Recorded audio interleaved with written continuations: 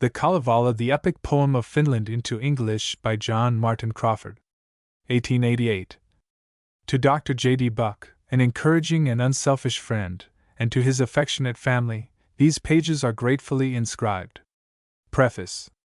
Proem Rune I, Birth of Wainamoinen Rune 2. Wainamoinen Sowing Rune 3. Wainamoinen and Yukahainen Rune 4. The Fate of Aino Rune V.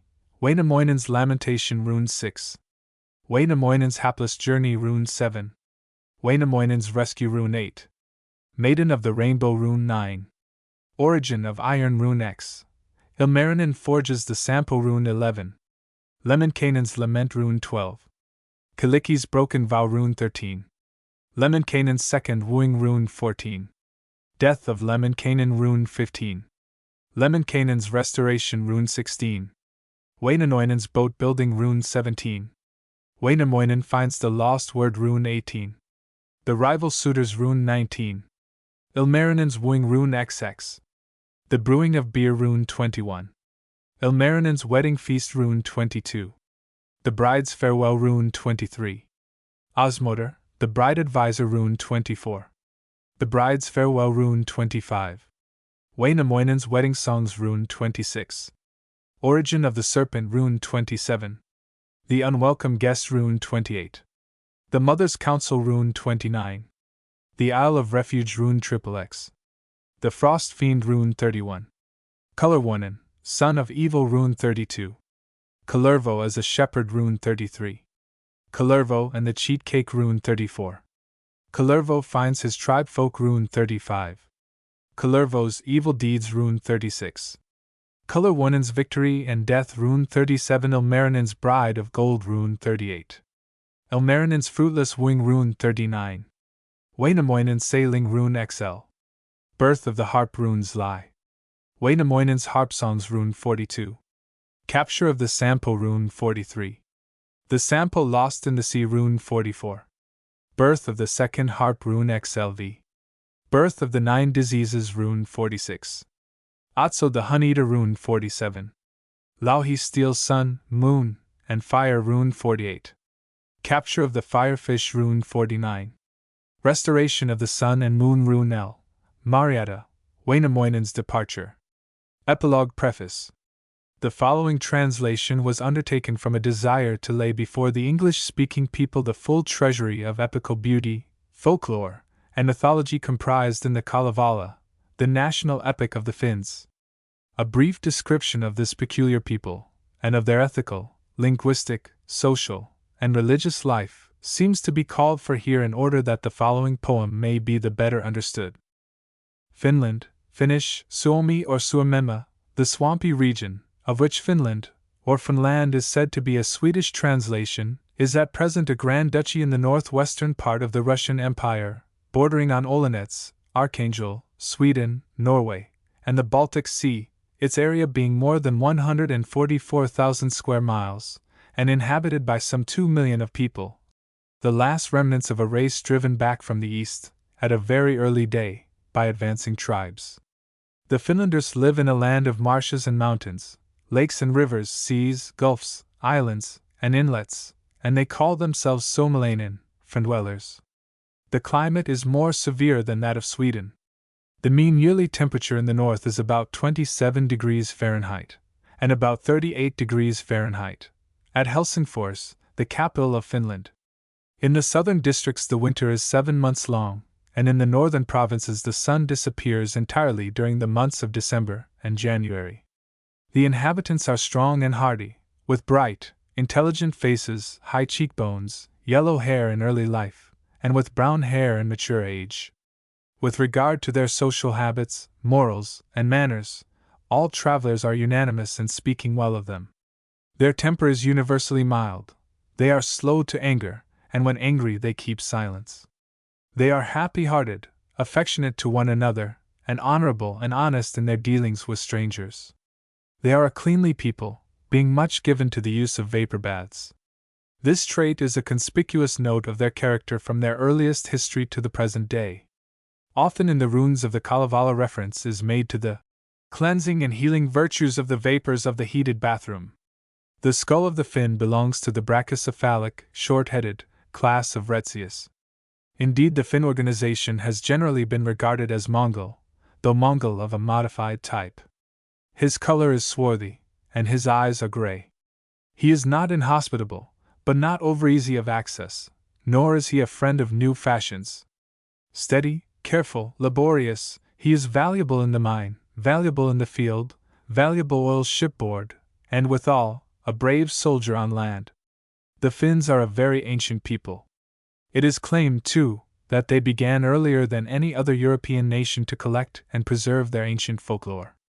Tacitus, writing in the very beginning of the 2nd century of the Christian era, mentions the Feni, as he calls them, in the 46th chapter of his De Moribus Germanoram. He says of them, "The Finns are extremely wild, and live in abject poverty. They have no arms, no horses, no dwellings, they live on herbs, they clothe themselves in skins, and they sleep on the ground. Their only resources are their arrows, which for the lack of iron are tipped with bone."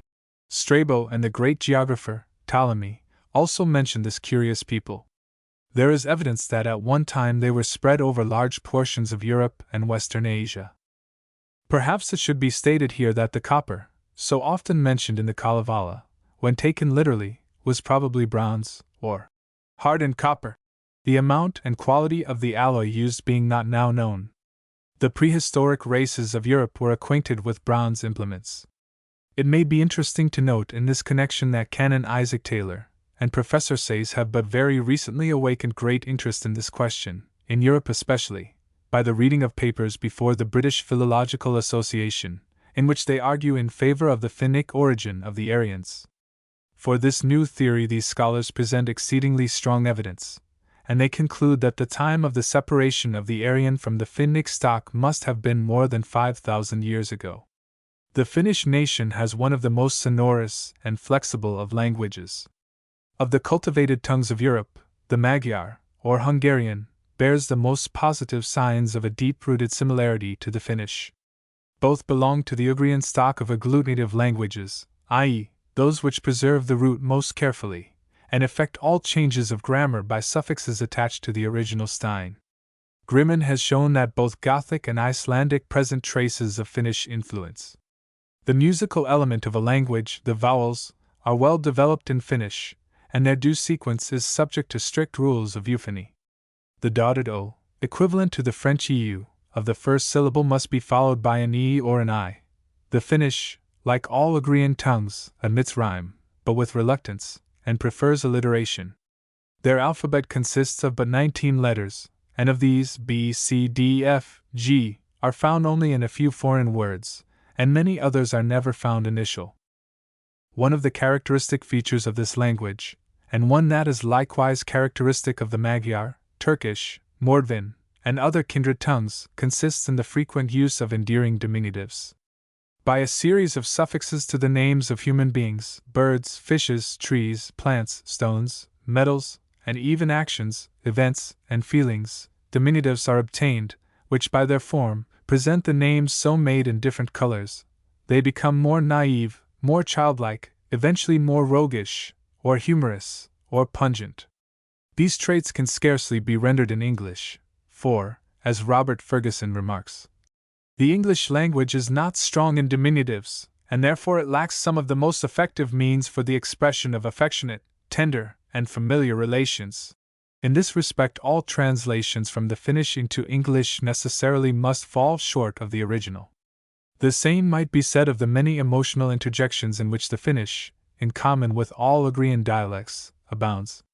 With the exception of these two characteristics of the Ugrian languages, the chief beauties of the Finnish verse admit of an apt rendering into English. The structure of the sentences is very simple indeed, and adverbs and adjectives are used sparingly. Finnish is the language of a people who live preeminently close to nature, and are at home amongst the animals of the wilderness, beasts and birds, winds, and woods, and waters, falling snows, and flying sands, and rolling rocks, and these are carefully distinguished by corresponding verbs of ever-changing acoustic import. Conscious of the fact that, in a people like the Finns where nature and nature worship form the center of all their life, Every word connected with the powers and elements of nature must be given its full value. Great care has been taken in rendering these finely shaded verbs.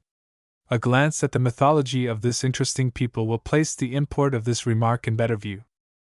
In the earliest age of Suomi, it appears that the people worshipped the conspicuous objects in nature under their respective, sensible forms. All beings were persons. The sun, moon, stars, the earth, the air, and the sea were to the ancient Finns, living, self-conscious beings. Gradually the existence of invisible agencies and energies was recognized, and these were attributed to superior persons who lived independent of these visible entities, but at the same time were connected with them.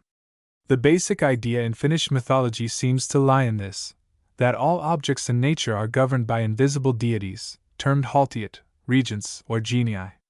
These haltiat, like members of the human family, have distinctive bodies and spirits, but the minor ones are somewhat immaterial and formless, and their existences are entirely independent of the objects in which they are particularly interested. They are all immortal, but they rank according to the relative importance of their respective charges. The lower grades of the Finnish gods are sometimes subservient to the deities of greater powers, especially to those who rule respectively the air, the water, the field, and the forest. Thus, Pilajouter, the daughter of the aspen, although as divine as Tapio, the god of the woodlands, is necessarily his servant. One of the most notable characteristics of the Finnish mythology is the interdependence among the gods. Every deity, says Castren, however petty he may be, rules in his own sphere as a substantial, independent power, or, to speak in the spirit of the Kalevala, as a self-ruling householder. The god of the polar star only governs an insignificant spot in the vault of the sky, but on this spot he knows no master. The Finnish deities, like the ancient gods of Italy and Greece, are generally represented in pairs, and all the gods are probably wedded. They have their individual abodes and are surrounded by their respective families. The primary object of worship among the early Finns was most probably the visible sky with its sun, moon, and stars, its aurora lights, its thunders and its lightnings. The heavens themselves were thought divine. Then a personal deity of the heavens, coupled with the name of his abode, was the next conception. Finally, this sky god was chosen to represent the supreme ruler. To the sky god, and the supreme god, the term Jumala, Thunderholm, was given. In course of time, however, when the Finns came to have more purified ideas about religion, they called the sky Taivas and the sky god Ukko. The word Ukko seems related to the Magyarag, old, and meant, therefore, an old being, a grandfather, but ultimately it came to be used exclusively as the name of the highest of the Finnish deities. Frost, snow, hail, ice, wind and rain, sunshine and shadow are thought to come from the hands of Ukko. He controls the clouds. He is called in the Kalevala the leader of the clouds, the shepherd of the lamp clouds, the god of the breezes, the golden king, the sylvan ruler of the air, and the father of the heavens. He wields the thunderbolts, striking down the spirits of evil on the mountains, and is therefore termed the Thunderer, like the Greek Zeus, and his abode is called the Thunderhome. Ukko is often represented as sitting upon a cloud in the vault of the sky, and bearing on his shoulders the firmament, and therefore he is termed the Pivot of the Heavens. He is armed as an omnipotent warrior. His fiery arrows are forged from copper, the lightning is his sword, and the rainbow his bow, still called Ukkonkari. Like the German god Thor, Ukko swings a hammer, and finally, we find, in a vein of familiar symbolism, that his skirt sparkles with fire, that his stockings are blue, and his shoes, crimson-colored. In the following runes, Ukko here and there interposes. Thus, when the sun and moon were stolen from the heavens, and hidden away in a cave of the copper-bearing mountain, by the wicked hostess of the dismal Sariola, he, like Atlas in the mythology of Greece, relinquishes the support of the heavens, thunders along the borders of the darkened clouds, and strikes fire from his sword to kindle a new sun and a new moon. Again, when Lemminkainen is hunting the fire-breathing horse of Piru, Ukko, invoked by the reckless hero, checks the speed of the mighty courser by opening the windows of heaven, and showering upon him flakes of snow, balls of ice, and hailstones of iron. Usually, however, Ukko prefers to encourage a spirit of independence among his worshippers. Often we find him, in the runes, refusing to heed the call of his people for help, as when Ilmatar, the daughter of the air, vainly invoked him to her aid, that Wainamoinen, already 700 years unborn, might be delivered. So also Wainamoinen beseeches Ukko in vain to check the crimson streamlet flowing from his knee wounded by an axe in the hands of Haisai. Ukko, however, with all his power, is by no means superior to the sun, moon, and other bodies dwelling in the heavens. They are uninfluenced by him, and are considered deities in their own right. Thus, Päivi means both sun and sun god, Kun means moon and moon god, and Täti and Otava designate the polar star and the great bear respectively, as well as the deities of these bodies. The sun and the moon have each a consort, and sons and daughters. 2 sons only of Päivi appear in the Kalevala. One comes to aid Wainamoinen in his efforts to destroy the mystic firefish, by throwing from the heavens to the girdle of the hero a magic knife, silver-edged and golden-handled. The other son, Panu, the fire child, brings back to Kalevala the fire that had been stolen by Louhi, the wicked hostess of Pohjola.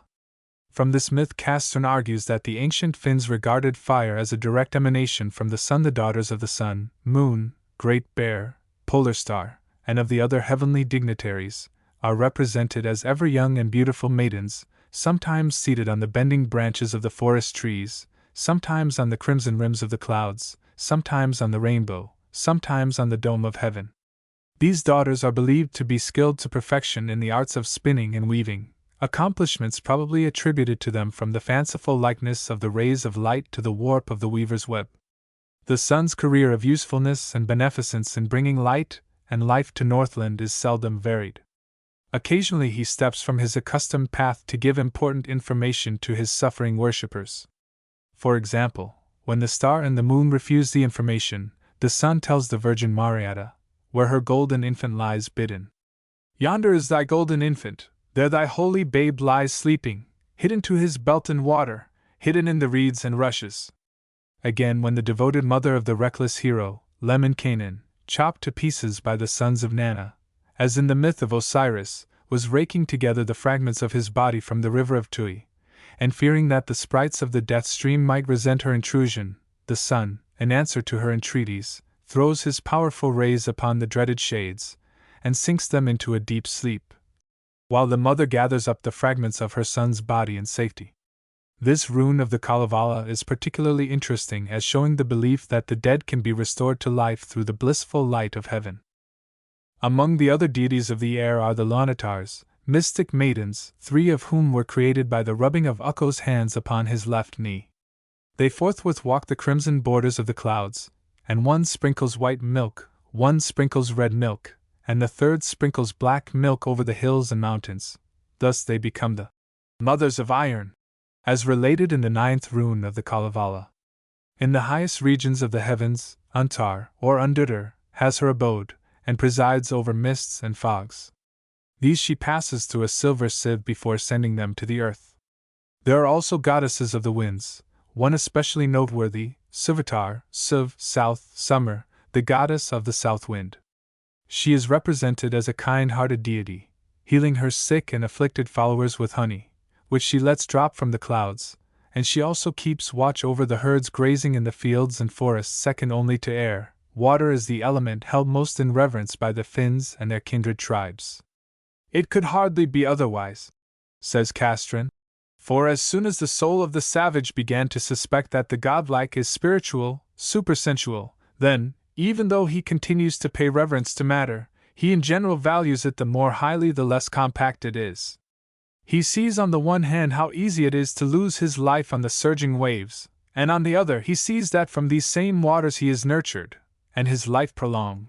Thus it is that the map of Finland is to this day full of names like Pyhäjärvi, sacred lake, and Pyhäjoki, sacred river.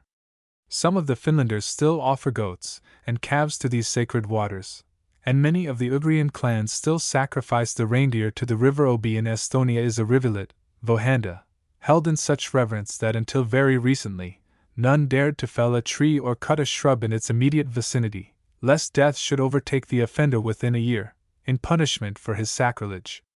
The lake Im is still held sacred by the Estonians, and the Im legend is thus told by F. Thiersch, quoted also by Grimm and by Mace de Charda. Savage, evil men dwelt by its borders. They neither mowed the meadows which it watered, nor sowed the fields which it made fruitful, but robbed and murdered, insomuch that its clear waves grew dark with the blood of the slaughtered men. Then did the lake him mourn, and one evening it called together all its fishes, and rose aloft with them into the air. When the robbers heard the sound, they exclaimed, Im hath arisen, let us gather its fishes and treasures.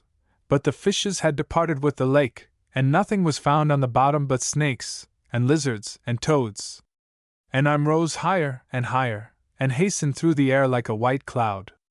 And the hunters in the forest said, What bad weather is coming on? The herdsmen said, What a white swan is flying above there! For the whole night the lake hovered among the stars, and in the morning the reapers beheld it sinking. And from the swan grew a white ship, and from the ship a dark train of clouds. And a voice came from the waters, Get thee hence with thy harvest, for I will dwell beside thee.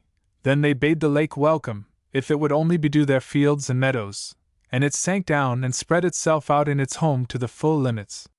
Then the lake made all the neighborhood fruitful, and the fields became green, and the people danced around it, so that the old men grew joyous as the youth. The chief water god is Otto, on the etymology of which the Finnish language throws little light. It is curiously like Adi, another name for the reckless Lemminkainen. This water god, or wave host, as he is called, lives with his cold and cruel-hearted spouse, Wellamo, at the bottom of the sea in the chasms of the salmon rocks, where his palace, Atolla, is constructed. Besides the fish that swim in his dominions, particularly the salmon, the trout, the whiting, the perch, the herring, and the whitefish, he possesses a priceless treasure in the Sampo, the talisman of success, which Louhi, the hostess of Pohjola, dragged into the sea in her efforts to regain it from the heroes of Kalevala. Ever eager for the treasures of others, and generally unwilling to return any that come into his possession, Otto is not incapable of generosity. For example, once when a shepherd lad was whittling a stick on the bank of a river, he dropped his knife into the stream. Otto, as in the fable, Mercury and the Woodman, moved by the tears of the unfortunate lad, swam to the scene, dived to the bottom, brought up a knife of gold, and gave it to the young shepherd. Innocent and honest, the herd boy said the knife was not his. Then Otto dived again, and brought up a knife of silver, which he gave to the lad, but this in turn was not accepted. Thereupon the wave host dived again, and the third time brought the right knife to the boy, who gladly recognized his own, and received it with gratitude. To the shepherd lad Otto gave the 3 knives as a reward for his honesty. A general term for the other water hosts living not only in the sea, but also in the rivers, lakes, cataracts, and fountains, is Autolasit, inhabitants of Atolla. Water people, people of the foam and billow, Wellamo's eternal people. Of these, some have specific names, as Alodur, wave goddess, Koskanidi, cataract maiden, Melitar, goddess of the helm, and in the Kalevala these are sometimes personally invoked. Of these minor deities, Picamais, the pygmy, is the most noteworthy. Once when the far outspreading branches of the primitive oak tree shut out the light of the sun from Northland, Picamais, moved by the entreaties of Wainamoinen, emerged from the sea in a suit of copper, with a copper hatchet in his belt, quickly grew from a pygmy to a gigantic hero, and felled the mighty oak with the 3rd stroke of his axe. In general the water deities are helpful and full of kindness. Some, however, as Wetahilion and Ikuturso, find their greatest pleasure in annoying and destroying their fellow beings.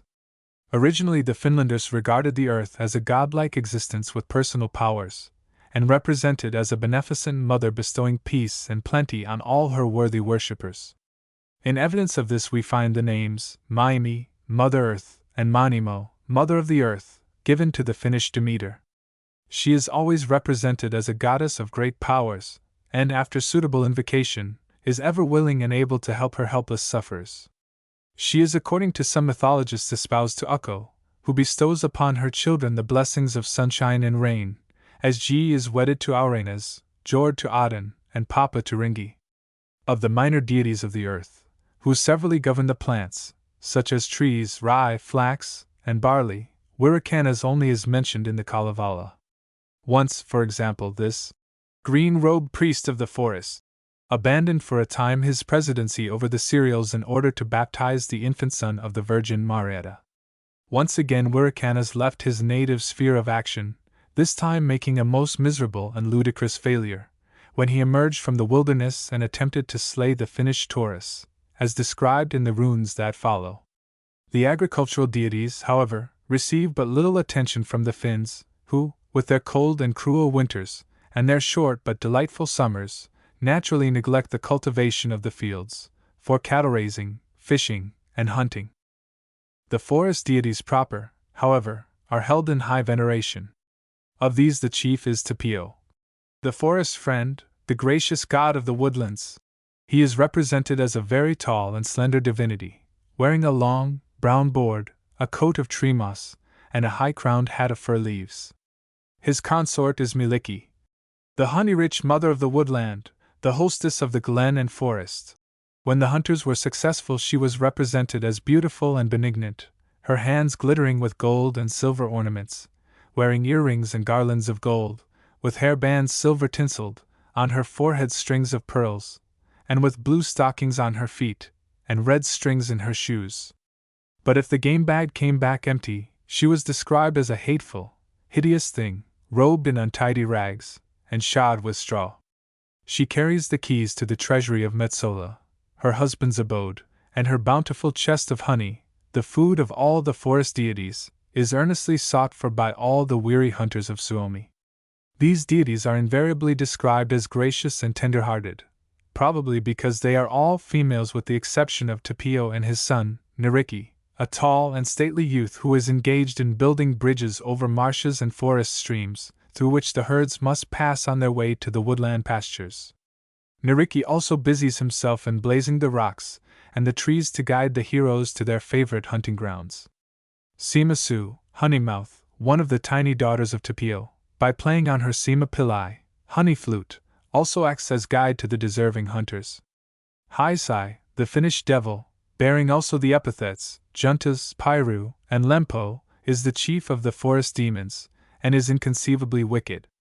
He was brought into the world consentaneously with Suyutar, from whose spittle, as sung in the Kalevala, he formed the serpent. This demon is described as cruel, horrible, hideous, and bloodthirsty, and all the most painful diseases and misfortunes that ever afflict mortals are supposed to emanate from him. This demon, too, is thought by the Finlanders to have a hand in all the evil done in the world. Turning from the outer world to man, we find deities whose energies are used only in the domain of human existence. These deities, says Castron, have no dealings with the higher, spiritual nature of man. All that they do concerns man solely as an object in nature. Wisdom and law, virtue and justice, find in Finnish mythology no protector among the gods, who trouble themselves only about the temporal wants of humanity. The love goddess was Sukamili, stocking lover.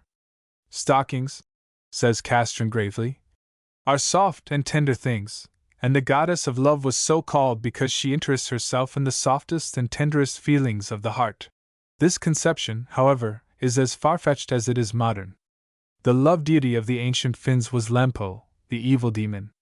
It is more reasonable, therefore, to suppose that the Finns chose the son of evil to look after the feelings of the human heart, because they regarded love as an insufferable passion, or frenzy, that bordered on insanity, and incited in some mysterious manner by an evil enchanter.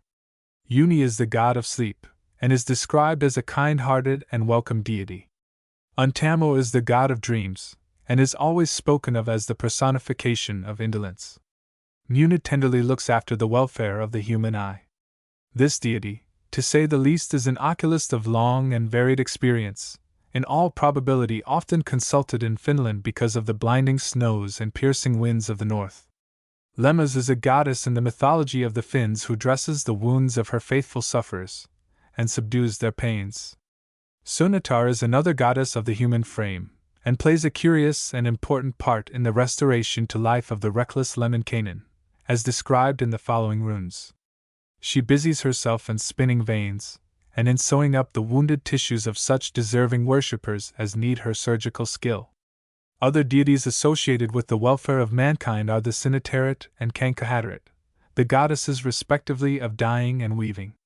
Matkatepo is their road god, and busies himself in caring for horses that are overworked, and in looking after the interests of weary travelers. Arni is the guardian of hidden treasures. This important office is also filled by a hideous old deity named Mamalainen, whom Ronwall, the Finnish lexicographer, describes as Femina maligna, matrix serpentis, divitiarum subterranearum custos. A malignant woman, the mother of the snake, and the guardian of subterranean treasures. From this conception it is evident that the idea of a kinship between serpents and hidden treasures frequently met with in the myths of the Hungarians, Germans, and Slavs is not foreign to the Finns. Nowhere are the inconsistencies of human theory and practice more curiously and forcibly shown than in the custom in vogue among the clans of Finland who are not believers in a future life, but, notwithstanding, perform such funereal ceremonies as the burying in the graves of the dead, knives, hatchets, spears, bows, and arrows, kettles, food, clothing, sledges, and snowshoes, thus bearing witness to their practical recognition of some form of life beyond the grave. The ancient Finns occasionally craved advice and assistance from the dead. Thus, as described in the Kalevala, when the hero of Wainola needed 3 words of master magic wherewith to finish the boat in which he was to sail to win the mystic maiden of Sariola, he first looked in the brain of the white squirrel, then in the mouth of the white swan when dying, but all in vain. Then he journeyed to the kingdom of Tuoni, and failing there, he struggled over the points of needles, over the blades of swords, over the edges of hatchets, to the grave of the ancient wisdom, Bard and Tero Wipunen, where he found the lost words of the master. In this legend of the Kalevala, exceedingly interesting, instructive, and curious, are found, apparently, the remote vestiges of ancient masonry. It would seem that the earliest beliefs of the Finns regarding the dead centered in this, that their spirits remained in their graves until after the complete disintegration of their bodies, over which Kalma, the god of the tombs, with his black and evil daughter, presided. After their spirits had been fully purified, they were then admitted to the kingdom of Manala in the underworld. Those journeying to Tonala were required to voyage over 9 seas, and over 1 river, the Finnish Styx, black, deep, and violent, and filled with hungry whirlpools and angry waterfalls. Like Helheim of Scandinavian mythology, Manala, or Tonala, was considered as corresponding to the upper world. The sun and the moon visited there. Fen and forest gave a home to the wolf, the bear, the elk, the serpent, and the songbird. The salmon, the whiting, the perch, and the pike were sheltered in the coal-black waters of Manala. From the seed grains of the Deathland fields and forests, the Tuoni worm, the serpent, had taken its teeth. Tui, or Mana, the god of the underworld, is represented as a hard-hearted and frightful old personage with 3 iron-pointed fingers on each hand, and wearing a hat drawn down to his shoulders. As in the original conception of Hades, Tuoni was thought to be the leader of the dead to their subterranean home, as well as their counselor, guardian, and ruler. In the capacity of ruler he was assisted by his wife, a hideous, horrible, old witch with crooked copper fingers iron-pointed, with deformed head and distorted features, and uniformly spoken of in irony in the Kalevala as Hiva Imanta, the good hostess. She feasted her guests on lizards, worms, toads, and writhing serpents.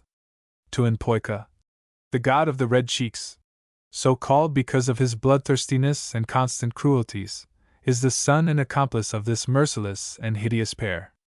3 daughters of Tuoni are mentioned in the runes, the first of whom, a tiny, black maiden, but great in wickedness, once at least showed a touch of human kindness when she vainly urged Wainamoinen not to cross the river of Tui, assuring the hero that while many visit Manala, few return, because of their inability to brave her father's wrath. Finally, after much entreaty, she ferried him over the Finnish Styx, like Charon, the son of Erebus and Nox, in the mythology of Greece. The second daughter of Tuoni is Loyutar, black and blind, and is described as still more malignant and loathsome than the first. Through the East Twin's impregnation she brought forth the spirits of the 9 diseases most dreaded by mankind, as described in the 45th rune of the Kalevala. Colic, pleurisy, and fever. ulcer, plague, and dread consumption, gout, sterility, and cancer. The third daughter of Tuoni combines the malevolent and repugnant attributes of her two sisters, and is represented as the mother and hostess of the impersonal diseases of mankind. The Finns regarded all human ailments as evil spirits or indwelling devils, some formless, others taking the shapes of the most odious forms of animal life, as worms and mites. The 9, however, described above, were conceived to have human forms. Where the 3 arms of the Tuoni River meet, a frightful rock arises, called Kipukivi, or Kipuvuori, in a dungeon beneath which the spirits of all diseases are imprisoned. On this rock the third daughter of Tui sits, constantly whirling it round like a millstone, grinding her subjects until they escape and go forth to torture and slay the children of men. As in Hindu mythology, Kali, black, sits in judgment on the dead. Various other spiritual powers than gods and goddesses are held in high reverence by the Finns. Tantu is represented as a kind-hearted house spirit, a sort of diminutive cyclops, and offerings of bread and broth are made to him every morning. Putting a mare's collar on one's neck and walking 9 times around a church is thought to be a certain means of attracting one to the place desired. Para is a mystical, 3-legged being, constructed in many ways, and which, according to Castron, attains life and action when its possessor, cutting the little finger of his left hand, lets 3 drops of blood fall upon it, and at the same time pronouncing the proper magic word. The possessor, by whatever means, of this mystic being, is always supplied with abundance of milk and cheese. The Mahizit are the dwarfs of Finnish mythology. Their abode is under stumps, trees, blocks, thresholds, and hearthstones. Though exceedingly minute and invisible to man, they have human forms. They are irritable and resentful, and they punish with ulcers, tetter, ringworms, pimples, and other cutaneous affections all those who neglect them at brewings, bakings, and feastings. They punish in a similar manner those who enter new houses without making obeisance to the 4 corners, and paying them other kindly attentions. Those who live in untidy houses are also likewise punished. The Kirkenwaki, church folk, are little deformed beings living under the altars of churches. These misshapen things are supposed to be able to aid their sorrowing and suffering worshippers. Certain beasts and birds and trees are held sacred in Finland. In the Kalevala are evident traces of octolatry, bear worship, once very common among the tribes of the north. Otso, the bear, according to Finnish mythology, was born on the shoulders of Otava, in the regions of the sun and moon, and nursed by a goddess of the woodlands in a cradle swung by bands of gold between the bending branches of budding fir trees. His nurse would not give him teeth and claws until he had promised never to engage in bloody strife, or deeds of violence. Otso, however, does not always keep his pledge, and accordingly the hunters of Finland find it comparatively easy to reconcile their consciences to his destruction. Otso is called in the runes by many endearing titles as the Hun-Eater, Golden Lightfoot, the Forest Apple, Honey Paw of the Mountains, the Pride of the Thicket, the Fur-Robed Forest Friend. Ahava, the West Wind, and Peneter, a blind old witch of Sariola, are the parents of the swift dogs of Finland, just as the horses of Achilles, Xanthos and Belios, sprang from Zephyros and the harpy Podarge. As to birds, the duck, according to the Kalevala, the eagle, according to other traditions, lays the mundane egg, thus taking part in the creation of the world. Pahuri, the north wind, the father of Pakkanen, frost, is sometimes personified as a gigantic eagle. The Didapper is reverenced because it foretells the approach of rain. Linnanrata, bird path, is the name given to the Milky Way, due probably to a myth like those of the Swedes and Slavs, in which liberated songs take the form of snow-white dovelets. The cuckoo to this day is sacred, and is believed to have fertilized the earth with his songs. As to insects, honeybees, called by the Finns Mehalainen, are especially sacred, as in the mythologies of many other nations. Aukonkoiva, Ukko's dog, is the Finnish name for the butterfly, and is looked upon as a messenger of the supreme deity. It may be interesting to observe here that the Bretons in reverence called butterflies feathers from the wings of God. As to inanimate nature, certain lakes, rivers, springs, and fountains are held in high reverence.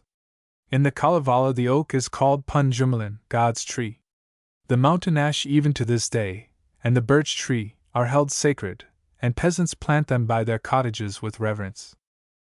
Respecting the giants of Finnish mythology, Castrén is silent, and the following notes are gleaned from the Kalevala, and from Grimm's Teutonic mythology. The giants, says Grimm, are distinguished by their cunning and ferocity from the stupid, good-natured monsters of Germany and Scandinavia. Swanee, for example, a synonym of Kullervo, the hero of the saddest episode of the Kalevala when only 3 days old, tore his swaddling clothes to tatters. When sold to a forge man of Karelia, he was ordered to nurse an infant, but he dug out the eyes of the child, killed it, and burned its cradle. Ordered to fence the fields, he built a fence from earth to heaven, using entire pine trees for fencing materials, and interweaving their branches with venomous serpents. Ordered to tend the herds in the woodlands, he changed the cattle to wolves and bears, and drove them home to destroy his mistress because she had baked a stone in the center of his oat loaf, causing him to break his knife, the only keepsake of his people. Regarding the heroes of the Kalevala, much discussion has arisen as to their place in Finnish mythology. The Finns proper regard the chief heroes of the Suomi epic, Wainamoinen, Ilmarinen, and Lemminkainen, as descendants of the celestial virgin, Ilmatar, impregnated by the winds when Ilma, air, light, and water were the only material existences. In harmony with this conception we find in the Kalevala a description of the birth of Wainamoinen, or Vaino, as he is sometimes called in the original, a word probably akin to the Magyar ven, old. The Estonians regard these heroes as sons of the Great Spirit, begotten before the earth was created, and dwelling with their supreme ruler in Jumala. The poetry of a people with such an elaborate mythology, and with such a keen and appreciative sense of nature and of her various phenomena, was certain, sooner or later, to attract the attention of scholars. And in fact, as early as the 17th century, we meet men of literary tastes who tried to collect and interpret the various national songs of the Finns. Among these were Palmskuld and Peter Bang. They collected portions of the national poetry, consisting chiefly of wizard incantations, and all kinds of pagan folklore. Gabriel Maxenius, however, was the first to publish a work on Finnish national poetry, which brought to light the beauties of the Kalevala. It appeared in 1733 and bore the title, De Affectibus Naturalibus. The book contains a quaint collection of Finnish poems in lyric forms, chiefly incantations, but the author was entirely at a loss how to account for them, or how to appreciate them. He failed to see their intimate connection with the religious worship of the Finns in paganism. The next to study the Finnish poetry and language was Daniel Juslenius, a celebrated bishop and a highly gifted scholar. In a dissertation, published as early as 1700, entitled Aboa Vetus et Nova, he discussed the origin and nature of the Finnish language, and in another work of his, printed in 1745, he treated of Finnish incantations, displaying withal a thorough understanding of the Finnish folklore, and of the importance of the Finnish language and national poetry. With great care he began to collect the songs of Suomi, but this precious collection was unfortunately burned. Poor then, a Finnish scholar of great attainments, born in 1766, continuing the work of Juslenius, accumulated a great number of national songs and poems, and by his profound enthusiasm for the promotion of Finnish literature, succeeded in founding the Society of the Fennophils, which to the present day forms the literary center of Finland. Among his pupils were E. Lennquist and C.H.R. Gannander, whose works on Finnish mythology are among the references used in preparing this preface. These indefatigable scholars were joined by Reinhold Becker and others, who were industriously searching for more and more fragments of what evidently was a great epic of the Finns. For certainly either of the scholars just mentioned, nor earlier investigators, could fail to see that the runes they collected gathered round 2 or 3 chief heroes, but more especially around the central figure of Wainamoinen, the hero of the following epic. The Kalevala proper was collected by 2 great Finnish scholars, Zacharias Topelius and Elias Lonnrot. Both were practicing physicians, and in this capacity came into frequent contact with the people of Finland.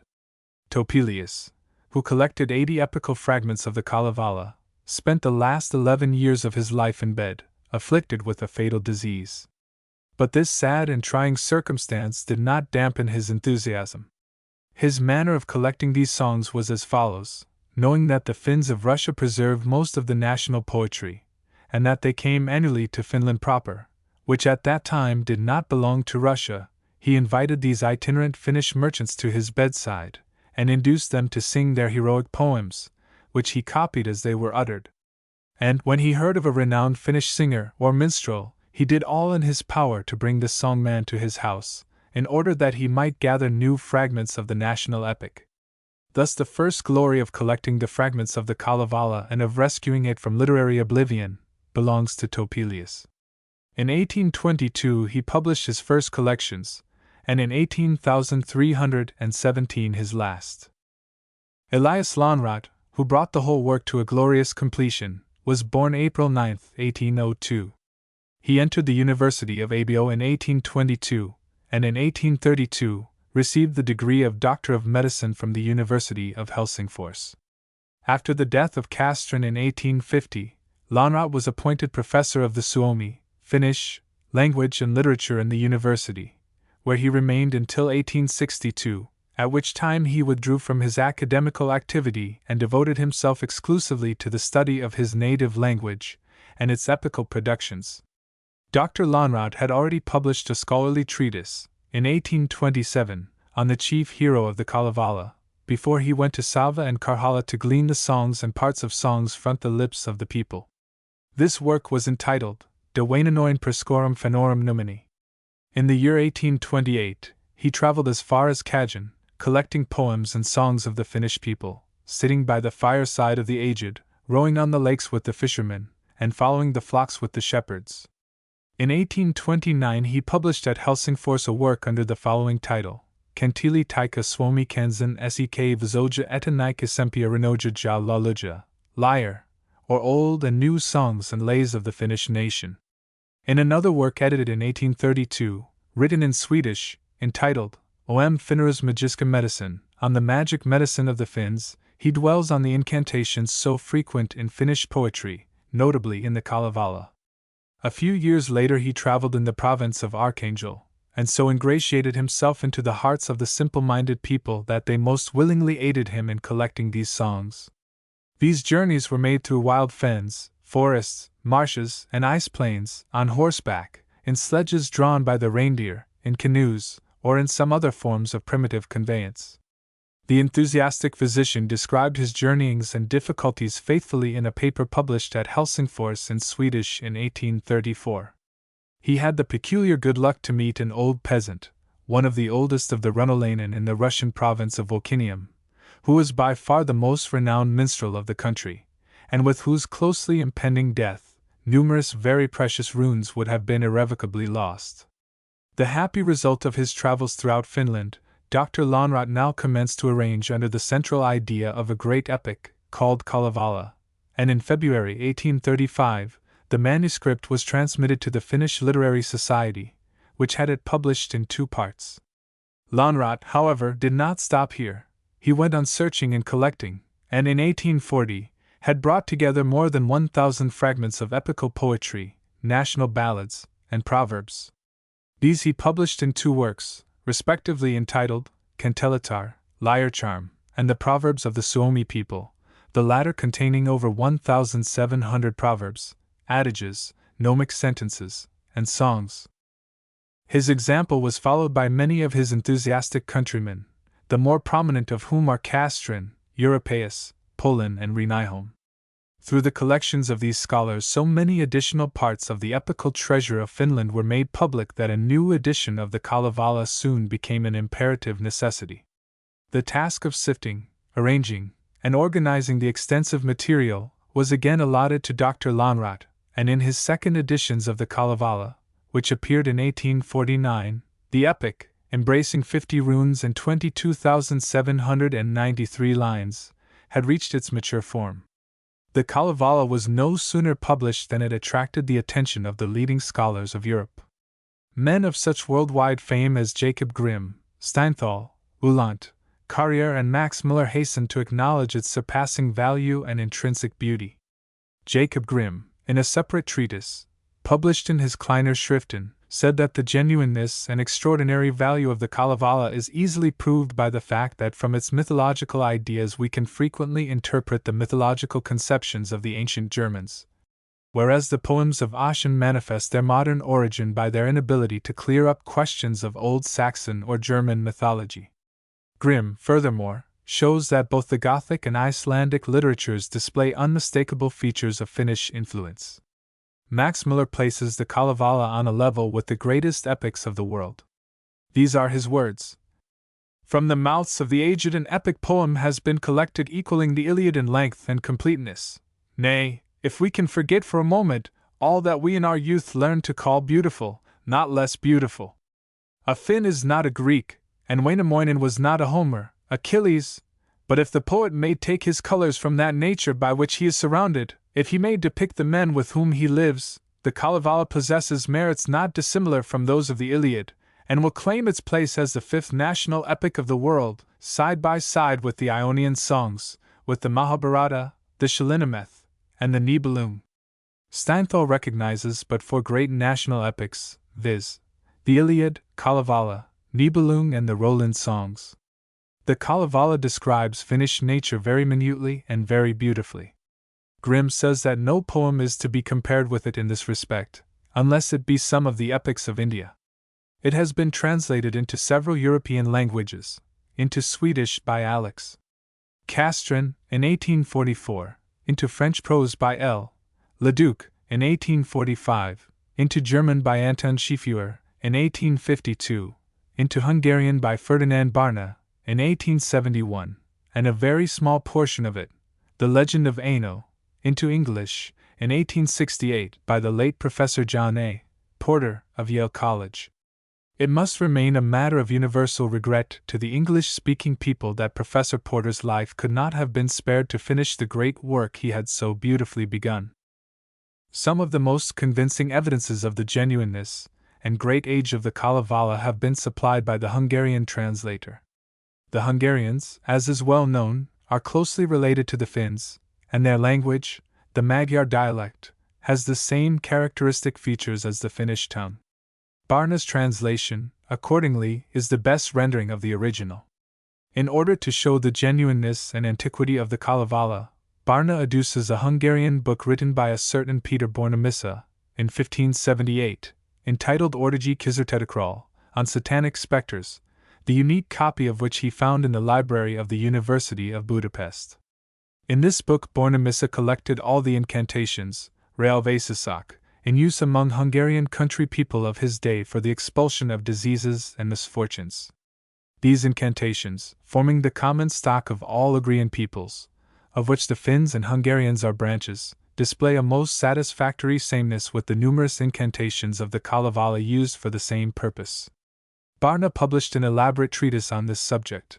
It appeared in the Transactions of the Hungarian Academy of Sciences, Philological Department, for 1870.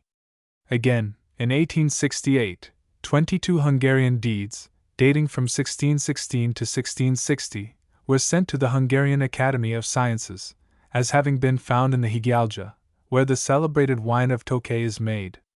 These deeds contained several contracts for the sale of vineyards, and at the end of each deed the customary cup of wine was said to have been emptied by both parties to the contract.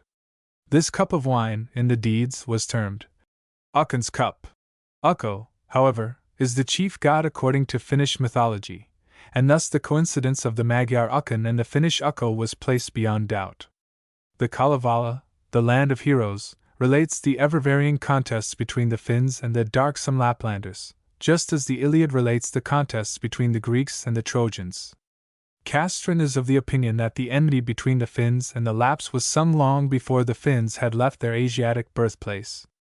A deeper and more esoteric meaning of the Kalevala, however, points to a contest between light and darkness, good and evil, the Finns representing the light and the good, and the Lapps, the darkness and the evil. Like the Nibelungs, the heroes of the Finns woo for brides the beauteous maidens of the north, and the similarity is rendered still more striking by their frequent inroads into the country of the Lapps, in order to possess themselves of the envied treasure of Lapland, the mysterious Sampo, evidently the golden fleece of the Argonautic expedition. Curiously enough, public opinion is often expressed in the runes, in the words of an infant. Often, too, the unexpected is introduced after the manner of the Greek dramas, by a young child, or an old man. The whole poem is replete with the most fascinating folklore about the mysteries of nature, the origin of things, the enigmas of human tears, and true to the character of a national epic, it represents not only the poetry, but the entire wisdom and accumulated experience of a nation.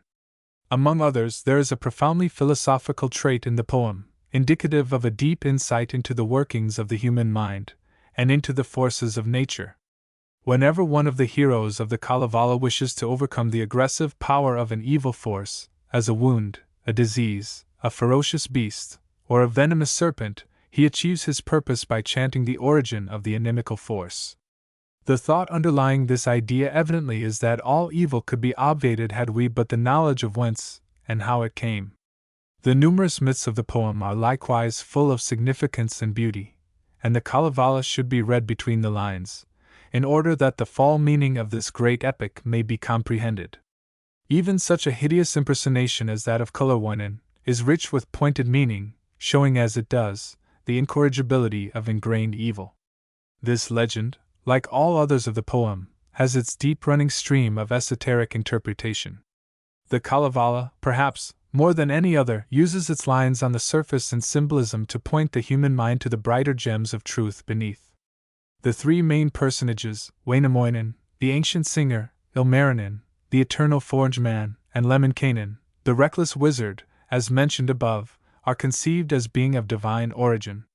In fact, the acting characters of the Kalevala are mostly superhuman, magic beings. Even the female actors are powerful sorceresses, and the hostess of Pohjola, especially, braves the might of all the enchanters of Wainola combined. The power of magic is a striking feature of the poem. Here, as in the legends of no other people, do the heroes and demigods accomplish nearly everything by magic. The songs of Wainamoinen disarm his opponents, they quiet the angry sea, they give warmth to the new sun and the new moon which his brother, Ilmarinen, forges from the magic metals, they give life to the spouse of Ilmarinen, which the eternal metal artist forges from gold, silver, and copper. In fact, we are among a people that endows everything with life, and with human and divine attributes. Birds and beasts, and fishes and serpents, as well as the sun, the moon, the great bear, and the stars, are either kind or unkind. Drops of blood find speech, men and maidens transform themselves into other shapes and resume again their native forms at will, ships, and trees, and waters, have magic powers, in short, all nature speaks in human tongues. The Kalevala dates back to an enormous antiquity. One reason for believing this lies in the silence of the Kalevala about Russians, Germans, or Swedes, their neighbors. This evidently shows that the poem must have been composed at a time when these nations had but very little or no intercourse with the Finns. The coincidence between the incantations adduced above proves that these witch songs date from a time when the Hungarians and the Finns were still united as one people, in other words, to a time at least 3,000 years ago. The whole poem betrays no important signs of foreign influence, and in its entire tenor is a thoroughly pagan epic. There are excellent reasons for believing that the story of Mariatta, recited in the 50th rune, is an anti-Christian legend.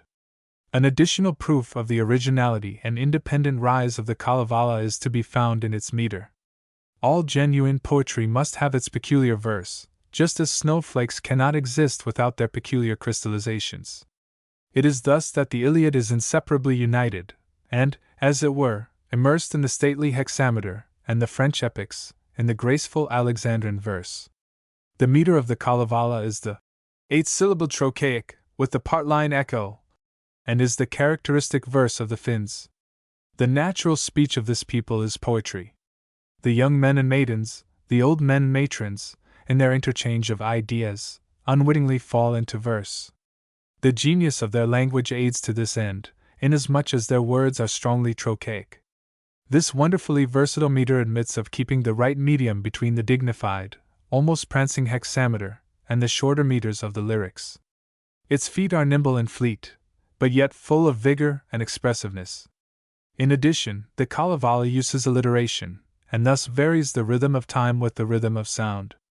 This meter is especially fit for the numerous expressions of endearment in which the Finnish epic abounds. It is more especially the love of the mother for her children, and the love of the children for their mother, that find frequent and ever tender expression in the sonorous lines of the Kalevala.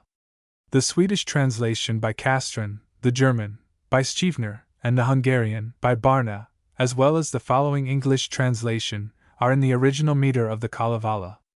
To prove that this peculiar and fascinating style of verse is of very ancient origin, the following lines have been accurately copied from the first edition in Finnish of the Kalevala, collated by Dr. Lonnrot, and published in 1835 at Helsingfors, the quotation beginning with the 150th line of the second rune. Lauhi pojolan amanta sanan worko, noin namisi. Nyan mita minalian at, kun sadano mil mail, oman pelan pienterel, oman pihin rikasil? Sano wanha wainamoinen.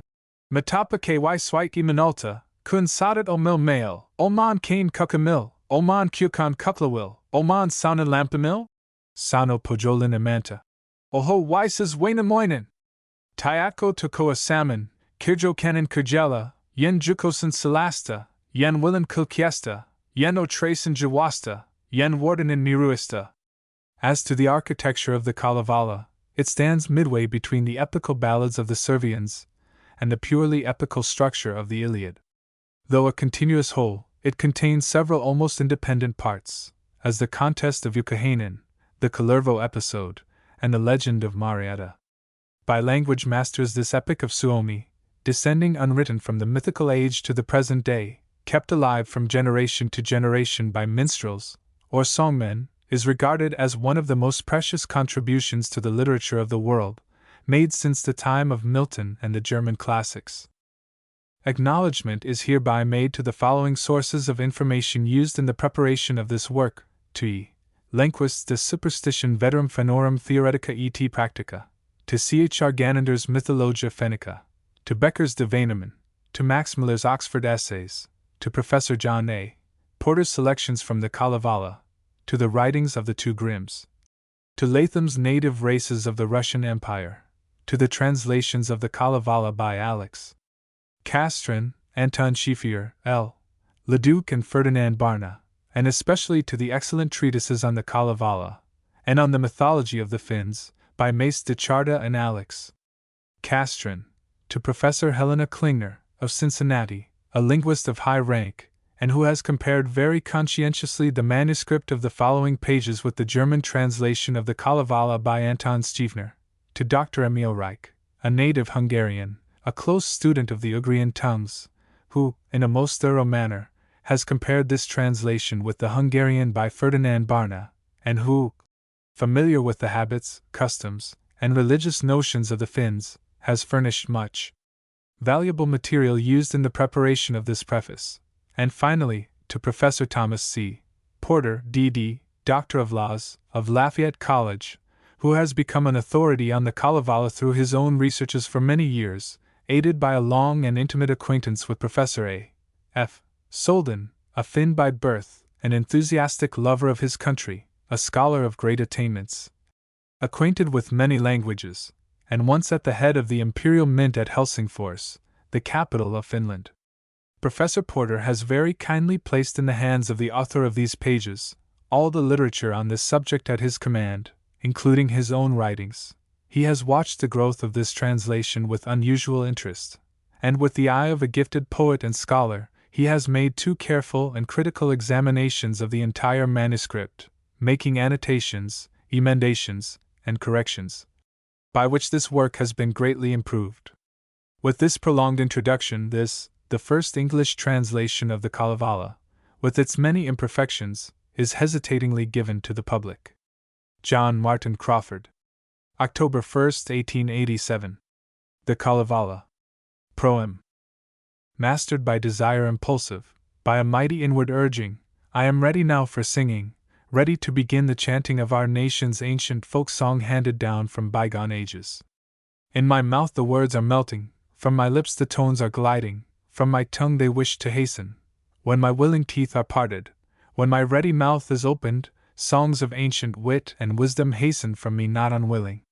golden friend, and dearest brother, brother dear of mine in childhood, come and sing with me the stories, come and chant with me the legends, legends of the times forgotten, since we now are here together, come together from our roamings.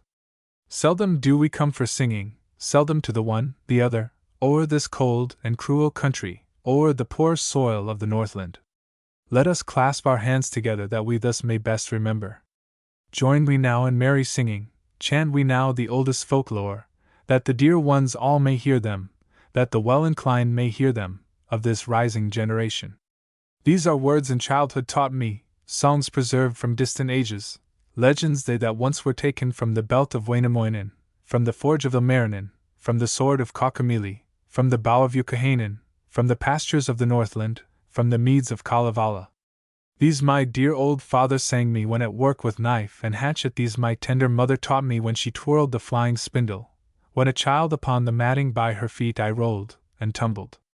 Incantations were not wanting over Sampo and o'er Louhi, Sampo growing old and singing, Louhi ceasing her enchantment. In the songs died wise Wipunen, at the games died Lemminkainen.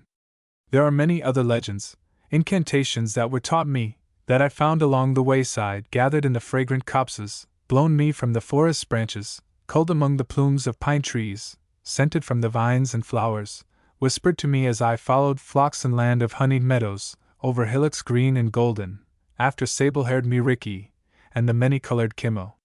Many runes the cold has told me, many lays the rain has brought me, other songs the winds have sung me, many birds from many forests, oft have sung me lays and concord waves of sea, and ocean billows, music from the many waters, music from the whole creation, oft have been my guide and master. Sentences the trees created, rolled together into bundles, moved them to my ancient dwelling, on the sledges to my cottage, tied them to my garret rafters, hung them on my dwelling portals, laid them in a chest of boxes, boxes lined with shining copper. Long they lay within my dwelling through the chilling winds of winter, in my dwelling place for ages. Shall I bring these songs together from the cold and frost, collect them? Shall I bring this nest of boxes, keepers of these golden legends, to the table in my cabin, underneath the painted rafters, in this house renowned and ancient? Shall I now these boxes open, boxes filled with wondrous stories? Shall I now the end unfasten of this ball of ancient wisdom, these ancestral lays unravel? Let me sing an old-time legend, that shall echo forth the praises of the beer that I have tasted, of the sparkling beer of barley. Bring to me a foaming goblet of the barley of my fathers, lest my singing grow too weary, singing from the water only. Bring me too a cup of strong beer, it will add to our enchantment, to the pleasure of the evening, Northland's long and dreary evening, for the beauty of the day dawn, for the pleasure of the morning, the beginning of the new day. Often I have heard them chanting, often I have heard them singing, that the nights come to us singly, that the moon beams on us singly, that the sun shines on us singly, singly also, Wainamoinen, the renowned and wise enchanter, born from everlasting ether of his mother, Ether's daughter. Rune I, birth of Wainamoinen. In primeval times, a maiden, beauteous daughter of the ether, passed for ages her existence in the great expanse of heaven, o'er the prairies yet enfolded. Wearisome the maiden growing, her existence sad and hopeless, thus alone to live for ages in the infinite expanses of the air above the sea foam, in the far outstretching spaces, in a solitude of ether, she descended to the ocean, waves her coach, and waves her pillow. Thereupon the rising storm wind flying from the east in fierceness, whips the ocean into surges, strikes the stars with sprays of ocean till the waves are white with fervor. To and fro they toss the maiden, storm-encircled, hapless maiden. With her sport the rolling billows, with her play the storm wind forces, on the blue back of the waters, on the white-wreathed waves of ocean, play the forces of the salt sea, with the lone and helpless maiden, till at last in full conception, union now of force and beauty, sink the storm winds into slumber. Overburdened now the maiden cannot rise above the surface. 700 years she wandered, ages 9 of man's existence. Swam the ocean hither, thither, could not rise above the waters, conscious only of her travail. 700 years she labored ere her firstborn was delivered. Thus she swam as water mother, toward the east, and also southward, toward the west, and also northward, swam the sea in all directions, frightened at the strife of storm winds, swam in travail, swam unceasing, ere her firstborn was delivered. Then began she gently weeping, spake these measures, heavy-hearted. Woe is me, my life hard fated! Woe is me, in this my travail! Into what have I now fallen? Woe is me, that I unhappy, left my home in subtle ether, came to dwell amid the sea foam, to be tossed by rolling billows, to be rocked by winds and waters, on the far outstretching waters, in the salt sea's vast expanses, knowing only pain and trouble. Better far for me, O Ukko! Were I maiden in the ether, than within these ocean spaces, to become a water mother.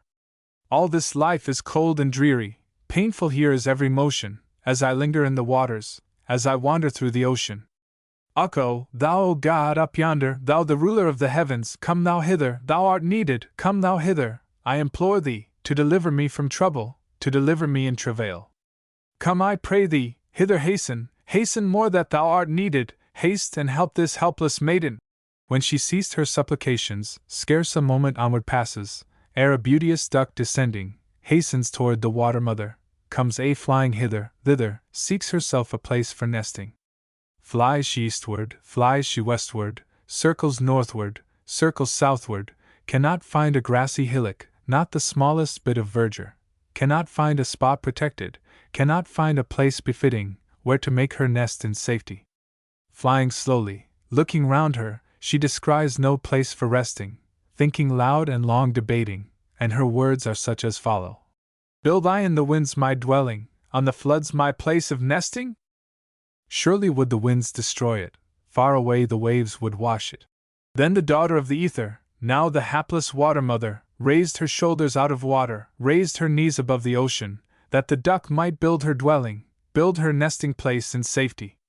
Thereupon the duck in beauty, flying slowly, looking round her, spies the shoulders of the maiden, sees the knees of ether's daughter, now the hapless water mother, thinks them to be grassy hillocks, on the blue back of the ocean.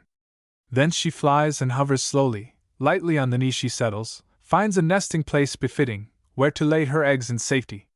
Here she builds her humble dwelling, lays her eggs within, at pleasure. 6. The golden eggs she lays there, then a seventh, an egg of iron, sits upon her eggs to hatch them, quickly warms them on the kneecap of the hapless water mother, hatches one day, then a second, then a third day sits and hatches.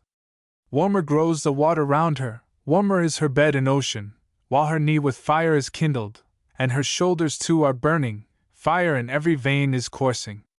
Quick the maiden moves her shoulders, shakes her members in succession, shakes the nest from its foundation, and the eggs fall into ocean, dash in pieces on the bottom of the deep and boundless waters.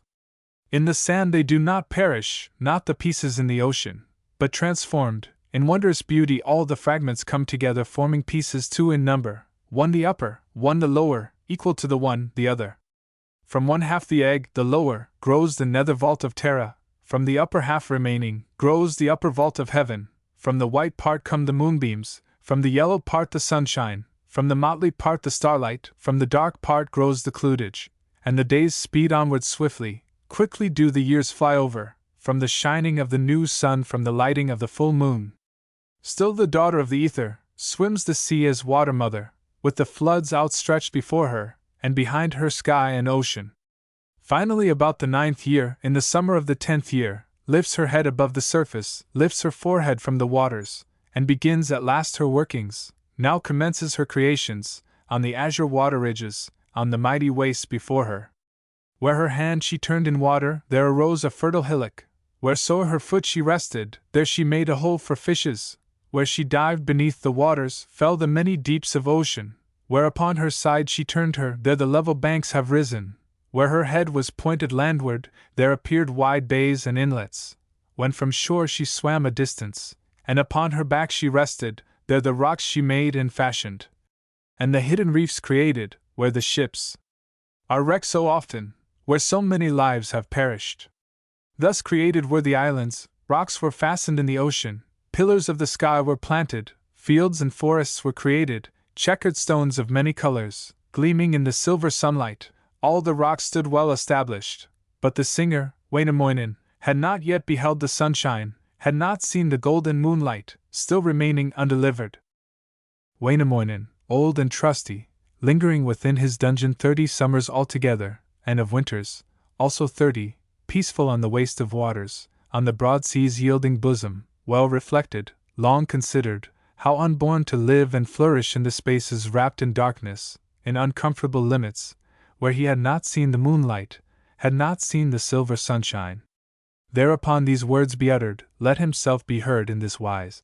Take, O moon, I pray thee, take me, thou, O sun above me, take me, thou, O bear of heaven, from this dark and dreary prison, from these unbefitting portals, from this narrow place of resting, from this dark and gloomy dwelling, hence to wander from the ocean, hence to walk upon the islands, on the dry land walk and wander, like an ancient hero wander, walk in open air and breathe it, thus to see the moon at evening, thus to see the silver sunlight, thus to see the barren heaven, that the stars I may consider. Since the moon refused to free him, and the sun would not deliver, nor the great bear give assistance, his existence growing weary, and his life but an annoyance, burst he then the outer portals of his dark and dismal fortress.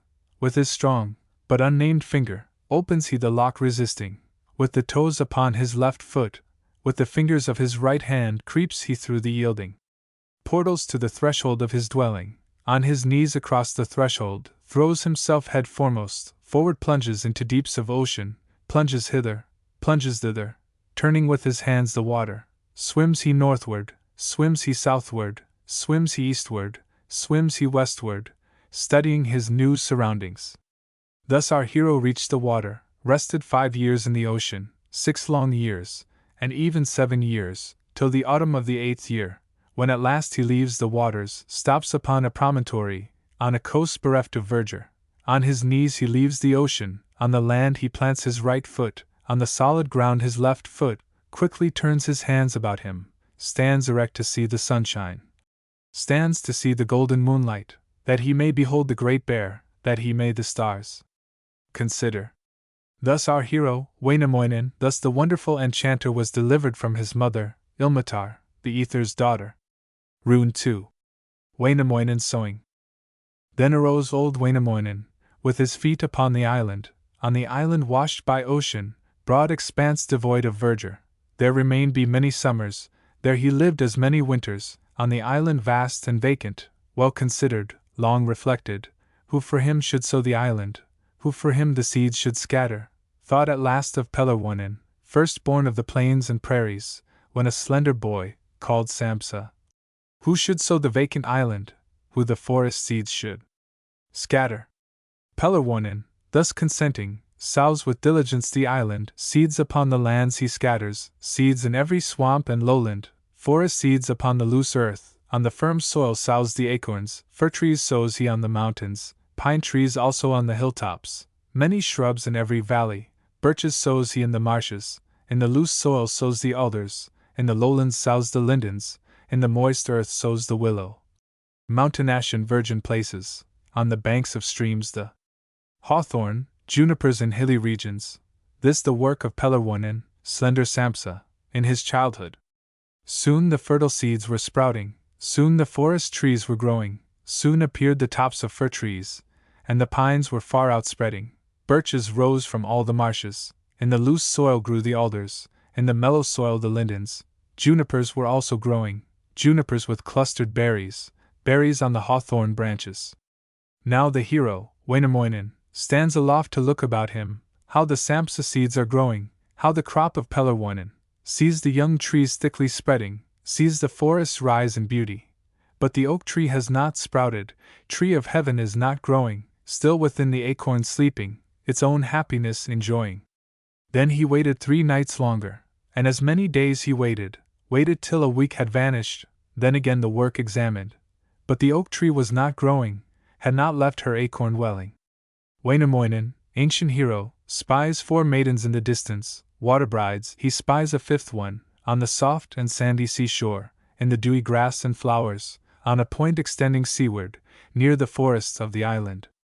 Some were mowing, some were raking what was mown together, in a windrow on the meadow. From the ocean rose a giant, mighty Tirsus, tall and hardy, pressed compactly all the grasses, that the maidens had been raking, when a fire within them kindles, and the flames shot up to heaven, till the windrows burned to ashes, only ashes now remaining of the grasses raked together. In the ashes of the windrows, tender leaves the giant places, in the leaves he plants an acorn, from the acorn, quickly sprouting, grows the oak tree, tall and stately, from the ground enriched by ashes, newly raked by water maidens, spread the oak tree's many branches, rounds itself a broad corona, raises it above the storm clouds, far it stretches out its branches, stops the white clouds in their courses. With its branches hides the sunlight, with its many leaves, the moonbeams, and the starlight dies in heaven. Wainamoinen, old and trusty, thought awhile, and well considered, how to kill the mighty oak tree, first created for his pleasure, how to fell the tree majestic, how to lop its 100 branches. Sad the lives of man and hero, sad the homes of ocean dwellers, if the sun shines not upon them, if the moonlight does not cheer them. Is there not some mighty hero, was there never born a giant, that can fell the mighty oak tree, that can lop its 100 branches? Wainamoinen, deeply thinking, spake these words soliloquizing. Cape, daughter of the ether, ancient mother of my being, Loanatar, my nurse and helper, loan to me the water forces, great the powers of the waters, loan to me the strength of oceans, to upset this mighty oak tree, to uproot this tree of evil, that again may shine the sunlight, that the moon once more may glimmer. Straightway rose a form from oceans, rose a hero from the waters, nor belonged he to the largest, nor belonged he to the smallest. Long was he as man's forefinger, taller than the hand of woman, on his head a cap of copper, boots upon his feet were copper, gloves upon his hands were copper, and its stripes were copper-colored, belt around him made of copper, hatchet in his belt was copper, and the handle of his hatchet was as long as hand of woman, of a finger's breadth the blade was. Then the trusty Wainamoinen thought awhile and well considered, and his measures are as follow. Art thou, sir, divine or human? Which of these thou only knowest, tell me what thy name and station.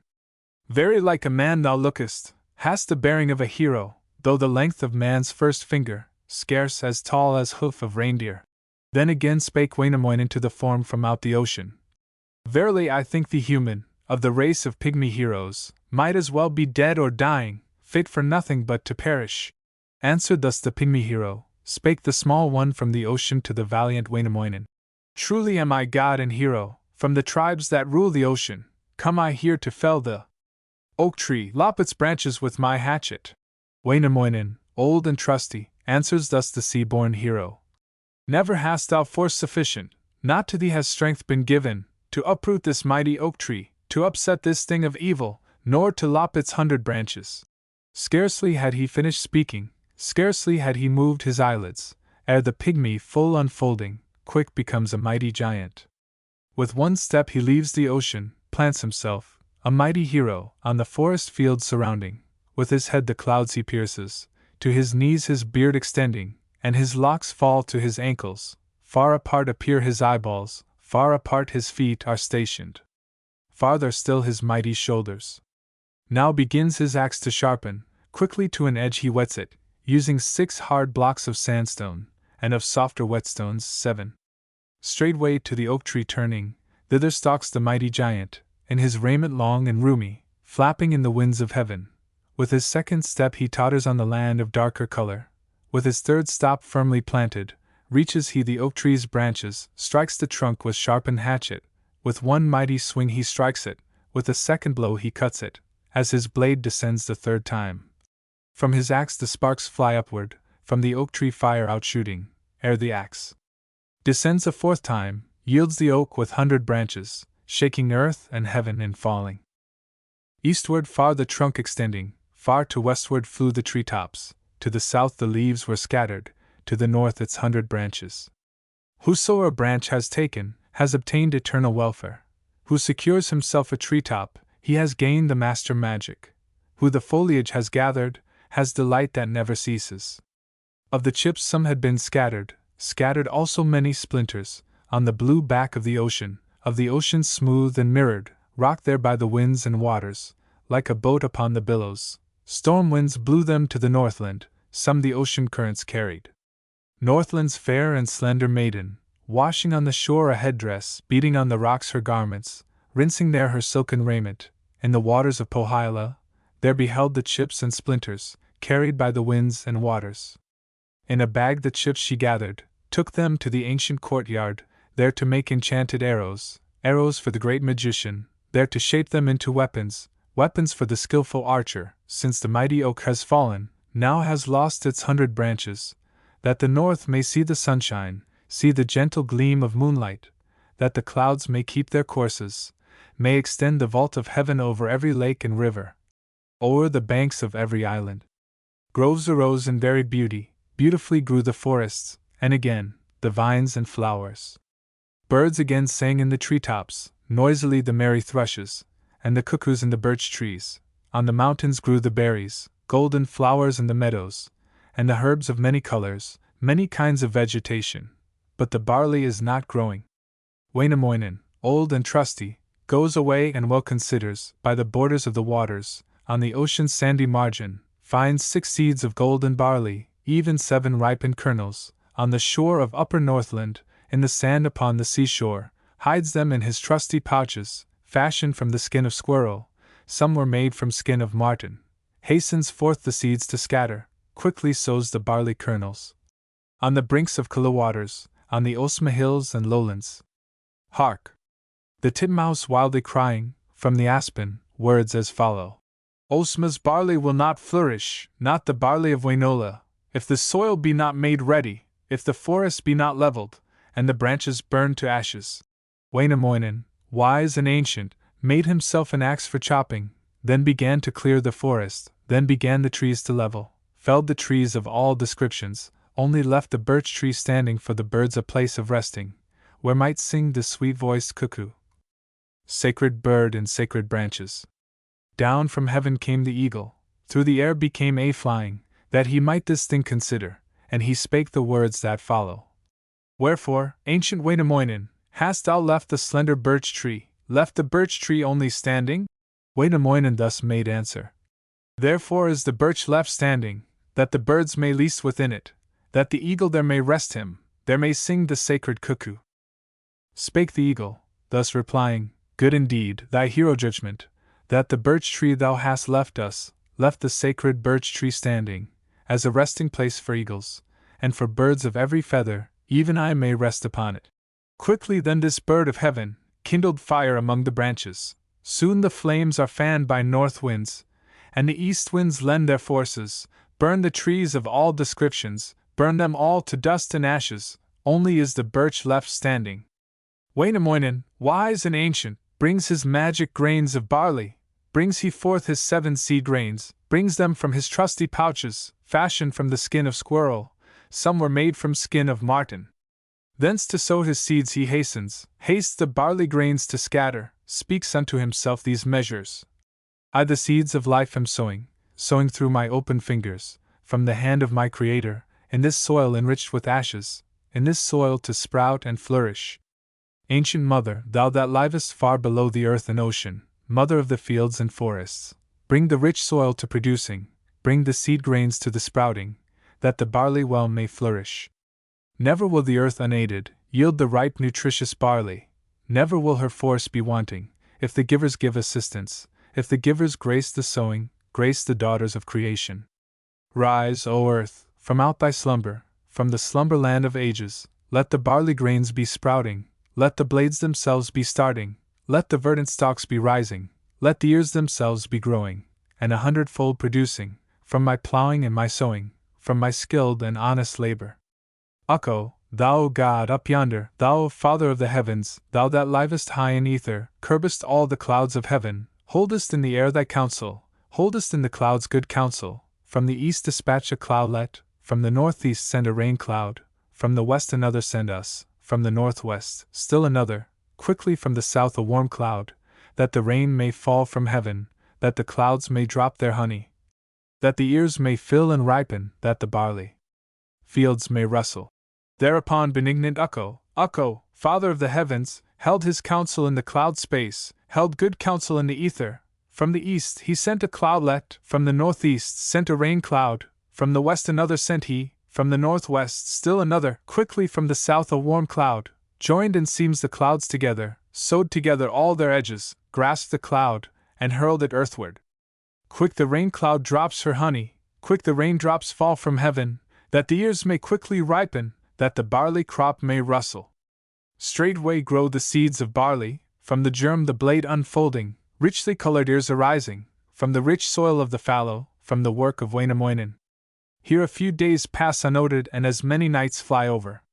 When the 7th day had journeyed, on the morning of the 8th day, Wainamoinen, wise and ancient, went to view his crop of barley, how his plowing, how his sowing, how his labors were resulting, found his crop of barley growing, found the blades were triple knotted, and the ears he found six-sided. Wainamoinen, old and trusty, turned his face, and looked about him. Lo! There comes a springtime cuckoo, spying out the slender birch tree, rests upon it, sweetly singing. Wherefore is the silver birch tree left unharmed of all the forest? Spake the ancient Wainamoinen. Therefore I have left the birch tree only growing, home for thee for joyful singing. Call thou here, O sweet voiced cuckoo, sing thou here from throat of velvet, sing thou here with voice of silver, sing the cuckoo's golden flute notes. Call at morning, call at evening, call within the hour of noontide, for the better growth of forests, for the ripening of the barley, for the richness of the Northland, for the joy of Kalevala. Rune 3. Wainamoinen and Youkahainen. Wainamoinen, ancient minstrel, passed his years in full contentment, on the meadows of Wainola, on the plains of Kalevala, singing ever wondrous legends, songs of ancient wit and wisdom, chanting one day, then a second, singing in the dusk of evening, singing till the dawn of morning, now the tales of old-time heroes, tales of ages long forgotten, now the legends of creation, once familiar to the children. By our children sung no longer, sung in part by many heroes, in these mournful days of evil days our race befallen. Far and wide the story traveled, far away men spread the knowledge of the chanting of the hero, of the song of Wainamoinen. To the south were heard the echoes, all of Northland heard the story. Far away in dismal Northland, lived the singer, Youkahainen, Lapland's young and reckless minstrel. Once upon a time when feasting, dining with his friends and fellows, came upon his ears the story that there lived a sweeter singer, on the meadows of Wainola, on the plains of Kalevala, better skilled in chanting legends, better skilled than Youkahainen, better than the one that taught him. Straightway then the bard grew angry, envy rose within his bosom, envy of this Wainamoinen, famed to be a sweeter singer. Haste he angry to his mother, full of wisdom, vows that he will southward hasten, hie him southward and betake him to the dwellings of Wainola, to the cabins of the Northland, there as bard to be in battle, with the famous Wainamoinen.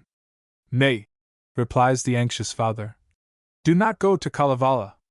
Nay, replies the fearful mother. Go not hence to Wainamoinen, there with him to offer battle. He will charm thee with his singing, will bewitch thee in his anger, he will drive thee back dishonored, sink thee in the fatal snowdrift, turn to ice thy pliant fingers, turn to ice thy feet and ankles. These the words of Youkahainen, good the judgment of a father, better still, a mother's counsel, best of all one's own decision.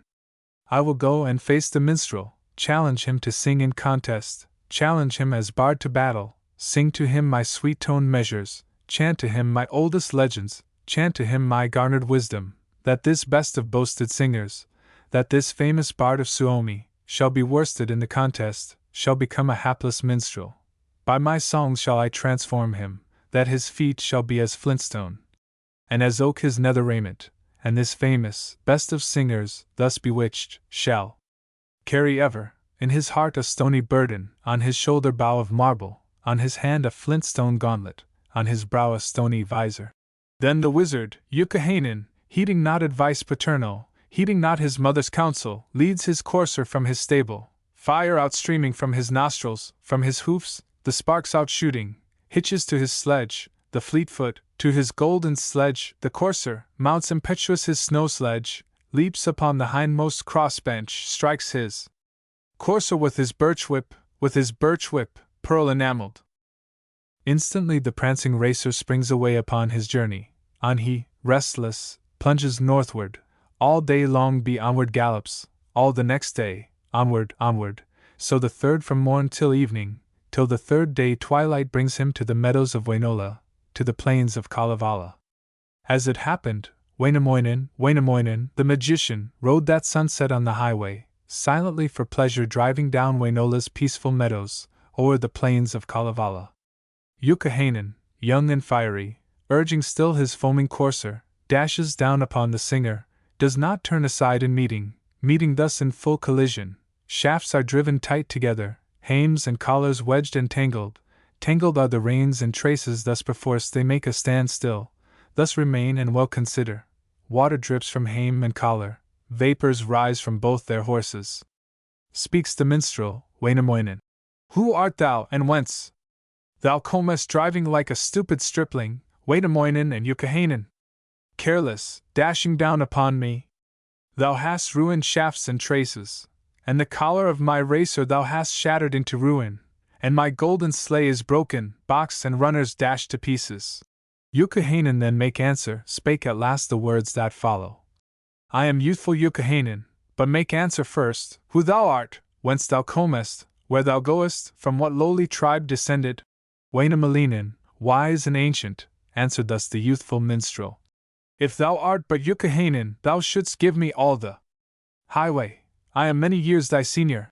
Then the boastful Youkahainen spake again to Wainamoinen. Young or ancient, little matter, little consequence the age is. He that higher stands in wisdom, he whose knowledge is the greater, he that is the sweeter singer, he alone shall keep the highway, and the other take the roadside.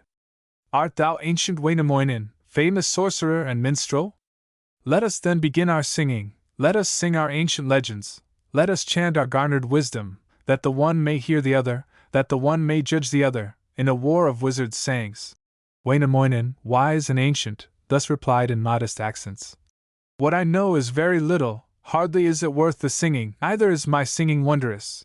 All my days I have resided in the cold and dreary Northland, in a desert land enchanted, in my cottage home for eyes.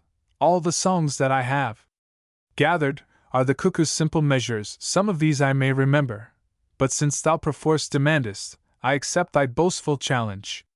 Tell me now, my golden youngster, what thou knowest more than others, open now thy store of wisdom. Thus made answer Youkahainen, Lapland's young and fiery minstrel. Know I many bits of learning, this I know in perfect clearness. Every roof must have a chimney, every fireplace have a hearthstone. Lives of seal are free and merry, merry is the life of walrus, feeding on incautious salmon, daily eating perch and whiting. Whitings live in quiet shallows, salmon love the level bottoms, spawns the pike in coldest weather, and defies the storms of winter. Slowly perches swim in autumn, wry-backed, hunting deeper water, spawn in shallows in the summer, bounding on the shore of ocean. Should this wisdom seem too little, I can tell the other matters, sing the other wizard sayings. All the Northmen plow with reindeer, mother horses plow the southland, inner Lapland plows with oxen. All the trees on Pisa mountain, know I well in all their grandeur. On the Hornarock are fir trees growing tall and slender, slender grow the trees on mountains. 3. The waterfalls in number, 3 in number, inland oceans, 3 in number, lofty mountains, shooting to the vault of heaven. Halapura is near to Yemen, Katokoski in Karaila, Imatra, the falling water, tumbles, roaring, into Wuxi. Then the ancient Wainamoinen. Women's tales and children's wisdom do not please a bearded hero, old enough for wedlock. Tell the story of creation, tell me of the world's beginning, tell me of the creatures in it, and philosophize a little. Then the youthful Youkahainen thus replied to Wainamoinen. Know I well the titmouse fountains, pretty birdling is the titmouse, and the viper, green, a serpent. Whitings live in brackish waters, perches swim in every river, iron rusts, and rusting weakens. Bitter is the taste of umber, boiling water is malicious, fire is ever full of danger. First physician, the creator, remedy the oldest, water. Magic is the child of sea foam, God the first and best adviser. Waters gush from every mountain, fire descended first from heaven. Iron from the rust was fashioned, copper from the rocks created. Marshes are of lands the oldest, first. Of all the trees, the willow, fir trees were the first of houses. Hollowed stones the first of kettles. Now the ancient Wainamoinen thus addresses Youkahainen. Canst thou give me now some wisdom? Is this nonsense all thou knowest? Youkahainen thus made answer.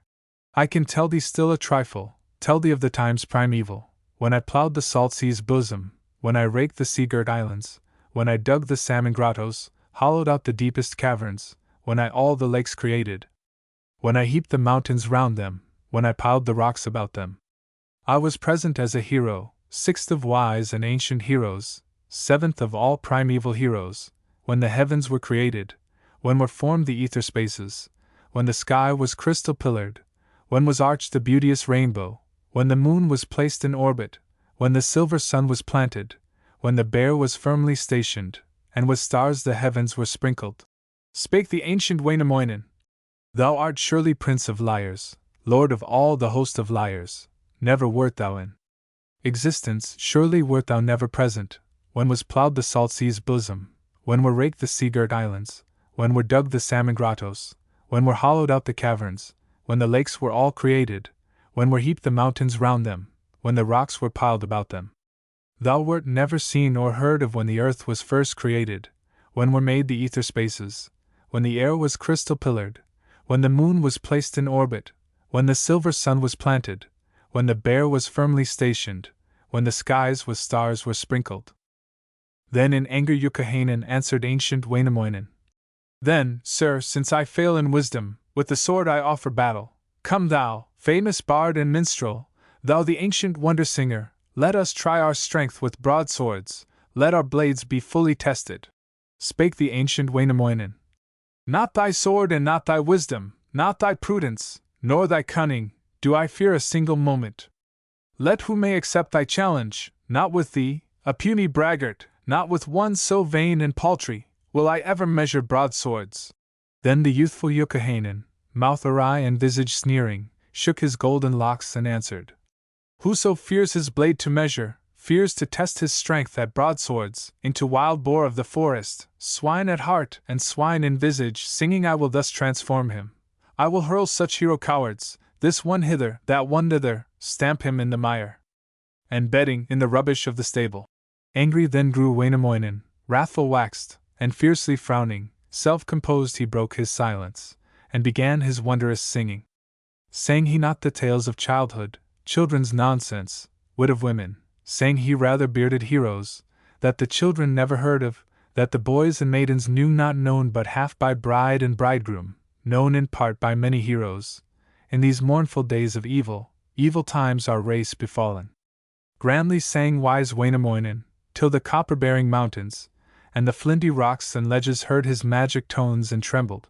Mountain cliffs were torn to pieces, all the ocean heaved and tumbled, and the distant hills re-echoed. Lo! The boastful Youkahainen is transfixed in silent wonder, and his sledge with golden trimmings floats like brushwood on the billows, sings his braces into reed grass, sings his reins to twigs of willow, and to shrubs his golden crossbench. Lo! His birch whip, pearl-enamelled, floats a reed upon the border. Lo! His steed with golden forehead stands a statue on the waters. Hames and traces are his fir boughs, and his collar, straw and seagrass.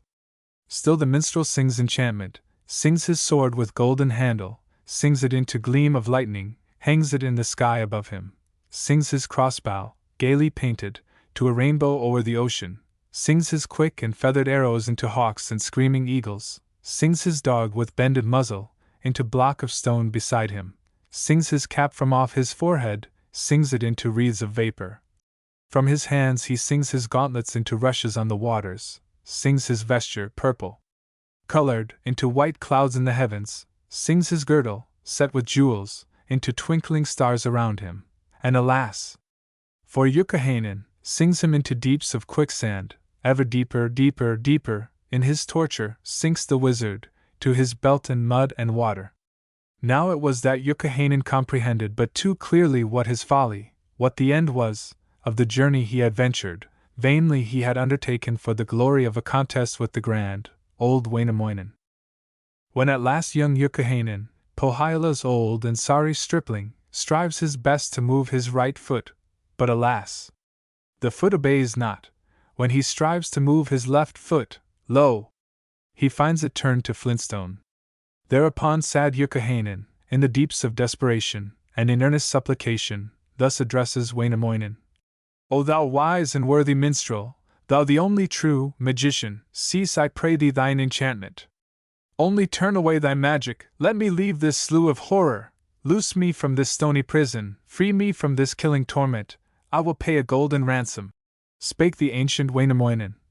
What the ransom thou wilt give me if I cease from mine enchantment, if I turn away my magic, lift thee from thy slough of horror, loose thee from thy stony prison, free thee from thy killing torment? Answered youthful Youkahainen. Have at home 2 magic crossbows, pair of bows of wondrous power, one so light a child can bend it, only strength can bend the other, take of these the one that pleases. Then the ancient Wainamoinen. Do not wish thy magic crossbows, have a few of such already, thine to me are worse than useless. I have bows in great abundance, bows on every nail and rafter, bows that laugh at all the hunters, bows that go themselves a-hunting. Then the ancient Wainamoinen sang alas! Poor Youkahainen deeper into mud and water, deeper in the slough of torment. Youkahainen thus made answer. Have at home 2 magic shallops, beautiful the boats and wondrous. One rides light upon the ocean, one is made for heavy burdens, take of these the one that pleases. Spake the ancient Wainamoinen. Do not wish thy magic shallops, have enough of such already. All my bays are full of shallops, all my shores are lined with shallops, some before the winds are sailors, some were built to sail against them. Still the Wainola bard and minstrel sings again poor Youkahainen deeper, deeper into torment, into quicksand to his girdle, till the Lapland bard in anguish speaks again to Wainamoinen. Have at home 2 magic stallions, one a racer, fleet as lightning, one was born for heavy burdens, take of these the one that pleases. Spake the ancient Wainamoinen. Neither do I wish thy stallions, do not need thy hawk-limbed stallions, have enough of these already. Magic stallions swarm my stables, eating corn at every manger, broad of back to hold the water. Water on each croup and lakelets. Still the bard of Kalevala sings the hapless Lapland minstrel deeper, deeper into torment, to his shoulders into water. Spake again young Youkahainen. O thou ancient Wainamoinen, thou the only true magician, cease I pray thee thine enchantment. Only turn away thy magic, I will give thee gold abundant, countless stores of shining silver. From the wars my father brought it from the hard-fought battles. Spake the wise, old Wainamoinen. For thy gold I have no longing, either do I wish thy silver, have enough of each already. Gold abundant fills my chambers, on each nail hang bags of silver, gold that glitters in the sunshine, silver shining in the moonlight. Sank the braggart, Youkahainen, deeper in his slough of torment, to his chin in mud and water, ever praying, thus beseeching. O thou ancient Wainamoinen, greatest of the old magicians, lift me from this pit of horror, from this prison house of torture. I will give thee all my cornfields, give thee all my corn in garners, thus my hapless life to ransom, thus to gain eternal freedom. Wainamoinen thus made answer. Take thy corn to other markets, give thy garners to the needy. I have corn in great abundance, fields have I in every quarter, corn in all my fields is growing. One's own fields are always richer, one's own grain is much the sweeter. Lapland's young and reckless minstrel, sorrow-laden, thus enchanted, deeper sinks in mud and water, fear-enchained and full of anguish, in the mire, his beard bedrabbled, mouth once boastful filled with seaweed, in the grass his teeth entangled, Youkahainen thus beseeches. O thou ancient Wainamoinen, wisest of the wisdom singers, cease at last thine incantations, only turn away thy magic, and my former life restore me, lift me from this stifling torment, free mine eyes from sand and water. I will give thee sister, Aino, fairest daughter of my mother, bride of thine to be forever, bride of thine to do thy pleasure, sweep the rooms within thy cottage, keep thy dwelling place in order, rinse for thee the golden platters, spread thy couch with finest linens, for thy bed weave golden covers, bake for thee the honey biscuit. Wainamoinen, old and truthful, finds at last the wish for ransom, Lapland's young and fairest daughter, sister dear of Youkahainen. Happy he, that he has won him, in his age a beauteous maiden, bride of his to be forever, pride and joy of Kalevala. Now the happy Wainamoinen sits upon the rock of gladness, joyful on the rock of music, sings a little, sings and ceases, sings again, and sings a third time, thus to break the spell of magic, thus to lessen the enchantment, thus the potent charm to banish. As the magic spell is broken, Youkahainen, sad, but wiser, drags his feet from out the quicksand, lifts his beard from out the water, from the rocks leads forth his courser, brings his sledge back from the rushes, calls his whip back from the ocean, sets his golden sledge in order, throws himself upon the crossbench, snaps his whip and hies him homeward, hastens homeward, heavy-hearted, sad indeed to meet his mother. Aino's mother, grey and aged. Careless thus he hastens homeward, nears his home with noise and bustle, reckless drives against the penthouse, breaks the shafts against the portals, breaks his handsome sledge in pieces. Then his mother, quickly guessing, would have chided him for rashness, but the father interrupted. Wherefore dost thou break thy snow sledge? Wherefore dash thy thills in fragments? Wherefore comest home so strangely? Why this rude and wild behavior? Now alas! Poor Youkahainen, cap awry upon his forehead, falls to weeping, broken-hearted, head depressed and mind dejected, eyes and lips expressing sadness, answers not his anxious father. Then the mother quickly asked him, sought to find his cause for sorrow. Tell me, firstborn, why thou weepest, heavy-hearted, why thy mind is so dejected, why thine eyes express such sadness. Youkahainen then made answer. Golden mother, ever faithful, 'cause there is to me sufficient cause enough in what has happened, bitter cause for this my sorrow, cause for bitter tears and murmurs. All my days will pass unhappy, since, O mother of my being, I have promised beauteous Aino, thy beloved daughter Aino, my devoted sister, to decrepit Wainamoinen, bride to be to him forever, roof above him, prop beneath him, fair companion at his fireside. Joyful then arose the mother, clapped her hands in glee together, thus addressing Youkahainen. Weep no more, my son beloved, thou hast naught to cause thy weeping, hast no reason for thy sorrow, often I this hope have cherished. Many years have I been praying that this mighty bard and hero, wise and valiant, Wainamoinen, spouse should be to beauteous Aino, son-in-law to me, her mother. But the fair and lovely maiden, sister dear of Youkahainen, straightway fell to bitter weeping, on the threshold wept and lingered, wept all day and all the night long, wept a second, then a third day, wept because a bitter sorrow on her youthful heart had fallen. Then the grey-haired mother asked her, Why this weeping, lovely Aino? Thou hast found a noble suitor, thou wilt rule his spacious dwelling, at his window sit and rest thee, rinse betimes his golden platters, walk a queen within his dwelling. Thus replied the tearful Aino. Mother dear, and all-forgiving, cause enough for this my sorrow, cause enough for bitter weeping.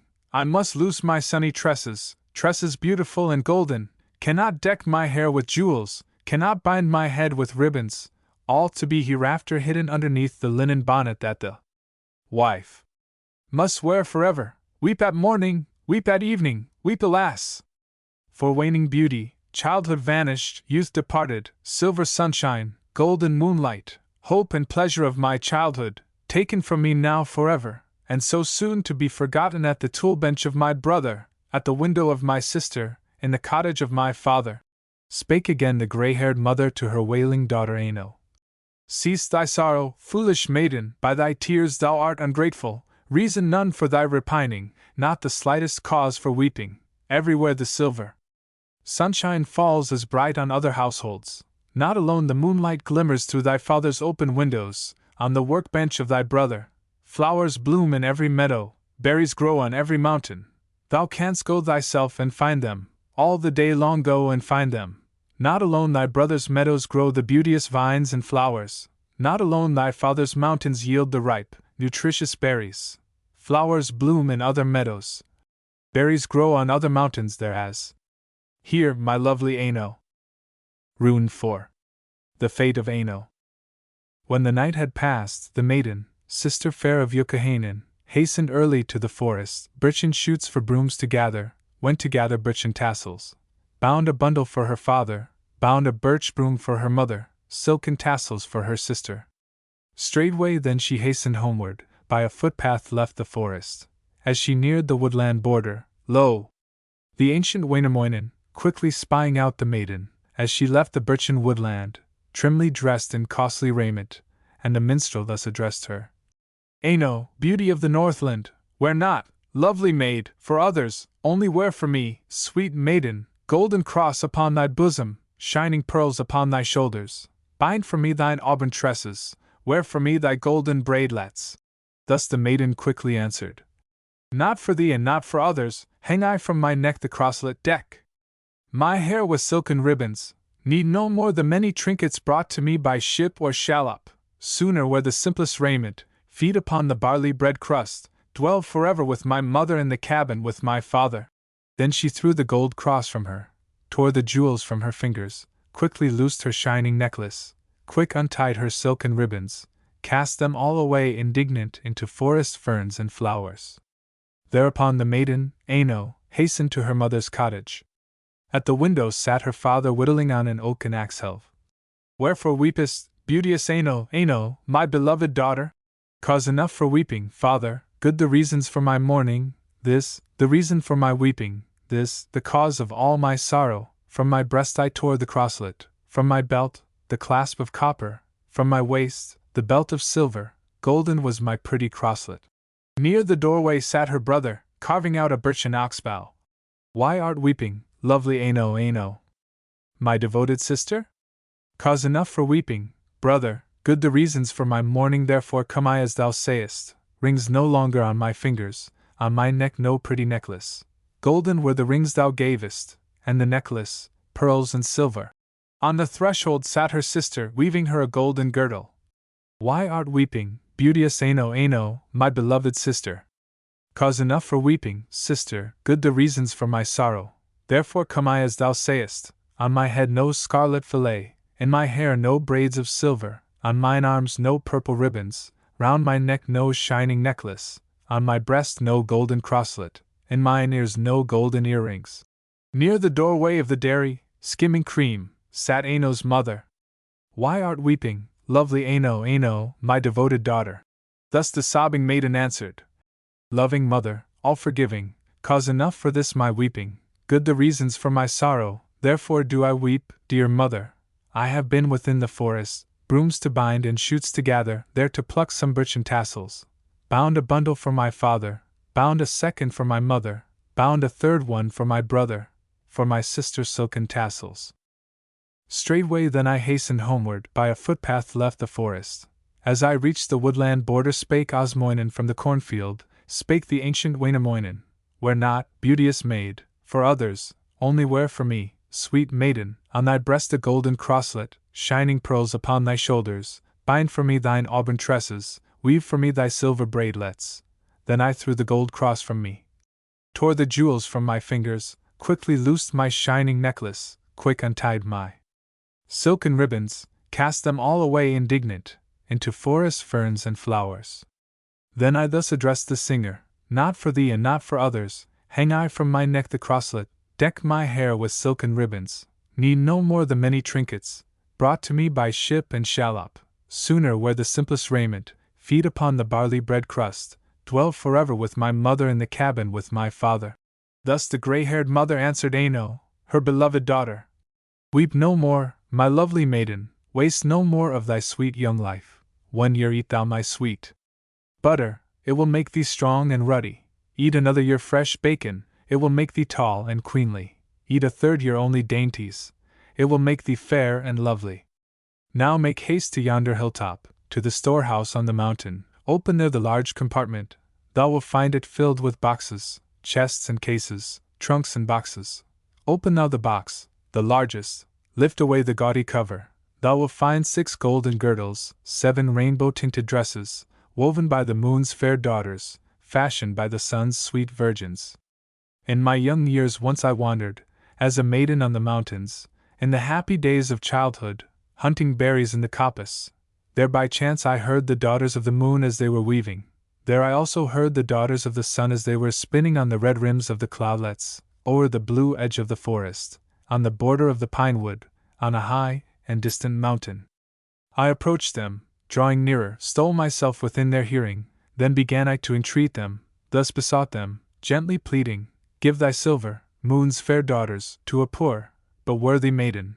Give thy gold, O sun's sweet virgins, to this maiden, young and needy. Thereupon the moon's fair daughters gave me silver from their coffers, and the sun's sweet shining virgins gave me gold from their abundance, gold to deck my throbbing temples, for my hair the shining silver. Then I hastened joyful homeward, richly laden with my treasures, happy to my mother's cottage. Wore them one day, then a second, then a third day also wore them, took the gold then from my temples, from my hair I took the silver, careful laid them in their boxes. Many seasons have they lain there, have not seen them since my childhood. Deck thy brow with silken ribbon, trim with gold thy throbbing temples, and thy neck with pearly necklace, hang the gold cross on thy bosom, robe thyself in pure, white linen spun from flax of finest fiber, wear withal the richest short frock, fasten it with golden girdle, on thy feet, put silken stockings, with the shoes of finest leather, deck thy hair with golden braidlets, bind it well with threads of silver. Trim with rings thy fairy fingers, and thy hands with dainty ruffles. Come. Bedecked then to thy chamber, thus return to this thy household, to the greeting of thy kindred, to the joy of all that know thee, flush thy cheeks as ruddy berries, coming as thy father's sunbeam, walking beautiful and queenly, far more beautiful than moonlight. Thus she spake to weeping Aino, thus the mother to her daughter. But the maiden, little bearing, does not heed her mother's wishes, straightway hastens to the courtyard, there to weep in bitter sorrow, all alone to weep in anguish. Waiting long the wailing Aino thus at last soliloquizes. Unto what can I now liken happy homes and joys of fortune? Like the waters in the river, like the waves in yonder lakelet, like the crystal waters flowing. Unto what, the biding sorrow of the child of cold misfortune? Like the spirit of the sea duck, like the icicle in winter, water in the well imprisoned. Often roamed my mind in childhood, when a maiden free and merry, happily through fen and fallow, gambled on the meads with lambkins, lingered with the ferns and flowers, knowing neither pain nor trouble. Now my mind is filled with sorrow, wanders through the bog and stubble, wanders weary through the brambles, roams throughout the dismal forest, till my life is filled with darkness, and my spirit white with anguish. Better had it been for Aino had she never seen the sunlight, or if born had died an infant, had not lived to be a maiden in these days of sin and sorrow, underneath a star so luckless. Better had it been for Aino, had she died upon the 8th day after 7 nights had vanished, needed then but little linen, needed but a little coffin, and a grave of smallest measure. Mother would have mourned a little, father too perhaps a trifle, sister would have wept the day through, brother might have shed a teardrop, thus had ended all the mourning. Thus poor Aino wept and murmured, wept one day, and then a second, wept a third from morn till even, when again her mother asked her, Why this weeping, fairest daughter, darling daughter, why this grieving? Thus the tearful maiden answered, Therefore do I weep and sorrow, wretched maiden all my life long, since poor Aino, thou hast given, since thy daughter thou hast promised to the aged Wainamoinen, comfort to his years declining prop to stay him when he totters, in the storm a roof above him, in his home a cloak around him. Better far if thou hadst sent me far below the salt sea surges, to become the whiting's sister, and the friend of perch and salmon. Better far to ride the billows, swim the sea foam as a mermaid, and the friend of nimble fishes, than to be an old man's solace, prop to stay him when he totters, hand to aid him when he trembles, arm to guide him when he falters, strength to give him when he weakens. Better be the whiting's sister and the friend of perch and salmon, than an old man's slave and darling. Ending thus she left her mother, straightway hastened to the mountain, to the storehouse on the summit, opened there the box the largest, from the box 6 lids she lifted, found therein 6 golden girdles, silken dresses 7 in number. Choosing such as pleased her fancy, she adorned herself as bidden, robed herself to look her fairest, gold upon her throbbing temples, in her hair the shining silver, on her shoulders purple ribbons, band of blue around her forehead, golden cross, and rings, and jewels, fitting ornaments to beauty. Now she leaves her many treasures, leaves the storehouse on the mountain, filled with gold and silver trinkets, wanders over field and meadow, over stone fields waste and barren, wanders on through fen and forest, through the forest vast and cheerless, wanders hither, wanders thither, singing careless as she wanders, this her mournful song and echo. Woe is me, my life hard fated! Woe to Aino, broken-hearted! Torture racks my heart and temples, yet the sting would not be deeper, nor the pain and anguish greater, if beneath this weight of sorrow, in my saddened heart's dejection, I should yield my life forever. Now unhappy, I should perish. Lo! The time has come for Aino from this cruel world to hasten, to the kingdom of Tuoni, to the realm of the departed, to the isle of the hereafter.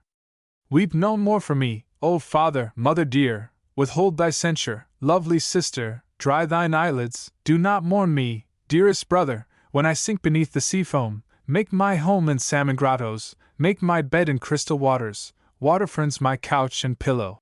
All day long poor Aino wandered, all the next day, sad and weary, so the third from morn till evening, till the cruel night enwrapped her, as she reached the sandy margin, reached the cold and dismal seashore, sat upon the rock of sorrow, sat alone in cold and darkness, listened only to the music of the winds and rolling billows, singing all the dirge of Aino. All that night the weary maiden wept and wandered on the border through the sand and sea-washed pebbles. As the day dawns, looking round her, she beholds 3 water maidens, on a headland jutting seaward, water maidens 4 in number, sitting on the wave-lashed ledges, swimming now upon the billows, now upon the rocks reposing. Quick the weeping maiden, Aino, hastens there to join the mermaids, fairy maidens of the waters. Weeping Aino, now disrobing, lays aside with care her garments, hangs her silk robes on the alders, drops her gold cross on the seashore, on the aspen hangs her ribbons, on the rocks her silken stockings, on the grass her shoes of deerskin, in the sand her shining necklace, with her rings and other jewels. Out at sea a goodly distance, stood a rock of rainbow colors, glittering in silver sunlight. Toward it springs the hapless maiden, thither swims the lovely Aino, up the standing stone has clambered, wishing there to rest a moment, rest upon the rock of beauty, when upon a sudden swaying to and fro among the billows, with a crash and roar of waters falls the stone of many colors, falls upon the very bottom of the deep and boundless blue sea. With the stone of rainbow colors, falls the weeping maiden, Aino, clinging to its craggy edges, sinking far below the surface, to the bottom of the blue sea. Thus the weeping maiden vanished. Thus poor Aino sank and perished, singing as the stone descended, chanting thus as she departed. Once to swim I sought the seaside, there to sport among the billows. With the stone or many colors sank poor Aino to the bottom of the deep and boundless blue sea, like a pretty sunbird. Perished. Never come a fishing, father, to the borders of these waters, never during all thy lifetime, as thou lovest daughter Aino. Mother dear, I sought the seaside, there to sport among the billows. With the stone of many colors, sank poor Aino to the bottom of the deep and boundless blue sea, like a pretty songbird perished.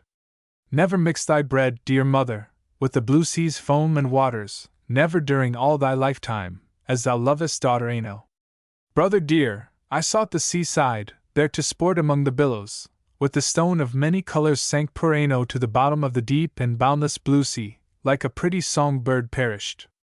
Never bring thy prancing warhorse, never bring thy royal racer, never bring thy steeds to water, to the borders of the blue sea, never during all thy lifetime, as thou lovest sister Aino.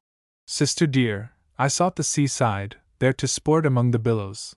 With the stone of many colors sank poor Aino to the bottom of the deep and boundless blue sea, like a pretty songbird perished. Never come to lave thine eyelids in this rolling wave and sea foam, never during all thy lifetime, as thou lovest sister Aino. All the waters in the blue sea shall be blood of Aino's body, all the fish that swim these waters shall be Aino's flesh forever. All the willows on the seaside shall be Aino's ribs hereafter.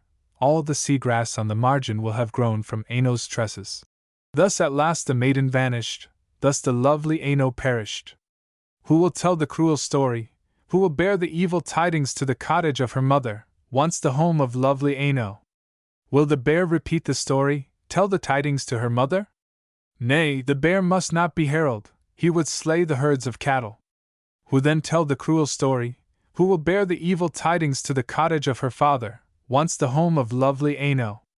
Shall the wolf repeat the story, tell the sad news to her father? Nay, the wolf must not be herald, he would eat the gentle lambkins. Who then tell the cruel story? Who will bear the evil tidings to the cottage of her sister? Will the fox repeat the story, tell the tidings to her sister? Nay, the fox must not be herald, he would eat the ducks and chickens. Who then tell the cruel story? Who will bear the evil tidings to the cottage of her brother, once the home of lovely Aino? Shall the hare repeat the story, bear the sad news to her brother? Yea, the hare shall be the herald, tell to all the cruel story. Thus the harmless hare makes answer. I will bear the evil tidings to the former home of Aino, tell the story to her kindred. Swiftly flew the long-eared herald, like the wind's bee hastened onward, galloped swift as flight of eagles. Neck awry he bounded forward till he gained the wished-for cottage, once the home of lovely Aino. Silent was the home, and vacant, so he hastened to the bath-house, found therein a group of maidens, working each upon a birch broom. Sat the hare upon the threshold, and the maidens thus addressed him. Hi there, long legs, or we'll roast thee. Hi there, big eye, or we'll stew thee. Roast thee for our lady's breakfast, stew thee for our master's dinner, make of thee a meal for Aino, and her brother, Youkahainen. Better therefore thou shouldst gallop to thy burrow in the mountains, than be roasted for our dinners. Then the haughty hare made answer, chanting thus the fate of Aino.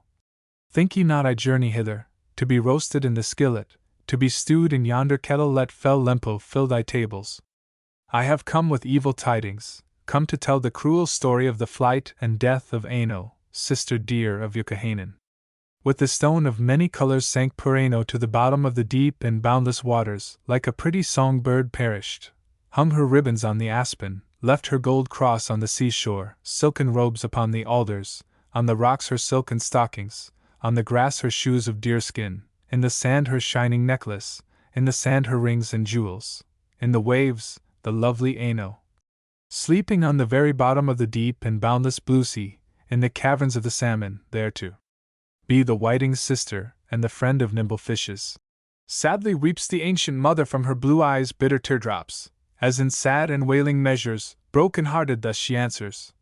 Listen, all you mothers, listen, learn from me a tale of wisdom. Never urge unwilling daughters from the dwellings of their fathers, to the bridegrooms that they love not, not as I, inhuman mother, drove away my lovely Aino, fairest daughter of the Northland. Sadly weeps the gray-haired mother, and the tears that fall are bitter, flowing down her wrinkled visage, till they trickle on her bosom, then across her heaving bosom, till they reach her garment's border, then adown her silken stockings, till they touch her shoes of deerskin, then beneath her shoes of deerskin, flowing on and flowing ever, part to earth as its possession, part to water as its portion. As the teardrops fall and mingle, form they streamlets 3 in number, and their source, the mother's eyelids, streamlets formed from pearly teardrops, flowing on like little rivers, and each streamlet larger growing, soon becomes a rushing torrent. In each rushing, roaring torrent there a cataract is foaming, foaming in the silver sunlight. From the cataract's commotion rise 3 pillared rocks in grandeur. From each rock, upon the summit, grow 3 hillocks clothed in verdure. From each hillock, speckled birches, 3 in number, struggle skyward. On the summit of each birch tree sits a golden cuckoo calling, and the 3 sing, all in concord. Love!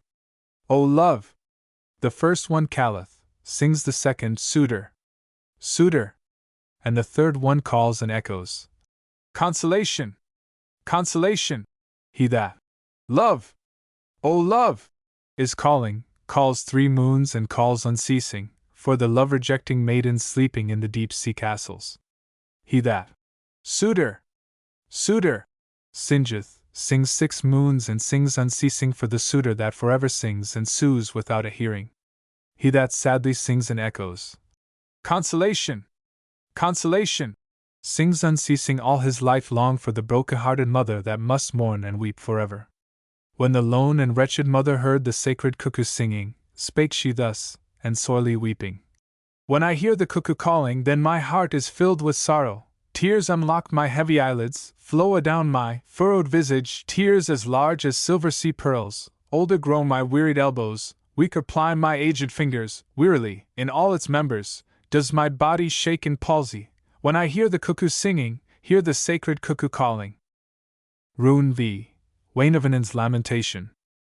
Far and wide the tidings travelled, far away men heard the story of the flight and death of Aino, sister dear of Youkahainen, fairest daughter of creation. Wainamoinen, brave and truthful, straightway fell to bitter weeping, wept at morning, wept at evening, sleepless, wept the dreary night long, that his Aino had departed, that the maiden thus had vanished, thus had sunk upon the bottom of the blue sea, deep and boundless. Filled with grief, the ancient singer, Wainamoinen of the Northland, heavy-hearted, sorely weeping, hastened to the restless waters, this the suitor's prayer and question. Tell, Untamo, tell me, dreamer, tell me, indolence, thy visions, where the water gods may linger, where may rest Wellamo's maidens. Then Untamo thus made answer, lazily he told his dreamings. Over there, the mermaid dwellings, yonder live Wellamo's maidens, on the headland robed in verdure, on the forest-covered island. In the deep, pellucid waters, on the purple-colored seashore, yonder is the home or sea maids, there the maidens of Wellamo, live there in their seaside chambers, rest within their water caverns, on the rocks of rainbow colors, on the juttings of the sea cliffs. Straightway hastens Wainamoinen into a boat-house on the seashore, looks with care upon the fish-hooks, and the lines he well considers, lines, and hooks, and poles, arid fish-nets, places in a boat of copper, then begins he swiftly rowing to the forest-covered island, to the point enrobed in verdure, to the purple-colored headland, where the sea-nymphs live and linger. Hardly does he reach the island ere the minstrel starts to angle. Far away he throws his fish-hook, trolls it quickly through the waters, turning on a copper swivel dangling from a silver fish line. Golden is the hook he uses. Now he tries his silken fish net, angles long, and angles longer, angles one day, then a second, in the morning, in the evening, angles at the hour of noontide, many days and nights he angles, till at last, one sunny morning, strikes a fish of magic powers, plays like salmon on his fish line, lashing waves across the waters, till at length the fish exhausted falls a victim to the angler. Safely landed in the bottom of the hero's boat of copper. Wainamoinen, proudly viewing, speaks these words in wonder guessing. This the fairest of all sea fish, never have I seen its equal, smoother surely than the salmon, brighter spotted than the trout is, grayer than the pike of Suomi, has less fins than any female, not the fins of any male fish, not the stripes of sea-born maidens, not the belt of any mermaid, not the ears of any song-bird, somewhat like our Northland salmon from the blue sea's deepest caverns. In his belt the ancient hero wore a knife ensheathed with silver. From its case he drew the fish-knife, thus to carve the fish in pieces, dress the nameless fish for roasting, make of it a dainty breakfast, make of it a meal at noonday, make for him a toothsome supper, make the later meal at evening. Straightway as the fish he touches with his knife of silver, quick it leaps upon the waters, dives beneath the sea's smooth surface, from the boat with copper bottom, from the skiff of Wainamoinen. In the waves at goodly distance, quickly from the sea it rises on the 6th and 7th billows, lifts its head above the waters, out of reach of fishing tackle, then addresses Wainamoinen, chiding thus the ancient hero. Wainamoinen, ancient minstrel, do not think that I came hither to be fished for as a salmon, only to be chopped in pieces, dressed and eaten like a whiting. Make for thee a dainty breakfast, make for thee a meal at midday, make for thee a toothsome supper, make the 4th meal of the Northland, spake the ancient Wainamoinen. Wherefore didst thou then come hither, if it be not for my dinner? Thus the nameless fish made answer. Hither have I come, O minstrel, in thine arms to rest and linger, and thyself to love and cherish, at thy side a life companion, and thy wife to be forever. Deck thy couch with snowy linen, smooth thy head upon the pillow, sweep thy rooms and make them cheery, keep thy dwelling place in order, build a fire for thee when needed, bake for thee the honey biscuit, fill thy cup with barley water, do for thee whatever pleases. I am not a scaly sea fish, not a trout of Northland rivers, not a whiting from the waters, not a salmon of the North Seas. I, a young and merry maiden, friend and sister of the fishes, Youkahainen's youngest sister, I, the one that thou dost fish for, I am Aino whom thou lovest. Once thou wert the wise-tongued hero, now the foolish Wainamoinen, scant of insight, scant of judgment, didst not know enough to keep me, cruel-hearted, bloody-handed, tried to kill me with thy fish-knife, so to roast me for thy dinner. I, a mermaid of Wellamo, once the fair and lovely Aino, sister dear of Youkahainen, spake the ancient Wainamoinen, filled with sorrow, much regretting. Since thou art Youkahainen's sister, beauteous Aino of Pohjola, come to me again I pray thee. Thus the mermaid wisely answered, nevermore will Aino's spirit fly to thee and be ill-treated. Quickly dived the water maiden from the surface of the billow to the many-colored pebbles, to the rainbow-tinted grottos where the mermaids live and linger. Wainamoinen, not discouraged, thought afresh and well reflected, how to live, and work, and win her, drew with care his silken fish-net, to and fro through foam and billow, through the bays and winding channels, drew it through the placid waters, drew it through the salmon dwellings, through the homes of water maidens, through the waters of Wainola, through the blue back of the ocean, through the lakes of distant Lapland, through the rivers of Ukala, through the seas of Kalevala, hoping thus to find his Aino. Many were the fish be landed, every form of fish-like creatures, but be did not catch the sea maid, not Wellamo's water maiden, fairest daughter of the Northland. Finally the ancient minstrel, mind depressed, and heart discouraged, spake these words, immersed in sorrow. Fool am I, and great my folly, having neither wit nor judgment. Surely once I had some knowledge, had some insight into wisdom, had at least a bit of instinct. But my virtues all have left me in these mournful days of evil, vanished with my youth and vigor, insight gone, and sense departed, all my prudence gone to others. Aino, whom I love and cherish, all these years have sought to honor, Aino, now Wellamo's maiden, promise friend of mine when needed, promise bride of mine forever. Once I had within my power, caught her in Wellamo's grottos, led her to my boat of copper, with my fish line made of silver. But alas! I could not keep her, did not know that I had caught her till too late to woo and win her. Let her slip between my fingers to the home of water maidens, to the kingdom of Wellamo. Wainamoinen then departed, empty-handed, heavy-hearted, straightway hastened to his country, to his home in Kalevala, spake these words upon his journey. What has happened to the cuckoo? Once the cuckoo bringing gladness, in the morning, in the evening, often bringing joy at noontide. What has stilled the cuckoo's singing? What has changed the cuckoo's calling? Sorrow must have stilled his singing, and compassion changed his calling, as I hear him sing no longer, for my pleasure in the morning, for my happiness at evening. Never shall I learn the secret, how to live and how to prosper, how upon the earth to rest me, how upon the seas to wander. Only were my ancient mother living on the face of Northland, surely she would well advise me, what my thought and what my action, that this cup of grief might pass me, that this sorrow might escape me, and this darkened cloud pass over. In the deep awoke his mother, from her tomb she spake as follows. Only sleeping was thy mother, now awakes to give the answer, what thy thought and what thine action, that this cup of grief may pass thee, that this sorrow may escape thee, and this darkened cloud pass over. Hie thee straightway to the Northland, visit thou the Suomi daughters. Thou wilt find them wise and lovely, far more beautiful than Aino, far more worthy of a husband, not such silly chatterboxes, as the fickle Lapland maidens. Take for thee a life companion, from the honest homes of Suomi, one of Northland's honest daughters. She will charm thee with her sweetness, make thee happy through her goodness, form perfection, manners easy, every step and movement graceful, full of wit and good behavior, honor to thy home and kindred. Rune 6. Wainamoinen's hapless journey. Wainamoinen, old and truthful, now arranges for a journey to the village of the Northland, to the land of cruel winters, to the land of little sunshine, to the land of worthy women. Takes his light foot, royal racer, then adjusts the golden bridle, lays upon his back the saddle, silver-buckled, copper-stirruped, seats himself upon his courser, and begins his journey northward. Plunges onward, onward, onward. Galloping along the highway, in his saddle, gaily fashioned, on his dappled steed of magic, plunging through Wainola's meadows, o'er the plains of Kalevala. Fast and far he galloped onward, galloped far beyond Wainola, bounded o'er the waste of waters, till he reached the blue sea's margin, wetting not the hoofs in running.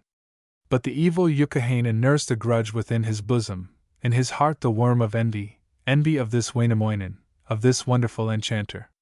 He prepares a cruel crossbow, made of steel and other metals, paints the bow in many colors, molds the top piece out or copper, trims his bow with snowy silver, gold he uses too in trimming, then he hunts for strongest sinews, finds them in the stag of Haisai, interweaves the flax of Lempo. Ready is the cruel crossbow, string, and shaft, and ends are finished, beautiful the bow and mighty, surely cost it not a trifle. On the back a painted courser, on each end a colt of beauty, near the curve a maiden sleeping, near the notch a hare is bounding, wonderful the bow thus fashioned, cuts some arrows for his quiver, covers them with finest feathers, from the oak the shafts be fashions, makes the tips of keenest metal. As the rods and points are finished, then he feathers well his arrows from the plumage of the swallow, from the wing-quills of the sparrow, hardens well his feathered arrows, and imparts to each new virtues, steeps them in the blood of serpents, in the virus of the adder. Ready now are all his arrows, ready strung, his cruel crossbow, waiting for wise Wainamoinen. Youkahainen, Lapland's minstrel, waits a long time, is not weary, hopes to spy the ancient singer, spies at day-dawn, spies at evening, spies he ceaselessly at noontide, lies in wait for the magician, waits, and watches, as in Endy, sits he at the open window, stands behind the hedge, and watches in the footpath, waits, and listens, spies along the box of meadows. On his back he hangs his quiver, in his quiver feathered arrows dipped in virus of the viper, on his arm the mighty crossbow. Waits, and watches, and unwearied, listens from the boathouse window, lingers at the end of Fog Point, by the river flowing seaward, near the holy stream and whirlpool, near the sacred river's firefall. Finally the Lapland minstrel, Youkahainen of Pohjola, at the breaking of the day dawn, at the early hour of morning, fixed his gaze upon the northeast, turned his eyes upon the sunrise, saw a black cloud on the ocean, something blue upon the waters, and soliloquized as follows: "Are those clouds on the horizon, or perchance the dawn of morning?" "Neither clouds on the horizon, nor the dawning of the morning. It is ancient Wainamoinen, the renowned and wise enchanter, riding on his way to Northland, on his steed, the royal racer, magic courser of Wainola." Quickly now young Youkahainen, Lapland's vain and evil minstrel, filled with envy, grasps his crossbow, makes his bow and arrows ready for the death of Wainamoinen. Quick his aged mother asked him, spake these words to Youkahainen: "For whose slaughter is thy crossbow, for whose heart thy poisoned arrows?" Youkahainen thus made answer: "I have made this mighty crossbow, fashioned bow and poisoned arrows for the death of Wainamoinen, thus to slay the friend of waters. I must shoot the old magician, the eternal bard and hero, through the heart, and through the liver, through the head, and through the shoulders, with this bow and feathered arrows, thus destroy my rival minstrel." Then the aged mother answered, thus reproving, thus forbidding: "Do not slay good Wainamoinen, ancient hero of the Northland, from a noble tribe descended, he my sister's son, my nephew. If thou slayest Wainamoinen, ancient son of Kalevala, then alas! all joy will vanish, perish all our wondrous singing. Better on the earth the gladness, better here the magic music, than within the nether regions, in the kingdom of Tuoni, in the realm of the departed, in the land of the hereafter." Then the youthful Youkahainen thought a while and well considered, ere he made a final answer. With one hand he raised the crossbow, but the other seemed to weaken, as he drew the cruel bowstring. Finally these words he uttered as his bosom swelled with envy: "Let all joy forever vanish, let earth's pleasures quickly perish, disappear earth's sweetest music, happiness depart forever. Shoot I will this rival minstrel, little heeding what the end is." Quickly now he bends his fire bow, on his left knee rests the weapon, with his right foot firmly planted, thus he strings his bow of envy, takes 3 arrows from his quiver, choosing well the best among them, carefully adjusts the bowstring, sets with care the feathered arrow, to the flaxen string he lays it, holds the crossbow to his shoulder, aiming well along the margin, at the heart of Wainamoinen, waiting till he gallops nearer, in the shadow of a thicket, speaks these words while he is waiting: "Be thou, flaxen string, elastic, swiftly fly, thou feathered ashwood, swiftly speed, thou deadly missile, quick as light, thou poisoned arrow, to the heart of Wainamoinen. If my hand too low should hold thee, may the gods direct thee higher. If too high mine eye should aim thee, may the gods direct thee lower." Steady now he pulls the trigger. Like the lightning flies the arrow o'er the head of Wainamoinen.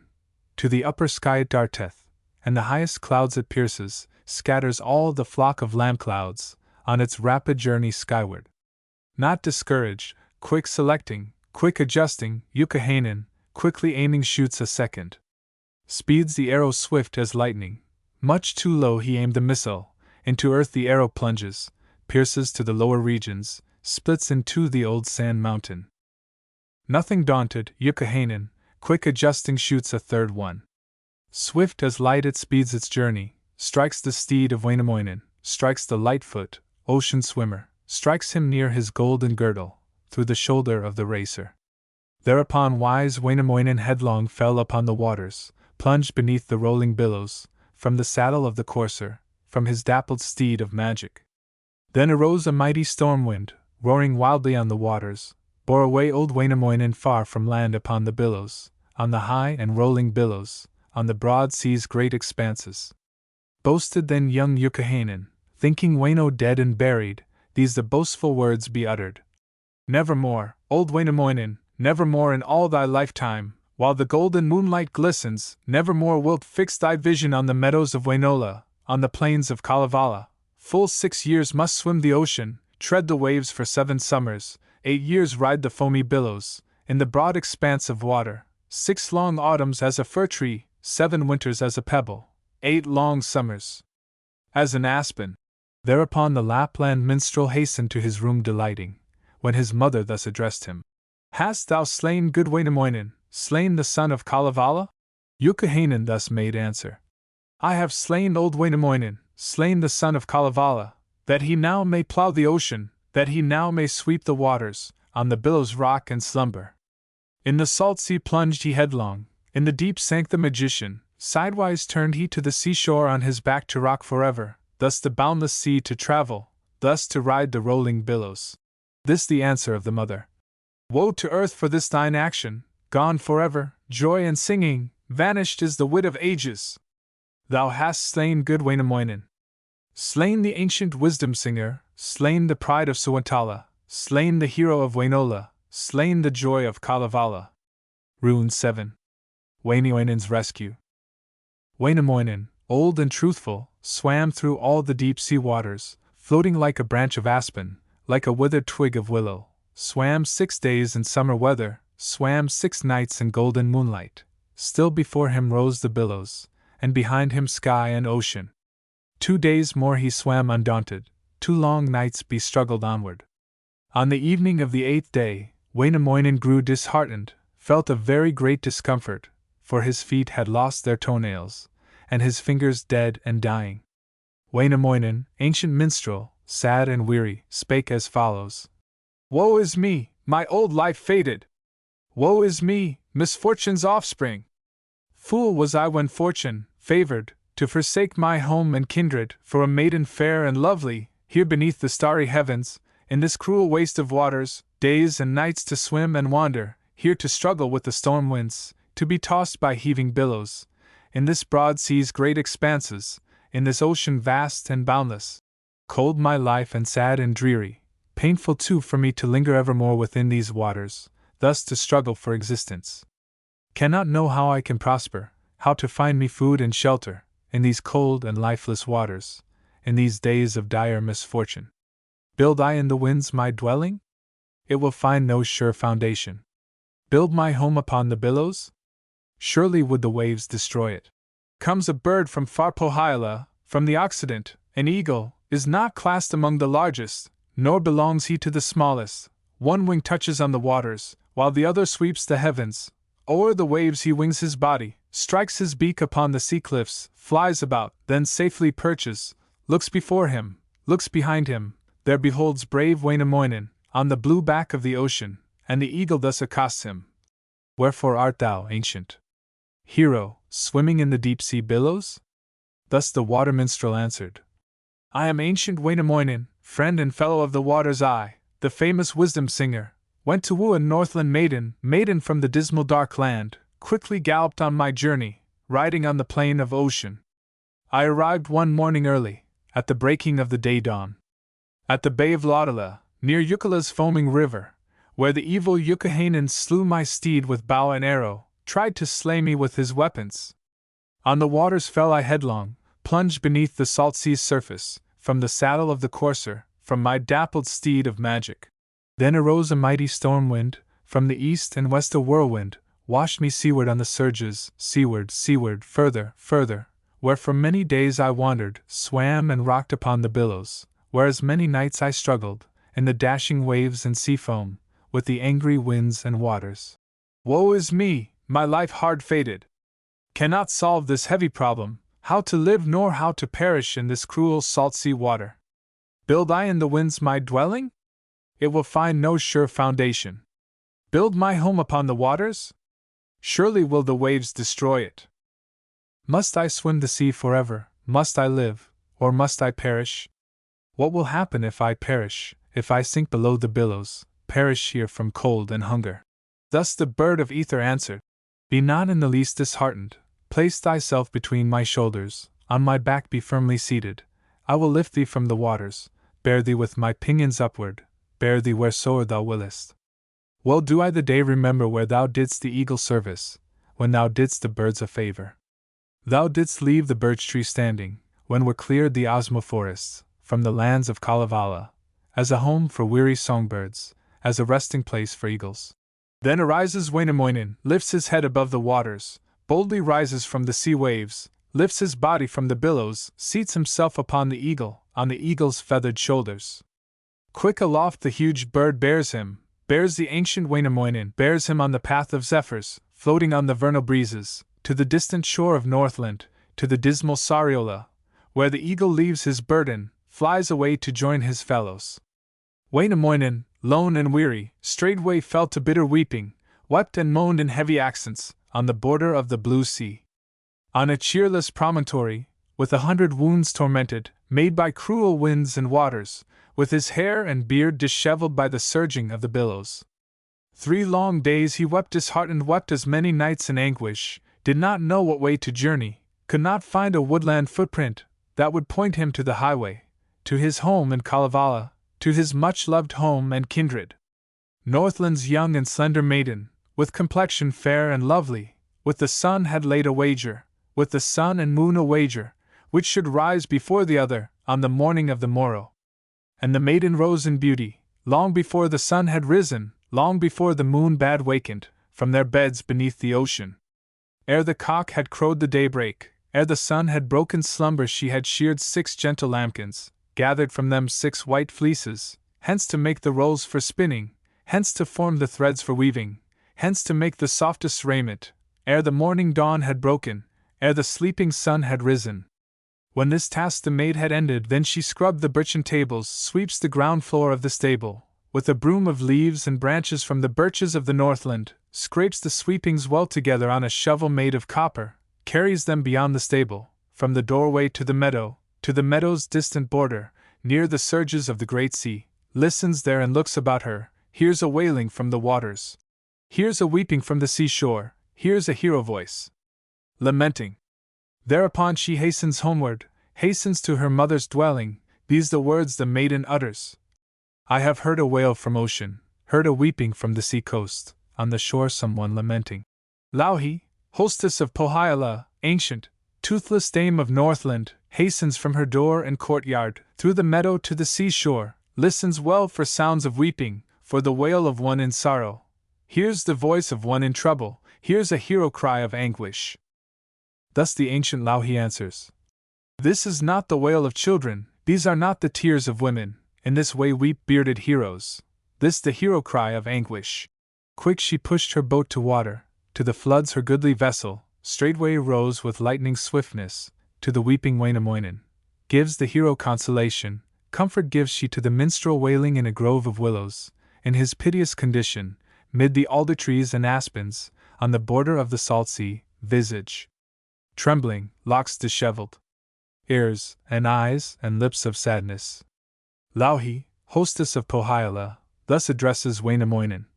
Tell me what has been thy folly, that thou art in this condition. Old and truthful Wainamoinen lifts aloft his bead and answers. Well, I know that it is folly that has brought me all this trouble, brought me to this land of strangers, to these regions unbefitting. Happy was I with my kindred, in my distant home and country, there my name was named in honor. Louhi, hostess of Pohjola, thus replied to Wainamoinen. I would gain the information, should I be allowed to ask thee, who thou art of ancient heroes, who of all the host of heroes. This is Wainamoinen's answer.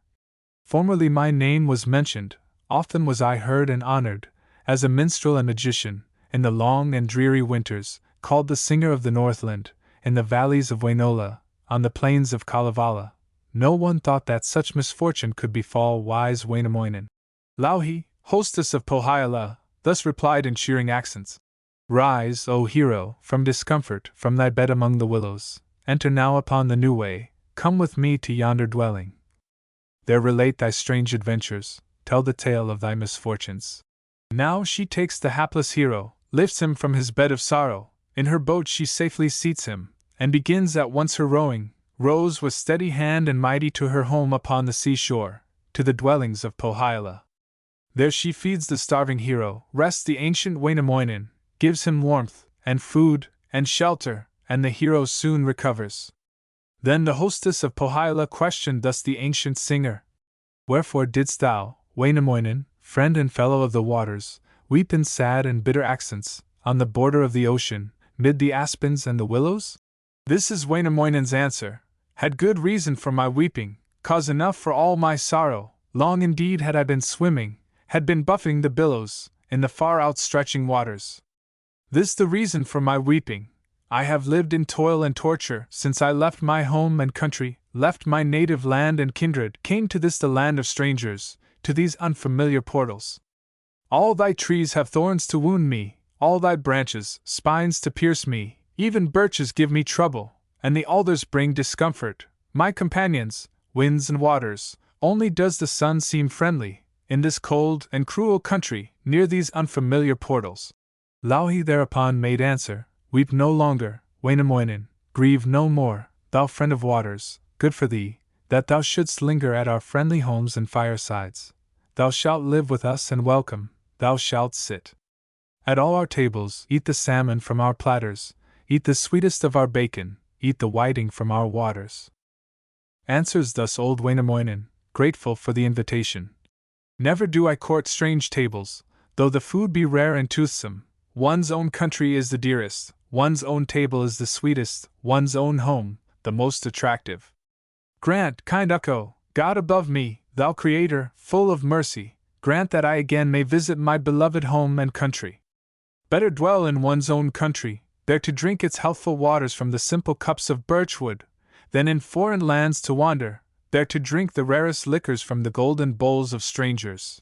Louhi, hostess of Pohjola, thus replied to the magician: What reward wilt thou award me, should I take thee where thou willest, to thy native land and kindred, to thy much-loved home and fireside, to the meadows of Wainola, to the plains of Kalevala?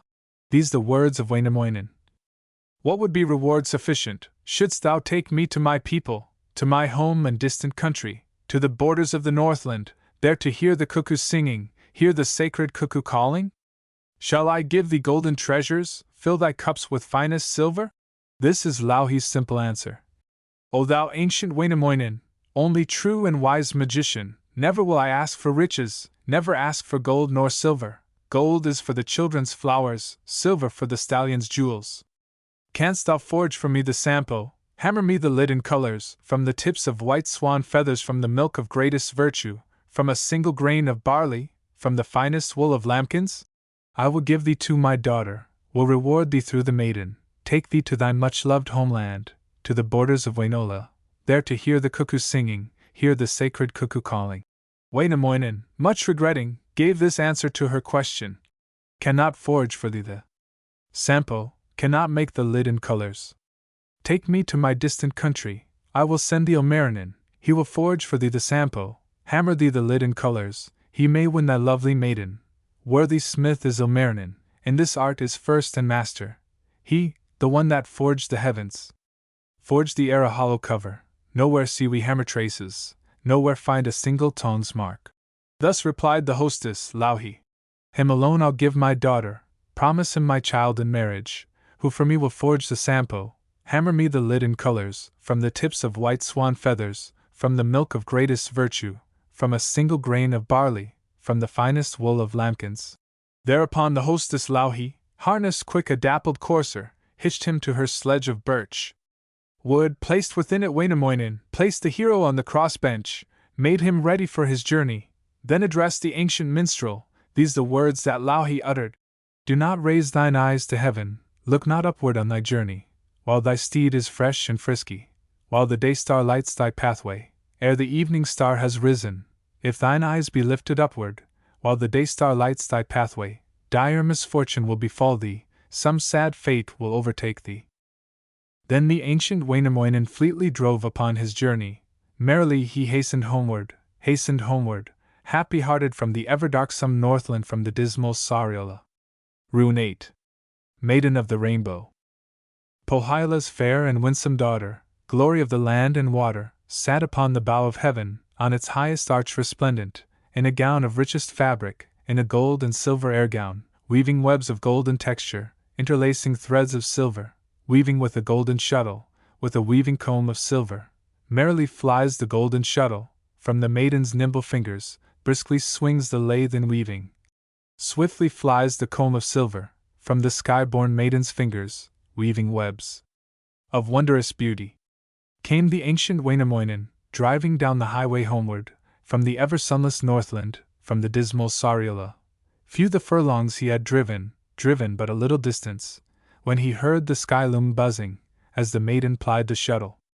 Quick the thoughtless Wainamoinen lifts his eyes aloft in wonder, looks upon the vault of heaven, there beholds the bow of beauty, on the bow the maiden sitting, beauteous maiden of the rainbow, glory of the earth and ocean, weaving there a golden fabric, working with the rustling silver. Wainamoinen, ancient minstrel, quickly checks his fleet-foot racer, looks upon the charming maiden, then addresses her as follows. Come, fair maiden, to my snow sledge, by my side I wish thee seated. Thus the Maid of Beauty answers. Tell me what thou wishest of me, should I join thee in the snow sledge? Speaks the ancient Wainamoinen, answers thus the Maid of Beauty. This the reason for thy coming. Thou shalt bake me honey biscuit, shalt prepare me barley water, thou shalt fill my foaming beer cups, thou shalt sing beside my table, shalt rejoice within my portals, walk a queen within my dwelling, in the Wainola halls and chambers, in the courts of Kalevala. Thus the Maid of Beauty answered from her throne amid the heavens. Yesterday at hour of twilight, went I to the flowery meadows, there to rock upon the common, where the sun retires to slumber. There I heard a songbird singing, heard the thrush simple measures, singing sweetly thoughts of maidens, and the minds of anxious mothers. Then I asked the pretty songster, asked the thrush this simple question, Sing to me, thou pretty songbird, sing that I may understand thee, sing to me in truthful accents, how to live in greatest pleasure, and in happiness the sweetest, as a maiden with her father, or as wife beside her husband. Thus the songbird gave me answer, sang the thrush this information, bright and warm are days of summer, warmer still is maiden freedom, cold as iron in the winter, thus the lives of married women. Maidens living with their mothers are like ripe and ruddy berries. Married women, far too many, are like dogs enchained in kennel, rarely do they ask for favors, not to wives are favors given. Wainamoinen, old and truthful, answers thus the Maid of Beauty. Foolish is the thrush thus singing. Nonsense is the songbird's twitter. Like to babes are maidens treated, wives are queens and highly honored. Come, sweet maiden, to my snow sledge. I am not despised as hero, not the meanest of magicians. Come with me and I will make thee wife and queen in Kalevala. Thus the Maid of Beauty answered. Would consider thee a hero, mighty hero, I would call thee, when a golden hair thou splittest, using knives that have no edges, when thou snarest me a bird's egg with a snare that I can see not. Wainamoinen, skilled and ancient, split a golden hair exactly, using knives that had no edges, and he snared an egg as nicely with a snare the maiden saw not. Come, sweet maiden, to my snow sledge. I have done what thou desirest. Thus the maiden wisely answered. Never enter I thy snow sledge till thou peelest me the sandstone, till thou cuttest me a whipstick from the ice, and make no splinters, losing not the smallest fragment. Wainamoinen, true magician, nothing daunted, not discouraged, deftly peeled the rounded sandstone, deftly cut from ice a whipstick, cutting not the finest splinter, losing not the smallest fragment. Then again becalled the maiden, to a seat within his snow sledge. But the Maid or Beauty answered thus the great magician, I will go with that one only that will make me ship or shallop, from the splinters of my spindle, from the fragments of my distaff, in the waters launch the vessel, set the little ship a-floating, using not the knee to push it, using not the arm to move it, using not the hand to touch it, using not the foot to turn it, using nothing to propel it. Spake the skillful Wainamoinen, these the words the hero uttered. There is no one in the Northland, no one under vault of heaven, who like me can build a vessel, from the fragments of the distaff, from the splinters of the spindle. Then he took the distaff fragments, took the splinters of the spindle, hastened off the boat to fashion, hastened to an iron mountain, there to join the many fragments. Full of zeal beplies the hammer, swings the hammer and the hatchet, nothing daunted builds the vessel, works one day and then a second, works with steady hand the third day. On the evening of the third day, evil Hisai grasps the hatchet, Lempo takes the crooked handle, turns aside the axe and falling, strikes the rocks and breaks to pieces. From the rocks rebound the fragments, pierce the flesh of the magician, cut the knee of Wainamoinen. Lempo guides the sharpened hatchet, and the veins fell Hisai severs. Quickly gushes forth a blood stream, and the stream is crimson-colored. Wainamoinen, old and truthful, the renowned and wise enchanter, thus outspeaks in measured accents. O thou keen and cruel hatchet, O thou axe of sharpened metal, thou shouldst cut the trees to fragments, cut the pine tree and the willow, cut the alder and the birch tree, cut the juniper and aspen, shouldst not cut my knee to pieces, shouldst not tear my veins asunder. Then the ancient Wainamoinen thus begins his incantations, thus begins his magic singing, of the origin of evil, every word in perfect order, makes no effort to remember, sings the origin of iron, that a bolt he well may fashion, thus prepare a look for surety, for the wounds the axe has given, that the hatchet has torn open.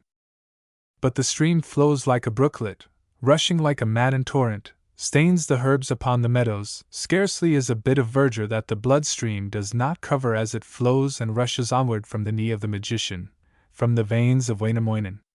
Now the wise and ancient minstrel gathers lichens from the sandstone, picks them from the trunks of birches, gathers moss within the marshes, pulls the grasses from the meadows, thus to stop the crimson streamlet, thus to close the wounds laid open. But his work is unsuccessful, and the crimson stream flows onward. Wainamoinen, ancient minstrel, feeling pain and fearing languor, falls to weeping, heavy-hearted. Quickly now his steed he hitches to the sledge of birchwood, climbs with pain upon the crossbench, strikes his steed in quick succession, snaps his whip above the racer, and the steed flies onward swiftly. Like the winds he sweeps the highway, till he nears a Northland village, where the way is triple parted. Wainamoinen, old and truthful, takes the lowest of the highways, quickly nears a spacious cottage, quickly asks before the doorway, "Is there any one here dwelling, that can know the pain I suffer, that can heal this wound of hatchet, that can check this crimson streamlet?" Sat a boy within a corner, on a bench beside a baby, and he answered thus the hero, "There is no one in this dwelling that can know the pain thou feelest, that can heal the wounds of hatchet, that can check the crimson streamlet. Someone lives in yonder cottage, that perchance can do thee service." Wainamoinen, ancient minstrel, whips his courser to a gallop, dashes on along the highway, only drives a little distance, on the middle of the highways, to a cabin on the roadside, asks one standing on the threshold, questions all through open windows. These the words the hero uses: "Is there no one in this cabin, that can know the pain I suffer, that can heal this wound of hatchet, that can check this crimson streamlet?" On the floor which was lying, near the fireplace lay the beldame. Thus she spake to Wainamoinen. Through her rattling teeth she answered, "There is no one in this cabin that can know the pain thou feelest, that can heal the wounds of hatchets, that can check the crimson streamlet. Someone lives in yonder cottage, that perchance can do thee service." Wainamoinen, nothing daunted, whips his racer to a gallop, dashes on along the highway, only drives a little distance, on the upper of the highways, gallops to a humble cottage, asks one standing near the penthouse, sitting on the penthouse doorsill, "Is there no one in this cottage that can know the pain I suffer, that can heal this wound of hatchet, that can check this crimson streamlet?" Near the fireplace sat an old man, on the hearthstone sat the greybeard. Thus he answered Wainamoinen, "Greater things have been accomplished, much more wondrous things effected, through but 3 words of the master. Through the telling of the causes, streams and oceans have been tempered, river cataracts been lessened, bays been made of promontories, islands raised from deep sea bottoms." Rune 9. Origin of Iron. Wainamoinen, thus encouraged, quickly rises in his snow sledge, asking no one for assistance, straightway hastens to the cottage, takes a seat within the dwelling. Come 2 maids with silver pitchers, bringing also golden goblets. Dip they up a very little, but the very smallest measure of the blood of the magician, from the wounds of Wainamoinen. From the fireplace calls the old man, thus the greybeard asks the minstrel. Tell me who thou art of heroes, who of all the great magicians? Lo! Thy blood fills 7 sea-boats, 8 of largest birchen vessels, flowing from some hero's veinlets, from the wounds of some magician. Other matters I would ask thee, sing the cause of this thy trouble, sing to me the source of metals, sing the origin of iron, how at first it was created. Then the ancient Wainamoinen made this answer to the grey-beard. Know I well the source of metals, know the origin of iron, can tell bow steel is fashioned. Of the mother's air is oldest, water is the oldest brother, and the fire is second brother, and the youngest brother, iron, Ukko is the first creator. Ukko, maker of the heavens, cut apart the air and water, ere was born the metal, iron. Ukko, maker of the heavens, firmly rubbed his hands together, firmly pressed them on his kneecap, then arose 3 lovely maidens, 3 most beautiful of daughters. These were mothers of the iron, and of steel of bright blue color. Tremblingly they walked the heavens, walked the clouds with silver linings, with their bosoms overflowing with the milk of future iron, flowing on and flowing ever, from the bright rims of the cloudlets to the earth, the valleys filling, to the slumber-calling waters. Ukko's eldest daughter sprinkled black milk over river channels, and the second daughter sprinkled white milk over hills and mountains, while the youngest daughter sprinkled red milk over seas and oceans. Where'o the black milk had been sprinkled, grew the dark and ductile iron. Where the white milk had been sprinkled, grew the iron, lighter colored. Where the red milk had been sprinkled, grew the red and brittle iron. After time had gone a distance, iron hastened fire to visit his beloved elder brother, thus to know his brother better. Straightway fire began his roarings, labored to consume his brother, his beloved younger brother. Straightway iron sees his danger, saves himself by fleetly fleeing, from the fiery flames advances, fleeing hither, fleeing thither, fleeing still and taking shelter in the swamps and in the valleys, in the springs that loudly bubble, by the rivers winding seaward, on the broad backs of the marshes, where the swans their nests have builded, where the wild geese hatch their goslings. Thus is iron in the swamplands, stretching by the watercourses, hidden well for many ages, hidden in the birchen forests, but he could not hide forever from the searchings of his brother. Here and there the fire has caught and brought him to his furnace, that the spears, and swords, and axes, might be forged and duly hammered. In the swamps ran blackened waters, from the heath the bears came ambling, and the wolves ran through the marshes. Iron then made his appearance, where the feet of wolves had trodden, where the paws of bears had trampled. Then the blacksmith, Ilmarinen, came to earth to work the metal. He was born upon the coal mount, skilled and nurtured in the coal fields. In one hand, a copper hammer, in the other, tongs of iron. In the night was born the blacksmith, in the morn he built his smithy, sought with care a favored hillock, where the winds might fill his bellows, found a hillock in the swamplands, where the iron hid abundant, there he built his smelting furnace. There he laid his leathern bellows, hastened where the wolves had traveled, followed where the bears had trampled, found the iron's young formations, in the wolf tracks of the marshes, in the footprints of the grey bear. Then the blacksmith, Ilmarinen, thus addressed the sleeping iron, Thou most useful of the metals, thou art sleeping in the marshes, thou art hid in low conditions, where the wolf treads in the swamplands, where the bear sleeps in the thickets.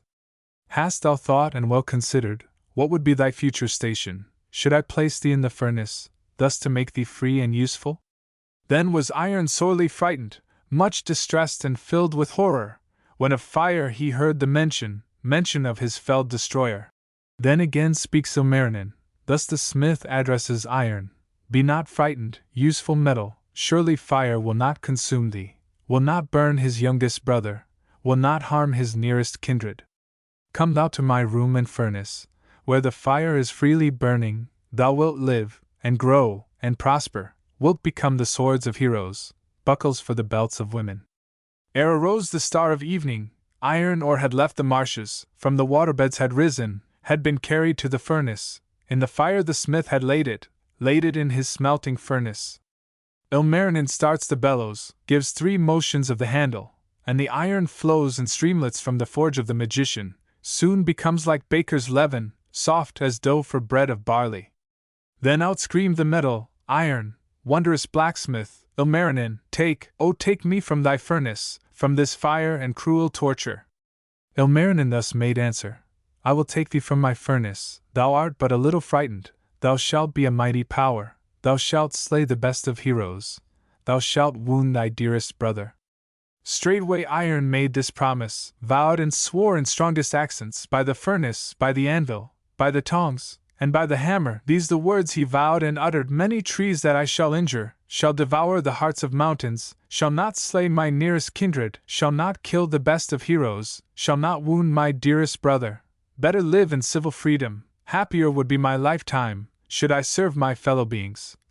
Serve as tools for their convenience than as implements of warfare, slay my friends and nearest kindred, wound the children of my mother. Now the master, Ilmarinen, the renowned and skillful blacksmith, from the fire removes the iron, places it upon the anvil, hammers well until it softens, hammers many fine utensils, hammers spears, and swords, and axes, hammers knives, and forks, and hatchets, hammers tools of all descriptions. Many things the blacksmith needed, many things he could not fashion, could not make the tongue of iron, could not hammer steel from iron, could not make the iron harden. Well considered Ilmarinen, deeply thought and long reflected. Then he gathered birch and ashes, steeped the ashes in the water, made a lye to harden iron, thus to form the steel most needful. With his tongue he tests the mixture, weighs it long and well considers, and the blacksmith speaks as follows: all this labor is for nothing, will not fashion steel from iron, will not make the soft or harden. Now a bee flies from the meadow, blue wing coming from the flowers, flies about, then safely settles near the furnace of the smithy. Thus the smith the bee addresses, these the words of Ilmarinen: little bee, thou tiny birdling, bring me honey on thy winglets, on thy tongue, I pray thee, bring me sweetness from the fragrant meadows, from the little cups of flowers, from the tips of 7 petals, that we thus may aid the water to produce the steel from iron. Evil high-sized bird, the hornet, heard these words of Ilmarinen, looking from the cottage gable, flying to the bark of birch trees, while the iron bars were heating, while the steel was being tempered, swiftly flew the stinging hornet, scattered all the high-side horrors, brought the blessing of the serpent, brought the venom of the adder, brought the poison of the spider, brought the stings of all the insects, mixed them with the ore and water. While the steel was being tempered, Ilmarinen, skillful blacksmith, first of all the iron workers, thought the bee had surely brought him honey from the fragrant meadows, from the little cups of flowers, from the tips of 7 petals, and he spake the words that follow: welcome, welcome, is thy coming, honeyed sweetness from the flowers thou hast brought to aid the water, thus to form the steel from iron. Ilmarinen, ancient blacksmith, dipped the iron into water, water mixed with many poisons, thought it but the wild bee's honey, thus he formed the steel from iron. When he plunged it into water, water mixed with many poisons, when he placed it in the furnace, angry grew the hardened iron, broke the vow that he had taken, ate his words like dogs and devils, mercilessly cut his brother, madly raged against his kindred, caused the blood to flow in streamlets from the wounds of man and hero. This, the origin of iron, and of steel of light blue color. From the hearth arose the grey-beard, shook his heavy looks and answered: now I know the source of iron, whence the steel and whence its evils. Curses on thee, cruel iron, curses on the steel thou givest, curses on thee, tongue of evil, cursed be thy life forever. Once thou wert of little value, having either form nor beauty, either strength nor great importance, when in form of milk thou rested, when for ages thou wert hidden in the breasts of God's 3 daughters, hidden in their heaving bosoms, on the borders of the cloudlets, in the blue vault of the heavens. Thou wert once of little value, having neither form nor beauty, either strength nor great importance, when like water thou wert resting on the broad back of the marshes, on the steep declines of mountains, when thou wert but formless matter, only dust of rusty color. Surely thou wert void of greatness, having neither strength nor beauty, when the moose was trampling on thee, when the roebuck trod upon thee, when the tracks of wolves were in thee, and the bare paws scratched thy body. Surely thou hadst little value when the skillful Ilmarinen, first of all the iron workers, brought thee from the blackened swamplands, took thee to his ancient smithy, placed thee in his fiery furnace. Truly thou hadst little vigor, little strength, and little danger, when thou in the fire wert hissing, rolling forth like seething water, from the furnace of the smithy, when thou gavest oath the strongest, by the furnace, by the anvil, by the tongs, and by the hammer, by the dwelling of the blacksmith, by the fire within the furnace. Now forsooth thou hast grown mighty, thou canst rage in wildest fury, thou hast broken all thy pledges, all thy solemn vows hast broken, like the dogs thou shamest honor, shamest both thyself and kindred, tainted all with breath of evil. Tell who drove thee to this mischief, tell who taught thee all thy malice, tell who gavest thee thine evil. Did thy father, or thy mother, did the eldest of thy brothers, did the youngest of thy sisters, did the worst of all thy kindred give to thee thine evil nature? Not thy father, nor thy mother, not the eldest of thy brothers, not the youngest of thy sisters, not the worst of all thy kindred, but thyself hast done this mischief, thou the cause of all our trouble. Come and view thine evil doings, and amend this flood of damage, ere I tell thy grey-haired mother, ere I tell thine aged father. Great indeed a mother's anguish, great indeed a father's sorrow, when a son does something evil, when a child runs wild and lawless. Crimson streamlet, cease thy flowing from the wounds of Wainamoinen. Blood of ages, stop thy coursing from the veins of the magician. Stand like heaven's crystal pillars, stand like columns in the ocean, stand like birch trees in the forest, like the tall reeds in the marshes, like the high rocks on the sea coast, stand by power of mighty magic. Should perforce I will impel thee, flow thou on thine endless circuit, through the veins of Wainamoinen, through the bones, and through the muscles, through the lungs, and heart, and liver, of the mighty sage and singer. Better be the food of heroes, than to waste thy strength and virtue on the meadows and the woodlands, and be lost in dust and ashes. Flow forever in thy circle, thou must cease this crimson outflow, stain no more the grass and flowers, stain no more these golden hilltops, pride and beauty of our heroes. In the veins of the magician, in the heart of Wainamoinen, is thy rightful home and storehouse. Thither now withdraw thy forces, thither hasten, swiftly flowing, flow no more as crimson currents, fill no longer crimson lakelets, must not rush like brooks in springtide, nor meander like the rivers. Cease thy flow by word of magic, cease as did the falls of Tyria, as the rivers of Tuoni, when the sky withheld her raindrops, when the sea gave up her waters, in the famine of the seasons, in the years of fire and torture. If thou heedest not this order, I shall offer other measures, know I well of other forces.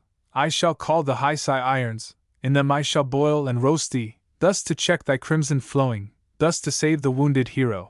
If these means be inefficient, should these measures prove unworthy, I shall call omniscient Ukko, mightiest of the creators, stronger than all ancient heroes, wiser than the world magicians. He will check the crimson outflow, he will heal this wound of hatchet. Ukko, God of love and mercy, God and master of the heavens, come thou hither, thou art needed, come thou quickly I beseech thee, lend thy hand to aid thy children, touch this wound with healing fingers, stop this hero's streaming lifeblood, bind this wound with tender leaflets, mingle with them healing flowers, thus to check this crimson current, thus to save this great magician, save the life of Wainamoinen. Thus at last the blood stream ended, as the magic words were spoken. Then the greybeard, much rejoicing, sent his young son to the smithy, there to make a healing balsam, from the herbs of tender fiber, from the healing plants and flowers, from the stalks secreting honey, from the roots, and leaves, and blossoms. On the way he meets an oak tree, and the oak the son addresses. Hast thou honey in thy branches? Does thy sap run full of sweetness? Thus the oak tree wisely answers. Yea, but last night dripped the honey down upon my spreading branches, and the clouds their fragrance sifted honey on my leaflets, from their home within the heavens. Then the son takes oak wood splinters, takes the youngest oak tree branches, gathers many healing grasses, gathers many herbs and flowers, rarest herbs that grow in Northland, places them within the furnace in a kettle made of copper, lets them steep and boil together, bits of bark chipped from the oak tree, many herbs of healing virtues, steeps them one day, then a second, 3 long days of summer weather, days and nights in quick succession. Then he tries his magic balsam, looks to see if it is ready, if his remedy is finished. But the balsam is unworthy. Then he added other grasses, herbs of every healing virtue, that were brought from distant nations, many hundred leagues from Northland, gathered by the wisest minstrels, thither brought by 9 enchanters. 3 days more be steeped the balsam, 3 nights more the fire be tended, 9 the days and nights be watched it, then again be tried the ointment, viewed it carefully and tested, found at last that it was ready, found the magic balm was finished. Near by stood a branching birch tree. On the border of the meadow, wickedly it had been broken down by evil Hysi. Quick he takes his balm of healing, and anoints the broken branches, rubs the balsam in the fractures, thus addresses then the birch tree. With this balsam I anoint thee, with this salve thy wounds I cover well thine injured places. Now the birch tree shall recover, grow more beautiful than ever. True, the birch tree soon recovered, grew more beautiful than ever, grew more uniform its branches, and its bow more strong and stately. Thus it was betried the balsam, thus the magic salve he tested, touched with it the splintered sandstone, touched the broken blocks of granite, touched the fissures in the mountains, and the broken parts united, all the fragments grew together. Then the young boy, quick returning with the balsam he had finished, to the greybeard gave the ointment, and the boy these measures uttered. Here I bring the balm of healing, wonderful the salve I bring thee, it will join the broken granite, make the fragments grow together, heat the fissures in the mountains, and restore the injured birch tree. With his tongue the old man tested thus the magic balsam, found the remedy effective, found the balm had magic virtues. Then anointed he the minstrel, touched the wounds of Wainamoinen, touched them with his magic balsam, with the balm of many virtues, speaking words of ancient wisdom. These the words the greybeard uttered. Do not walk in thine own virtue, do not work in thine own power, walk in strength of thy Creator. Do not speak in thine own wisdom, speak with tongue of mighty Ukko. In my mouth, if there be sweetness, it has come from my Creator. If my bands are filled with beauty, all the beauty comes from Ukko. When the wounds had been anointed, when the magic salve had touched them, straightway ancient Wainamoinen suffered fearful pain and anguish, sank upon the floor in torment, turning one way, then another, sought for rest and found it nowhere, till his pain the greybeard banished by the aid of magic, drove away his killing torment to the court of all our trouble, to the highest hill of torture, to the distant rocks and ledges, to the evil-bearing mountains, to the realm of wicked Hysi. Then betook some silken fabric, quick he tore the silk asunder, making equal strips for wrapping, tied the ends with silken ribbons, making thus a healing bandage. Then he wrapped with skillful fingers Wainamoinen's knee and ankle, wrapped the wounds of the magician, and this prayer the greybeard uttered. Ukko's fabric is the bandage, Ukko's science is the surgeon, these have served the wounded hero, wrap the wounds of the magician. Look upon us, God of mercy, come and guard us, kind Creator, and protect us from all evil. Guide our feet lest they may stumble, guard our lives from every danger, from the wicked wilds of Hysi. Wainamoinen, old and truthful, felt the mighty aid of magic, felt the help of gracious Ukko, straightway stronger grew in body, straightway were the wounds united, quick the fearful pain departed. Strong and hardy grew the hero, straightway walked in perfect freedom, turned his knee in all directions, knowing neither pain nor trouble. Then the ancient Wainamoinen raised his eyes to high Jamala, looked with gratitude to heaven, looked on high, in joy and gladness, then addressed omniscient Ukko, this the prayer the minstrel uttered. O be praised, thou God of mercy, let me praise thee, my Creator, since thou gavest me assistance, and vouchsafed me thy protection, healed my wounds and stilled mine anguish, banished all my pain and trouble, caused by iron and by Hysi. O ye people of Wainola, people of this generation, and the folk of future ages, fashion not an emulation, river boat, nor ocean shallop, boasting of its fine appearance. God alone can work completion, give to cause its perfect ending, never hand of man can find it, never can the hero give it, Ukko is the only master. Rune X. Ilmarinen forges the Sampo. Wainamoinen, the magician, takes his steed of copper color, hitches quick his fleet-foot courser, puts his racer to the snow sledge, straightway springs upon the cross seat, snaps his whip adorned with jewels.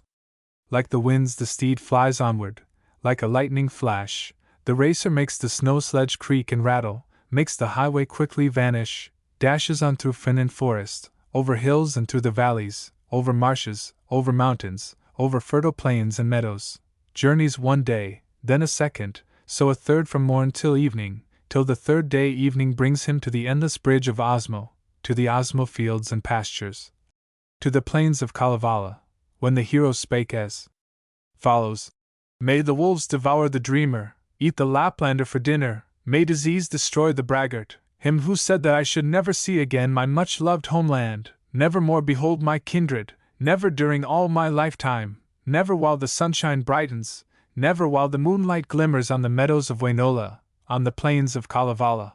Then began old Wainamoinen, ancient bard and famous singer, to renew his incantations, sang aloft a wondrous pine tree, till it pierced the clouds and growing with its golden top and branches, till it touched the very heavens, spread its branches in the ether, in the ever-shining sunlight. Now he sings again enchanting, sings the moon to shine forever in the fir tree's emerald branches. In its top he sings the great bear. Then be quickly journeys homeward, hastens to his golden portals, head awry and visage wrinkled, crooked cap upon his forehead, since as ransom he had promised Ilmarinen, magic artist, thus to save his life from torture on the distant fields of Northland in the dismal Sariola.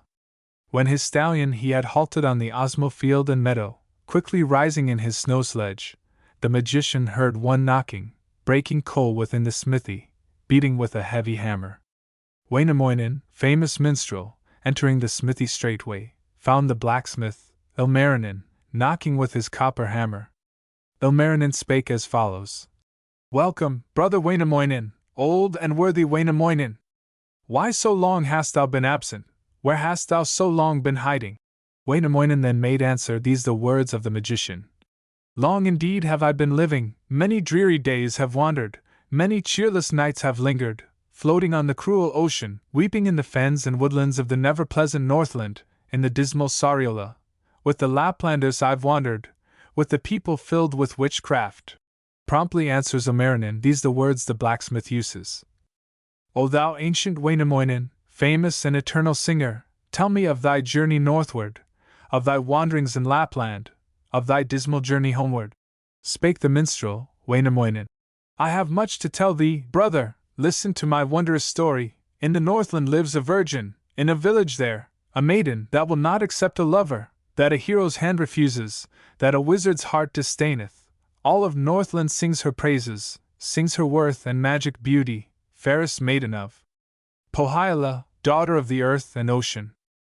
From her temples beams the moonlight, from her breast the gleam of sunshine, from her forehead shines the rainbow, on her neck the 7 starlets, and the great bear from her shoulder. Ilmarinen, worthy brother, thou the only skillful blacksmith, go and see her wondrous beauty, see her gold and silver garments, see her robed in finest raiment, see her sitting on the rainbow, walking on the clouds of purple.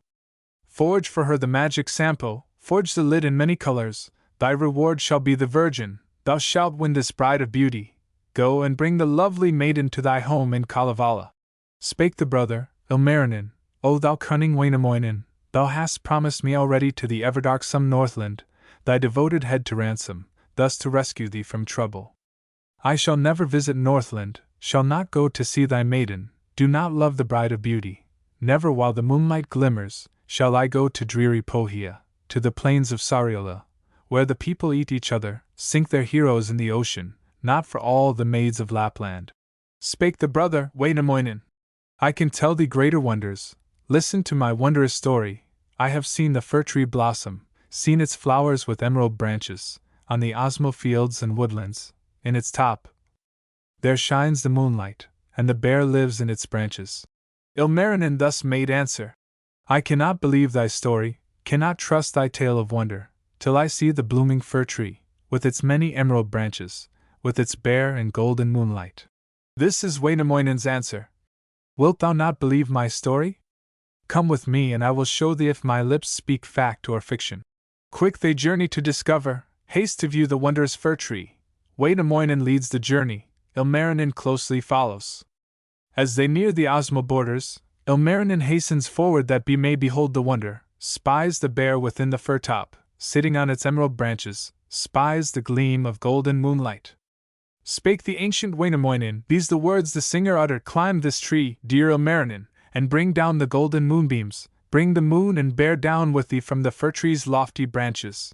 Ilmarinen, full consenting, straightway climbed the golden fir tree. High upon the bough of heaven, thence to bring the golden moonbeams, thence to bring the bear of heaven, from the fir tree's topmost branches. Thereupon the blooming fir tree spake these words to Ilmarinen. O thou senseless, thoughtless hero, thou hast neither wit nor instinct. Thou dost climb my golden branches, like a thing of little judgment, thus to get my pictured moonbeams, take away my silver starlight, steal my bare and blooming branches. Quick as thought old Wainamoinen sang again in magic accents, sang a storm wind in the heavens, sang the wild winds into fury, and the singer spake as follows. Take, O storm wind, take the forge man, carry him within thy vessel, quickly hence, and land the hero on the ever-darksome Northland, on the dismal Sariola. Now the storm wind quickly darkens, quickly piles the air together, makes of air a sailing vessel, takes the blacksmith, Ilmarinen, fleetly from the fir tree branches, toward the never-pleasant Northland, toward the dismal Sariola. Through the air sailed Ilmarinen, fast and far the hero travelled, sweeping onward, sailing northward, riding in the track of storm winds, o'er the moon, beneath the sunshine, on the broad back of the great bear, till he neared Pohjola's woodlands, neared the homes of Sariola, and alighted undiscovered, was not noticed by the hunters, was not scented by the watchdogs. Louhi, hostess of Pohjola, ancient, toothless dame of Northland, standing in the open courtyard, thus addresses Ilmarinen, as she spies the hero stranger. Who art thou of ancient heroes, who of all the host of heroes, coming here upon the storm wind, o'er the sledge path of the ether, scented not by Pohjola's watchdogs? This is Ilmarinen's answer.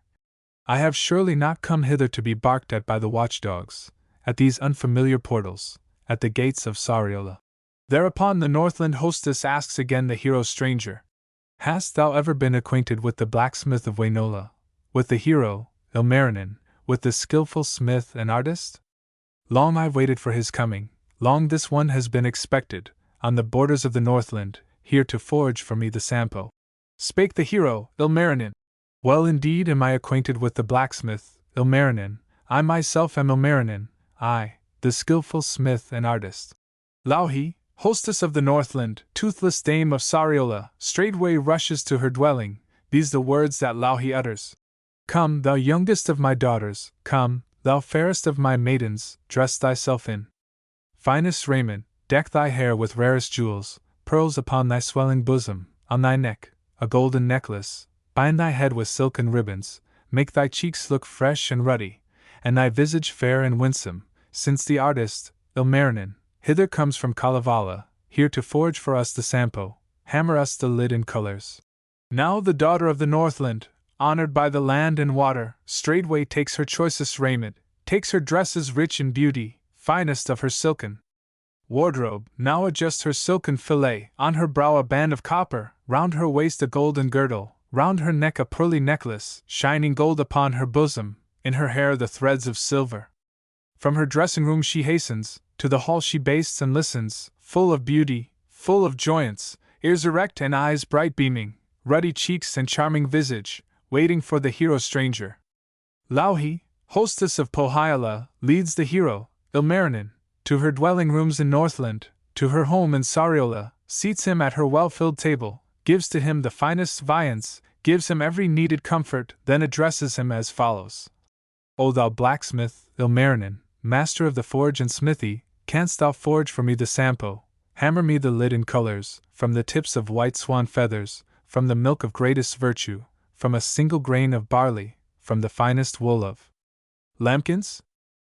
Thou shalt have my fairest daughter, recompense for this thy service. These the words of Ilmarinen.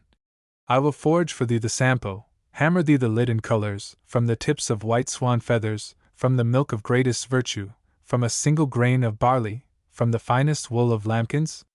Since I forged the arch of heaven, forged the air a concave cover, ere the earth had a beginning. Thereupon the magic blacksmith went to forge the wondrous Sampo, went to find a blacksmith's workshop, went to find the tools to work with, but he found no place for forging, found no smithy, found no bellows, found no chimney, found no anvil, found no tongs, and found no hammer. Then the artist, Ilmarinen, spake these words, soliloquizing. Only women grow discouraged, only knaves leave work unfinished, not the devils, nor the heroes, nor the gods of greater knowledge. Then the blacksmith, Ilmarinen, sought a place to build a smithy, sought a place to plant a bellows, on the borders of the Northland, on the Pohja hills and meadows, searched one day, and then a second. Ere the evening of the third day, came a rock within his vision, came a stone with rainbow colors. There the blacksmith, Ilmarinen, set at work to build his smithy, built a fire and raised a chimney. On the next day laid his bellows, on the third day built his furnace, and began to forge the Sampo. The eternal magic artist, ancient blacksmith, Ilmarinen, first of all the iron workers, mixed together certain metals, put the mixture in the cauldron, laid it deep within the furnace, called the hirelings to the forging. Skillfully they work the bellows, tend the fire and add the fuel, 3 most lovely days of summer, 3 short nights of bright midsummer, till the rocks begin to blossom, in the footprints of the workmen, from the magic heat and furnace. On the first day, Ilmarinen downward bent and well examined, on the bottom of his furnace, thus to see what might be forming from the magic fire and metals. From the fire arose a crossbow, with the brightness of the moonbeams, golden bow with tips of silver, on the shaft was shining copper, and the bow was strong and wondrous, but alas! It was ill-natured, asking for a hero daily, 2 the heads it asked on feast days. Ilmarinen, skillful artist, was not pleased with this creation, broke the bow in many pieces, threw them back within the furnace, kept the workmen at the bellows, tried to forge the magic Sampo. On the second day, the blacksmith downward bent and well examined, on the bottom of the furnace, from the fire, a skiff of metals, came a boat of purple color, all the ribs were colored golden, and the oars were forged from copper, thus the skiff was full of beauty. But alas! A thing of evil, forth it rushes into trouble, hastens into every quarrel, hastes without a provocation into every evil combat. Ilmarinen, metal artist, is not pleased with this creation, breaks the skiff in many fragments, throws them back within the furnace, keeps the workmen at the bellows, thus to forge the magic Sampo. On the third day, Ilmarinen, first of all the metalworkers, downward bent and well examined, on the bottom of the furnace, there besaw a heifer rising, golden were the horns of Kimmo, on her head the bear of heaven, on her brow a disk of sunshine, beautiful the cow of magic. But alas! She is ill-tempered, rushes headlong through the forest, rushes through the swamps and meadows, wasting all her milk and running.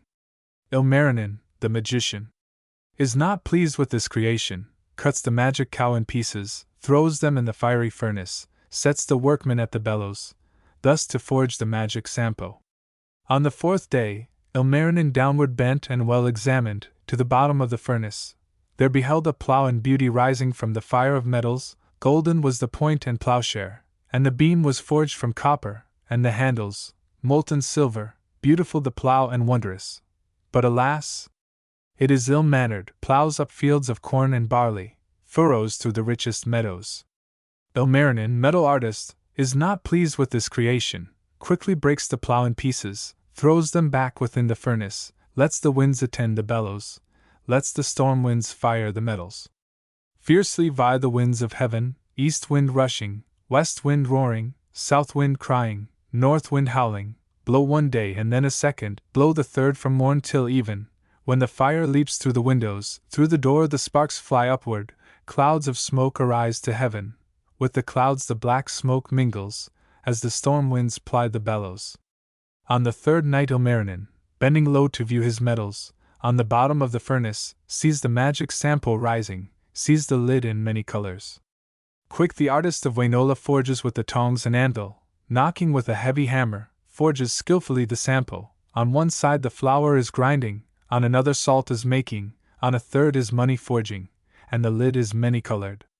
Well the Sampo grinds when finished, to and fro the lid in rocking, grinds one measure at the daybreak, grinds a measure fit for eating, grinds a second for the market, grinds a third one for the storehouse. Joyfully the dame of Northland, Louhi, hostess of Pohjola, takes away the magic Sampo, to the hills of Sariola, to the copper-bearing mountains, puts 9 locks upon the wonder, makes 3 strong roots creep around it, in the earth they grow 9 fathoms, 1 large root beneath the mountain, 1 beneath the sandy seabed, 1 beneath the mountain dwelling. Modestly pleads Ilmarinen for the maiden's willing answer, these the words of the magician. Wilt thou come with me, fair maiden, be my wife and queen forever? I have forged for thee the sampo, forged the lid in many colors. Northland's fair and lovely daughter answers thus the meadow worker. Who will in the coming springtime, who will in the second summer, guide the cuckoo's song and echo? Who will listen to his calling, who will sing with him in autumn, should I go to distant regions, should this cheery maiden vanish from the fields of Sariola, from Pohjola's fens and forests, where the cuckoo sings and echoes? Should I leave my father's dwelling, should my mother's berry vanish, should these mountains lose their cherry, then the cuckoo too would vanish, all the birds would leave the forest, leave the summit of the mountain, leave my native fields and woodlands, never shall I, in my lifetime, say farewell to maiden freedom, nor to summer cares and labors, lest the harvest be ungarnered, lest the berries be ungathered, lest the songbirds leave the forest, lest the mermaids leave the waters, lest I sing with them no longer. Ilmarinen, the magician, the eternal meadow forger, cap awry and head dejected, disappointed, heavy-hearted, empty-handed, well considers how to reach his distant country, reach his much-loved home and kind, gain the meadows of Wainola, from the never-pleasant Northland, from the darksome Sariola. Louhi thus addressed the suitor. O thou blacksmith, Ilmarinen, why art thou so heavy-hearted, why thy visage so dejected? Hast thou in thy mind to journey from the vallas and hills of Pohja, to the meadows of Wainola, to thy home in Kalevala? This is Ilmarinen's answer. Thitherward my mind is tending, to my homeland let me journey, with my kindred let me linger, be at rest in mine own country. Straightway Louhi, dame of Northland, gave the hero every comfort, gave him food and rarest viands, placed him in a boat of copper, in a copper-banded vessel, called the winds to his assistance, made the north wind guide him homeward. Thus the skillful Ilmarinen travels toward his native country, on the blue back of the waters, travels one day, then a second, till the third day evening brings him to Wainola's peaceful meadows, to his home in Kalevala. Straightway ancient Wainamoinen thus addresses Ilmarinen. O my brother metal artist, thou eternal wonder worker, didst thou forge the magic sampo, forge the lid in many colors? Spake the brother, Ilmarinen, these the words the master uttered. Yea, I forged the magic sampo, forged the lid in many colors. To and fro the lid in rocking grinds one measure at the day dawn, grinds a measure fit for eating, grinds a second for the market, grinds a third one for the storehouse. Louhi has the wondrous sampo, I have not the bride of beauty. Rune 11. Lemminkainen's Lament. This the time to sing of Adi, son of Lempo, Kaukomieli, also known as Lemminkainen. Adi was the king of islands, grew amid the island dwellings, at the sight of his dear mother, on the borders of the ocean, on the points of promontories. Adi fed upon the salmon, fed upon the ocean whiting, thus became a mighty hero, in his veins the blood of ages, red erect and form commanding, growth of mind and body perfect, but alas! He had his failings, bad indeed his heart and morals, roaming in unworthy places, staying days and nights in sequences at the homes of merry maidens, at the dances of the virgins, with the maids of braided tresses. Up in Sari lived a maiden, lived the fair and winsome Cully, lovely as a summer flower, from a kingly house descended, grew to perfect form and beauty, living in her father's cottage, home of many ancient heroes, beautiful was she and queenly, praised throughout the whole of Estland. From afar men came to woo her, to the birthplace of the Virgin, to the household of her mother. For his son the Daystar woos her, but she will not go to Sunland, will not shine beside the Daystar, in his haste to bring the summer. For her son the bright moon woos her, but she will not go to Moonland, by the bright moon will not glimmer, will not run through boundless ether. For his son the Night Star woos her, but she will not go to Starland, will not twinkle in the starlight, through the dreary nights in winter. Lovers come from distant Estland, others come from far-off Injern, but they cannot win the maiden, this the answer that she gives them. Vainly are your praises lavish, vainly is your silver offered, wealth and praise are no temptation.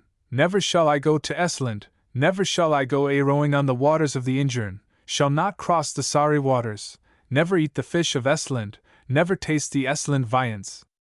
Ingerland shall never see me, will not row upon her rivers, will not step within her borders. Hunger there, and fell starvation, wood is absent, fuel wanting, either water, wheat, nor barley, even rye is not abundant.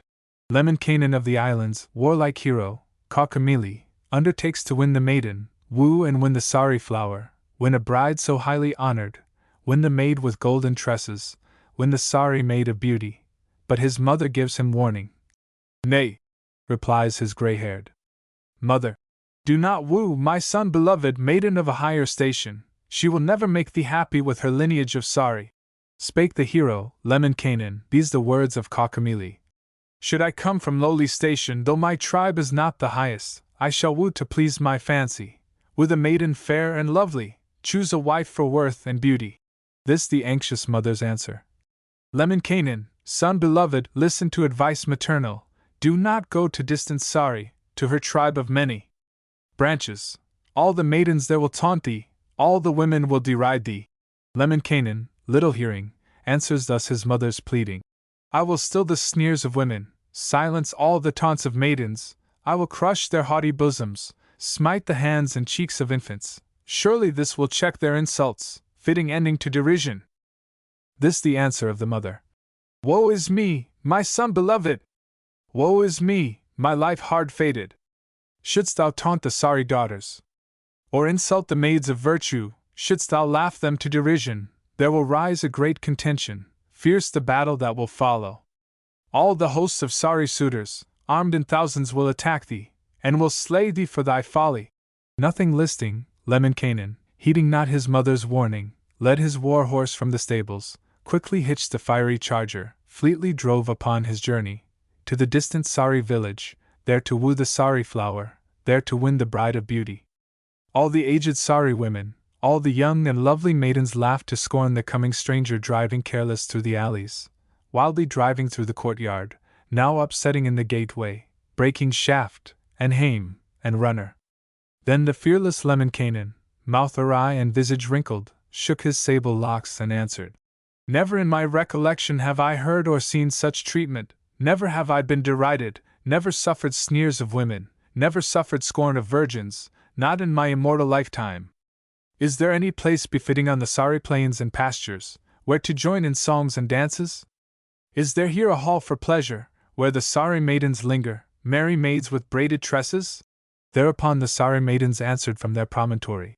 Room enough is there in Sari, room upon the Sari pastures, room for pleasure halls and dances, sing and dance upon our meadows, be a shepherd on the mountains, shepherd boys have room for dancing, indolent the Sari children, but the colts are fat and frisky. Little caring, Lemminkainen entered service there as shepherd, in the daytime on the pastures, in the evening, making merry at the games of lively maidens, at the dances with the virgins, with the maids with braided tresses. Thus it was that Lemminkainen, thus the shepherd Kaukomieli, quickly hushed the women's laughter, quickly quenched the taunts of maidens, quickly silenced their derision. All the dames and Sari daughters soon were feasting Lemminkainen, at his side they danced and lingered. Only was there one among them, one among the Sari virgins, harbor neither love nor wooers, favor neither gods nor heroes, this the lovely maid Kyllikki, this the Sari's fairest flower. Lemminkainen, full of pleasure, handsome hero, Kaukomieli, rowed 100 boats in pieces, pulled 1,000 oars to fragments, while he wooed the maid of beauty, tried to win the fair Kyllikki. Finally the lovely maiden, fairest daughter of the Northland, thus addresses Lemminkainen. Why dost linger here, thou weak one, why dost murmur on these borders, why come wooing at my fireside, wooing me in belt of copper? Have no time to waste upon thee, rather give this stone its polish, rather would I turn the pestle in the heavy sandstone mortar, rather sit beside my mother in the dwellings of my father. Never shall I heed thy wooing, either whites nor whisks I care for, sooner have a slender husband since I have a slender body, wish to have him fine of figure, since perchance I am well shapen, wish to have him tall and stately, since my form perchance is queenly. Never waste thy time in wooing Saliri's maid and favored flower. Time had gone but little distance, scarcely had a month passed over, when upon a merry evening, where the maidens meet for dancing, in the glen beyond the meadow, on a level patch of verdure, came too soon the maid Kyllikki, Sari's pride, the maid of beauty. Quickly followed Lemminkainen, with his stallion proudly prancing, fleetest racer of the Northland, fleetly drives beyond the meadow, where the maidens meet for dancing. Snatches quick the maid Kaliki, on the settle seats the maiden. Quickly draws the leathern cover, and adjusts the breech and crossbar, whips his courser to a gallop. With a rush, and roar, and rattle, speeds he homeward like the storm wind, speaks these words to those that listen. Never, never, anxious maidens, must ye give the information, that I carried off Kaliki to my distant home and kindred. If ye do not heed this order, ye shall badly fare as maidens. I shall sing to warrior suitors, sing them under spear and broadsword, that for months, and years, and ages, never ye will see their faces, never hear their merry voices, never will they tread these uplands, never will they join these dances, never will they drive these highways. Sad the wailing of Kaliki, sad the weeping flower of Sari. Listen to her tearful pleading. Give, oh give me back my freedom, free me from the throes of thraldom. Let this maiden wander homeward, by some footpath let me wander to my father who is grieving, to my mother who is weeping. Let me go, or I will curse thee. If thou wilt not give me freedom, wilt not let me wander homeward, where my loved ones wait my coming, I have 7 stalwart brothers, 7 sons of father's brother, 7 sons of mother's sister, who pursue the tracks of red deer, hunt the hare upon the heather, they will follow thee and slay thee, thus I'll gain my wish for freedom. Lemminkainen, little heeding, would not grant the maiden's wishes, would not heed her plea for mercy. Spake again the waiting virgin, pride and beauty of the Northland. Joyful was I with my kindred, joyful born and softly nurtured, merrily I spent my childhood, happy I, in virgin freedom, in the dwelling of my father, by the bedside of my mother, with my lineage in Sari. But alas! All joy has vanished, all my happiness departed, all my maiden beauty waneth since I met thine evil spirit, shameless hero of dishonor, cruel fighter of the islands, merciless in civil combat. Spake the hero, Lemminkainen, these the words of Kaukomieli. Dearest maiden, fair Kaliki, my sweet strawberry of Pohia, still thine anguish, cease thy weeping, be thou free from care and sorrow, never shall I do thee evil, never will my hands maltreat thee, never will mine arms abuse thee, never will my tongue revile thee, never will my heart deceive thee. Tell me why thou hast this anguish, why thou hast this bitter sorrow, why this sighing and lamenting, tell me why this wail of sadness. Banish all thy cares and sorrows, dry thy tears and still thine anguish. I have cattle, food, and shelter, I have home, and friends, and kindred kind upon the plains and uplands, in the marshes berries plenty, strawberries upon the mountains I have kind that need no milking, handsome kind that need no feeding, beautiful if not well tended, need not tie them up at evening, need not free them in the morning, need not hunt them, need not feed them, need not give them salt nor water. Thinkest thou my race is lowly? Dost thou think me born ignoble? Does my lineage aggrieve thee? Was not born in lofty station, from a tribe of noble heroes, from a worthy race descended, but I have a sword of fervor, and a spear yet filled with courage. Surely these are well descended, these were born from hero races, sharpened by the mighty Haisai, by the gods were forged and burnished. Therefore will I give thee greatness, greatness of my race and nation, with my broadsword filled with fervor, with my spear still filled with courage. Anxiously the sighing maiden thus addresses Lemminkainen. O thou Adi, son of Lempo, wilt thou take this trusting virgin, as thy faithful life companion, take me under thy protection, be to me a faithful husband, swear to me an oath of honor, that thou wilt not go to battle, when for gold thou hast a longing, when thou wishest gold and silver? This is Lemminkainen's answer. I will swear an oath of honor, that I'll never go to battle, when for gold I feel a longing, when I wish for gold and silver. Swear thou also on thine honor, thou wilt go not to the village, when desire for dance impels thee, wilt not visit village dances. Thus the two made oath together, registered their vows in heaven, vowed before omniscient Ukko, ne'er to go to war, vowed Adi, never to the dance, Kaliki.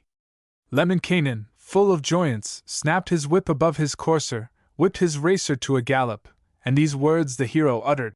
Fare ye well, ye Sari meadows, roots of firs, and stumps of birch trees, that I wandered through in summer, that I travelled o'er in winter, where ofttimes in rainy seasons, at the evening hour I lingered, when I sought to win the virgin, sought to win the maid of beauty, fairest of the Sari flowers. Fare ye well, ye Sari woodlands, seas and oceans, lakes and rivers, valleys and mountains, isles and inlets, once the home of fair Kaliki. Quick the racer galloped homeward, galloped on along the highway, toward the meadows of Wainola, to the plains of Kalevala. As they neared the Adi dwellings, thus Kaliki spake in sorrow. Cold and drear is thy cottage, seeming like a place deserted. Who may own this dismal cabin, who the one so little honored? Spake the hero, Lemminkainen, these the words that Adi uttered. Do not grieve about my cottage, have no care about my chambers. I shall build the other dwellings, I shall fashion them much better, beams, and posts, and sills, and rafters, fashioned from the sacred birchwood.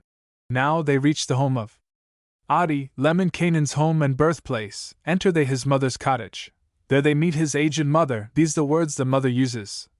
Long indeed hast thou been absent, long in foreign lands hast wandered, long in Sari thou hast lingered. This is Lemminkainen's answer.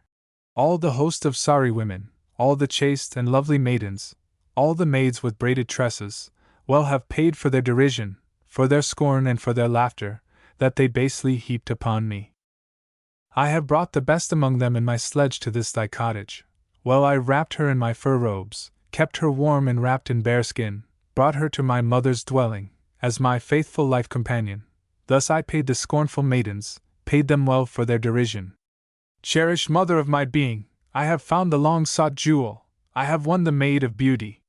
Spread our couch with finest linen, for our heads the softest pillows, on our table rarest viands, so that I may dwell in pleasure with my spouse, the bride of honor, with the pride of distant Sari.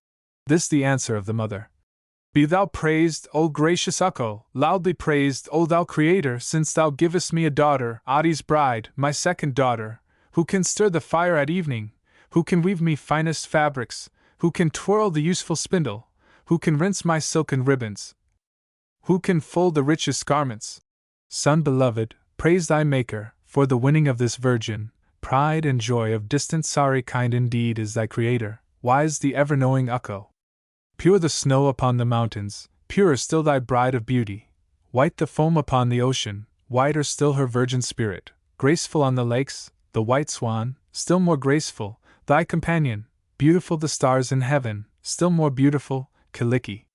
Larger make our humble cottage, wider build the doors and windows. Fashion thou the ceilings higher, decorate the walls in beauty. Now that thou a bride hast taken from a tribe of higher station, purest maiden of creation, from the meadowlands of Sari, from the upper shores of Northland. Rune 12. Kaliki's broken vow. Lemminkainen, artful husband, reckless hero, Kaukamili, constantly beside his young wife, passed his life in sweet contentment, and the years rolled swiftly onward. Adi thought not of the battles, nor Kaliki of the dances. Once upon a time it happened that the hero, Lemminkainen, went upon the lake a-fishing, was not home at early evening. As the cruel night descended, to the village went Kaliki, to the dance of merry maidens. Who will tell the evil story? Who will bear the information to the husband, Lemminkainen? Adi's sister tells the story, and the sister's name, Ainiki. Soon she spreads the cruel tidings, straightway gives the information, of Kaliki's perjured honor. These the words Ainiki utters. Adi, my beloved brother, to the village went Kaliki, to the hall of many strangers, to the plays and village dances, with the young men and the maidens, with the maids of braided tresses, to the halls of joy and pleasure.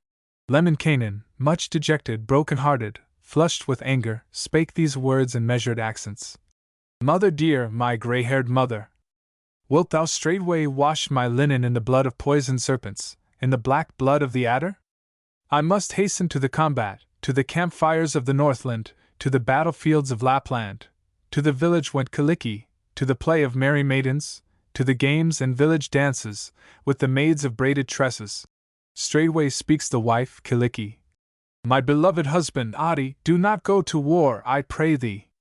In the evening I lay sleeping, slumbering I saw in dreamland fire upshooting from the chimney, flames arising, mounting skyward, from the windows of this dwelling, from the summits of these rafters, piercing through our upper chambers, roaring like the fall of waters, leaping from the floor and ceiling, darting from the halls and doorways. But the doubting Lemminkainen makes this answer to Kaliki. I discredit dreams or women, have no faith in vows of maidens. Faithful mother of my being, hither bring my mail of copper, Strong desire is stirring in me for the cup of deadly combat, for the mead of martial conquest. This the pleading mother's answer. Lemminkainen, son beloved, do not go to war, I pray thee. We have foaming beer abundant, in our vessels beer of barley, held in casks by oaken spigots. Drink this beer of peace and pleasure, let us drink of it together. Spake the hero, Lemminkainen. I shall taste no more the viands in the home of false Kyllikki, rather would I drink the water from the painted tips of birch oars. Sweeter far to me the water than the beverage of dishonor, at my mother's home and fireside. Hither bring my martial doublet, bring me now the sword of battle, bring my father's sword of honor. I must go to Upper Northland, to the battlefields of Lapland, there to win me gold and silver. This the anxious mother's answer. My beloved Kaukomieli, we have gold in great abundance, gold and silver in the storeroom. Recently upon the uplands, in the early hours of morning, toiled the workmen in the cornfields, plowed the meadows filled with serpents. When the plowshare raised the cover from a chest of gold and silver, countless was the gold uncovered, hid beneath the grassy meadow. This the treasure I have brought thee, take the countless gold in welcome. Spake the hero, Lemminkainen. Do not wish thy household silver, from the wars I'll earn my silver. Gold and silver from the combat are to me of greater value than the wealth thou hast discovered. Bring me now my heavy armor, bring me too my spear and broadsword. To the Northland I must hasten, to the bloody wars of Lapland. Thither does my pride impel me, thitherward my heart is turning. I have heard a tale of Lapland, some believe the wondrous story, that a maid in Pimentala lives that does not care for suitors, does not care for bearded heroes. This the aged mother's answer. Warlike Aethai, son beloved, in thy home thou hast Kyllikki, fairest wife of all the islands, strange to see. 2 wives abiding in the home of but one husband. Spake the hero, Lemminkainen. To the village runs Kyllikki, let her run to village dances, let her sleep in other dwellings. With the village youth find pleasure, with the maids of braided tresses. Seeks the mother to detain him, thus the anxious mother answers. Do not go, my son beloved, ignorant of Pohja witchcraft, to the distant homes of Northland till thou hast the art of magic, till thou hast some little wisdom. Do not go to fields of battle, to the fires of Northland's children, to the slaughter fields of Lapland, till of magic thou art master. There the Lapland maids will charm thee, Turialanders will bewitch thee, sing thy visage into charcoal, head and shoulders to the furnace, into ashes sing thy forearm, into fire direct thy footsteps. Spake the warlike Lemminkainen, wizards often have bewitched me, and the fascinating serpents, Lapland wizards, 3 in number, on an even time of summer, sitting on a rock at twilight, not a garment to protect them, once bewitched me with their magic. This much they have taken from me, this the sum of all my losses, what the hatchet gains from flintstone, what the auger bores from granite, what the heel chips from the iceberg, and what death purloins from tombstones. Horribly the wizards threatened, tried to sink me with their magic, in the water of the marshes, in the mud and treacherous quicksand, to my chin in mire and water. But I too was born a hero and magician, was not troubled by their magic. Straightway I began my singing, sang the archers with their arrows, sang the spearmen with their weapons, sang the swordsmen with their poniards, sang the singers with their singing, the enchanters with their magic, to the rapids of the rivers, to the highest fall of waters, to the all-devouring whirlpool, to the deepest depths of ocean, where the wizards still are sleeping, sleeping till the grass shoots upward through the beards and wrinkled faces, through the locks of the enchanters, as they sleep beneath the billows. Still entreats the anxious mother, still beseeches Lemminkainen, trying to restrain the hero, while Kyllikki begs forgiveness. This the language of the mother. Do not go, my son beloved, to the villages of Northland, nor to Lapland's frigid borders. Dire misfortune will befall thee, star of evil settle o'er thee, Lemminkainen's end, destruction. Couldst thou speak in tongues 100, I could not believe thee able, through the magic of thy singing, to enchant the sons of Lapland to the bottom of the ocean. Dost not know the Turi language, canst but speak the tongue of Suomi, canst not win by witless magic. Lemminkainen, reckless hero, also known as Kaukomieli, stood beside his mother, combing out his sable locks and musing, brushing down his beard, debating, steadfast still in his decision, quickly hurls his brush in anger, hurls it to the wall opposing, gives his mother final answer, these the words that Adi uses. Dire misfortune will befall me, some sad fate will overtake me, evil come to Lemminkainen, when the blood flows from that hairbrush, when blood oozes from those bristles. Thus the warlike Lemminkainen goes to never-pleasant Lapland, heeding not his mother's warning, heeding not her prohibition. Thus the hero, Kaukamili, quick equips himself for warfare, on his head a copper helmet, on his shoulders caps of copper, on his body iron armor, steel, the belt around his body. As he girds himself for battle, Adi thus soliloquizing. Strong the hero in his armor, strong indeed in copper helmet, powerful in mail of iron, stronger far than any hero on the dismal shores of Lapland, need not fear their wise enchanters, need not fear their strongest foemen, need not fear a war with wizards. Grasped he then the sword of battle, firmly grasped the heavy broadsword that Tuoni had been grinding, that the gods had brightly burnished, thrust it in the leathern scabbard, tied the scabbard to his armor. How do heroes guard from danger, where protect themselves from evil?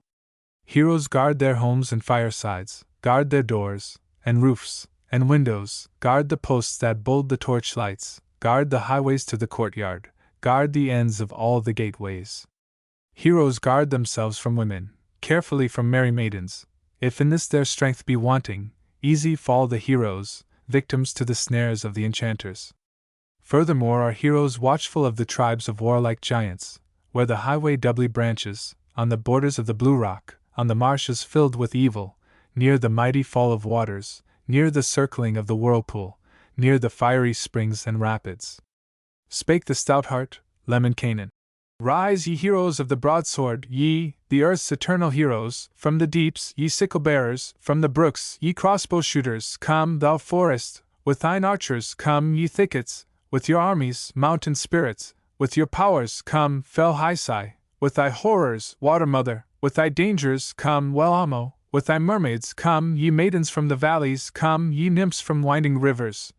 Be protection to this hero, be his day and night companions, bodyguard to Lemminkainen, thus to blunt the spears of wizards, thus to dull their pointed arrows, that the spears of the enchanters, that the arrows of the archers, that the weapons of the foemen, may not harm this bearded hero. Should this force be insufficient, I can call on other powers, I can call the gods above me, call the great God of the heavens, him who gives the clouds their courses, him who rules through boundless ether, who directs the march of storm winds. Ukko, thou God above me, thou the Father of creation, thou that speakest through the thunder, thou whose weapon is the lightning, thou whose voice is borne by ether, grant me now thy mighty fire sword, give me here thy burning arrows, lightning. Arrows from my quiver, thus protect me from all danger, guard me from the wiles of witches, guide my feet from every evil, help me conquer the enchanters, help me drive them from the Northland, those that stand in front of battle, those that fill the ranks behind me, those around me, those above me, those beneath me, help me banish. With their knives, and swords, and crossbows, with their spears of keenest temper, with their tongues of evil magic, help me drive these Lapland wizards to the deepest depths of ocean, there to wrestle with Wellamo. Then the reckless Lemminkainen whistled loudly for his stallion, called the racer from the hurdles, called his brown steed from the pasture, threw the harness on the courser, hitched the fleet foot to the snow sledge, leaped upon the highest crossbench, cracked his whip above the racer, and the steed flies onward swiftly, bounds the sleigh upon its journey, and the golden plain re-echoes, travels one day, then a second, travels all the next day northward, till the third day evening brings him to a sorry Northland village, on the dismal shores of Lapland. Here the hero, Lemminkainen, drove along the lowest highway, through the streets along the border, to a courtyard in the hamlet, asked one standing in the doorway, "Is there one within this dwelling, that can loose my stallion's breastplate, that can lift his heavy collar, that these shafts can rightly lower?" On the floor a babe was playing, and the young child gave this answer: "There is no one in this dwelling that can loose thy stallion's breastplate, that can lift his heavy collar, that the shafts can rightly lower." Lemminkainen, not discouraged, whips his racer to a gallop, rushes forward through the village, on the middle of the highways, to the courtyard in the center, asks one standing in the threshold, leaning on the penthouse doorposts, "Is there any one here dwelling that can slip my stallion's bridle, that can loose his leathern breast straps, that contend my royal racer? From the fireplace spake a wizard, from her bench the witch made answer. Thou canst find one in this dwelling, that can slip thy courser's bridle, that can loose his heavy breastplate, that can tend thy royal racer. There are here 1,000 heroes that can make thee hasten homeward, that can give thee fleet-foot stallions, that can chase thee to thy country, reckless rascal and magician, to thy home and fellow minstrels, to the uplands of thy father, to the cabins of thy mother, to the workbench of thy brother, to the dairy or thy sister, ere the evening star has risen, ere the sun retires to slumber. Lemminkainen, little fearing, gives this answer to the wizard. I should slay thee for thy pertness, that thy clatter might be silenced. Then he whipped his fiery charger, and the steed flew onward swiftly, on the upper of the highways, to the courtyard on the summit. When the reckless Lemminkainen had approached the upper courtyard, uttered he the words that follow. O thou High-Sigh, stuff this watchdog, Lempo, stuff his throat and nostrils, close the mouth of this wild barker, bridle well the vicious canine, that the watcher may be silent while the hero passes by him. Then he stepped within the courtroom. With his whip he struck the flooring. From the floor arose a vapor. In the fog appeared a pygmy, who unhitched the royal racer, from his back removed the harness, gave the weary steed attention. Then the hero, Lemminkainen, carefully advanced and listened. No one saw the strange magician, no one heard his cautious footsteps. Heard he songs within the dwelling, through the moss-stuffed chinks heard voices. Through the walls he beard them singing, through the doors the peals of laughter. Then he spied within the courtrooms, lurking slyly in the hallways, found the courtrooms filled with singers, by the walls were players seated, near the doors the wise men hovered, skillful ones upon the benches, near the fires the wicked wizards. All were singing songs of Lapland, singing songs of evil High-Sigh. Now the minstrel, Lemminkainen, changes both his form and stature, passes through the inner doorways, enters he the spacious court hall, and these words the hero utters. Find the singing quickly ending, good the song that quickly ceases, better far to keep thy wisdom than to sing it on the housetops. Comes the hostess of Pohjola, fleetly rushing through the doorway, to the center of the courtroom, and addresses thus the stranger. Formerly a dog lay watching, was a cur of iron color, fond of flesh, a bone devourer, loved to lick the blood of strangers.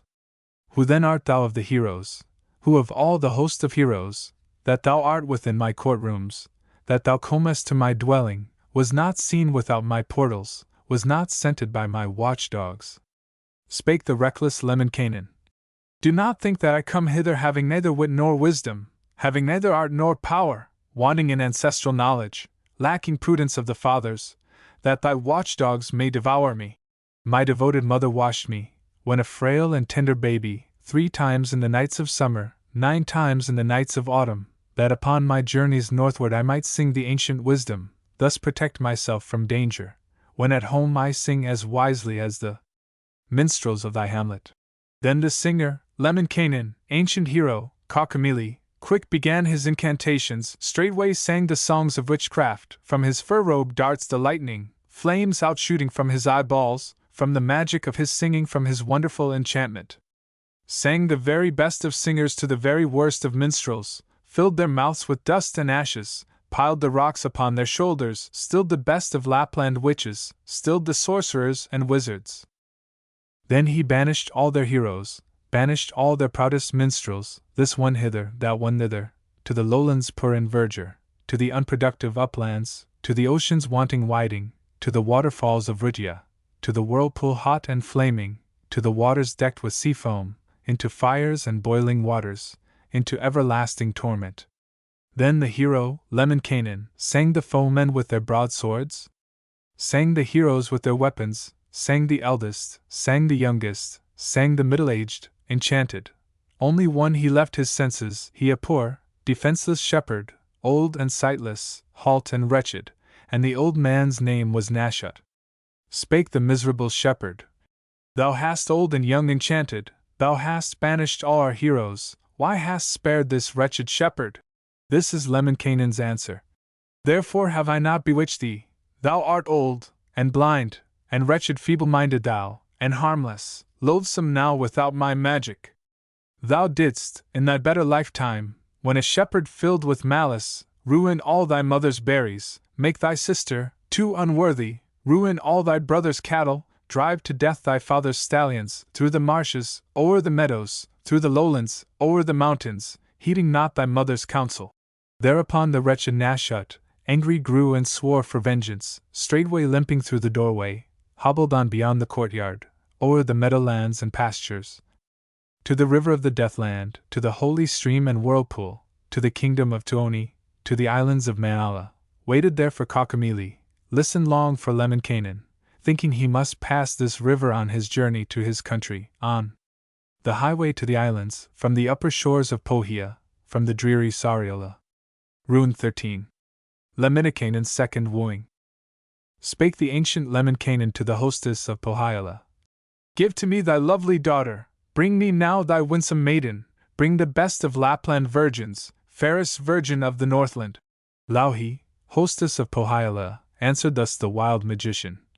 I shall never give my daughter, never give my fairest maiden, not the best one, nor the worst one, not the largest, nor the smallest. Thou hast now one wife companion, thou hast taken hence one hostess, carried off the fair Kaliki. This is Lemminkainen's answer. To my home I took Kaliki, to my cottage on the island, to my entry gates and kindred. Now I wish a better hostess, straightway bring thy fairest daughter, worthiest of all thy virgins, fairest maid with sable tresses. Spake the hostess of Pohiola. Never will I give my daughter to a hero false and worthless, to a minstrel vain and evil. Therefore, pray thou for my maiden, therefore, with a sweet-faced flower, when thou bringest me the wild moose from the high-side fields and forests. Then the artful Lemminkainen deftly whirled out his javelins, quickly made his leathern bowstring, and prepared his bow and arrows, and soliloquized as follows. Now my javelins are made ready, all my arrows too are ready, and my oaken crossbow bended, but my snowshoes are not builded. Who will make me worthy snowshoes? Lemminkainen, grave and thoughtful, long reflected, well considered, where the snowshoes could be fashioned, who the artist that could make them, hastened to the copysmithy, to the smithy of Liliki, thus addressed the snowshoe artist. O thou skilful Woirlander, copy, ablest smith of Lapland, make me quick 2 worthy snowshoes, smooth them well and make them hardy, that in Tapio the wild moose, roaming through the high-side forests, I may catch and bring to Louhi, as a dowry for her daughter. Then Liliki thus made answer. Copy gave this prompt decision. Lemminkainen, reckless minstrel, thou wilt hunt in vain the wild moose, thou wilt catch but pain and torture, in the high-side fens and forests. Little heeding, Lemminkainen spake these measures to Liliki. Make for me the worthy snowshoes, quickly work and make them ready. Go I will and catch the blue moose wherein Tapio it browses, in the high-side woods and snowfields. Then Liliki, snowshoe maker, ancient copy, master artist, whittled in the fall his snowshoes, smoothed them in the winter evenings, one day working on the runners, all the next day making stick rings, till at last the shoes were finished, and the workmanship was perfect. Then he fastened well the shoe straps, smooth as adder's skin the woodwork, soft as fox fur were the stick rings, oiled he well his wondrous snowshoes with the tallow of the reindeer. When he thus soliloquizes, these the accents of Liliki. Is there any youth in Lapland, any in this generation, that can travel in these snowshoes, that can move the lower sections? Spake the reckless Lemminkainen, full of hope, and life, and vigor. Surely there is one in Lapland, in this rising generation, that can travel in these snowshoes, that the right and left can manage. To his back he tied the quiver, placed the bow upon his shoulder. With both hands he grasped his snow cane, speaking meanwhile words as follow.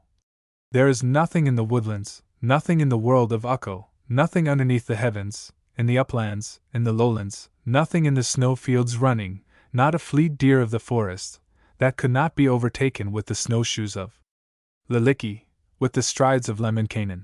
Wicked Haisai heard these measures, Juntas listened to their echoes, straightway Haisai called the wild moose, Judas fashioned soon a reindeer, and the head was made of punkwood, horns of naked willow branches, feet were furnished by the rushes, and the legs by reeds aquatic, veins were made of withered grasses, eyes, from daisies of the meadows, ears were formed of water flowers, and the skin of tawny fir bark, out of sappy wood, the muscles, fair and fleet, the magic reindeer.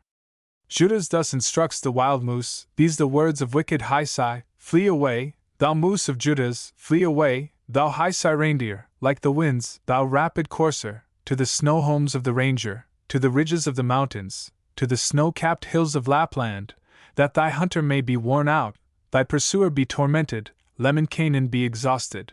Thereupon the Haisai reindeer, Judas moose with branching antlers, fleetly ran through fen and forest, over Lapland's hills and valleys, through the open fields and courtyards, through the penthouse doors and gateways, turning over tubs of water, through the kettles from the fire pole, and upset the dishes cooking.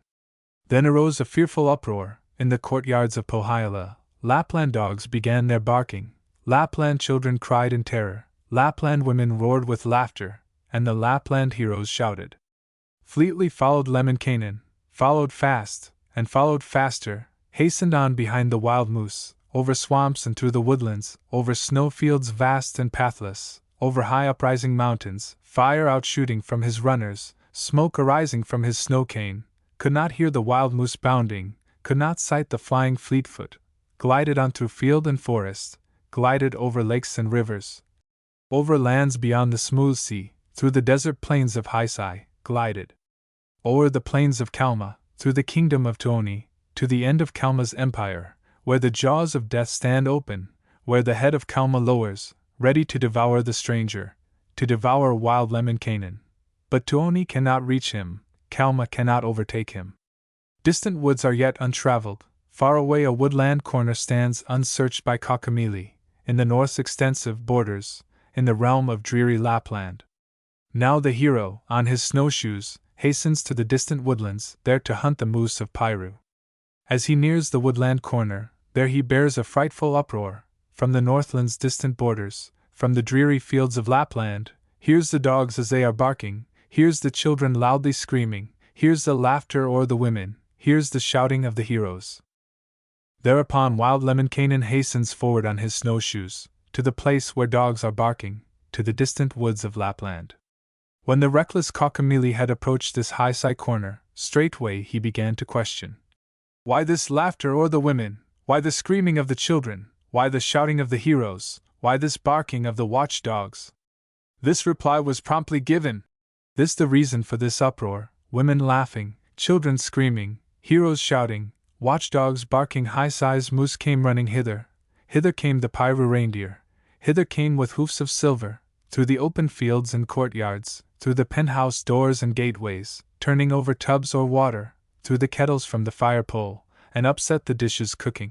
Then the hero, Lemminkainen, straightway summoned all his courage, pushed ahead.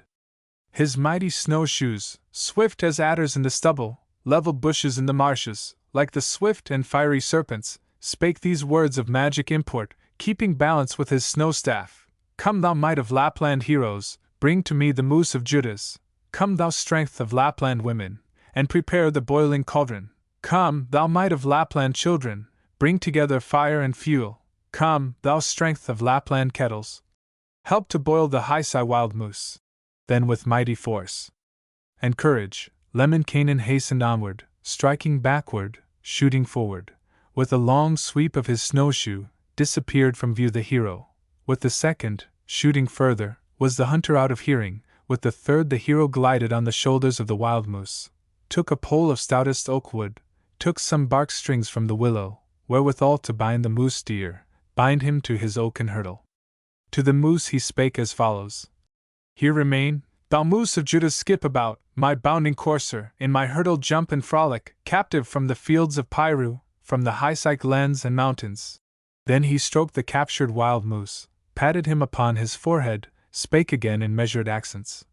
I would like a while to linger, I would love to rest a moment in the cottage of my maiden, with my virgin, young and lovely.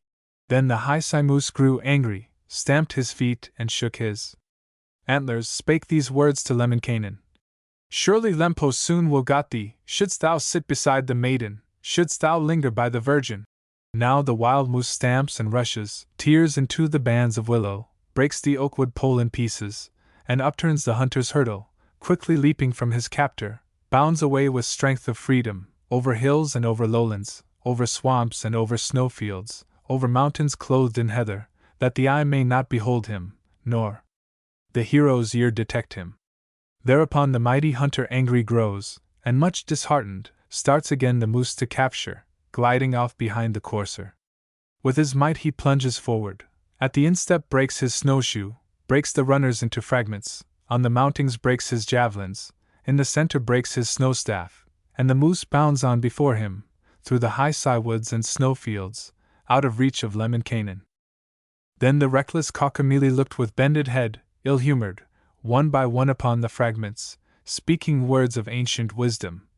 Northland hunters, never, never, go defiant to thy forests, in the high valleys and mountains, there to hunt the moose of Jutas, like this senseless, reckless hero. I have wrecked my magic snowshoes, ruined too my useful snowstaff, and my javelins I have broken, while the wild moose runs in safety through the high fields and forests. Rune 14. Death of Lemminkainen. Lemminkainen, much disheartened, deeply thought and long considered what to do, what course to follow, whether best to leave the wild moose in the fastnesses of High and return to Kalevala, or a third time hunt the ranger, hoping thus to bring him captive, thus return at last a victor to the forest home of Louhi, to the joy of all her daughters, to the wood nympha's happy fireside. Taking courage, Lemminkainen spake these words in supplication. Ukko, thou O God above me, thou creator of the heavens, put my snowshoes well in order, and endow them both with swiftness, that I rapidly may journey over marshes, over snowfields, over lowlands, over highlands, through the realms of wicked High, through the distant plains of Lapland, through the paths of Lempo's wild moose, to the forest hills of Jutas. To the snowfield shall I journey, leave the heroes to the woodlands, on the way to Tapiola, into Tapio's wild dwellings.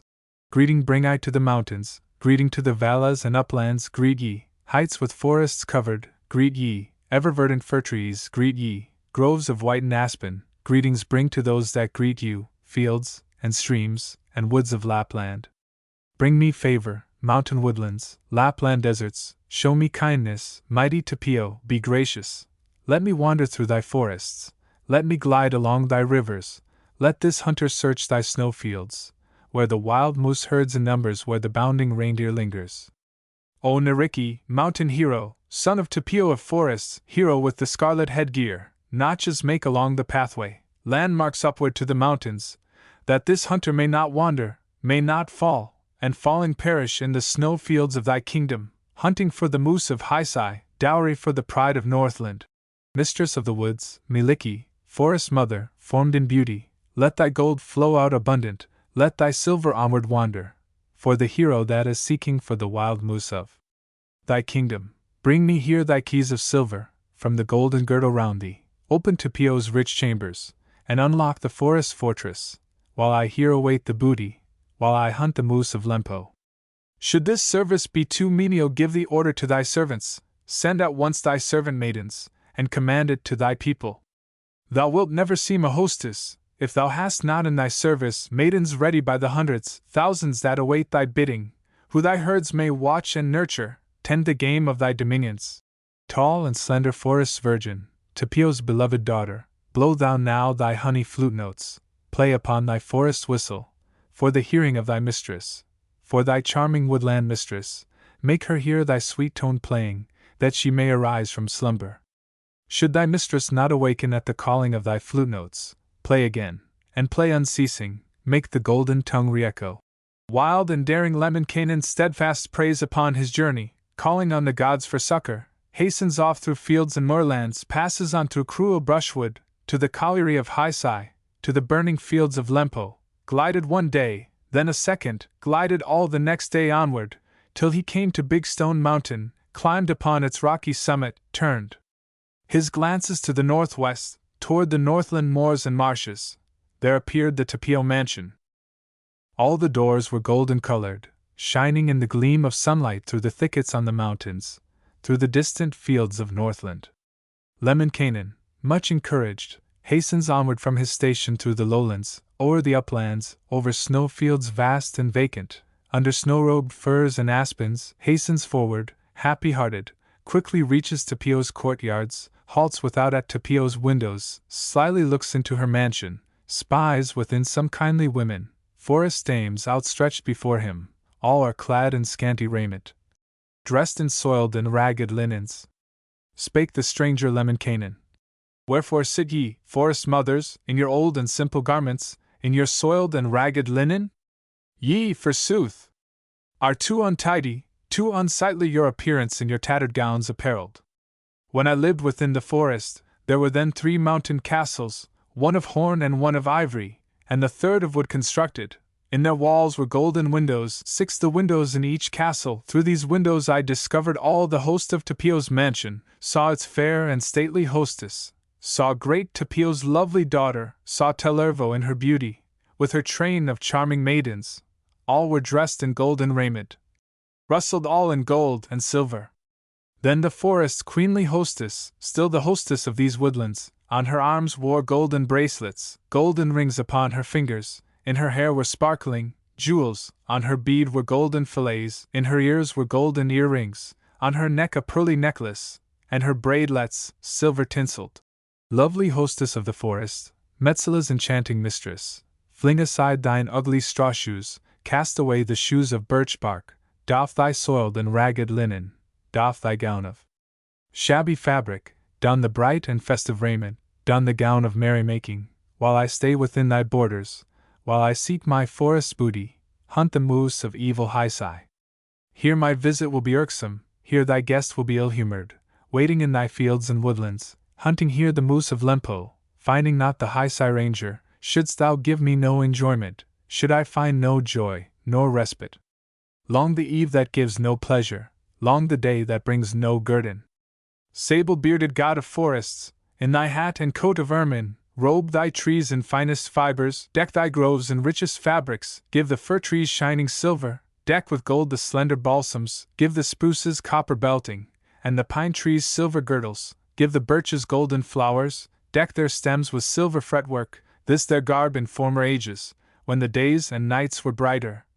When the fir trees shone like sunlight, and the birches like the moonbeams, honey breathed throughout the forest, settled in the glens and highlands, spices in the meadow borders, oil outpouring from the lowlands.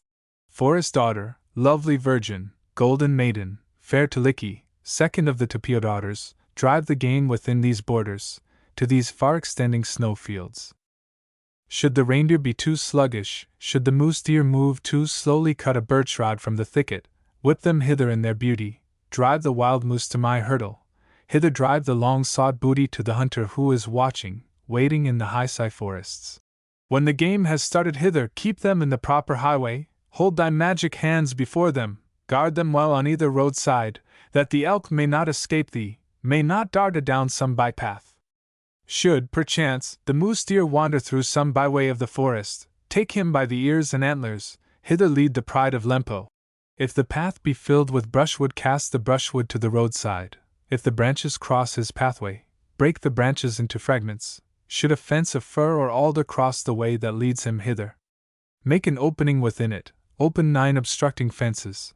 If the way be crossed by streamlets, if the path be stopped by rivers, make a bridge of silken fabric, weaving webs of scarlet color, drive the deer herd gently over, lead them gently o'er the waters, o'er the rivers of thy forests, o'er the streams of thy dominions.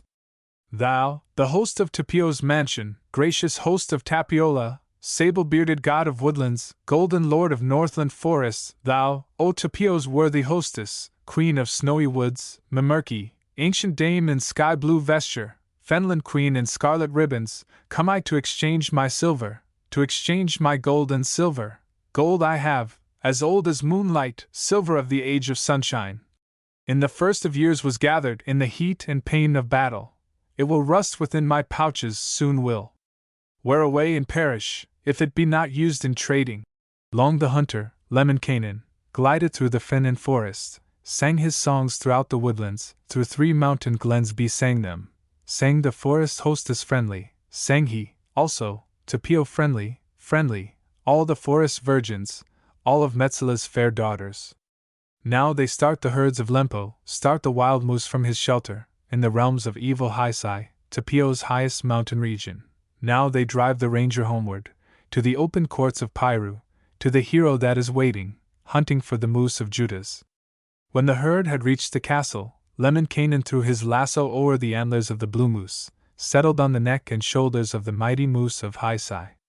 Then the hunter Kaukamili stroked his captive's neck in safety, for the moose was well imprisoned. Thereupon gay Lemminkainen, filled with joy, and spake as follows: Pride of forests, queen of woodlands, Metsala's enchanted hostess, lovely forest dame Miliki, mother donor of the mountains, take the gold that I have promised, come and take away this silver. Spread thy kerchief well before me, spread out here thy silken neck wrap, underneath the golden treasure, underneath the shining silver, that to earth it may not settle, scattered on the snows of winter. Then the hero went a victor to the dwellings of Pohjola, and addressed these words to Louhi. I have caught the moose of Haisai, in the Metsala dominions. Give, O hostess, give thy daughter, give to me thy fairest virgin, bride of mine to be hereafter. Louhi, hostess of the Northland, gave this answer to the suitor: I will give to thee my daughter, for thy wife my fairest maiden, when for me thou wilt put a bridle on the flaming horse of Haisai, rapid messenger of Lempo, on the Haisai plains and pastures. Nothing daunted, Lemminkainen hastened forward to accomplish Louhi's second test of heroes. On the cultivated lowlands, on the sacred fields and forests, everywhere he sought the racer, sought the fire-expiring stallion, fire outshooting from his nostrils. Lemminkainen, fearless hunter, bearing in his belt his bridle, on his shoulders reins and halter, sought one day, and then a second. Finally, upon the third day, went he to the Haisai mountain, climbed, and struggled to the summit. To the east he turned his glances, cast his eyes upon the sunrise, there beheld the flaming courser, on the heath among the far trees. Lempo's fire-expiring stallion, fire and mingled smoke, outshooting from his mouth, and eyes, and nostrils.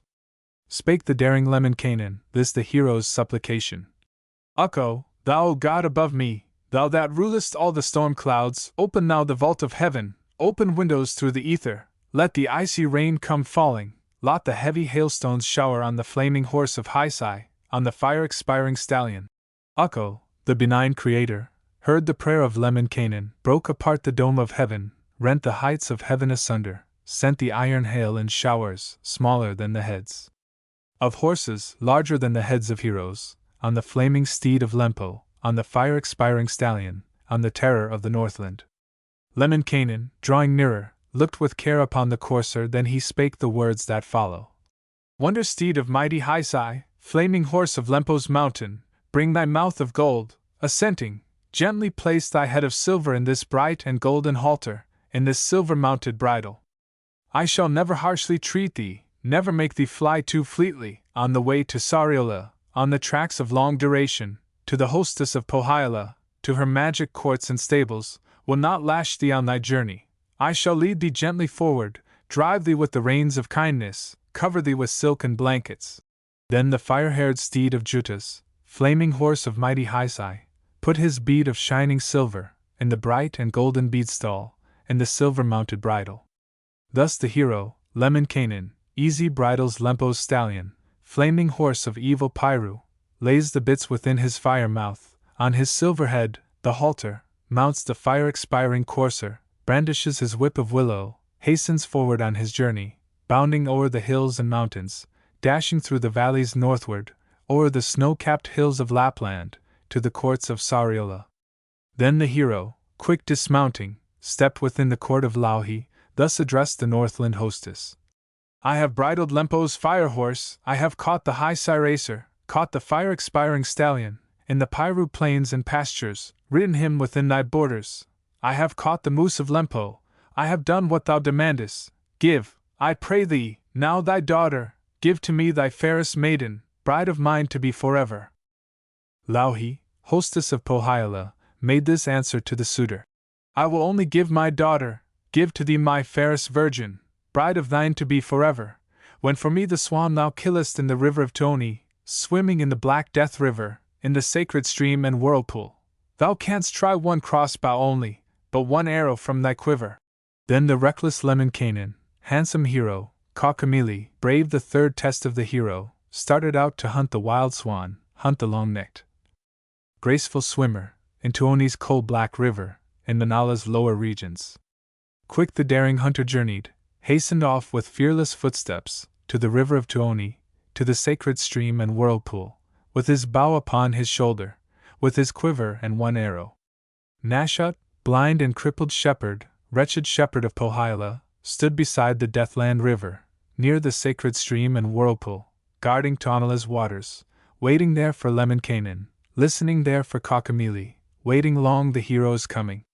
Finally he hears the footsteps of the hero on his journey, hears the tread of Lemminkainen, as he journeys nearer, nearer, to the river of Tuoni, to the cataract of Deathland, to the sacred stream and whirlpool. Quick the wretched shepherd Nashut from the death stream sends a serpent, like an arrow from a crossbow, to the heart of Lemminkainen, through the vitals of the hero. Lemminkainen, little conscious, hardly knew that he was injured, spake these measures as he perished. Ah! Unworthy is my conduct, ah! Unwisely have I acted, that I did not heed my mother, did not take her goodly counsel, did not learn her words of magic. Oh, I for 3 words with my mother, how to live, and how to suffer, in this time of dire misfortune, how to bear the stings of serpents, tortures of the reed of waters, from the stream of Tonela. Ancient mother who hast borne me, who hast trained me from my childhood, learn, I pray thee, where I linger, where alas! Thy son is lying, where thy reckless hero suffers. Come, I pray thee, faithful mother, come thou quickly, thou art needed, come deliver me from torture, from the death jaws of Tuoni, from the sacred stream and whirlpool. Northland's old and wretched shepherd Nashut, the despised protector of the flocks of Sariola, throws the dying Lemminkainen, throws the hero of the islands, into Tonela's river, to the blackest stream of Deathland, to the worst of fatal whirlpools.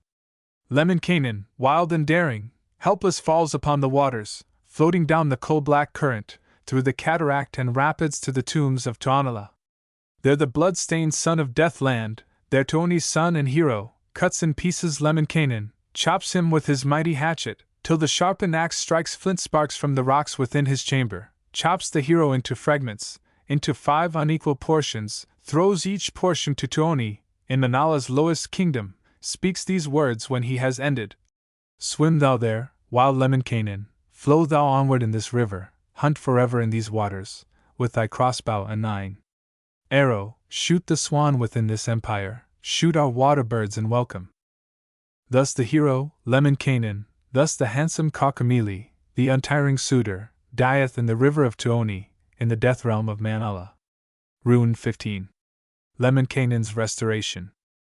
Lemminkainen's aged mother anxious roams about the islands, anxious wonders in her chambers, what the fate of Lemminkainen, why her son so long has tarried, thinks that something ill has happened to her hero in Pohjola.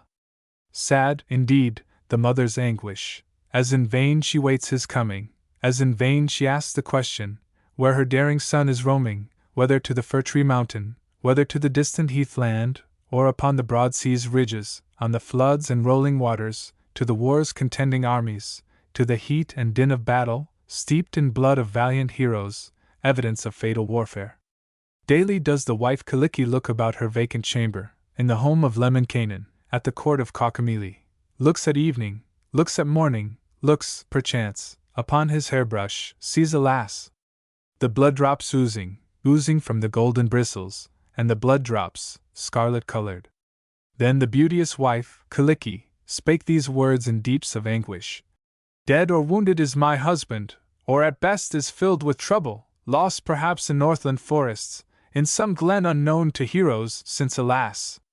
The blood is flowing from the brush of Lemminkainen, red drops oozing from the bristles. Thereupon the anxious mother looks upon the bleeding hairbrush, and begins this wail of anguish. Woe is me, my life hard fated, woe is me, all joy departed! For alas!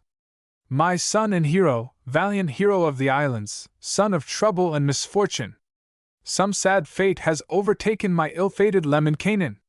Blood is flowing from his hairbrush, oozing from its golden bristles, and the drops are scarlet-colored. Quick her garment's hem she clutches, on her arm she throws her long robes, fleetly flies upon her journey. With her might she hastens northward, mountains tremble from her footsteps, valleys rise and heights are lowered, highlands soon become as lowlands, all the hills and valleys leveled. Soon she gains the Northland village, quickly asks about her hero. These the words the mother utters. O thou hostess of Pohyola, where hast thou my Lemminkainen? Tell me of my son and hero. Louhi, hostess of the Northland, gives this answer to the mother. Nothing know I of thy hero, of the hero of the islands. Where thy son may be I know not, cannot lend the information. Once I gave thy son a courser, hitched the racer to his snow sledge, this the last of Lemminkainen. May perchance be drowned in one, frozen in the icy ocean, fallen prey to wolves and hunger, in a bear's den may have perished. Lemminkainen's mother answers. Thou art only speaking falsehoods. Northland wolves cannot devour us, nor the bears kill Kaukomieli. He can slay the wolves of Pohja with the fingers of his left hand. Bears of Northland he would silence with the magic of his singing. Hostess of Pohyola, tell me whither thou hast sent my hero. I shall burst thy many garners, shall destroy the magic Sampo, if thou dost not tell me truly where to find my Lemminkainen. Spake the hostess of Pohyola. I have well thy hero treated, well my court has entertained him, gave him of my rarest viands, fed him at my well-filled tables, placed him in a boat of copper, thus to float adown the current. This the last of Lemminkainen, cannot tell where he has wandered. Whether in the foam of waters, whether in the boiling torrent, whether in the drowning whirlpool. Lemminkainen's mother answers, Thou again art speaking falsely. Tell me now the truth I pray thee, make an end of thy deception. Where is now my Lemminkainen? Whither hast thou sent my hero, young and daring son of Kalo? If a third time thou deceivest, I will send thee plagues, unnumbered, I will send thee felled destruction, certain death will overtake thee. Spake the hostess of Pohyola. This the third time that I answer, this the truth that I shall tell thee. I have sent the Kalo hero to the high fields and forests, there to hunt the moose of Lempo, sent him then to catch the fire horse, catch the fire-expiring stallion, on the distant plains of Jutas, in the realm of cruel Haisai. Then I sent him to the death stream, in the kingdom of Tuoni, with his bow and but one arrow, there to shoot the swan as dowry for my best and fairest daughter. Have not heard about thy hero since he left for Tuonela, may in misery have fallen, may have perished in Manala. Has not come to ask my daughter, has not come to woo the maiden, since he left to hunt the death swan. Now the mother seeks her lost one, for her son she weeps and trembles. Like the wolf she bounds through fenlands, like the bear, through forest thickets, like the wild boar, through the marshes, like the hare, along the sea coast, to the sea point, like the hedgehog, like the wild duck swims the waters, casts the rubbish from her pathway, tramples down opposing brushwood, stops at nothing in her journey, seeks a long time for her hero, seeks, and does not find him. Now she asks the trees the question, and the forest gives this answer. We have care enough already, cannot think about thy matters. Cruel fates have we to battle, pitiful our own misfortunes. We are felled and chopped in pieces, cut in blocks for hero fancy. We are burned to death as fuel, no one cares how much we suffer. Now again the mother wanders, seeks again her long-lost hero, seeks, and does not find him. Paths arise and come to meet her, and she questions thus the pathways. Paths of hope that God has fashioned, have ye seen my Lemminkainen? Has my son and golden hero traveled through thy many kingdoms? Sad, the many pathways answer.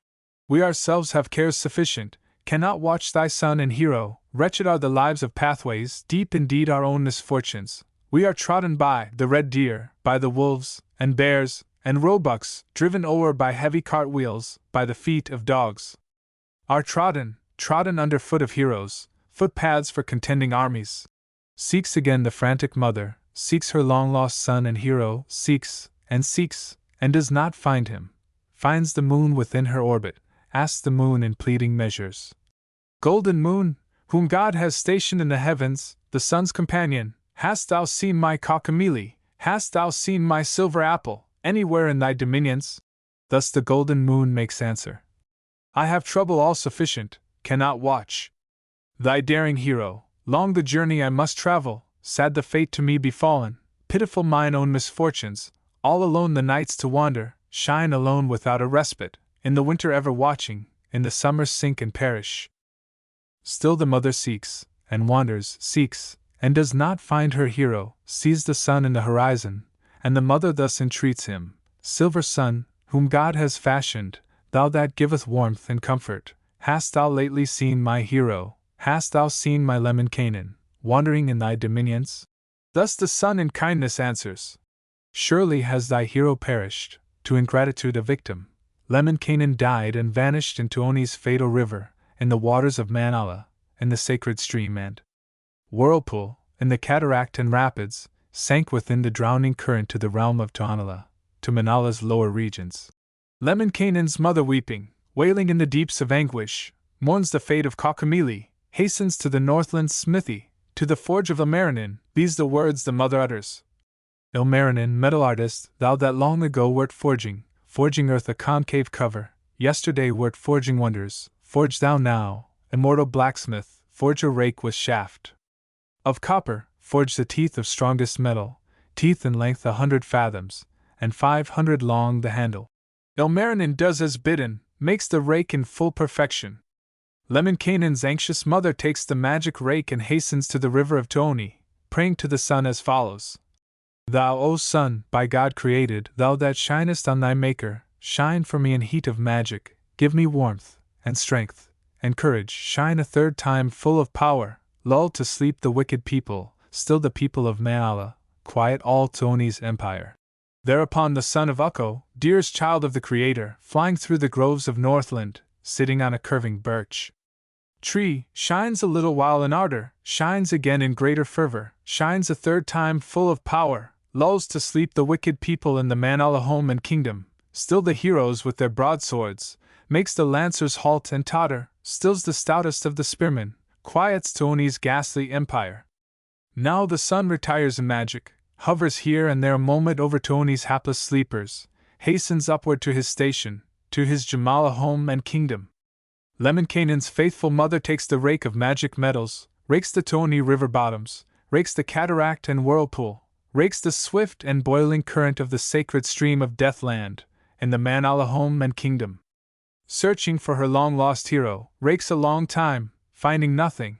Now she wades the river deeper, to her belt in mud and water deeper, deeper, rakes the death stream, rakes the river's deepest caverns, raking up and down the current, till at last she finds his tunic, heavy-hearted, finds his jacket, rakes again and rakes unceasing, finds the hero's shoes and stockings, sorely troubled, finds these relies. Now she wades the river deeper, rakes the Manala shoals and shallows, rakes the deeps.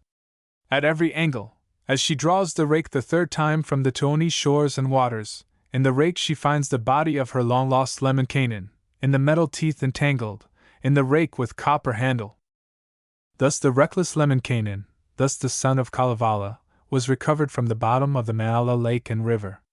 There were wanting many fragments, half the head, a hand, a forearm, many other smaller portions. Life, above all else, was missing. Then the mother, well reflecting, spake these words in bitter weeping. From these fragments, with my magic, I will bring to life my hero. Hearing this, the raven answered, spake these measures to the mother. There is not in these a hero, thou canst not revive these fragments. Eels have fed upon his body, on his eyes have fed the whiting, cast the dead upon the waters, on the streams of Tuonela, let him there become a walrus, or a seal, or whale, or porpoise. Lemminkainen's mother does not cast the dead upon the waters, on the streams of Tuonela. She again with hope and courage, rakes the river lengthwise, crosswise, through the Manala pools and caverns, rakes up half the head, a forearm, finds a hand and half the backbone, many other smaller portions, shapes her son from all the fragments, shapes anew her Lemminkainen, flesh to flesh with skill she places, gives the bones their proper stations, binds one member to the other, joins the ends of severed vessels, counts the threads of all the venules, knits the parts in apposition. Then this prayer the mother offers. Sunatar, thou slender virgin, goddess of the veins of heroes, skillful spinner of the vessels, with thy slender, silver spindle, with thy spinning wheel of copper, set in frame of molten silver, come thou hither, thou art needed. Bring the instruments for mending, firmly knit the veins together, at the end join well the venules, in the wounds that still are open, in the members that are injured. Should this aid be inefficient, there is living in the ether, in a boat enriched with silver, in a copper boat, a maiden, that can bring to the assistance. Come, O maiden, from the ether, virgin from the belt of heaven, row throughout these veins, O maiden, row through all these lifeless members, through the channels of the long bones, row through every form of tissue. Set the vessels in their places, lay the heart in right position, make the pulses beat together, join the smallest of the veinlets, and unite with skill the sinews. Take thou now a slender needle, silken thread within its eyelet, ply the silver needle gently, sew with care the wounds together. Should this aid be inefficient, thou, O God, that knowest all things, come and give us thine assistance. Harness thou thy fleetest racer call to aid thy strongest courser, in thy scarlet sledge come swiftly, drive through all the bones and channels, drive throughout these lifeless tissues, drive thy courser through each vessel, bind the flesh and bones securely, in the joints put finest silver, purest gold in all the fissures. Where the skin is broken open, where the veins are torn asunder, mend these injuries with magic. Where the blood has left the body, there make new blood flow abundant.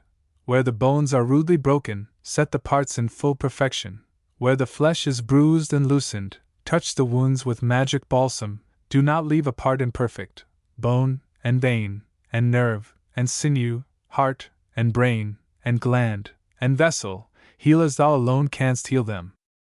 These the means the mother uses, thus she joins the lifeless members, thus she heals the death-like tissues, thus restores her son and hero to his former life and likeness. All his veins are knit together, all their ends are firmly fastened, all the parts in apposition, life returns, but speech is wanting, deaf and dumb, and blind, and senseless. Now the mother speaks as follows.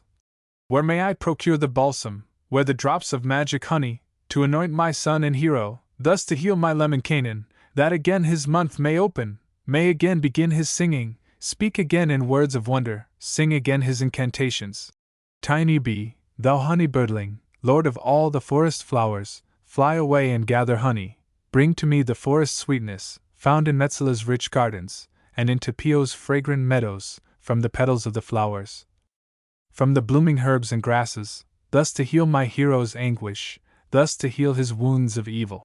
Thereupon the honey birdling flies away on wings of swiftness, into Metsala's rich gardens, into Tapio's flowery meadows, gathers sweetness from the meadows, with the tongue distills the honey from the cups of 7 flowers, from the bloom of countless grasses, quick from Metsala returning, flying, humming darting onward, with his winglets honey laden, with the store of sweetest odors, to the mother brings the balsam. Lemminkainen's anxious mother takes the balm of magic virtues, and anoints the injured hero, heals his wounds and stills his anguish, but the balm is inefficient, for her son is deaf and speechless. Then again outspeaks the mother, Lemminkainen's restoration. Little bee, my honey birdling, fly away in one direction, fly across the 7 oceans, in the 8th, a magic island, where the honey is enchanted, to the distant Turi castles, to the chambers of Palwoinen. There the honey is effective, there, the wonder-working balsam, this may heal the wounded hero. Bring me of this magic ointment, that I may anoint his eyelids, may restore his injured senses.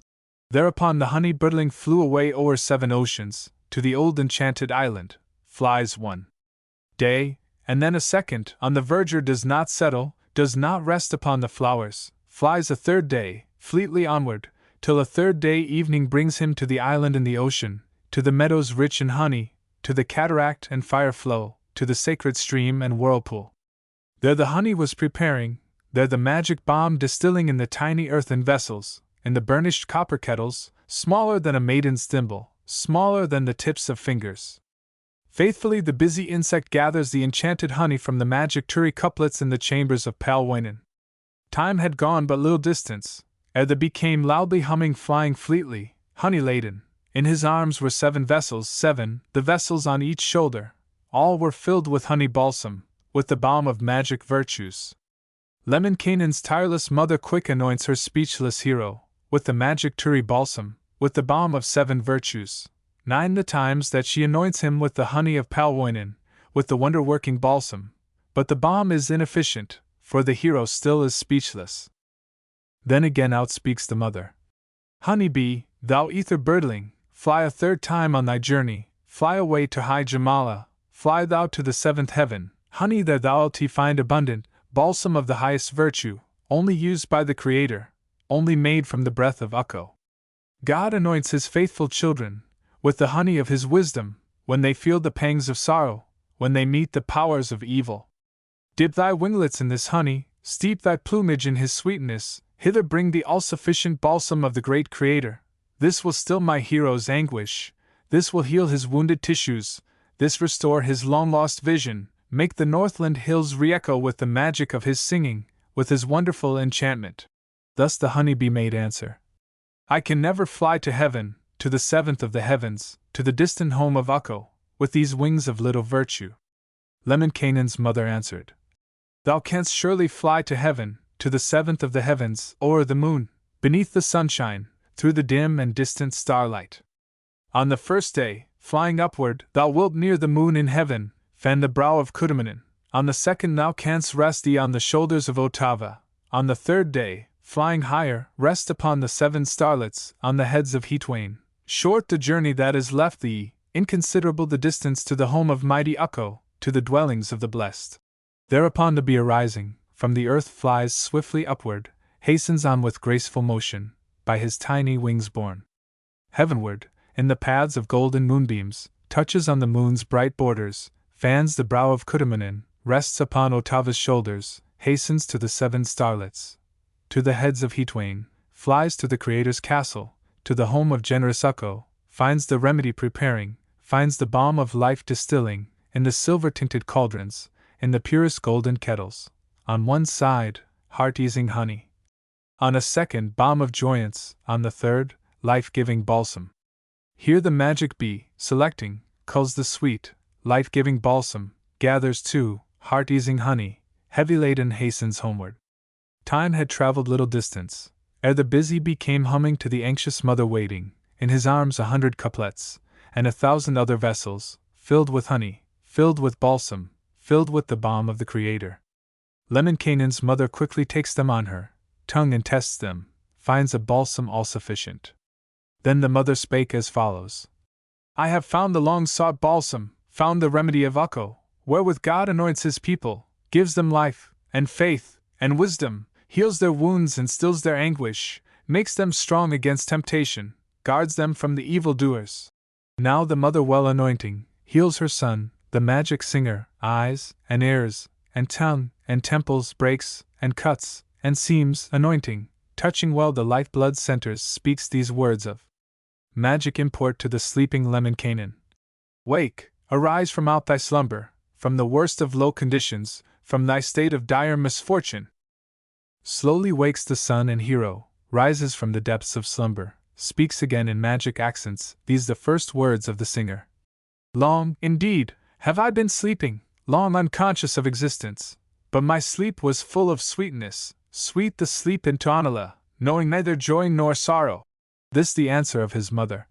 Longer still thou wouldst have slumbered, were it not for me, thy mother. Tell me now, my son beloved, tell me that I well may hear thee, who enticed thee to Manala, to the river of Tuoni, to the fatal stream and whirlpool? Then the hero, Lemminkainen, gave this answer to his mother. Nashut, the decrepit shepherd of the flocks of Sariola, blind, and halt, and poor, and wretched, and to whom I did a favor, from the slumber land of envy Nashut sent me to Manala, to the river of Tuoni, sent a serpent from the waters, sent an adder from the death stream, through the heart of Lemminkainen, did not recognize the serpent, could not speak the serpent language, did not know the sting of adders. Spake again the ancient mother. O thou son of little insight, senseless hero, fool magician, thou didst boast betimes thy magic to enchant the wise enchanters, on the dismal shores of Lapland, thou didst think to banish heroes, from the borders of Pohjola, didst not know the sting of serpents, didst not know the reed of waters, nor the magic word protector. Learn the origin of serpents, whence the poison of the adder. In the floods was born the serpent, from the marrow of the grey duck, from the brain of ocean swallows. Suyatar had made saliva, cast it on the waves of ocean, currents drove it outward, onward, softly shone the sun upon it. By the winds 'twas gently cradled, gently nursed by winds and waters, by the waves was driven shoreward, landed by the surging billows. Thus the serpent, thing of evil, filling all the world with trouble, was created in the waters born from Suyatar, its maker. Then the mother of the hero rocked her son to rest and comfort, rocked him to his former being, to his former life and spirit, into greater magic powers. Wiser, handsomer than ever grew the hero of the islands. But his heart was full of trouble, and his mother, ever watchful, asked the cause of his dejection. This is Lemminkainen's answer. This the cause of all my sorrow. Far away my heart is roaming, all my thoughts forever wander to the Northland's blooming virgins, to the maids of braided tresses. Northland's ugly hostess, Louhi, will not give to me her daughter, fairest maiden of Pohjola, till I killed the swan of Mana, with my bow and but one arrow, in the river of Tuoni. Lemminkainen's mother answers, in the sacred stream and whirlpool. Let the swan swim on in safety, give the water bird his freedom, in the river of Manala, in the whirlpool of Tuoni. Leave the maiden in the Northland, with her charms and fading beauty. With thy fond and faithful mother, go at once to Kalevala, to thy native fields and fallows. Praise thy fortune, all sufficient, praise, above all else, thy Maker. Ukko gave the aid when needed, thou wert saved by thy Creator, from thy long and hopeless slumber, in the waters of Tuoni, in the chambers of Manala. I unaided could not save thee, could not give the least assistance. God alone, omniscient Ukko, first and last of the creators, can revive the dead and dying, can protect his worthy people from the waters of Manala, from the fatal stream and whirlpool, in the kingdom of Tuoni. Lemminkainen, filled with wisdom, with his fond and faithful mother, hastened straightway on his journey to his distant home and kindred, to the Wainola fields and meadows, to the plains of Kalevala. Here I leave my Kaukomieli, leave my hero Lemminkainen, long I leave him from my singing, turn my song to other heroes, send it forth on other pathways, sing some other golden legend. Rune 16. Wainamoinen's boat building. Wainamoinen, ancient minstrel, the eternal wisdom singer, for his boat was working lumber, working long upon his vessel, on a fog point jutting seaward, on an island, forest covered. But the lumber failed the master, beams were wanting for his vessel, beams and scantling, ribs and flooring. Who will find for him the lumber? Who procure the timber needed for the boat of Wainamoinen, for the bottom of his vessel? Pellerwoinen of the prairies, Sampsa, slender grown and ancient, he will seek the needful timber. He procure the beams of oak wood for the boat of Wainamoinen, for the bottom of his vessel. Soon he starts upon his journey to the eastern fields and forests, hunts throughout the Northland mountain, to a second mountain wanders, to a third he hastens, searching, golden axe upon his shoulder, in his hand a copper hatchet. Comes an aspen tree to meet him of the height of 7 fathoms. Sampsa takes his axe of copper, starts to fell the stately aspen, but the aspen quickly halting, speaks these words to Pellerwoinen. Tell me, hero, what thou wishest, what the service thou art needing.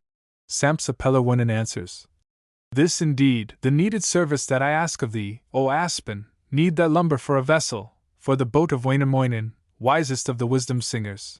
Quick and wisely speaks the aspen, thus its 100 branches answer. All the boats that have been fashioned from my wood have proved but failures. Such a vessel floats a distance, then it sinks upon the bottom of the waters it should travel. All my trunk is filled with hollows, 3 times in the summer seasons worms devour my stem and branches, feed upon my heart and tissues. Pellerwoinen leaves the aspen, hunts again through all the forest, wanders through the woods of Northland, where a pine tree comes to meet him, of the height of 14 fathoms. With his axe he chops the pine tree, strikes it with his axe of copper, as he asks the pine this question. Will thy trunk give worthy timber for the boat of Wainamoinen, wisest of the wisdom singers? Loudly does the pine tree answer. All the ships that have been fashioned from my body are unworthy. I am full of imperfections, cannot give thee needed timber wherewithal to build thy vessel. Ravens live within ray branches, build their nests and hatch their younglings 3 times in my trunk in summer. Sampsa leaves the lofty pine tree, wanders onward, to the woods of gladsome summer, where an oak tree comes to meet him, in circumference 3 fathoms, and the oak he thus addresses. Ancient oak tree, will thy body furnish wood to build a vessel, build a boat for Wainamoinen, master boat for the magician, wisest of the wisdom singers? Thus the oak replies to Sampsa. I for thee will gladly furnish wood to build the hero's vessel. I am tall, and sound, and hardy. Have no flaws within my body. 3 times in the months of summer, in the warmest of the seasons, does the sun dwell in my treetop. On my trunk the moonlight glimmers, in my branches sings the cuckoo, in my top her nestlings slumber. Now the ancient Pellerwoinen takes the hatchet from his shoulder, takes his axe with copper handle, chops the body of the oak tree. Well he knows the art of chopping. Soon he fells the tree majestic, fells the mighty forest monarch, with his magic axe and power. From the stems he lops the branches, splits the trunk in many pieces, fashions lumber for the bottom, countless boards, and ribs, and braces, for the singer's magic vessel, for the boat of the magician. Wainamoinen, old and skillful, the eternal wonder-worker, builds his vessel with enchantment, builds his boat by art of magic, from the timber of the oak tree, from its posts, and planks, and flooring. Sings a song, and joins the framework, sings a second, sets the siding, sings a third time, sets the rowlocks, fashions oars, and ribs, and rudder, joins the sides and ribs together. When the ribs were firmly fastened, when the sides were tightly jointed, then alas! 3 words were wanting, lost the words of master magic, how to fasten in the ledges, how the stern should be completed, how complete the boat's forecastle. Then the ancient Wainamoinen, wise and wonderful enchanter, heavy-hearted spake as follows. Woe is me, my life hard fated! Never will this magic vessel pass in safety o'er the water, never ride the rough sea billows. Then he thought and long considered, where to find these words of magic, find the lost words of the master. From the brains of countless swallows, from the heads of swans in dying, from the plumage of the grey duck? For these words the hero searches, kills of swans a goodly number, kills a flock of fattened grey duck, kills of swallows countless numbers, cannot find the words of magic, not the lost words of the master. Wainamoinen, wisdom singer, still reflected and debated. I perchance may find the lost words on the tongue of summer reindeer, in the mouth of the white squirrel. Now again he hunts the lost words, hastes to find the magic sayings, kills a countless host of reindeer, kills a rafterful of squirrels, finds of words a goodly number, but they are of little value, cannot find the magic lost word. Long he thought and well considered. I can find of words 100 in the dwellings of Tuoni, in the Manala fields and castles. Wainamoinen quickly journeys to the kingdom of Tuoni, there to find the ancient wisdom, there to learn the secret doctrine, hastens on through fen and forest, over meads and over marshes, through the ever-rising woodlands, journeys 1 week through the brambles, and a second through the hazels, through the junipers the 3rd week, when appear Tuoni's islands, and the Manala fields and castles. Wainamoinen, brave and ancient, calls aloud in tones of thunder, to the Tuonela deeps and dungeons, and to Manala's magic castle. Bring a boat, Tuoni's daughter, bring a ferry boat, O maiden, that may bear me o'er this channel, o'er this black and fatal river. Quick the daughter of Tuoni, magic maid of little stature, tiny virgin of Manala, tiny washer of the linen, tiny cleaner of the dresses, at the river of Tuoni, in Manala's ancient castles, speaks these words to Wainamoinen, gives this answer to his calling. Straightway will I bring the rowboat, when the reasons thou hast given why thou comest to Manala in a hale and active body. Wainamoinen, old and artful, gives this answer to the maiden. I was brought here by Tuoni, Mana raised me from the coffin, speaks the maiden of Manala. This a tale of wretched liars. Had Tuoni brought thee hither, Mana raised thee from the coffin, then Tuoni would be with thee, Manalainen too would lead thee, with Tuoni's hat upon thee, on thy hands the gloves of Mana. Tell the truth now, Wainamoinen, what has brought thee to Manala? Wainamoinen, artful hero, gives this answer, still finessing. Iron brought me to Manala, to the kingdom of Tuoni, speaks the virgin of the Deathland, Mana's wise and tiny daughter. Well I know that this is falsehood. Had the iron brought thee hither, brought thee to Tuoni's kingdom, blood would trickle from thy vesture, and the blood drops, scarlet-colored. Speak the truth now, Wainamoinen, this the 3rd time that I ask thee. Wainamoinen, little heeding, still finesses to the daughter. Water brought me to Manala, to the kingdom of Tui. This the tiny maiden's answer. Well I know thou speakest falsely. If the waters of Manala, if the cataract and whirlpool, or the waves had brought thee hither, from thy robes the drops would trickle, water drip from all thy raiment. Tell the truth and I will serve thee, what has brought thee to Manala? Then the willful Wainamoinen told this falsehood to the maiden. Fire has brought me to Manala, to the kingdom of Tuoni. spake again Tuoni's daughter. Well I know the voice of falsehood. If the fire had brought thee hither, brought thee to Tuoni's empire, singed would be thy locks and eyebrows, and thy beard be crisped and tangled. O thou foolish Wainamoinen, if I row thee o'er the ferry, thou must speak the truth in answer. This the last time I will ask thee, make an end of thy deception. What has brought thee to Manala, still unharmed by pain or sickness, still untouched by death's dark angel? Spake the ancient Wainamoinen. At the first I spake not truly, now I give thee rightful answer. I, a boat with ancient wisdom, fashioned with my powers of magic, sang one day and then a second, sang the third day until evening, when I broke the magic mainspring, broke my magic sledge in pieces, of my song the fleetest runners. Then I come to Mana's kingdom, came to borrow here a hatchet, thus to mend my sledge of magic, thus to join the parts together. Send the boat now quickly over, send me, quick, Tuoni's rowboat, help me cross this fatal river, cross the channel of Manala. Spake the daughter of Tuoni, Mana's maiden, thus replying. Thou art sure a stupid fellow, foresight wanting, judgment lacking, having neither wit nor wisdom, coming here without a reason, coming to Tuoni's empire. Better far if thou shouldst journey to thy distant home and kindred. Man they that visit Mana, few return from Maria's kingdom. Spake the good old Wainamoinen. Women old retreat from danger, not a man of any courage, not the weakest of the heroes. Bring thy boat, Tuoni's daughter, tiny maiden of Manala, come and row me o'er the ferry. Mana's daughter does as bidden, brings her boat to Wainamoinen, quickly rows him through the channel, o'er the black and fatal river, to the kingdom of Manala, speaks these words to the magician. Woe to thee, O Wainamoinen! Wonderful indeed thy magic, since thou comest to Manala, comest neither dead nor dying. Tuonidar, the Deathland hostess, ancient hostess of Tuoni, brings him pitchers filled with strong beer, fills her massive golden goblets, speaks these measures to the stranger. Drink, thou ancient Wainamoinen, drink the beer of King Tuoni. Wainamoinen, wise and cautious, carefully inspects the liquor, looks a long time in the pitchers, sees the spawning of the black frogs, sees the young of poison serpents, lizards, worms, and writhing adders, thus addresses Tuonidar. Have not come with this intention, have not come to drink thy poisons, drink the beer of Tuonela.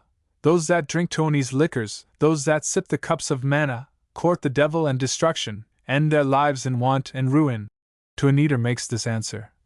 Ancient minstrel, Wainamoinen, tell me what has brought thee hither, brought thee to the realm of Mana, to the courts of Tuonela, ere Tuoni sent his angels to thy home in Kalevala, there to cut thy magic life thread.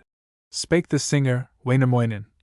I was building me a vessel, at my craft was working, singing, needed 3 words of the master, how to fasten in the ledges, how the stern should be completed, how complete the boat's forecastle. This the reason of my coming to the empire of Tuoni, to the castles of Manala, came to learn these magic sayings, learn the lost words of the master.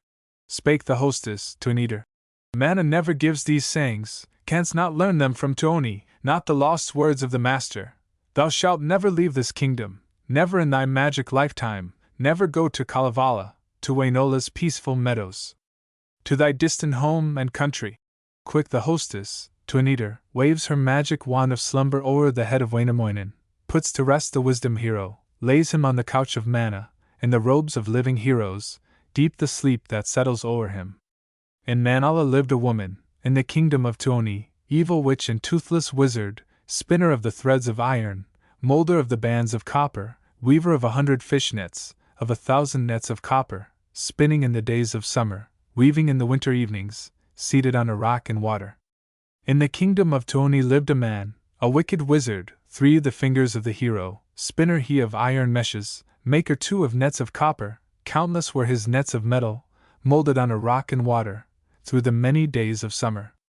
Mana's son with crooked fingers, iron-pointed copper fingers, pulls of nets, at least 1,000, through the river of Tuoni, sets them lengthwise, sets them crosswise, in the fatal, darksome river, that the sleeping Wainaman, friend and brother of the waters, may not leave the Isle of Mana, never in the course of ages, never leave the Deathland castles, never while the moonlight glimmers on the empire of Tuoni.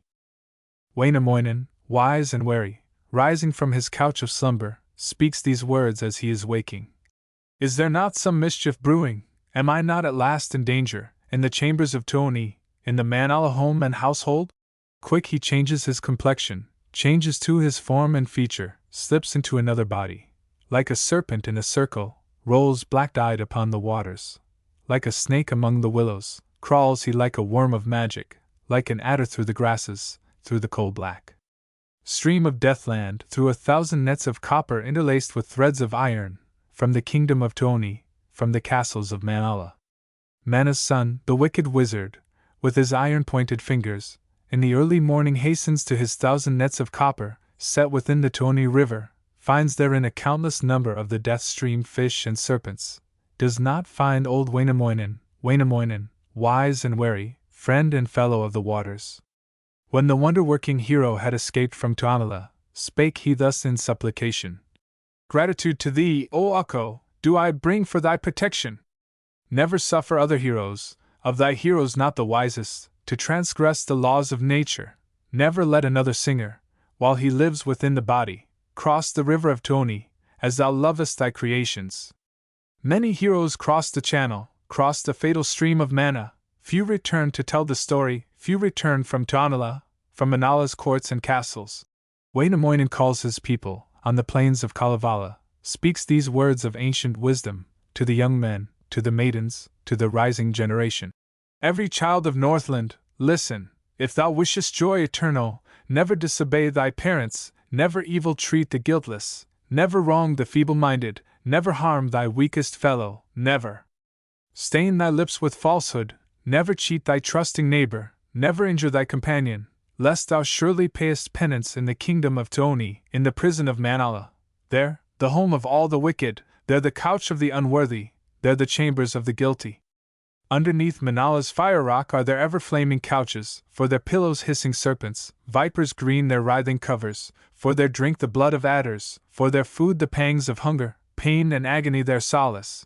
If thou wishest joy eternal, shun the kingdom of Tui. Rune 17. Wainamoinen finds the lost word.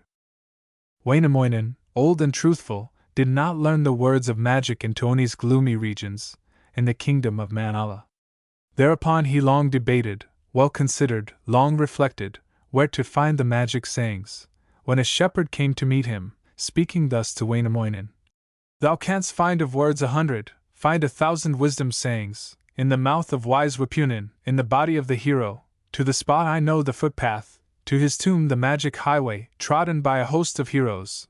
Long the distance thou must travel, on the sharpened points of needles, then a long way thou must journey on the edges of the broadswords. Thirdly, thou must travel farther on the edges of the hatchets. Wainamoinen, old and trustful, well considered all these journeys, travelled to the forge and smithy, thus addressed the metalworker. Ilmarinen, worthy blacksmith, make a shoe for me of iron, forge me gloves of burnished copper, mold a staff of strongest metal, lay the steel upon the inside, forge within the might of magic. I am going on a journey to procure the magic sayings, find the lost words of the master.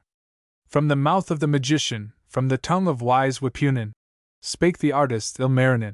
Long ago died wise Wipunen, disappeared these many ages, lays no more his snares of copper, sets no longer traps of iron, cannot learn from him the wisdom, cannot find in him the lost words. Wainamoinen, old and hopeful, little heeding, not discouraged, in his metal shoes and armor, hastens forward on his journey, runs the first day fleetly onward, on the sharpened points of needles. Wearily he strides the second, on the edges of the broadswords swings himself the third day forward, on the edges of the hatchets. Wise Wipunen, wisdom singer, ancient bard, and great magician, with his magic songs lay yonder, stretched beside him, lay his sayings. On his shoulder grew the aspen, on each temple grew the birch tree, on his mighty chin the alder, from his beard grew willow bushes, from his mouth the dark green fir tree, and the oak tree from his forehead. Wainamoinen, coming closer, draws his sword, lays bare his hatchet from his magic leathern scabbard, fells the aspen from his shoulder, fells the birch tree from his temples, from his chin he fells the alder, from his beard, the branching willows, from his mouth the dark green fir tree, fells the oak tree from his forehead.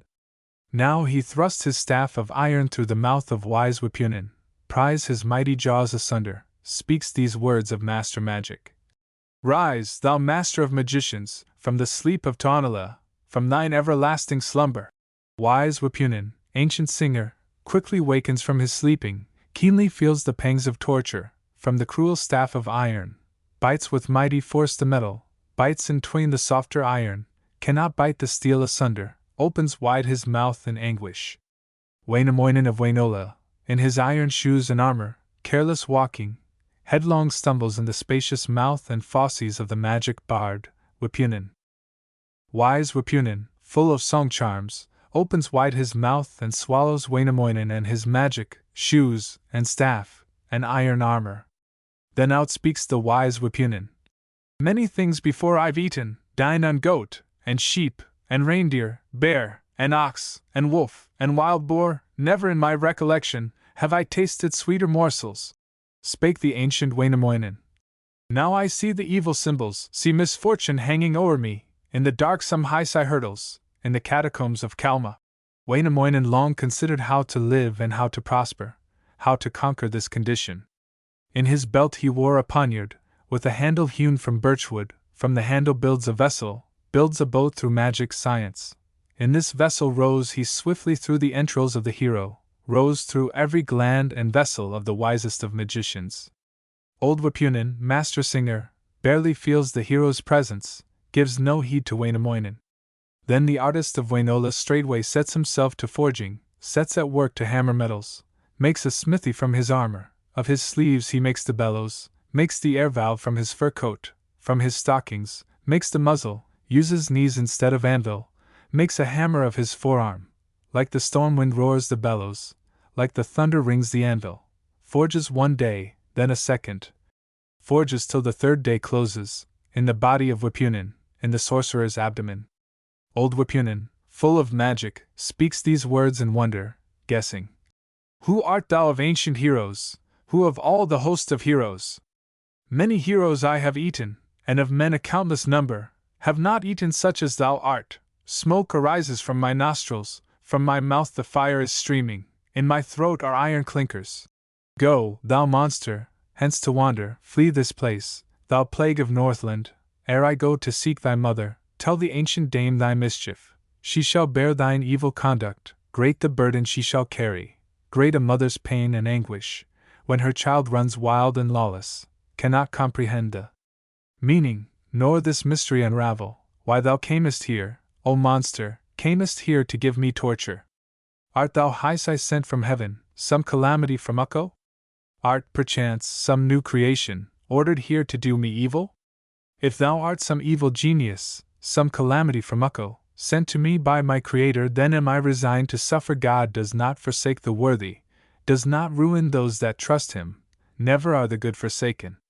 If by man thou wert created, if some hero sent thee hither, I shall learn thy race of evil, shall destroy thy wicked tribe folk. Thence arose the violation, thence arose the first destruction, thence came all the evil doings, from the neighborhood of wizards, from the homes of the magicians, from the eaves of vicious spirits, from the haunts of fortune-tellers, from the cabins of the witches, from the castles of Tuoni, from the bottom of Manala, from the ground with envy swollen, from ingratitude's dominions, from the rocky shoals and quicksands, from the marshes filled with danger, from the cataract's commotion, from the bear caves in the mountains, from the wolves within the thickets, from the roarings of the pine tree, from the burrows of the foxdog, from the woodlands of the reindeer, from the eaves and Hisai hurdles, from the battles of the giants, from uncultivated pastures, from the billows of the oceans, from the streams of boiling waters, from the waterfalls of Rutya, from the limits of the storm clouds, from the pathways of the thunders, from the flashings of the lightnings, from the distant plains of Pohia, from the fatal stream and whirlpool, from the birthplace of Tuoni. Art thou coming from these places?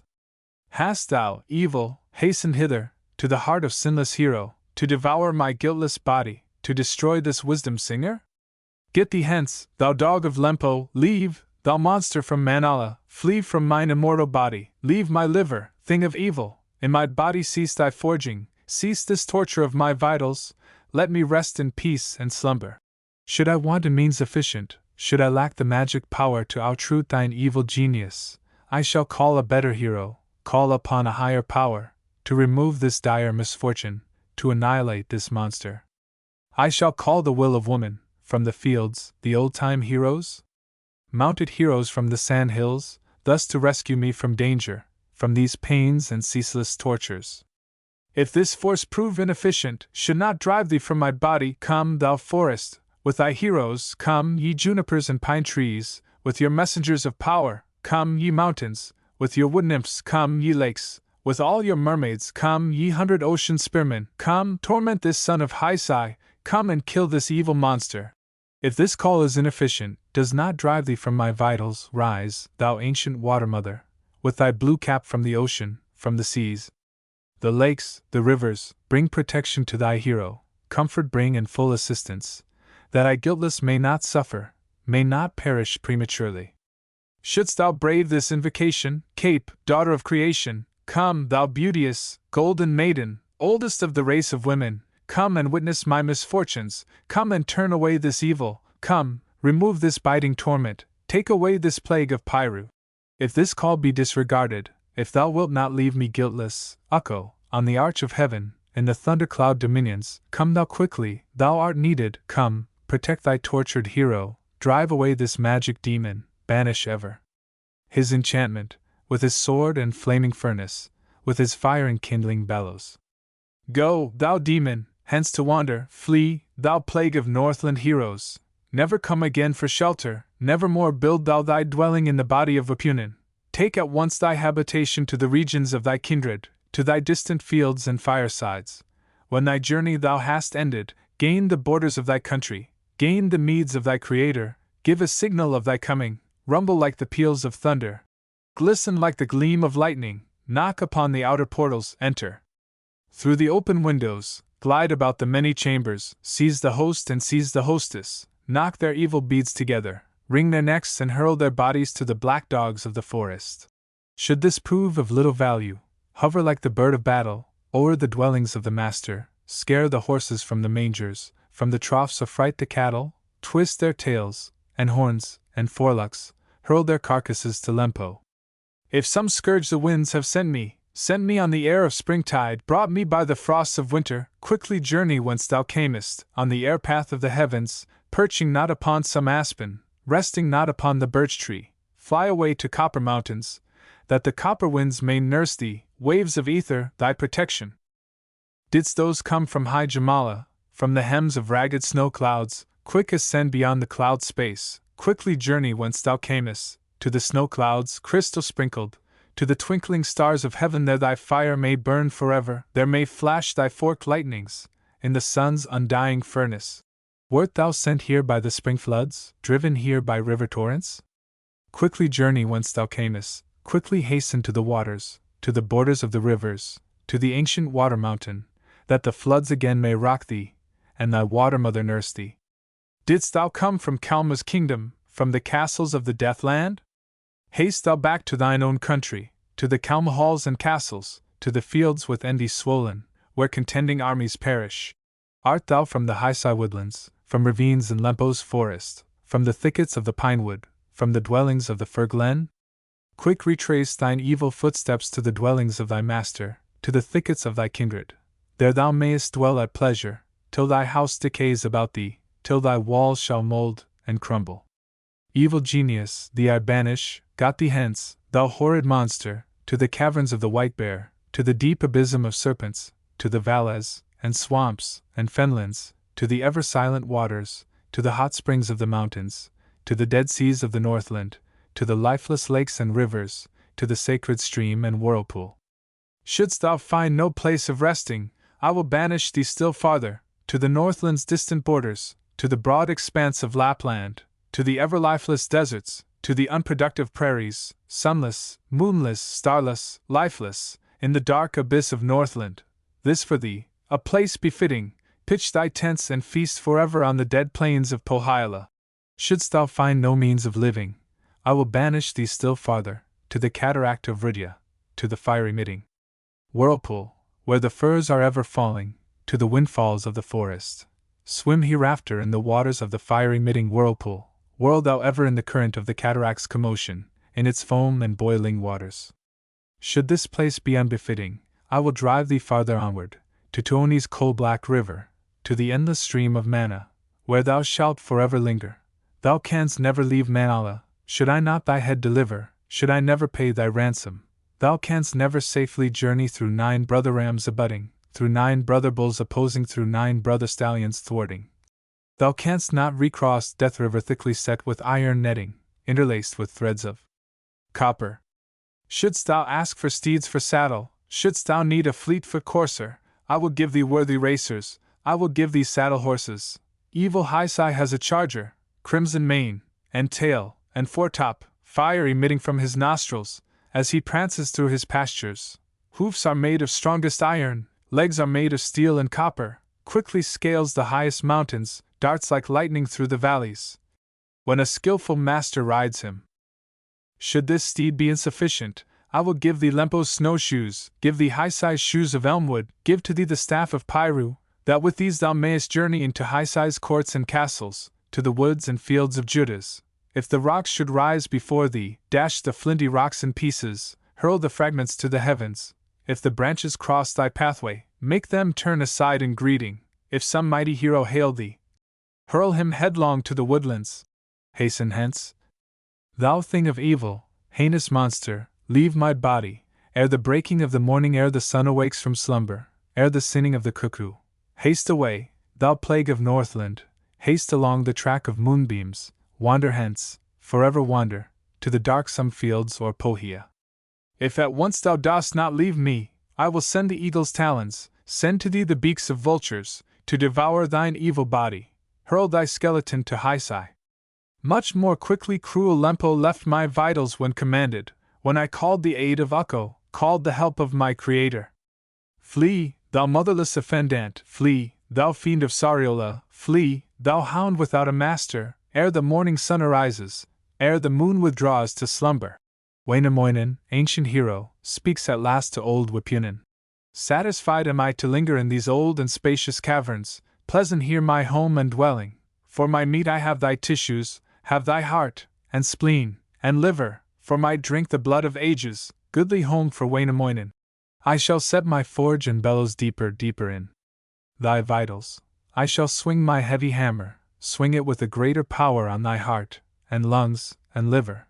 I shall never, never leave thee till I learn thine incantations, learn thy many wisdom sayings, learn the lost words of the Master.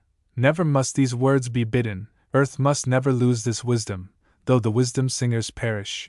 Old Wipunen, wise magician, ancient prophet, filled with power, opens fall his store of knowledge, lifts the covers from his cases, filled with old time incantations, filled with songs of times primeval, filled with ancient wit and wisdom, sings the very oldest folk songs, sings the origin of witchcraft, sings of earth and its beginning, sings the first of all creations, sings the source of good and evil, sung alas, by youth no longer, only sung in part by heroes in these days of sin and sorrow.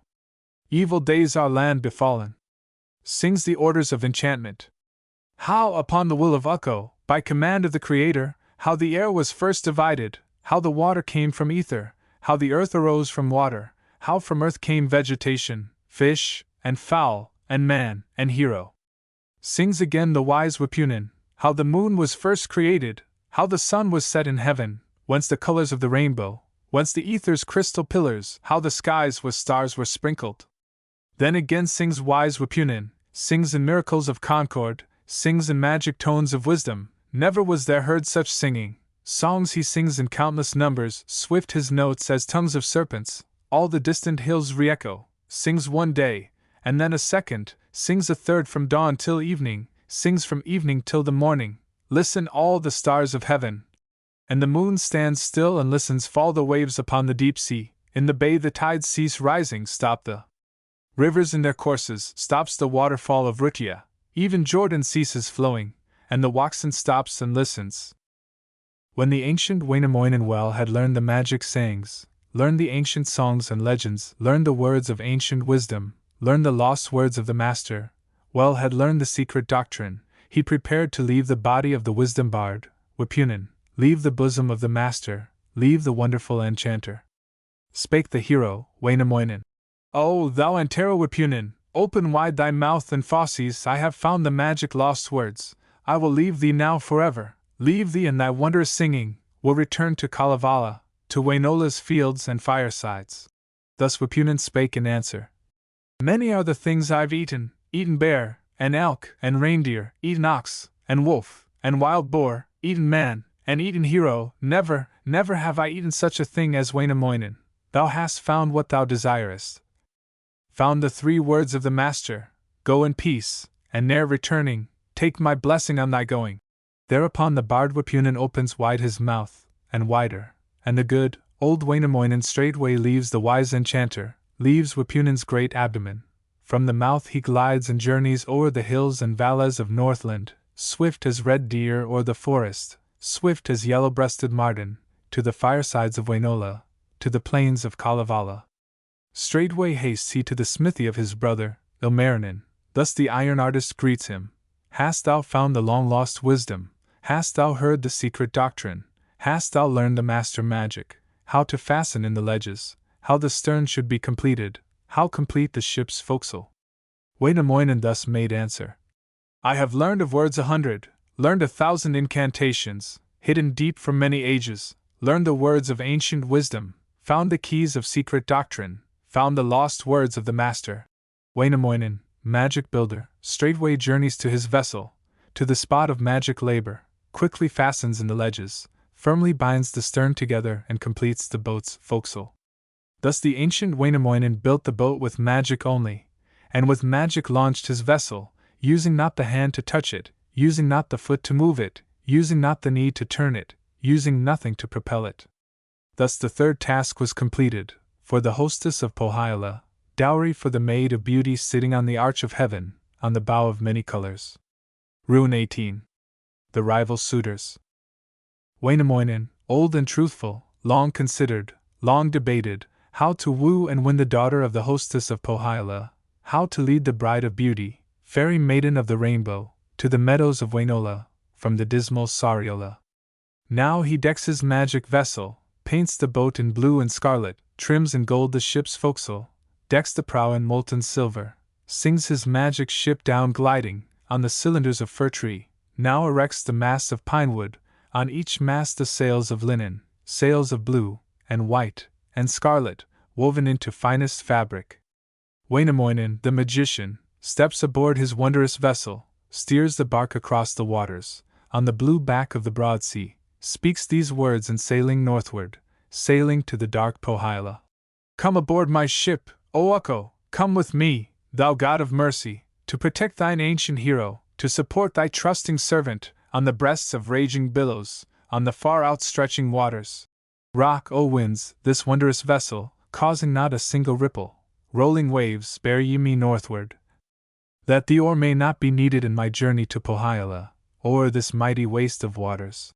Ilmarinen's beauteous sister, fair and goodly maid, Annikki, of the night and dawn, the daughter, who awakes each morning early, rises long before the daylight, stood one morning on the seashore, washing in the foam her dresses, rinsing out her silken ribbons, on the bridge of scarlet color, on the border of the highway, on a headland jutting seaward, on the forest-covered island. Here Annikki, looking round her, looking through the fog and ether, looking through the clouds of heaven, gazing far out on the blue sea, sees the morning sun arising, glimmering along the billows, looks with eyes of distant vision toward the sunrise on the waters, toward the winding streams of Suomi, where the Waina waves were flowing. There she sees, on the horizon, something darkle in the sunlight, something blue upon the billows, speaks these words in wonder guessing, what is this upon the surges, what this blue upon the waters, what this darkling in the sunlight? 'Tis perhaps a flock of wild geese, or perchance the blue duck flying, then upon thy wings arising, fly away to highest heaven. Art thou then a shoal of sea trout, or perchance a school of salmon? Dive then to the deep sea bottom, in the waters swim and frolic. Art thou then a cliff of granite, or perchance a mighty oak tree, floating on the rough sea billows? May the floods then wash and beat thee, break thee to 1,000 fragments. Wainamoinen, sailing northward, steers his wondrous ship of magic toward the headland jutting seaward, toward the island forest covered. Now Annikki, goodly maiden, sees it as the magic vessel of a wonderful enchanter, of a mighty bard and hero, and she asks this simple question: Art thou then my father's vessel, or my brother's ship of magic? Haste away then to thy harbor, to thy refuge in Wainola. Hast thou come a goodly distance? Sail then farther on thy journey, point thy prow to other waters. It was not her father's vessel, not a sailboat from the distance, 'twas the ship of Wainamoinen, bark of the eternal singer, sails within a hailing distance, swims still nearer o'er the waters, brings one word and takes another, brings a third of magic import. Speaks the goodly maid, Annikki, of the night and dawn, the daughter, to the sailor of the vessel. Whither sailiest, Wainamoinen, whither bound, thou friend of waters, pride and joy of Kalevala? From the vessel Wainamoinen gives this answer to the maiden: I have come to catch some sea trout, catch the young and toothsome whiting, hiding in tbes reeds and rushes. This the answer of Annikki. Do not speak to me in falsehood, know I well the times of fishing. Long ago my honored father was a fisherman in Northland, came to catch the trout and whiting, fished within these seas and rivers. Very well do I remember how the fisherman disposes, how he rigs his fishing vessel, lines, and gaffs, and poles, and fish nets. Hast not come a fishing hither? Whither goest, Wainamoinen, whither sailiest, friend of waters? Spake the ancient Wainamoinen: I have come to catch some wild geese, catch the hissing birds of Suomi, in these far-extending borders, in the Saxon sun dominions. Good Annikki gives this answer: Know I well a truthful speaker, easily detect a falsehood. Formerly my aged father often came a hunting hither, came to hunt the hissing wild geese, hunt the red bill of these waters. Very well do I remember how the hunter rigs his vessel, bows, and arrows, knives, and quiver, dogs enchained within the vessel, pointers hunting on the seashore, setters seeking in the marshes. Tell the truth now, Wainamoinen, whither is thy vessel sailing? Spake the hero of the Northland: To the wars my ship is sailing, to the bloody fields of battle, where the streams run scarlet-colored, where the paths are paved with bodies. These the words of fair Annikki. Know I well the paths to battle. Formerly my aged father often sounded war's alarum, often led the host to conquest, in each ship 100 rowers, and in arms 1,000 heroes, oiled the prow 1,000 crossbows, swords, and spears, and battle-axes. Know I well the ship of battle. Speak do longer fruitless falsehoods, whither sailiest, Wainamoinen, whither steerest, friend of waters? These the words of Wainamoinen. Come, O maiden, to my vessel, in my magic ship be seated, then I'll give thee truthful answer. Thus Annikki, silver-tinselled, answers ancient Wainamoinen. With the winds I'll fill thy vessel, to thy bark I'll send the storm winds and capsize thy ship of magic, break in pieces its forecastle. If the truth thou dost not tell me, if thou dost not cease thy falsehoods, if thou dost not tell me truly whither sails thy magic vessel. These the words of Wainamoinen. Now I make thee truthful answer, though at first I spake deception. I am sailing to the Northland, to the dismal Sariola, where the ogres live and flourish, where they drown the worthy heroes, there to woo the maid of beauty sitting on the bow of heaven, woo and win the fairy virgin, bring her to my home and kindred, to the firesides of Wainola.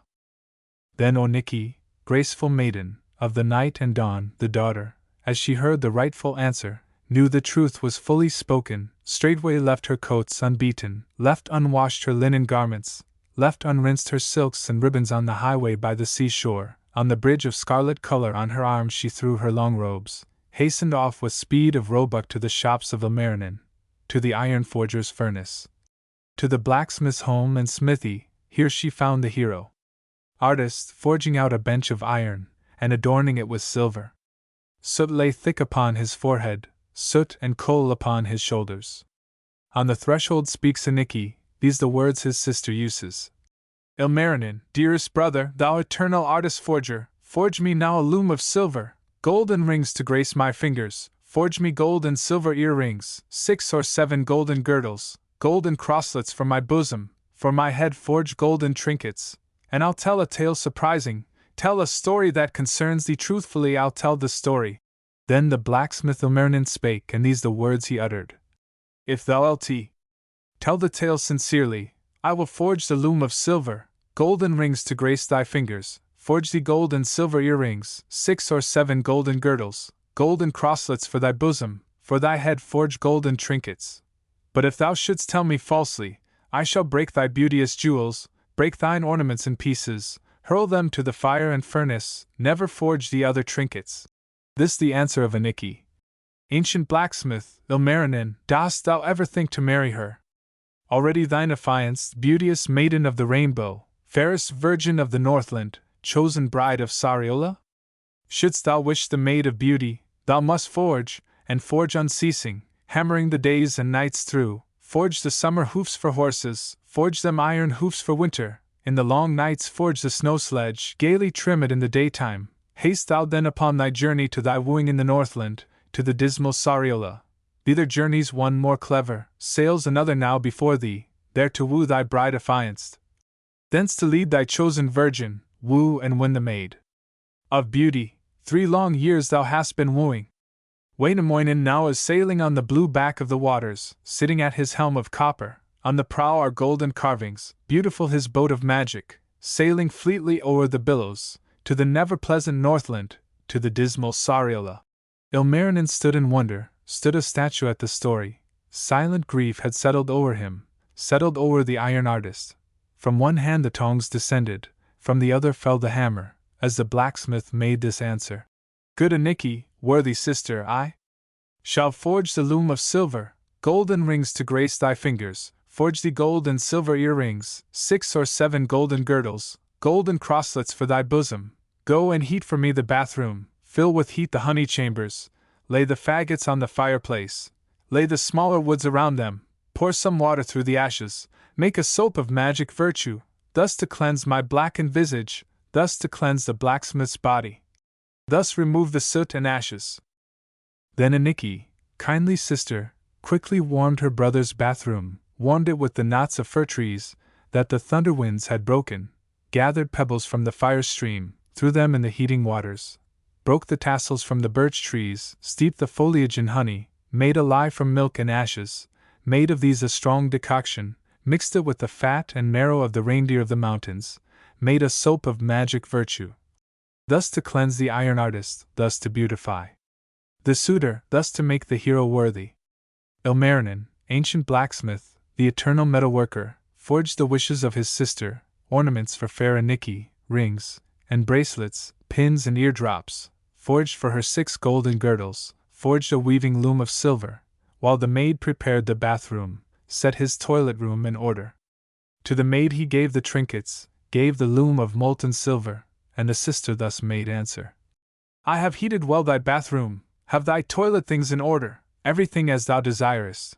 Go prepare thyself for wooing, lave thy bee to flaxen whiteness, make thy cheeks look fresh and ruddy, lave thyself in love's aroma, that thy wooing prove successful. Ilmarinen, magic artist, quick repairing to his bathroom, bathed his head to flaxen whiteness, made his cheeks look fresh and ruddy, laved his eyes until they sparkled like the moonlight on the waters. Wondrous were his form and features, and his cheeks like ruddy berries. These the words of Ilmarinen. Fair Annikki, lovely sister, bring me now my silken raiment, bring my best and richest vesture, bring me now my softest linen, that my wooing prove successful.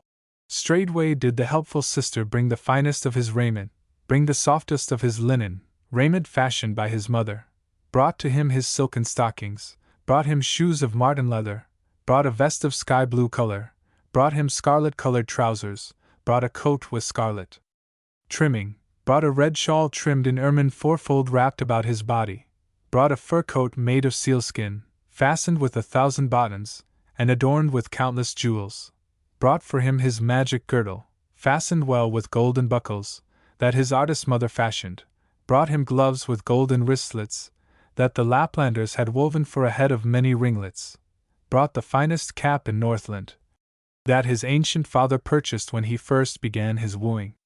Ilmarinen, blacksmith artist, clad himself to look his finest, when he thus addressed a servant. Hitch for me a fleet-foot racer, hitch him to my willing snow sledge, for I start upon a journey to the distant shores of Pohja, to the dismal Sariola. Spake the servant thus in answer. Thou hast 7 fleet-foot racers, munching grain within their mangers, which of these shall I make ready? Spake the blacksmith, Ilmarinen. Take the fleetest of my coursers, put the grey steed in the harness. Hitch him to my sledge of magic, place 6 cuckoos on the break board, 7 bluebirds on the crossbars, thus to charm the Northland maidens, thus to make them look and listen, as the cuckoos call and echo. Bring me too my largest bearskin, fold it warm about the crossbench. Bring me then my marten fur robes, as a cover and protection. Straightway then the trusty servant of the blacksmith, Ilmarinen, put the grey steed in the harness, hitched the racer to the snow sledge, placed 6 cuckoos on the break board, 7 bluebirds on the crossbars, on the front to sing and twitter. Then he brought the largest bearskin, folded it upon the crossbench, brought the finest robes of marten, warm protection for the master. Ilmarinen, forger artist, the eternal metalworker, earnestly entreated Ukko. Send thy snowflakes, Ukko, father, let them gently fall from heaven, let them cover all the heather, let them hide the berry bushes, that my sledge may glide in freedom o'er the hills to Sariola. Ukko sent the snow from heaven, gently dropped the crystal snowflakes, lending thus his kind assistance to the hero, Ilmarinen, on his journey to the Northland. Reins in hand, the ancient artist seats him in his metal snow sledge, and beseeches thus his master. Good luck to my reins and traces, good luck to my shafts and runners. God protect my magic snow sledge, be my safeguard on my journey to the dismal Sariola. Now the ancient Ilmarinen draws the reins upon the racer, snaps his whip above the courser, to the grey steed gives this order, and the charger plunges northward. Haste away, my flaxen stallion, haste thee onward, noble Whiteface, to the never-pleasant Pohia, to the dreary Sariola. Fast and faster flies the Fleetfoot, on the curving snow-capped sea coast, on the borders of the lowlands, o'er the alder hills and mountains. Merrily the steed flies onward, bluebirds singing, cuckoos calling, on the seashore looking northward, through the sand and falling snowflakes, blinding winds, and snow, and sea foam, cloud the hero, Ilmarinen, as he glides upon his journey, looking seaward for the vessel of the ancient Wainamoinen, travels one day, then a second, travels all the next day northward, till the third day Ilmarinen overtakes old Wainamoinen, rails him in his magic vessel, and addresses thus the minstrel. O thou ancient Wainamoinen, let us woo in peace the maiden, fairest daughter o'er the Northland, sitting on the bow of heaven, let each labor long to win her, let her wed the one she chooses, him selecting, let her follow. Wainamoinen thus makes answer. I agree to thy proposal, let us woo in peace the maiden, not by force, nor faithless measures, shall we woo the maid of beauty, let her follow him she chooses. Let the unsuccessful suitor harbor neither wrath nor envy for the hero that she follows. Thus agreeing, on they journey, each according to his pleasure, fleetly does the steed fly onward, quickly flies the magic vessel, sailing on the broad sea northward. Ilmarinen's fleet-foot racer makes the hills of Northland tremble, as he gallops on his journey to the dismal Sariola. Wainamoinen calls the south winds, and they fly to his assistance. Swiftly sails his ship of beauty, swiftly plows the rough sea billows in her pathway to Pohjola. Time had gone but little distance, scarce a moment had passed over, ere the dogs began their barking, in the mansions of the Northland, in the courts of Sariola, watchdogs of the court of Louhi. Never had they growled so fiercely, never had they barked so loudly, never with their tails had beaten Northland into such an uproar. Spake the master of Pohjola. Go and learn, my worthy daughter, why the watchdogs have been barking, why the black dog signals danger. Quickly does the daughter answer.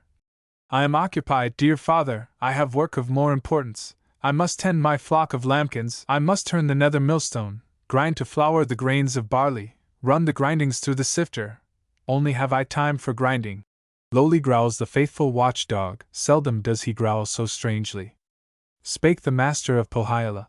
Go and learn, my trusted consort, why the Northland dogs are barking, why the black dog signals danger. Thus his aged wife makes answer. Have no time, nor inclination, I must feed my hungry household, must prepare a worthy dinner, I must bake the toothsome biscuit, knead the dough till it is ready, only have I strength for kneading. Spake the master of Pohjola. Dames are always in a hurry, maidens too are ever busy, whether warming at the oven, or asleep upon their couches. Go, my son, and learn the danger, why the black dog growls displeasure. Quickly does the son give answer. Have no time, nor inclination, am in haste to grind my hatchet. I must chop this log to cordwood, for the fire must cut the faggots. I must split the wood in fragments, large the pile and small the firewood. Only have I strength for chopping. Still the watchdog growls in anger, growl the whelps within the mansion, growl the dogs chained in the kennel, growls the black dog. On the hilltop, setting Northland in an uproar, spake the master of Pohyola. Never, never does my black dog growl like this without a reason, never does he bark for nothing, does not growl at angry billows, nor the sighing of the pine trees. Then the master of Pohyola went himself to learn the reason for the barking of the watchdogs. Strode he through the spacious courtyard, through the open fields beyond it, to the summit of the uplands. Looking toward his black dog barking, he beholds the muzzle pointed to a distant, stormy hilltop, to a mound with alders covered. There he learned the rightful reason, why his dogs had barked so loudly, why had growled the wool-tail bearer, why his whelps had signaled danger. At full sail, he saw a vessel, and the ship was scarlet-colored, entering the Bay of Lempo, saw a sledge of magic colors, gliding up the curving seashore, o'er the snowfields of Pohyola. Then the master of the Northland hastened straightway to his dwelling, hastened forward to his courtroom. These the accents of the master. Often strangers journey hither, on the blue back of the ocean, sailing in a scarlet vessel, rocking in the Bay of Lempo. Often strangers come in sledges to the honey lands of Lauhi. Spake the hostess of Pohyola, how shall we obtain a token why these strangers journey hither? My beloved, faithful daughter, lay a branch upon the fireplace. Let it burn with fire of magic. If it trickle drops of scarlet, war and bloodshed do they bring us. If it trickle drops of water, peace and plenty bring the strangers. Northland's fair and slender maiden, beautiful and modest daughter, lays a sore branch on the fireplace, lights it with the fire of magic. Does not trickle drops of scarlet, trickles either blood, nor water, from the wand come drops of honey. From the corner spake Suwako, this the language of the wizard. If the wand is dripping honey, then the strangers that are coming are but worthy friends and suitors. Then the hostess of the Northland, with the daughter of the hostess, straightway left their work, and hastened from their dwelling to the courtyard, looked about in all directions, turned their eyes upon the waters, saw a magic-colored vessel rocking slowly in the harbor, having sailed the Bay of Lempo, triple sails, and masts. And rigging, sable was the nether portion, and the upper, scarlet-colored.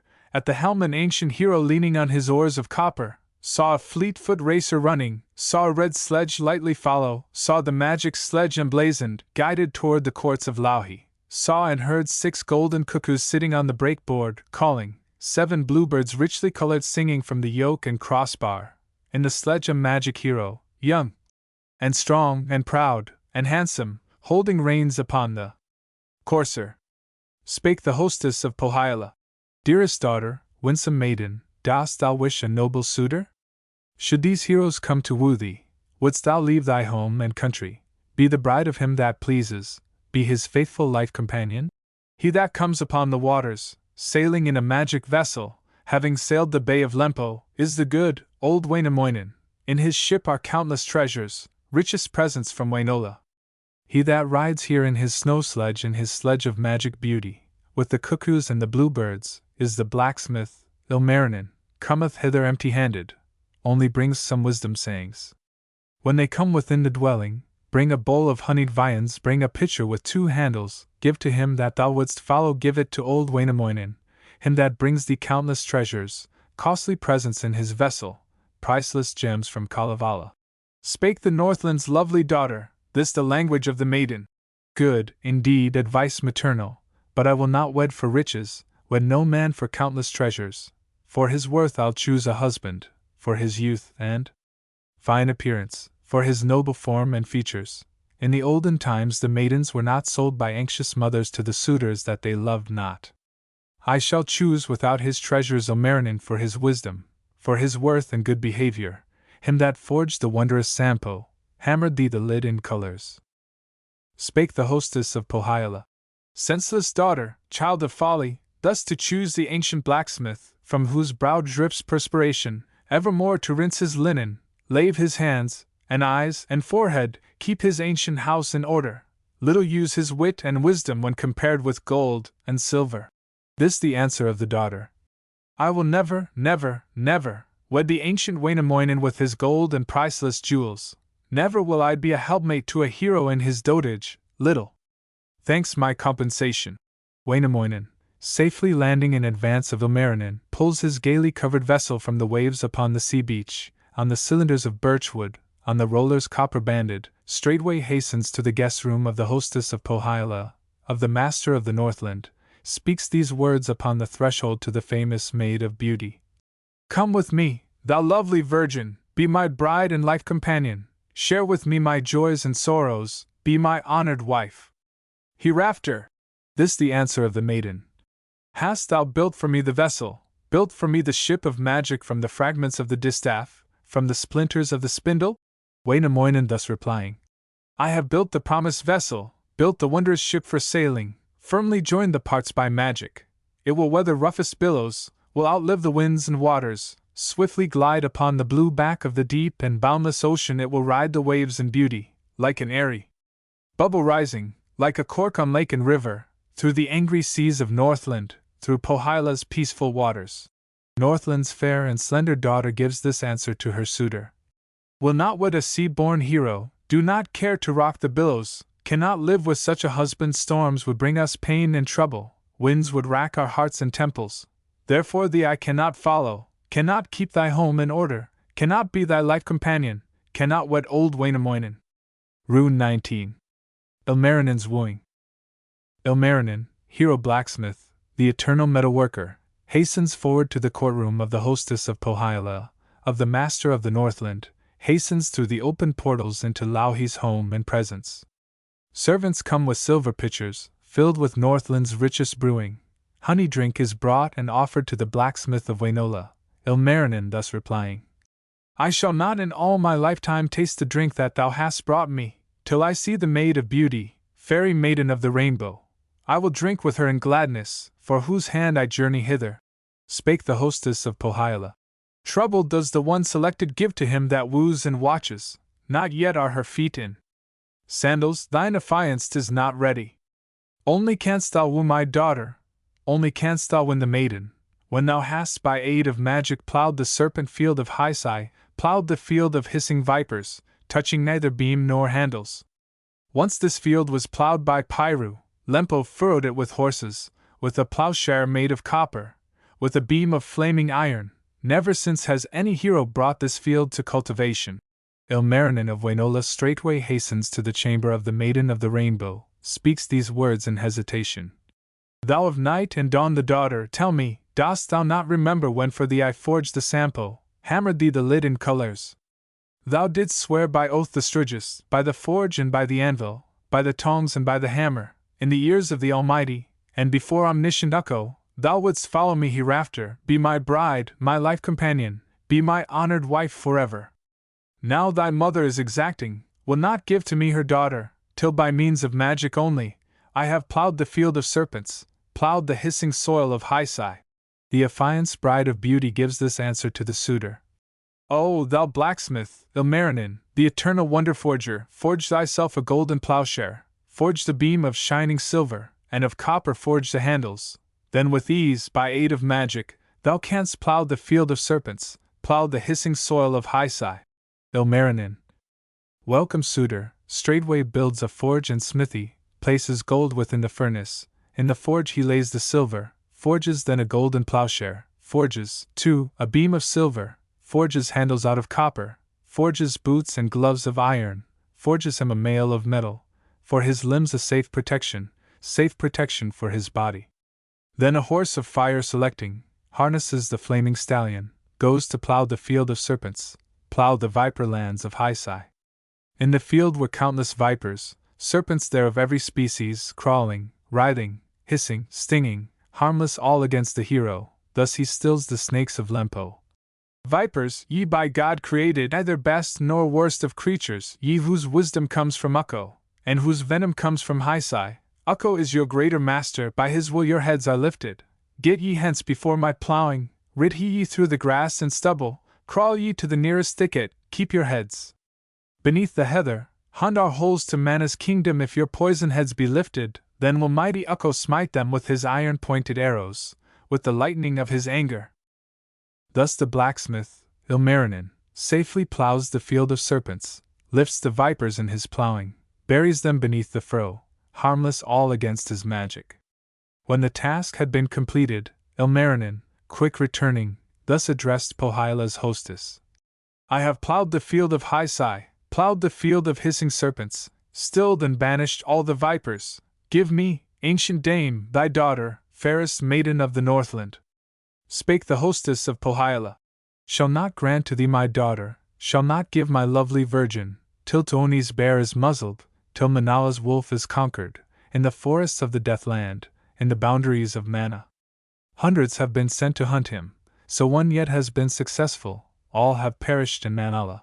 Thereupon young Ilmarinen to the maiden's chamber hastens, thus addresses his affianced.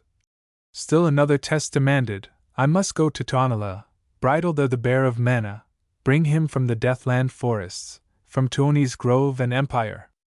This advice the maiden gives him.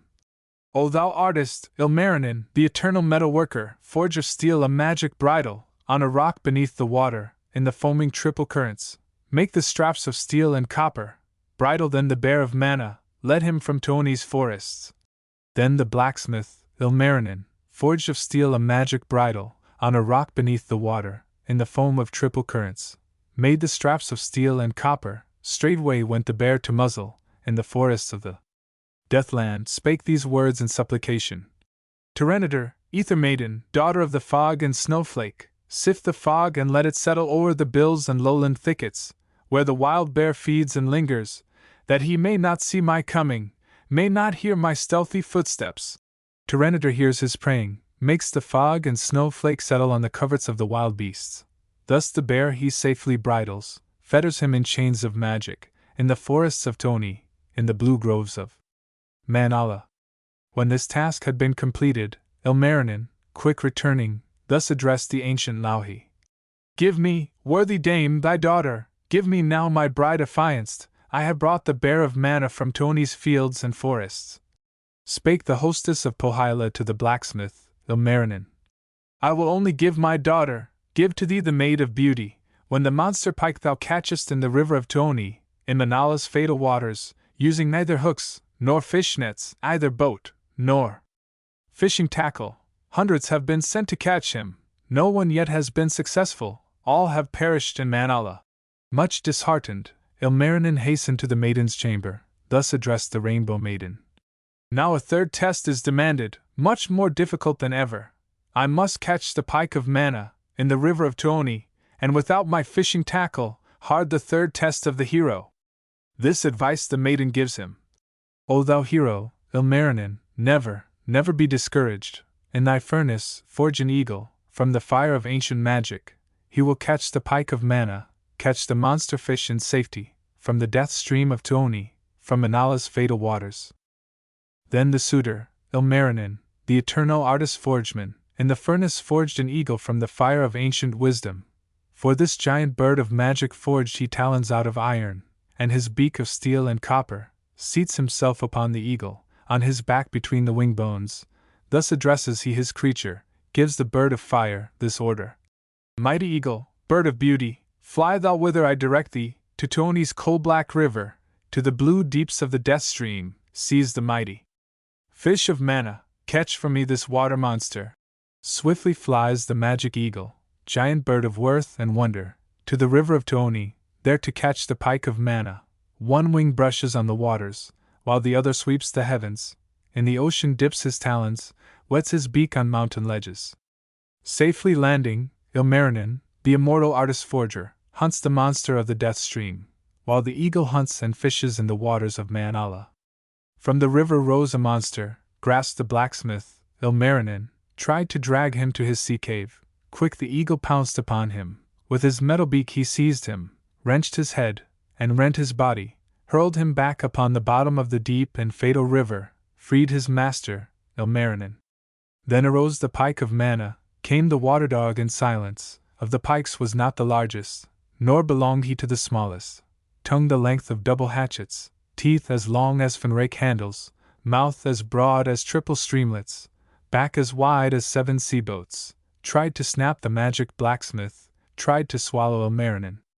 Swiftly swoops the mighty eagle, of the birds was not the largest, nor belonged he to the smallest. Mouth as wide as 7 streamlets, tongue as long as 7 javelins, like 5 crooked sides his talons, swoops upon the pike of Manna. Quick the giant fish endangered, darts and flounders in the river, dragging down the mighty eagle, lashing up the very bottom to the surface of the river. When the mighty bird uprising leaves the wounded pike in water, soars aloft on worsted pinions to his home in upper ether, soars awhile, and sails, and circles o'er the reddened waters, swoops again on lightning pinions, strikes with mighty force his talons into the shoulder of his victim, strikes the second of his talons on the flinty mountain ledges, on the rocks with iron hardened. From the cliffs rebound his talons, slip the flinty rocks o'erhanging, and the monster pike resisting dives again beneath the surface to the bottom of the river, from the talons of the eagle. Deep, the wounds upon the body of the monster of Tuoni. Still a third time soars the eagle, soars, and sails, and quickly circles, swoops again upon the monster, fire outshooting from his pinions, both his eyeballs flashing lightning.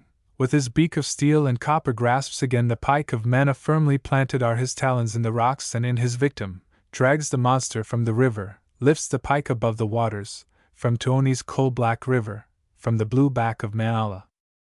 Thus the third time does the eagle bring success from former failures. Thus at last the eagle catches Manna's pike, the worst of fishes, swiftest swimmer of the waters, from the river of Tuoni. None could see Manala's river, for the myriad of fish scales. Hardly could one see through ether, for the feathers of the eagle, relics of the mighty contest. Then the bird of copper talons took the pike, with scales of silver, to the pine tree's topmost branches, to the fir tree plumed with needles, tore the monster fish in pieces, ate the body of his victim, left the head for Ilmarinen. Spake the blacksmith to the eagle, O thou bird of evil nature, what thy thought and what thy motive? Thou hast eaten what I needed, evidence of my successes, thoughtless eagle, witless instinct, thus to mar the spoils of conquest. But the bird of metal talons hastened onward, soaring upward, rising higher into ether, rising, flying, soaring, sailing, to the borders of the long clouds, made the vault of ether tremble, split apart the dome of heaven, broke the colored bow of Ukko, tore the moon horns from their sockets, disappeared beyond the sunland, to the home of the triumphant. Then the blacksmith, Ilmarinen, took the pike head to the hostess of the ever-dismal Northland, thus addressed the ancient Louhi. Let this head forever serve thee as a guest bench for thy dwelling, evidence of hero triumphs. I have caught the pike of Manna, I have done as thou demandest, 3 my victories in Deathland, 3 the tests of magic heroes. Wilt thou give me now thy daughter, give to me the maid of beauty? Spake the hostess of Pohjola. Badly is the test accomplished, thou hast torn the pike in pieces, from his neck the head is severed, of his body thou hast eaten, brought to me this worthless relic. These the words of Ilmarinen. When the victory is greatest, do we suffer greatest losses.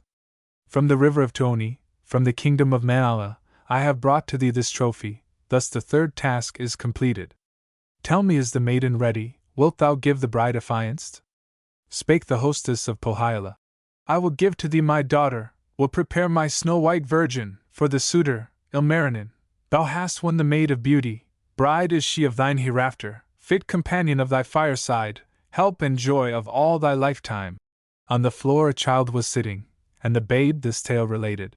There appeared within this dwelling, came a bird within the castle, from the east came flying hither, from the east, a monstrous eagle, one wing touched the vault of heaven, while the other swept the ocean, with his tail upon the waters, reached his beak beyond the cloudlets, looked about, and eager watching, flew around, and sailing, soaring, flew away to Hero Castle, knocked 3 times with beak of copper on the castle roof of iron, but the eagle could not enter.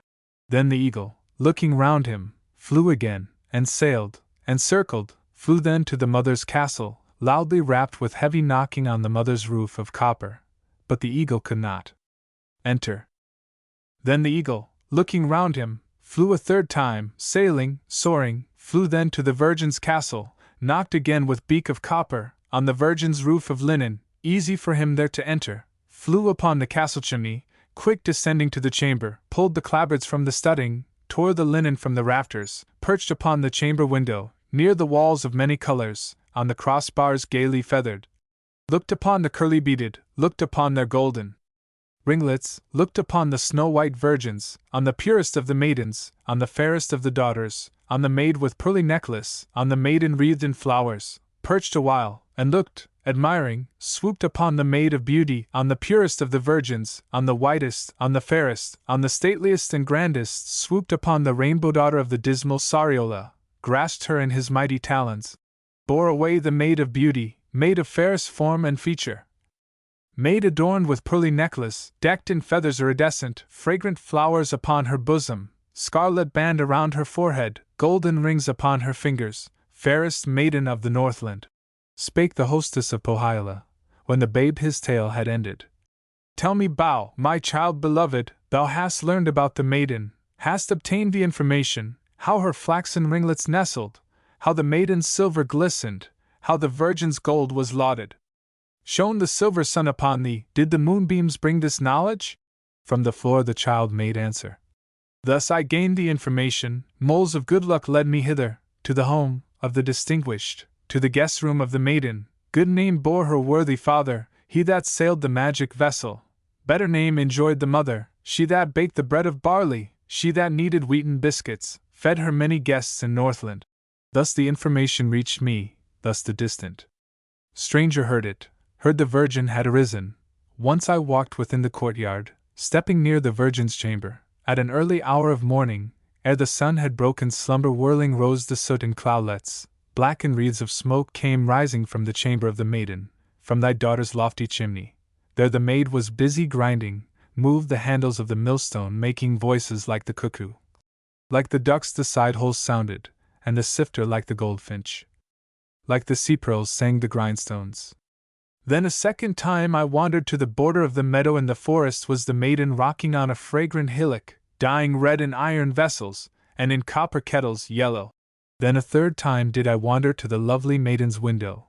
There I saw thy daughter weaving, heard the flying of her shuttle, heard the beating of her loom lathe, heard the rattling of her treadles, heard the whirring of her yarn reel. Spake the hostess of Pohjola. Now alas! Beloved daughter, I have often taught this lesson. Do not sing among the pine trees, do not call adown the valleys, do not hang thy head in walking, do not bare thine arms, nor shoulders, keep the secrets of thy bosom, hide thy beauty and thy power. This I told thee in the autumn, taught thee in the summer season, sang thee in the budding springtime, sang thee when the snows were falling. Let us build a place for hiding, let us build the smallest windows, where may weave my fairest daughter, where my maid may ply her shuttle, where my joy may work unnoticed by the heroes of the Northland, by the suitors of Wainola. From the floor the child made answer, 14 days the young child numbered. Easy 'tis to hide a war-horse in the Northland fields and stables, hard indeed to hide a maiden, having lovely form and features. Build of stone a distant castle in the middle of the ocean, keep within thy lovely maiden, train thou there thy winsome daughter, not long hidden canst thou keep her. Maidens will not grow and flourish, kept apart from men and heroes, will not live without their suitors, will not thrive without their wooers. Thou canst never hide a maiden, either on the land nor water. Now the ancient Wainamoinen, head downbent and heavy-hearted, wanders to his native country, to Wainola's peaceful meadows, to the plains of Kalevala, chanting as he journeys homeward.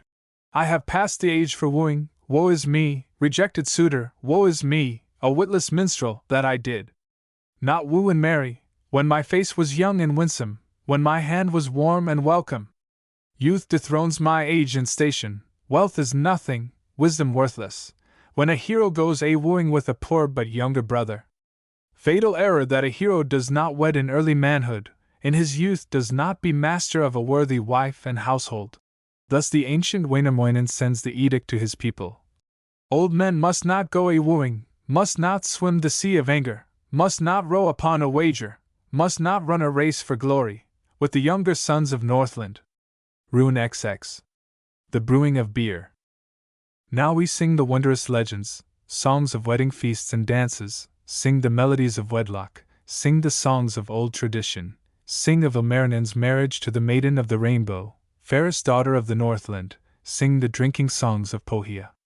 Long prepared they for the wedding in Pohjola's halls and chambers, in the courts of Sariola, Many things that Louhi ordered, great indeed the preparations for the marriage of the daughter, for the feasting of the heroes, for the drinking of the strangers, for the feeding of the poor folk, for the people's entertainment.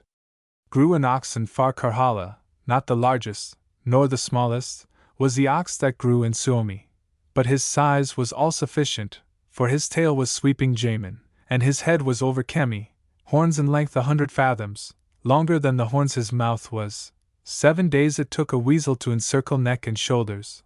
1 whole day a swallow journey from one horn tip to the other, did not stop between for resting. 30 days the squirrel traveled from the tail to reach the shoulders, but he could not gain the horn tip till the moon had long passed over. This young ox of huge dimensions, this great calf of distant Suomi, was conducted from Karhala to the meadows of Pohjola. At each horn 100 heroes, at his head and neck 1,000. When the mighty ox was lassoed, led away to Northland pastures, peacefully the monster journeyed by the bays of Sariola, ate the pasture on the borders. To the clouds arose his shoulders, and his horns to highest heaven. Not in all of Sariola could a butcher be discovered that could kill the ox for Louhi, none of all the sons of Northland, in her hosts of giant people, in her rising generation, in the hosts of those grown older. Came a hero from a distance, Wirikanas from Carolyn, and these words the grey beard uttered: "Wait, oh wait, thou ox of Suomi, till I bring my ancient war club, then I'll smite thee on thy forehead, break thy skull, thou willing victim. Nevermore wilt thou in summer browse the woods of Sariola, bear our pastures, fields, and forests. Thou, O ox, wilt feed no longer through the length and breadth of Northland, on the borders of this ocean."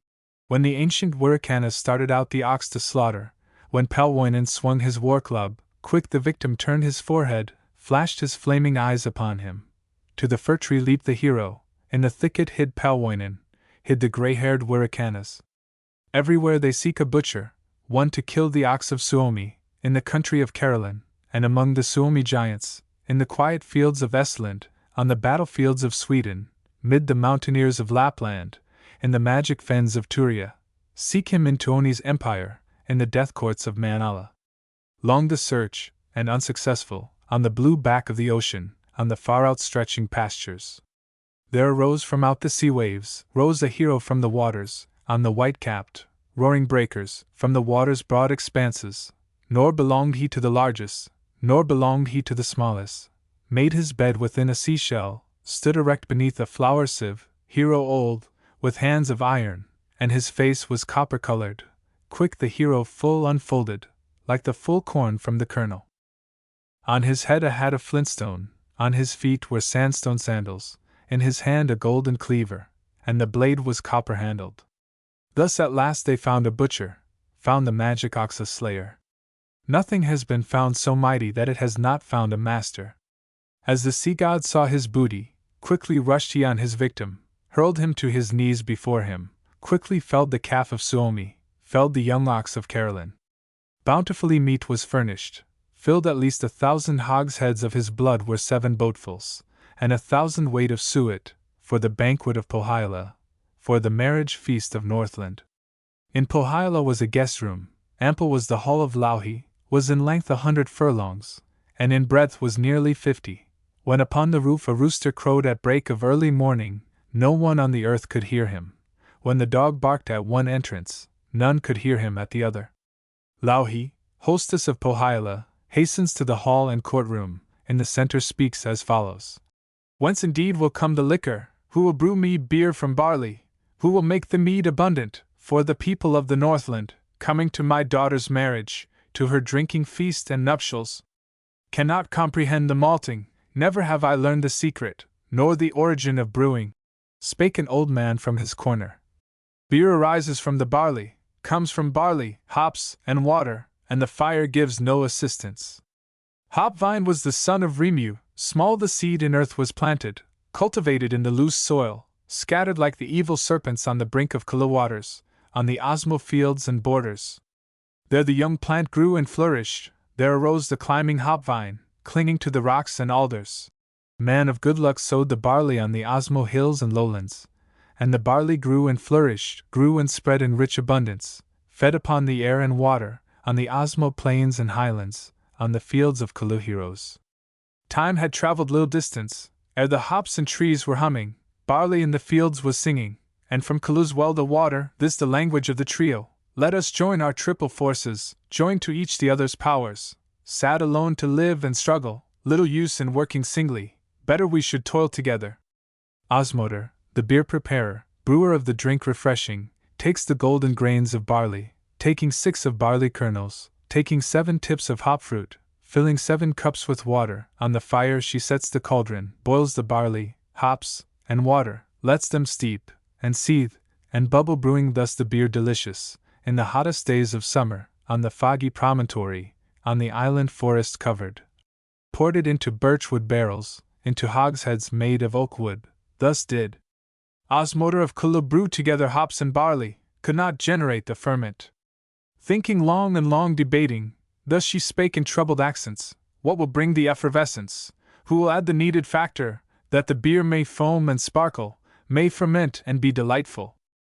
Kalevala, magic maiden, grace and beauty in her fingers, swiftly moving, lightly stepping, in her trimly buckled sandals, steps upon the birchwood bottom, turns one way, and then another, in the center of the cauldron, finds within a splinter lying from the bottom, lifts the fragment, turns it in her fingers, musing, what may come of this I know not, in the hands of magic maidens, in the virgin hands of Kapo, snowy virgin of the Northland. Kalevala took the splinter to the magic virgin, Kapo, who by unknown force and insight rubbed her hands and knees together, and produced a snow-white squirrel. Thus instructed she her creature, gave the squirrel these directions: Snow-white squirrel, mountain jewel, flower of the field and forest, haste thee whither I would send thee, into Metsala's wide limits, into Tapio's seat of wisdom. Hasten through the heavy treetops, wisely through the thickest branches, that the eagle may not seize thee, thus escape the bird of heaven. Bring me ripe cones from the fir tree, from the pine tree bring me seedlings, bring them to the hands of Kapo, for the beer of Osmo's daughter. Quickly hastened forth the squirrel, quickly sped the nimble broad tail, swiftly hopping on its journey from one thicket to another, from the birch tree to the aspen, from the pine tree to the willow, from the sorb tree to the alder, jumping here and there with method, crossed the eagle woods in safety. Into Metsala's wide limits, into Tapio's seat of wisdom. There perceived 3 magic pine trees, there perceived 3 smaller fir trees, quickly climbed the dark green branches, was not captured by the eagle, was not mangled in his talons, broke the young cones from the fir tree, cut the shoots of pine tree branches, hid the cones within his pouches, wrapped them in his fur-grown mittens, brought them to the hands of Kapo, to the magic virgin's fingers. Kapo took the cones selected, laid them in the beer for ferment, but it brought no effervescence, and the beer was cold and lifeless. Osmotar, the beer preparer, Kapo, brewer of the liquor, deeply thought and long considered, what will bring the effervescence? Who will lend me aid efficient, that the beer may foam and sparkle, may ferment and be refreshing? Kalevala, sparkling maiden, grace and beauty in her fingers, softly moving, lightly stepping, in her trimly buckled sandals, steps again upon the bottom, turns one way and then another, in the center of the cauldron, sees a chip upon the bottom, takes it from its place of resting, looks upon the chip and muses, what may come of this I know not, in the hands of mystic maidens, in the hands of magic Kapo, in the virgin snow-white fingers. Kalevala took the birch chip to the magic maiden, Kapo, gave it to the white-faced maiden. Kapo, by the aid of magic, rubbed her hands and knees together, and produced the magic marten, and the marten, golden-breasted.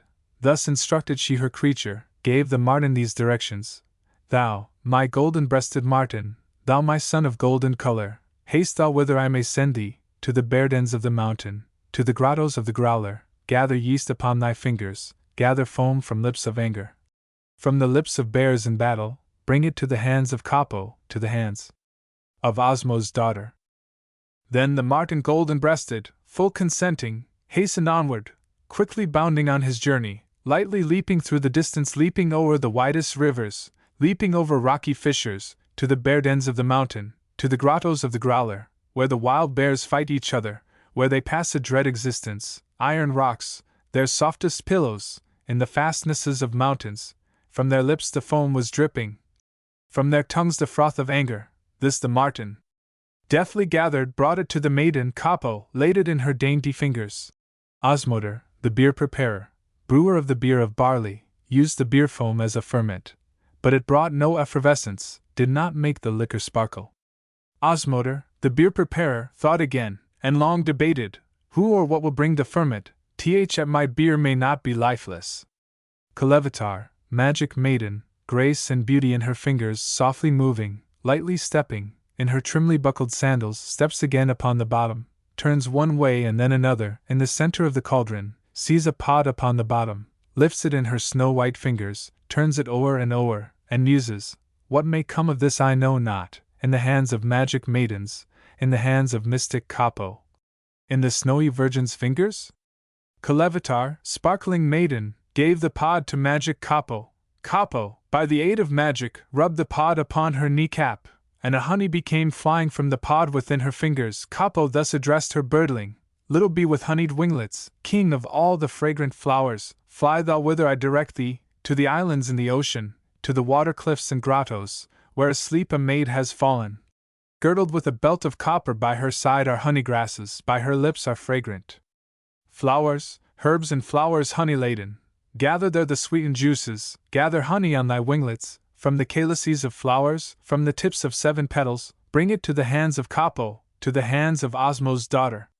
Then the bee, the swift-winged birdling, flew away with lightning swiftness on his journey to the islands, o'er the high waves of the ocean, journeyed one day, then a second, journeyed all the next day onward, till the 3rd day evening brought him to the islands in the ocean, to the water cliffs and grottos, found the maiden sweetly sleeping, in her silver-tinseled raiment, girdled with a belt of copper, in a nameless meadow, sleeping.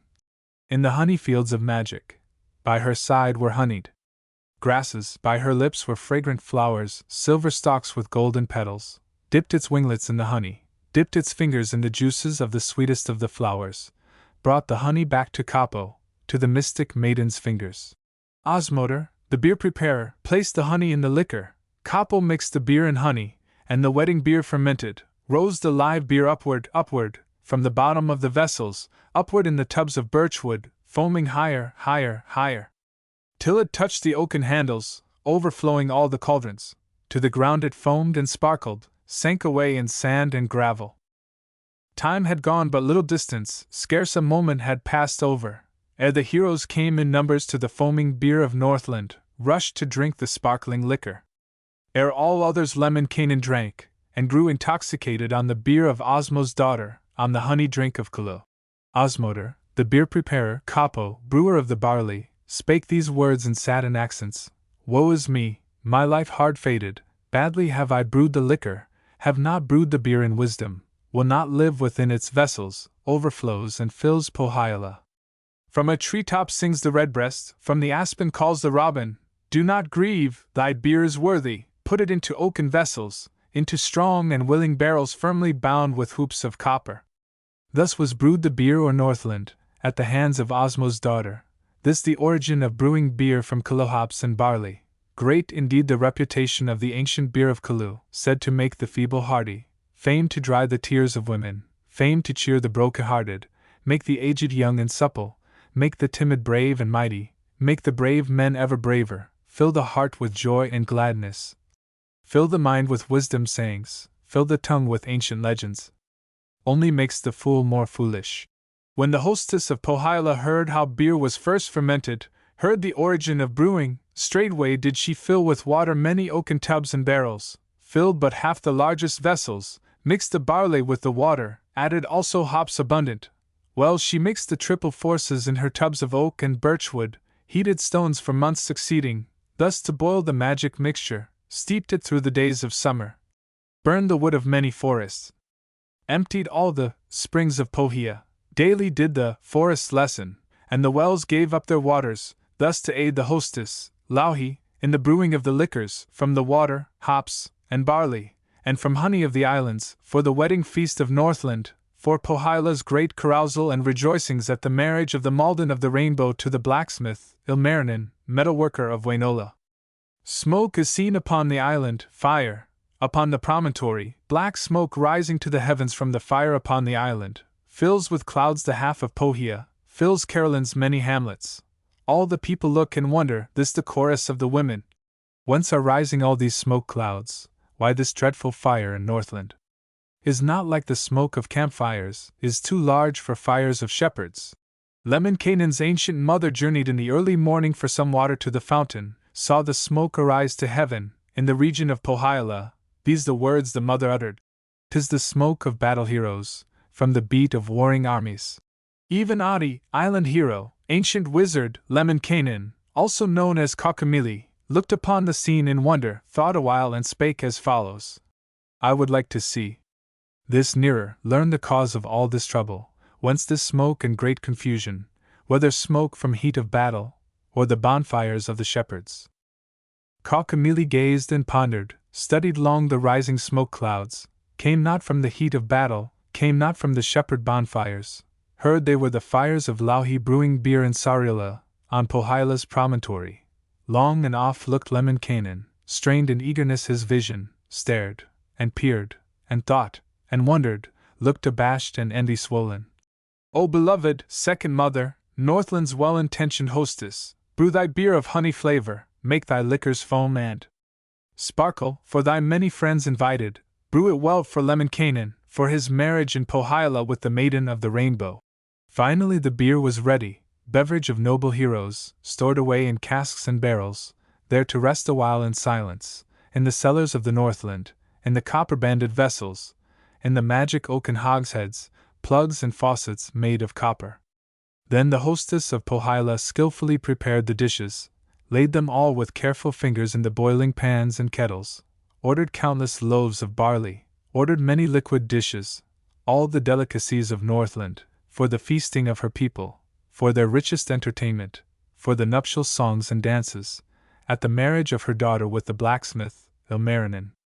When the loaves were baked and ready, when the dishes all were seasoned, time had gone but little distance, scarce a moment had passed over, ere the beer, in casks imprisoned, loudly rapped, and sang and murmured, "Come, ye heroes, come and take me, come and let me cheer your spirits, make ye sing the songs of wisdom, that with honor ye may praise me, sing the songs of beer immortal."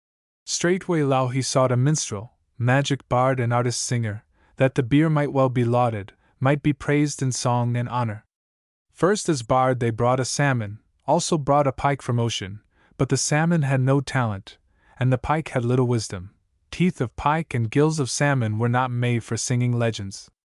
Then again they sought a singer, magic minstrel, beer enchanter, thus to praise the drink of heroes, sing the songs of joy and gladness, and a boy was brought for singing, but the boy had little knowledge, could not praise the beer in honor. Children's tongues are filled with questions, children cannot speak in wisdom, cannot sing the ancient legends. Stronger grew the beer imprisoned in the copper-banded vessels, locked behind the copper faucets, boiled, and foamed, and sang, and murmured, "If ye do not bring a singer that will sing my worth immortal, that will sing my praise deserving, I will burst these bands of copper, burst the heads of all these barrels, will not serve the best of heroes till he sings my many virtues." Louhi, hostess of Pohjola, called a trusted maiden servant, sent her to invite the people to the marriage of her daughter. These the words that Louhi uttered.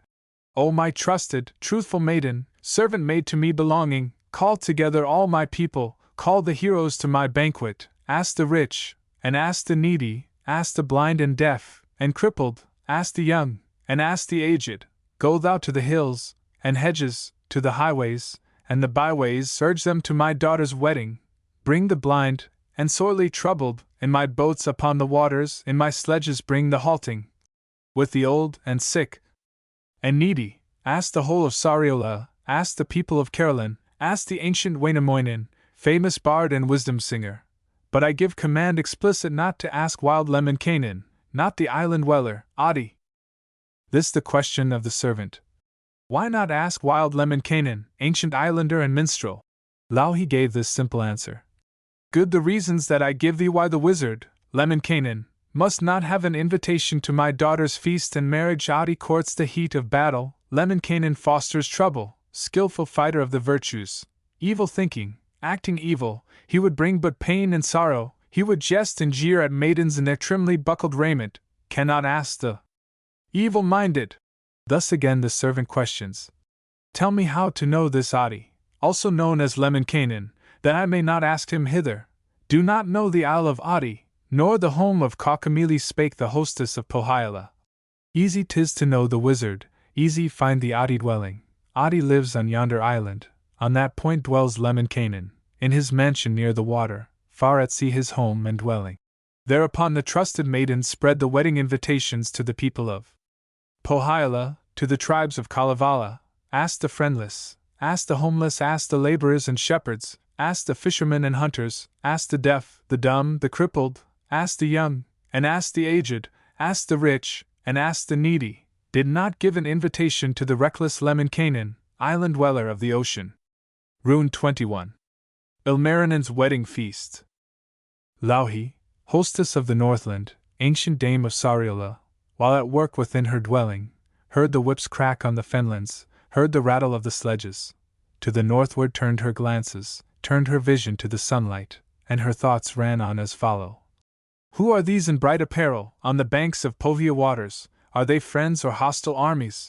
Then the hostess of the Northland looked again, and well considered, drew much nearer to examine, found they were not hostile armies, found that they were friends and suitors.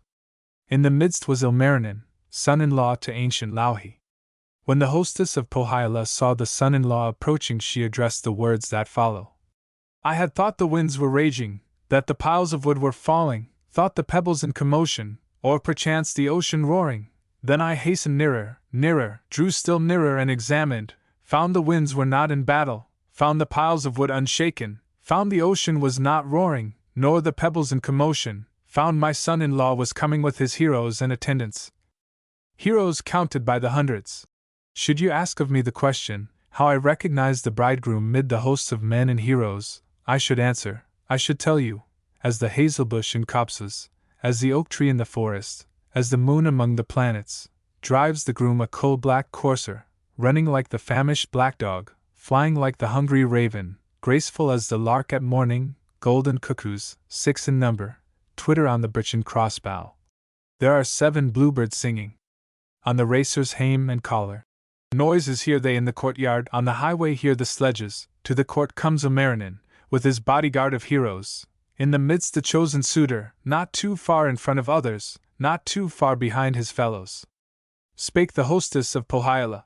Hie ye hither, men and heroes, haste, ye watchers, to the stables, there unhitch the suitor's stallion, lower weld the racer's breastplate, there undo the straps and buckles, loosen weld the shafts and traces, and conduct the suitor hither, give my son-in-law good welcome. Ilmarinen turned his racer into Louhi's yard and stables, and descended from his snow sledge. Spake the hostess of Pohjola. Come, thou servant of my bidding, best of all my trusted servants, take at once the bridegroom's courser from the shafts adorned with silver, from the curving arch of willow, lift the harness trimmed in copper, tie the white face to the manger, treat the suitor's steed with kindness, lead him carefully to shelter by his soft and shining bridle, by his halter tipped with silver, let him roll among the sand hills. On the bottom soft and even, on the borders of the snowbanks, in the fields of milky color. Lead the hero's steed to water, lead him to the Pohja fountains, where the living streams are flowing, sweet as milk of human kindness, from the roots of silvery birches, underneath the shade of aspens. Feed the courser of the suitor, on the sweetest corn and barley, on the summer wheat and clover, in the cauldron steeped in sweetness. Feed him at the golden manger, in the boxes lined with copper, at my manger richly furnished, in the warmest of the stables. Tie him with a silk-like halter, to the golden rings and staples, to the hooks of purest silver, set in beams of birch and oak wood. Feed him on the hay the sweetest. Feed him on the corn nutritious, give the best my barns can furnish. Curry weld the suitor's courser with the curry comb of fishbone, brush his hair with silken brushes, put his mane and tail in order, cover well with flannel blankets, blankets wrought in gold and silver, buckles forged from shining copper. Come, ye small lads of the village, lead the suitor to my chambers, with your auburn locks uncovered, from your hands remove your mittens, see if ye can lead the hero through the door without his stooping, lifting not the upper crossbar, lowering not the oaken threshold, moving not the birchen casings, great the hero who must enter.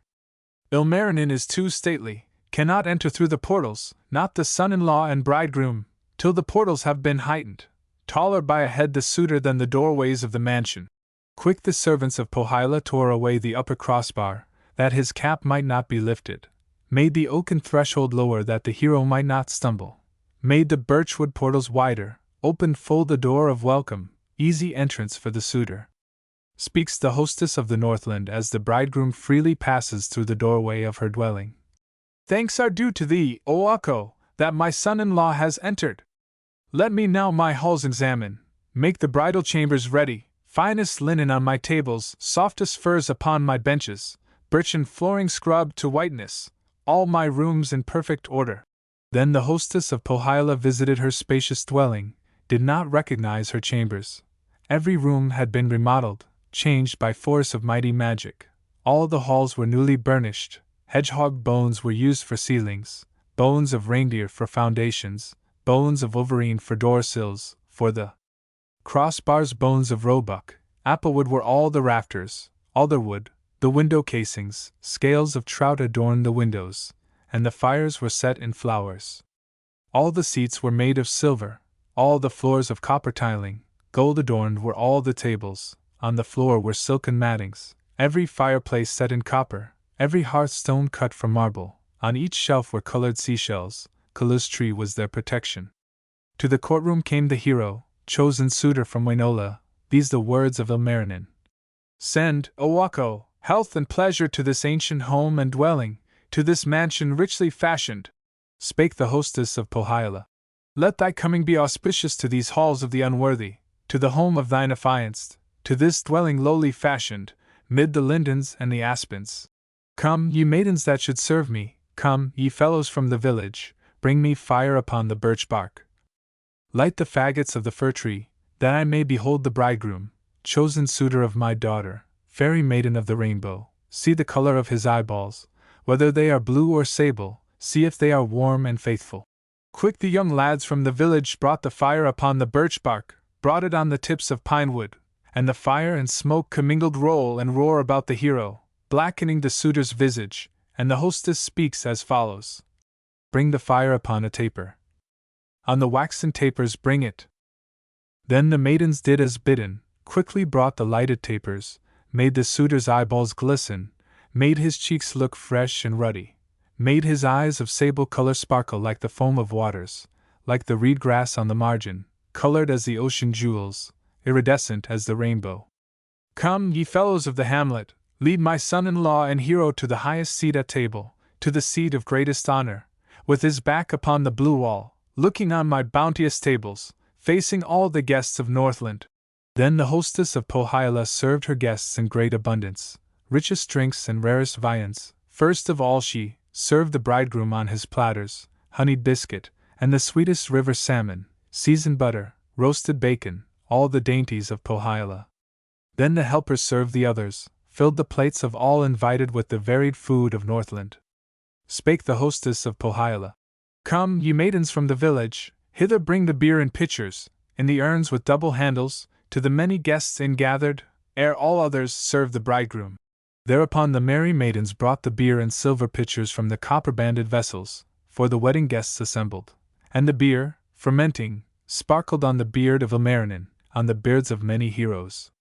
When the guests had all partaken of the wondrous beer of barley, spake the beer in merry accents through the tongues of the magicians, through the tongue of many a hero, through the tongue of Wainamoinen, famed to be the sweetest singer of the Northland bards and minstrels, these the words of the enchanter. O thou beer of honeyed flavor, let us not imbibe in silence, let some hero sing thy praises, sing thy worth in golden measures. Let the hostess start the singing, let the bridegroom sound thy virtues. Have our songs thus quickly vanished, have our joyful tongues grown silent? Evil then has been the brewing, then the beer must be unworthy, that it does not cheer the singer, does not move the merry minstrel, that the golden guests are joyless, and the cuckoo is not singing. Never will these benches echo till the bench guests chant thy virtues, nor the floor resound thy praises till the floor guests sing in concord, nor the windows join the chorus till the window guests have spoken. All the tables will keep silence till the heroes toast thy virtues, little singing from the chimney till the chimney guests have chanted. On the floor a child was sitting, thus the little boy made answer. I am small and young and singing, have perchance but little wisdom, be that as it May my seniors, since the elder minstrels sing not, nor the heroes chant their legends, nor the hostess lead the singing, I will sing my simple stories, sing my little store of knowledge, to the pleasure of the evening, to the joy of the invited. Near the fire reclined an old man, and the grey beard thus made answer. Not the time for children's singing, children's wisdom is too ready, children's songs are filled with trifles, filled with shrewd and vain deceptions, maiden songs are full of follies. Leave the songs and incantations to the ancient wizard singers. Leave the tales of times primeval to the minstrel of Wainola, to the hero of the Northland, to the ancient Wainamoinen. Thereupon Osmoinen answered, Are there not some sweeter singers in this honored congregation that will clasp their hands together, sing the ancient songs unbroken, thus begin the incantations, make these ancient halls re-echo for the pleasure of the evening, for the joy of the ingathered? From the hearthstone spake the greybeard. Not a singer of Pohjola, not a minstrel, nor magician, that was better skilled in chanting legends of the days departed, than was I when I was singing, in my years of vain ambition. Then I chanted tales of heroes, on the blue back of the waters, sang the ballads of my people, in the valleys and on the mountains, through the verdant fields and forests. Sweet my voice and skilled my singing, all my songs were highly lauded, rippled like the quiet rivers, easy flowing like the waters, easy gliding as the snowshoes, like the ship upon the ocean. Woe is me, my days are ended, would not recognize my singing, all its sweetness gone to others, flows no more. Like rippling waters, makes no more the hills re-echo. Now my songs are full of discord, like the rake upon the stubble, like the sledge upon the gravel, like the boat upon the seashore. Then the ancient Wainamoinen spake these words in magic measures. Since no other bard appeareth that will clasp my hand in singing, I will sing some simple legends, sing my garnered store of wisdom, make these magic halls re-echo with my tales of ancient story. Since a bard I was created, born an orator and singer. Do not ask the ways of others, follow not the paths of strangers. Wainamoinen, famous minstrel, songs eternal, wise supporter, then began the songs of pleasure, made the halls resound with joyance, filled the rooms with wondrous singing, sang the ancient bard magician all the oldest wisdom sayings, did not fail in voice nor legends, all the wisest thoughts remembered. Thus the ancient Wainamoinen sang the joy of all assembled, to the pleasure of the evening, to the merriment of maidens, to the happiness of heroes. All the guests were stilled in wonder at the magic of his singing, at the songs of the magician. Spake again wise Wainamoinen, when his wonder tales had ended. I have little worth or power, am a bard of little value, little consequence my singing, mine abilities as nothing, if but Ukko, my creator, should intone his wisdom sayings, sing the source of good and evil, sing the origin of matter, sing the legends of omniscience, sing his songs in full perfection. God could sing the floods to honey, sing the sands to ruddy berries, sing the pebbles into barley, sing to beer the running waters, sing to salt the rocks of ocean, into cornfields sing the forests, into gold the forest fruitage, sing to bread the hills and mountains, sing to eggs the rounded sandstones. He could touch the springs of magic, he could turn the keys of nature, and produce within thy pastures, hurdles filled with sheep and reindeer, stables filled with fleet-foot stallions, kine. In every field and fallow, sing a fur robe for the bridegroom, for the bride a coat of ermine, for the hostess, shoes of silver, for the hero, mail of copper. Grant, O Ukko, my creator, God of love, and truth, and justice, grant thy blessing on our feasting, bless this company assembled, for the good of Sariola, for the happiness of Northland. May this bread and beer bring joyance, may they come in rich abundance, may they carry full contentment to the people of Pohjola, to the cabin and the mansion. May the hours we spend in singing, in the morning, in the evening, fill our hearts with joy and gladness. Hear us in our supplications, grant to us thy needed blessings, send enjoyment, health, and comfort to the people here assembled, to the host and to the hostess, to the bride and to the bridegroom, to the sons upon the waters, to the daughters at their weavings, to the hunters on the mountains, to the shepherds in the fenlands, that our lives may end in honor, that we may recall with pleasure Ilmarinen's magic marriage to the Maiden of the Rainbow, Snow-White Virgin of the Northland. Rune 22. The Bride's Farewell. When the marriage was completed, when the many guests had feasted, at the wedding of the Northland, At the dismal land carousal, spake the hostess of Pohjola to the blacksmith, Ilmarinen. Wherefore, bridegroom, dost thou linger? Why art waiting, Northland hero? Sittest for the father's pleasure, for affection of the mother, for the splendor of the maidens, for the beauty of the daughter? Noble son-in-law and brother, wait thou longer. Having waited long already for the virgin, thine affianced is not ready, not prepared, thy life companion, only are her tresses braided. Chosen bridegroom, pride of Pohja, wait thou longer. Having waited long already for the virgin, thy beloved is preparing, only is one hand made ready. Famous artist, Ilmarinen, wait still longer. Having waited long already for the virgin, thy beloved is not ready, only is one foot in fur shoes. Spake again the ancient Louhi. Chosen suitor of my daughter, thou hast thrice in kindness waited. Wait no longer for the virgin, thy beloved now is ready, well prepared thy life companion, fairy maiden of the rainbow. Beauteous daughter, join thy suitor, follow him, thy chosen husband, very near is the uniting, near indeed thy separation. At thy hand the honored bridegroom, near the door he waits to lead thee, guide thee to his home and kindred. At the gate his steed is waiting, restless champs his silver bridle, and the sledge awaits thy presence. Thou wert anxious for a suitor, ready to accept his offer, wert in haste to take his jewels, place his rings upon thy fingers. Now, fair daughter, keep thy promise, to his sledge, with happy footsteps, hie in haste to join the bridegroom, gaily journey to the village with thy chosen life companion, with thy suitor, Ilmarinen. Little hast thou looked about thee, hast not raised thine eyes above thee, beauteous maiden of the Northland, hast thou made a rueful bargain, full of wailing thine engagement, and thy marriage full of sorrow, that thy father's ancient cottage thou art leaving now forever, leaving also friends and kindred, for the blacksmith, Ilmarinen? Oh, how beautiful thy childhood, in thy father's dwelling places, nurtured like a tender flower, like the strawberry in springtime soft thy couch and sweet thy slumber, warm thy fires and rich thy table. From the fields came corn in plenty, from the highlands, milk and berries, wheat and barley in abundance, fish, and fowl, and hare, and bacon, from thy father's fields and forests. Never wert thou, child, in sorrow, never hadst thou grief nor trouble, all thy cares were left to fir trees, all thy worry to the copses, all thy weeping to the willows, all thy sighing to the lindens, all thy thinking to the aspens and the birches on the mountains, light and airy as the leaflet, as a butterfly in summer, ruddy as a mountain berry, beautiful as vernal flowers. Now thou leavest home and kindred, wanderest to other firesides, goest to another mother, other sisters, other brothers, goest to a second father, to the servant folk of strangers, from thy native hills and lowlands. There and here the homes will differ, happier thy mother's hearthstone. Other horns will there be sounded, other portals there swing open, other hinges there be creaking. There the doors thou canst not enter like the daughters of Wainola, canst not tend the fires and ovens as will please the minds of strangers.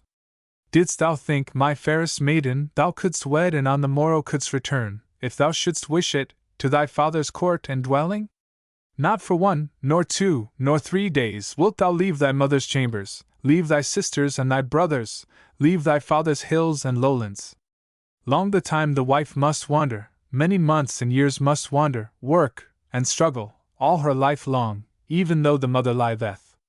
Great, indeed, must be the changes when thou comest back to Pohja, changed, thy friends and nearest kindred, changed, thy father's ancient dwellings, changed, the valleys and the mountains, other birds will sing thy praises.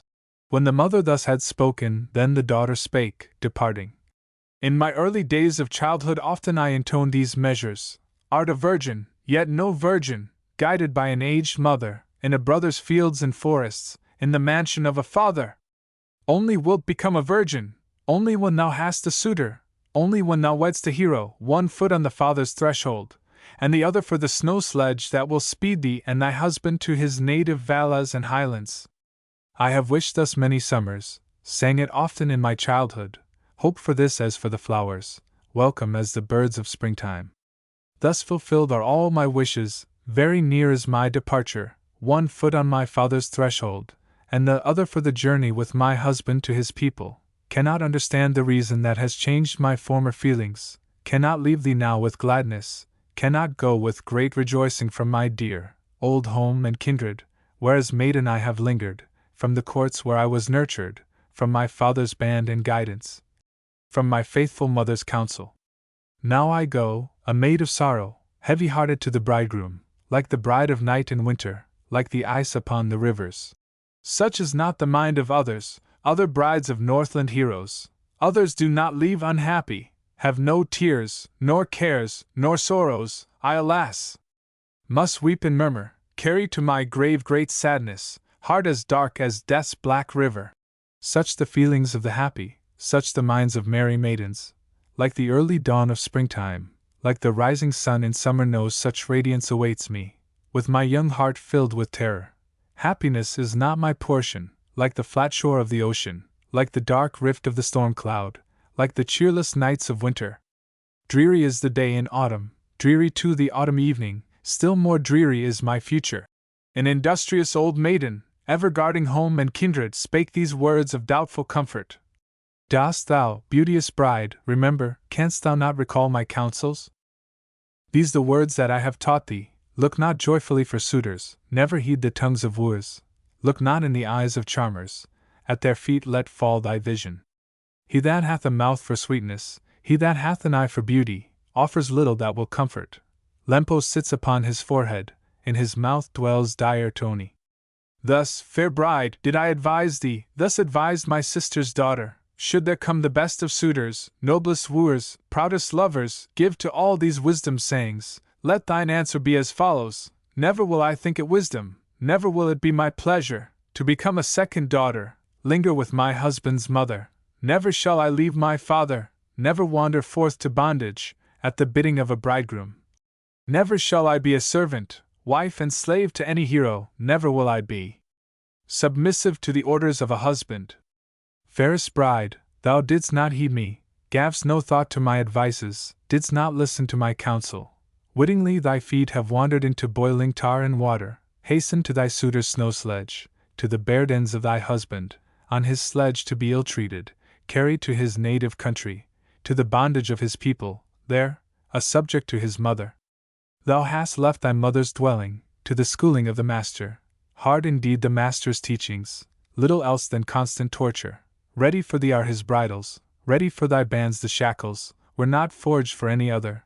Soon, indeed, thou wilt feel the hardness, feel the weight of thy misfortune, feel thy second father's censure, and his wife's inhuman treatment, hear the cold words or thy brother quail before thy haughty sister.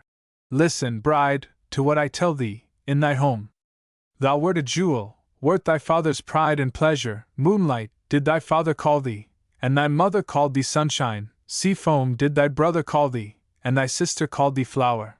When thou leavest home and kindred goest to a second mother, often she will give thee censure, never treat thee as her daughter, rarely will she give thee counsel, never will she sound thy praises. Brushwood will the father call thee, sledge of rags. Thy husband's mother, flight of stairs, thy stranger brother, scarecrow, will the sister call thee, sister of thy blacksmith husband. Then wilt think of my good counsels, then wilt wish in tears and murmurs, that as steam thou hadst ascended, that as smoke thy soul had risen, that as sparks thy life had vanished. As a bird thou canst not wander from thy nest to circle homeward, canst not fall and die like leaflets. As the sparks thou canst not perish, like the smoke thou canst not vanish.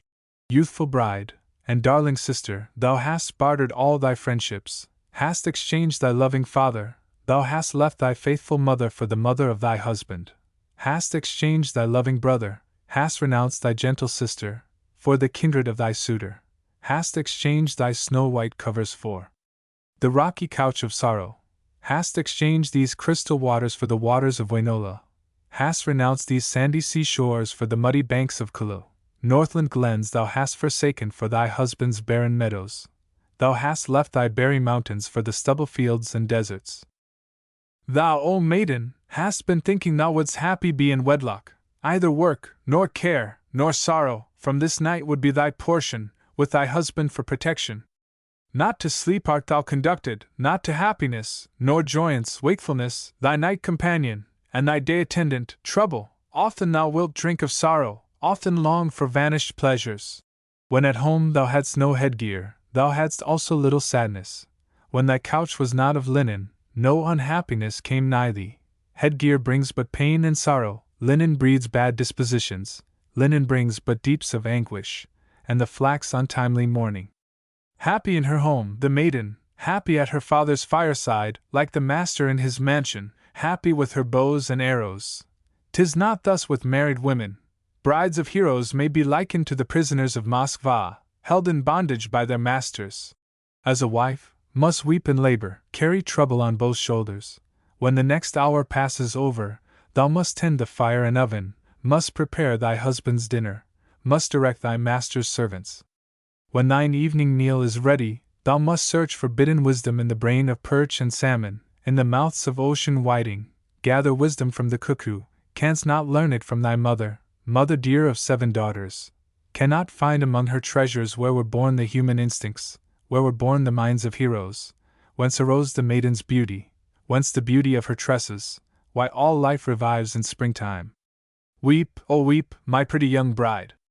When thou weepest, weep sincerely, weep great rivers from thine eyelids, floods of tears in field and fallow, lakelets in thy father's dwelling, weep thy rooms to overflowing, shed thy tears in great abundance, lest thou weepest on returning to thy native hills and valleys, when thou visitest thy father in the smoke of waning glory, on his arm a withered tassel.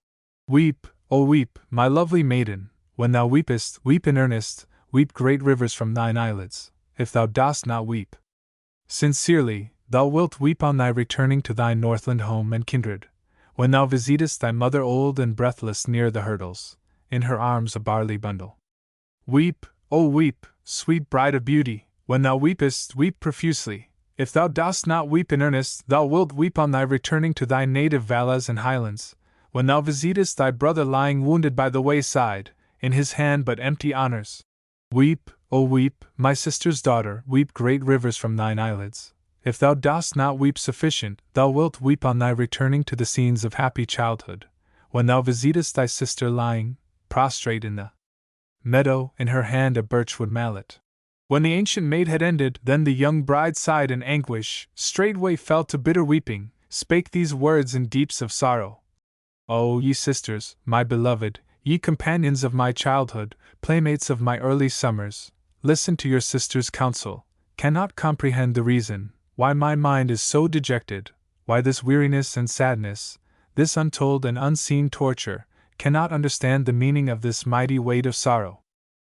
Differently I had thought it, I had hoped for greater pleasures, I had hoped to sing as cuckoos, on the hilltops call and echo, when I had attained this station, reached at last the goal expectant. But I am not like the cuckoo, singing, merry on the hilltops. I am like the songless blue duck, as she swims upon the waters, swims upon the cold, cold ocean, icicles upon her pinions.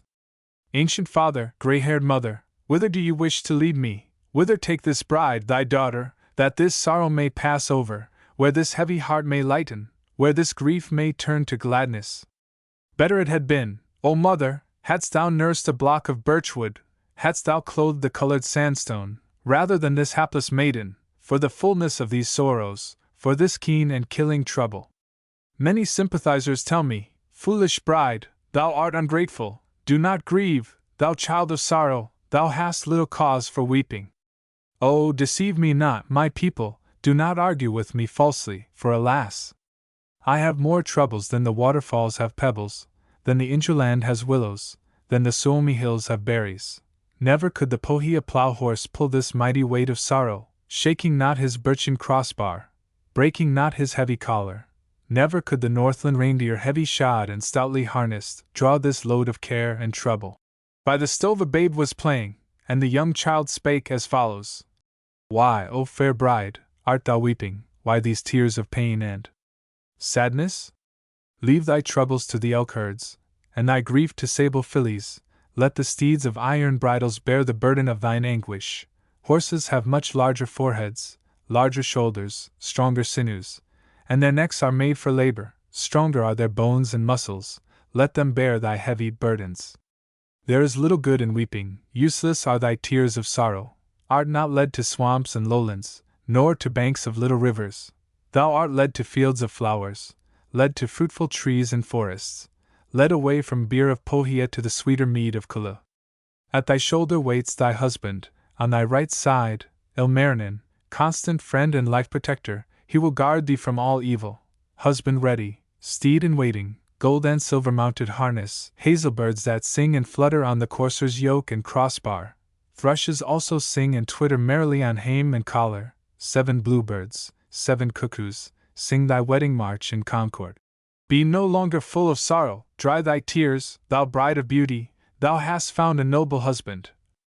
Better wilt thou fare than ever, by the side of Ilmarinen, artist husband, metal master, bread provider of thy table, on the arm of the fish catcher, on the breast of the elk hunter, by the side of the bear killer. Thou hast won the best of suitors, hast obtained a mighty hero, never idle is his crossbow, on the nails his quivers hang not, either are his dogs in kennel, active agents is his bunting. Thrice within the budding springtime in the early hours of morning he arises from his fair couch, from his slumber in the brushwood, thrice within the sowing season, on his eyes the deer has fallen, and the branches brushed his vesture, and his locks been combed by fir boughs. Hasten homeward with thy husband, where thy hero's friends await thee, where his forests sing thy welcome. Ilmarinen there possesses all the birds that fly in mid-air, all the beasts that haunt the woodlands, all that feed upon the mountains, all that graze on hill and valley, sheep and cattle by the thousands, sweet the grass upon his meadows, sweet the barley in his uplands, in the lowlands corn abundant, wheat upon the elmwood fallows, near the streamlets rye is waving, waving grain on many acres, on his mountains gold and silver. Rich his mines of shining copper, highlands filled with magic. Metals, chests of jewels in his storehouse, all the wealth of Kalevala. Rune 23. Osmoder the bride advisor. Now the bride must be instructed, who will teach the maid of beauty, who instruct the rainbow daughter. Osmoder, the wisdom maiden, Kala's fair and lovely virgin, Osmoder will give instructions to the bride of Ilmarinen, to the orphan bride of Pohja, teach her how to live in pleasure, how to live and reign in glory, win her second mother's praises, joyful in her husband's dwelling. Osmoder in modest accents thus the anxious bride addresses. Maid of beauty, lovely sister, tender plant of Louhi's gardens, hear thou what thy sister teaches, listen to her sage instructions, go thou hence, my much beloved, wander far away, my flower, travel on enwrapped in colors, glide away in silks and ribbons, from this house renowned and ancient, from thy father's halls and courtyards haste thee to thy husband's village, hasten to his mother's household, strange, the rooms in other dwellings strange, the modes in other hamlets. Full of thought must be thy going, and thy work be well considered, quite unlike thy home in Northland, on the meadows of thy father, on the high lands of thy brother, singing through thy mother's fenlands, culling daisies with thy sister. When thou goest from thy father thou canst take whatever pleases, only 3 things leave behind thee, leave thy daydreams to thy sister, leave thou kindness for thy mother, to thy brother leave thy labors, take all else that thou desirest. Throw away thine incantations, cast thy sighing to the pine trees, and thy maidenhood to zephyrs, thy rejoicings to the couches, cast thy trinkets to the children, and thy leisure to the grey beards, cast all pleasures to thy playmates, let them take them to the woodlands, bury them beneath the mountain. Thou must hence acquire new habits, must forget thy former customs, mother love must be forsaken, thou must love thy husband's mother, lower must thy head be bended, kind words only must thou utter. Thou must hence acquire new habits, must forget thy former customs, father love must be forsaken, thou must love thy husband's father, lower must thy head be bended, kind words only must thou utter. Thou must hence acquire new habits, must forget thy former customs, brother love must be forsaken, thou must love thy husband's brother, lower must thy head be bended, kind words only must thou utter. Thou must hence acquire new habits, must forget thy former customs, sister love must be forsaken, thou must love thy husband's sister, lower must thy head be bended, kind words only must thou utter. Never in the course of ages, never while the moonlight glimmers, wickedly approach thy household, nor unworthily, thy servants, nor thy courts with indiscretion. Let thy dwellings sing good manners, and thy walls re-echo virtue. After mind the hero searches, and the best of men seek honor, seek for honesty and wisdom. If thy home should be immoral, if thine inmates fail in virtue, then thy grey beards would be black dogs in sheep's clothing at thy firesides. All thy women would be witches, wicked witches in thy chambers, and thy brothers be as serpents crawling through thy husband's mansion, all thy sisters would be famous for their evil thoughts and conduct. Equal honors must be given to thy husband's friends and kindred, lower must thy head be bended, than within thy mother's dwelling, than within thy father's guest room, when thou didst thy kindred honor. Ever strive to give good counsel, wear a countenance of sunshine, bear a head upon thy shoulders filled with wise and ancient sayings. Open bright thine eyes at morning to behold the silver sunrise, sharpen well thine ears at evening, thus to hear the rooster crowing, when he makes his second calling. Straightway thou must rise from slumber, let the aged sleep in quiet. Should the rooster fail to call thee, let the moonbeams touch thine eyelids. Let the great bear be thy keeper, often go thou and consult them, call upon the moon for counsel, ask the bear for ancient wisdom, from the stars divine thy future. When the great bear faces southward, when his tail is pointing northward, this is time to break with slumber, seek for fire within the ashes, place a spark upon the tinder, blow the fire through all the fuel. If no spark is in the ashes, then go wake thy hero husband, speak these words to him on waking, give me fire, O my beloved, give a single spark, my husband, strike a little fire from flintstone, let it fall upon my tinder. From the spark, O bride of beauty, light thy fires, and heat thine ovens. In the holder, place the torchlight, find thy pathway to the stables, there to fill the empty mangers. If thy husband's cows be lowing, if thy brother's steeds be neighing, then the cows await thy coming, and the steeds for thee are calling. Hasten, stooping through the hurdles, hasten through the yards and stables, feed thy husband's cows with pleasure. Feed with care the gentle lambkins, give the cows the best of clover, hay, and barley. To the horses, feed the calves of lowing mothers, feed the fowl that fly to meet thee. Never rest upon the haymow, never sleep within the hurdles. When the kine are fed and tended, when the flocks have all been watered, hasten thence, my pretty matron, like the snowflakes to thy dwelling. There a crying babe awaits thee, weeping in his couch neglected, cannot speak and tell his troubles, speechless babe, and weeping infant, cannot say that he is hungry, whether pain or cold distresses, greets with joy his mother's footsteps. Afterward repair in silence to thy husband's rooms and presence, early visit thou his chambers, in thy hand a golden pitcher, on thine arm a broom of birchwood, in thy teeth a lighted taper, and thyself the fourth in order. Sweep thou then thy hero's dwelling, dust his benches and his tables, wash the flooring well with water. If the baby of thy sister play alone within his corner, show the little child attention, bathe his eyes and smooth his ringlets, give the infant needed comforts. Shouldst thou have no bread of barley, in his hand adjust some trinket. Lastly, when the week has ended, give thy house a thorough cleansing, benches, tables, walls, and ceilings. What of dust is on the windows, sweep away with broom of birch twigs. All thy rooms must first be sprinkled, that the dust may not be scattered, may not fill the halls and chambers. Sweep the dust from every crevice, leave thou not a single atom. Also sweep the chimney corners. Do not then forget the rafters, lest thy home should seem untidy, lest thy dwelling seem neglected. Hear, O maiden, what I tell thee, learn the tenor of my teaching, never dress in scanty raiment, let thy robes be plain and comely, ever wear the whitest linen, on thy feet wear tidy fur shoes, for the glory of thy husband, for the honor of thy hero. Tend thou well the sacred sorb tree, guard the mountain ashes planted in the courtyard, widely branching, beautiful the mountain ashes, beautiful their leaves and flowers, still more beautiful the berries. Thus the exiled one demonstrates that she lives to please her husband, tries to make her hero happy. Like the mouse, have ears for hearing, like the hare, have feet for running, bend thy neck and turn thy visage like the juniper and aspen, thus to watch with care thy goings, thus to guard thy feet from stumbling, that thou mayest walk in safety. When thy brother comes from plowing, and thy father from his garners, and thy husband from the woodlands, from his chopping, thy beloved, give to each a water basin, give to each a linen towel, speak to each some pleasant greeting. When thy second mother hastens to thy husband's home and kindred, in her hand a cornmeal measure, haste thou to the court to meet her, happy-hearted, bow before her, take the measure from her fingers, happy, bear it to thy husband. If thou shouldst not see distinctly what demands thy next attention, ask at once thy hero's mother, second mother, my beloved, name the task to be accomplished by thy willing second daughter, tell me how to best perform it.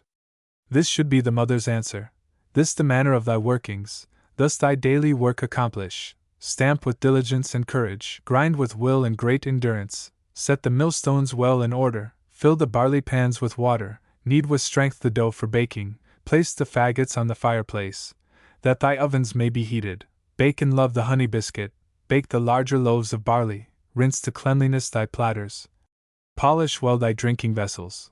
If thou hearest from the mother of thy husband, that the cask for meal is empty, take the barley from the garners, hasten to the rooms for grinding.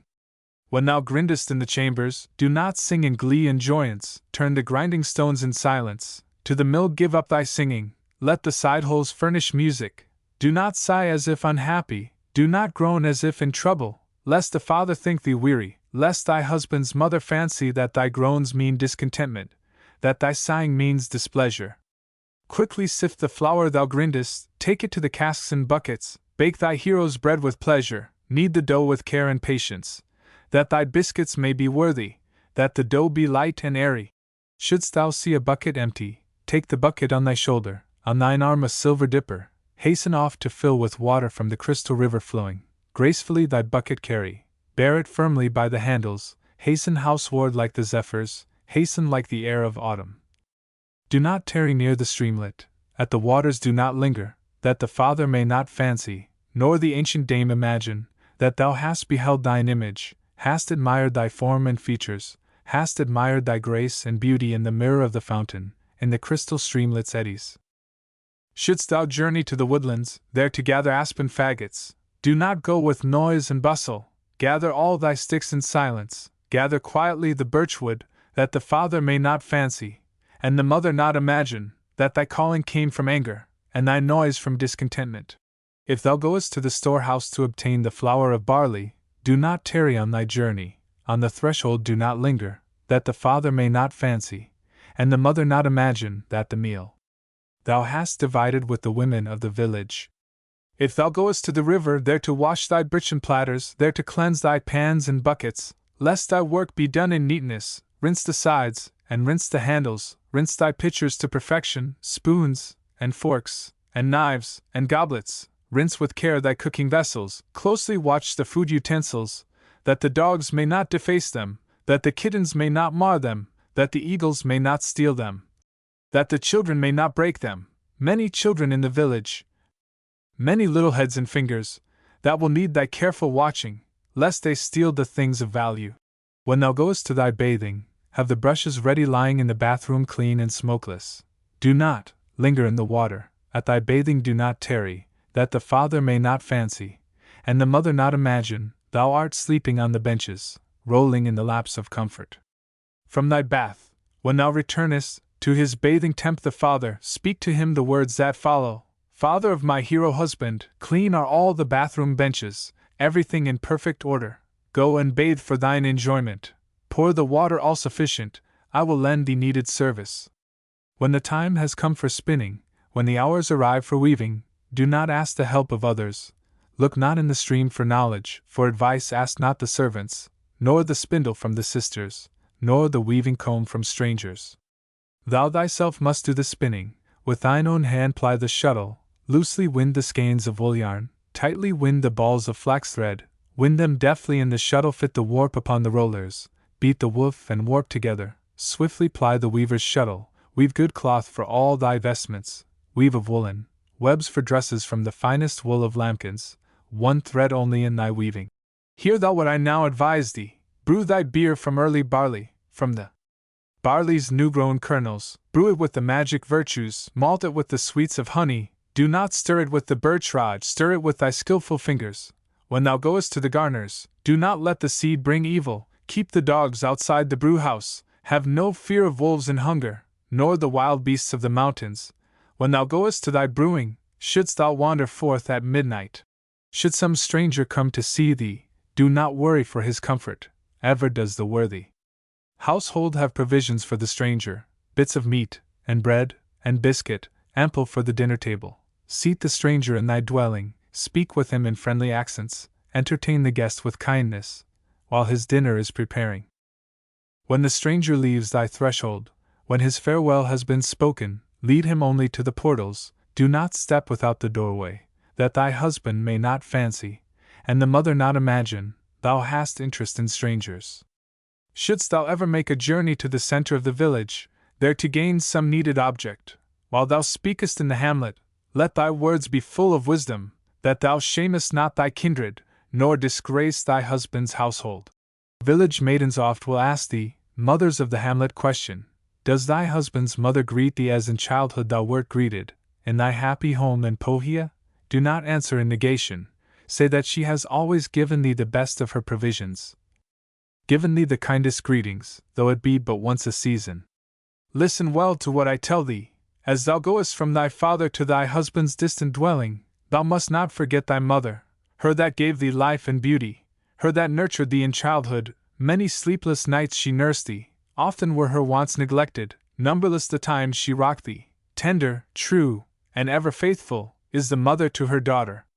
She that can forget her mother, can neglect the one that nursed her, should not visit Mana's castle, in the kingdom of Toni. In Manala she would suffer frightful retribution, should her mother be forgotten, should her dear one be neglected. Mana's daughters will torment her, and Tuoni's sons revile her. They will ask her much as follows: how couldst thou forget thy mother, how neglect the one that nursed thee?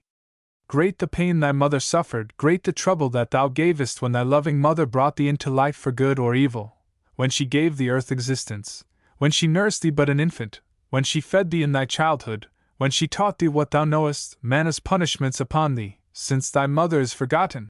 On the floor which was sitting, near the fire, a beggar woman, one that knew the ways of people, these the words the woman uttered. Thus the crow calls. In the winter, would that I could be a singer, and my voice be full of sweetness, but alas! My songs are worthless, cannot charm the weakest creature. I must live without the singing, leave the songs to the musicians, those that live in golden houses, in the homes of the beloved. Homeless therefore I must wander, like a beggar in the cornfields, and with none to do me honor. Hear now, sister, what I tell thee. Enter thou thy husband's dwelling, follow not his mind, nor fancies, as my husband's mind I followed. As a flower was I when budding, sprouting like a rose in springtime, growing like a slender maiden, like the honey gem of glory, like the playmates of my childhood, like the goslings of my father, like the blue ducks of my mother, like my brother's water younglings, like the bullfinch of my sister. Grew I like the heather flower, like the berry of the meadow, played upon the sandy seashore, rocked upon the fragrant upland, sang all day adown the valley, thrilled with song the hill and mountain, filled with mirth the glen and forest, lived and frolicked in the woodlands. Into traps are foxes driven by the cruel pangs of hunger, into traps, the cunning ermine. Thus are maidens wooed and wedded, in their hunger for a husband. Thus created is the virgin, thus intended is the daughter, subject to her hero husband, subject also to his mother. Then to other fields I hastened, like a berry from the border, like a cranberry for roasting, like a strawberry for dinner. All the elm trees seemed to wound me, all the aspens tried to cut me, all the willows tried to seize me, all the forest tried to slay me. Thus I journeyed to my husband, thus I traveled to his dwelling, was conducted to his mother. Then there were, as was reported, 6 compartments built of pine wood, 12 the number of the chambers, and the mansion filled with garrets, studding all the forest's border, every byway filled with flowers, streamlets, bordered fields of barley, filled with wheat and corn, the islands, grain in plenty in the garners, rye unthrashed in great abundance, countless sums of gold and silver, other treasures without number. When my journey I had ended, when my hand at last was given, 6 supports were in his cabin, 7 poles as rails for fencing. Filled with anger were the bushes, all the glen's disfavor showing, all the walks were lined with trouble, evil-tempered were the forests, 100 words of evil import, 100 others of unkindness. Did not let this bring me sorrow, long I sought to merit praises, long I hoped to find some favor, strove most earnestly for kindness. When they led me to the cottage, there I tried some chips to gather, knocked my head against the portals of my husband's lowly dwelling. At the door were eyes of strangers, sable eyes at the partition, green with envy in his cabin, evil heroes in the background. From each mouth the fire was streaming, from each tongue the sparks outflying, flying from my second father, from his eyeballs of unkindness. Did not let this bring me trouble, tried to live in peace and pleasure, in the homestead of my husband in humility I suffered, skipped about with feet of rabbit, flew along with steps of ermine, late I laid my head to slumber, early rose as if a servant, could not win a touch of kindness, could not merit love nor honor, though I had dislodged the mountains, though the rocks had I torn open. Then I turned the heavy millstone, ground the flour with care and trouble, ground the barley grains in patience, that the mother might be nourished, that her fury throat might swallow what might please her taste and fancy. From her gold enameled platters, from the corner of her table. As for me, the hapless daughter, all my flour was from the siftings on the table near the oven, ate I from the birchen ladle. Oftentimes I brought the mosses gathered in the lowland meadows, baked them into loaves for eating, brought the water from the river, thirsty, sipped it from the dipper, ate of fish the worst in Northland, only smelts, and worthless swimmers. Rocking in my boat of birch bark, never ate I fish or biscuit from my second mother's fingers.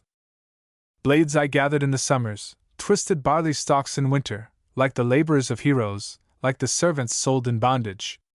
In the thresh house of my husband, evermore to me was given flail the heaviest and longest, and to me the longest lever, on the shore the strongest beater, and the largest rake and hang. No one thought my burden heavy, no one thought that I could suffer, though the best of heroes faltered, and the strongest women weakened. Thus did I, a youthful housewife, at the right time, all my duties, drenched myself in perspiration, hoped for better times to follow, but I only rose to labor, knowing neither rest nor pleasure. I was blamed by all the household, with ungrateful tongues derided, now about my awkward manners, now about my reputation, censuring my name and station. Words unkind were heaped upon me, fell like hail on me unhappy, like the frightful flash of lightning, like the heavy hail of springtime. I did not despair entirely, would have lived to labor longer underneath the tongue of malice, but the old one's spoiled lay temper roused my deepest ire and hatred. Then my husband grew a wild bear, grew a savage wolf of high sigh. Only then I turned to weeping, and reflected in my chamber, thought of all my former pleasures, of the happy days of childhood, of my father's joyful firesides, of my mother's peaceful cottage. Then began I thus to murmur, Well, thou knowest, ancient mother, how to make thy sweet bud blossom, how to train thy tender shootlet, did not know where to engraft it, placed, alas, the little scion in the very worst of places, on an unproductive hillock, in the hardest limb of cherry, where it could not grow and flourish, there to waste its life, in weeping, hapless in her lasting sorrow. Worthier had been my conduct in the regions that are better, in the courtyards that are wider, in compartments that are larger, living with a loving husband, living with a stronger hero.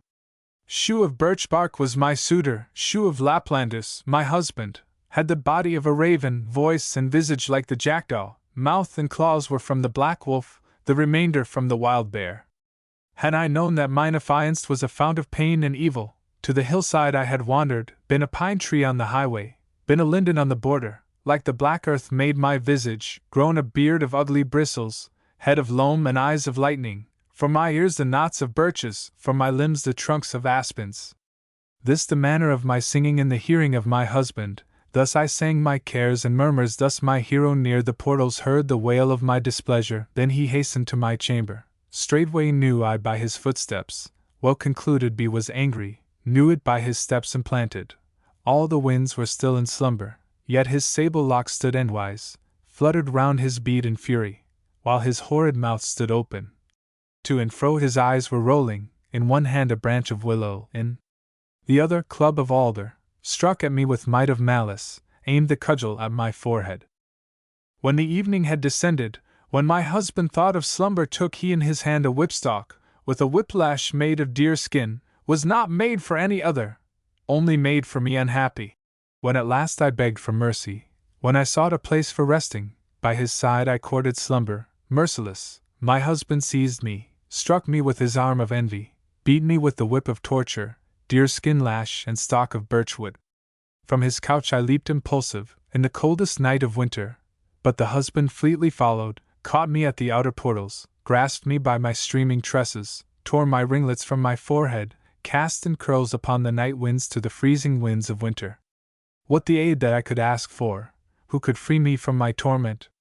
Made I shoes of magic metals, made the straps of steel and copper, waited long without the dwelling, long I listened at the portals, hoping he would end his ravings, hoping he would sink to slumber, but he did not seek for resting, did not wish to still his fury.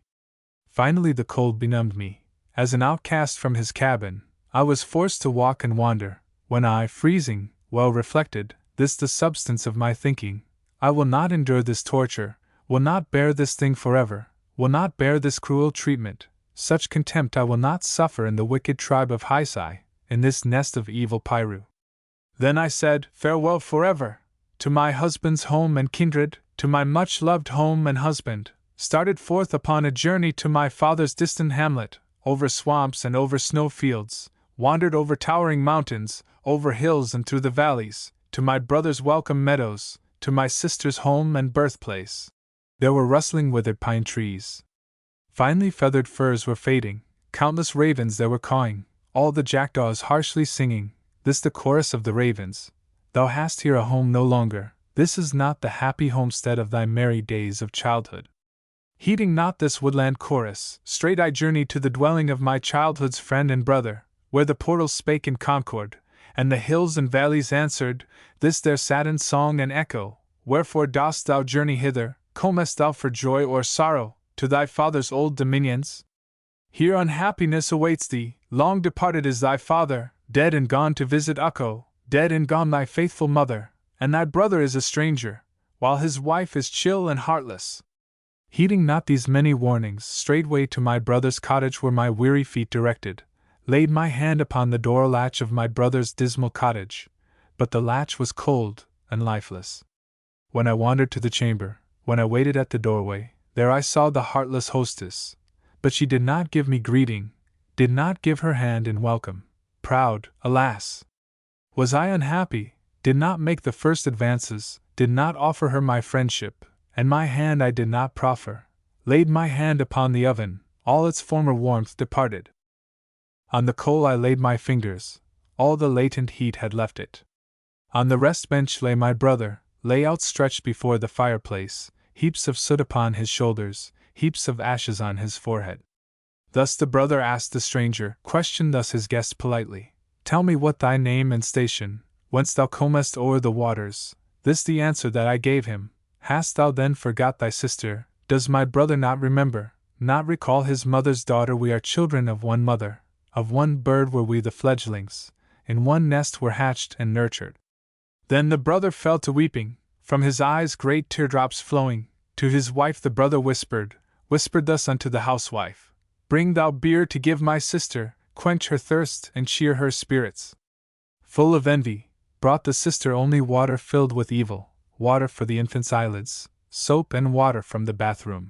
To his wife the brother whispered thus unto the housewife, bring thou salmon for my sister so long absent, thus to still her pangs of hunger. Thereupon the wife obeying, brought, in envy, only cabbage that the children had been eating, and the house dogs had been licking, leavings of the black dog's breakfast. Then I left my brother's dwelling, hastened to the ancient homestead, to my mother's home deserted. Onward, onward did I wander, hasten onward by the cold sea, dragged my body on in anguish, to the cottage doors of strangers, to the unfamiliar portals, for the care of the neglected, for the needy of the village, for the children poor and orphaned. There are many wicked people, many slanderers of women, many women evil-minded, that malign their sex through envy. Many they with lips of evil, that belie the best of maidens, prove the innocent are guilty of the worst of misdemeanors, speak aloud in tones unceasing, speak, alas! With wicked motives spread the follies of their neighbors through the tongues of self-pollution. Very few, indeed, the people that will feed the poor and hungry, that will bid the stranger welcome, very few to treat her kindly, innocent, and lone, and needy, few to offer her a shelter from the chilling storms of winter, when her skirts with ice are stiffened, coats of ice her only raiment. Never in my days of childhood, never in my maiden lifetime, never would believe the story though 100 tongues had told, though 1,000 voices sang it, that such evil things could happen, that such misery could follow, such misfortune could befall one who has tried to do her duty, who has tried to live uprightly, tried to make her people happy. Thus the young bride was instructed, beauteous maiden of the rainbow, thus by Osmotar, the teacher. Ruin 24. The Bride's Farewell. Osmoder, the bride instructor, gives the wedding guests this counsel, speaks these measures to the bridegroom. Ilmarinen, artist brother, best of all my hero brothers, of my mother's sons the dearest, gentlest, truest, bravest, grandest, listen well to what I tell thee of the maiden of the rainbow, of thy beauteous life companion bridegroom. Praise thy fate hereafter, praise forever thy good fortune. If thou praisest, praise sincerely. Good the maiden thou hast wedded, good the bride that Ukko gives thee, graciously has God bestowed her. Sound her praises to thy father, praise her virtues to thy mother, let thy heart rejoice in secret, that thou hast a bride of beauty, lovely maiden of the rainbow. Brilliant near thee stands the maiden, at thy shoulder thy companion, happy under thy protection, beautiful as golden moonlight, beautiful upon thy bosom, strong to do thy kindly bidding, labor with thee as thou wishest, rake the hay upon thy meadows, keep thy home in full perfection, spin for thee the finest linen, weave for thee the richest fabrics, make for thee the softest raiment, make thy weaver's loom as merry as the cuckoo of the forest, make the shuttle glide in beauty like the ermine of the woodlands, make the spindle twirl as deftly as the squirrel spins the acorn. Village maidens will not slumber while thy young bride's loom is humming, while she plies the graceful shuttle. Bridegroom of the bride of beauty, noblest of the Northland heroes, forge thyself a scythe for mowing, furnish it with oaken handle, carve it in thine ancient smithy, hammer it upon thine anvil, have it ready for the summer, for the merry days of sunshine.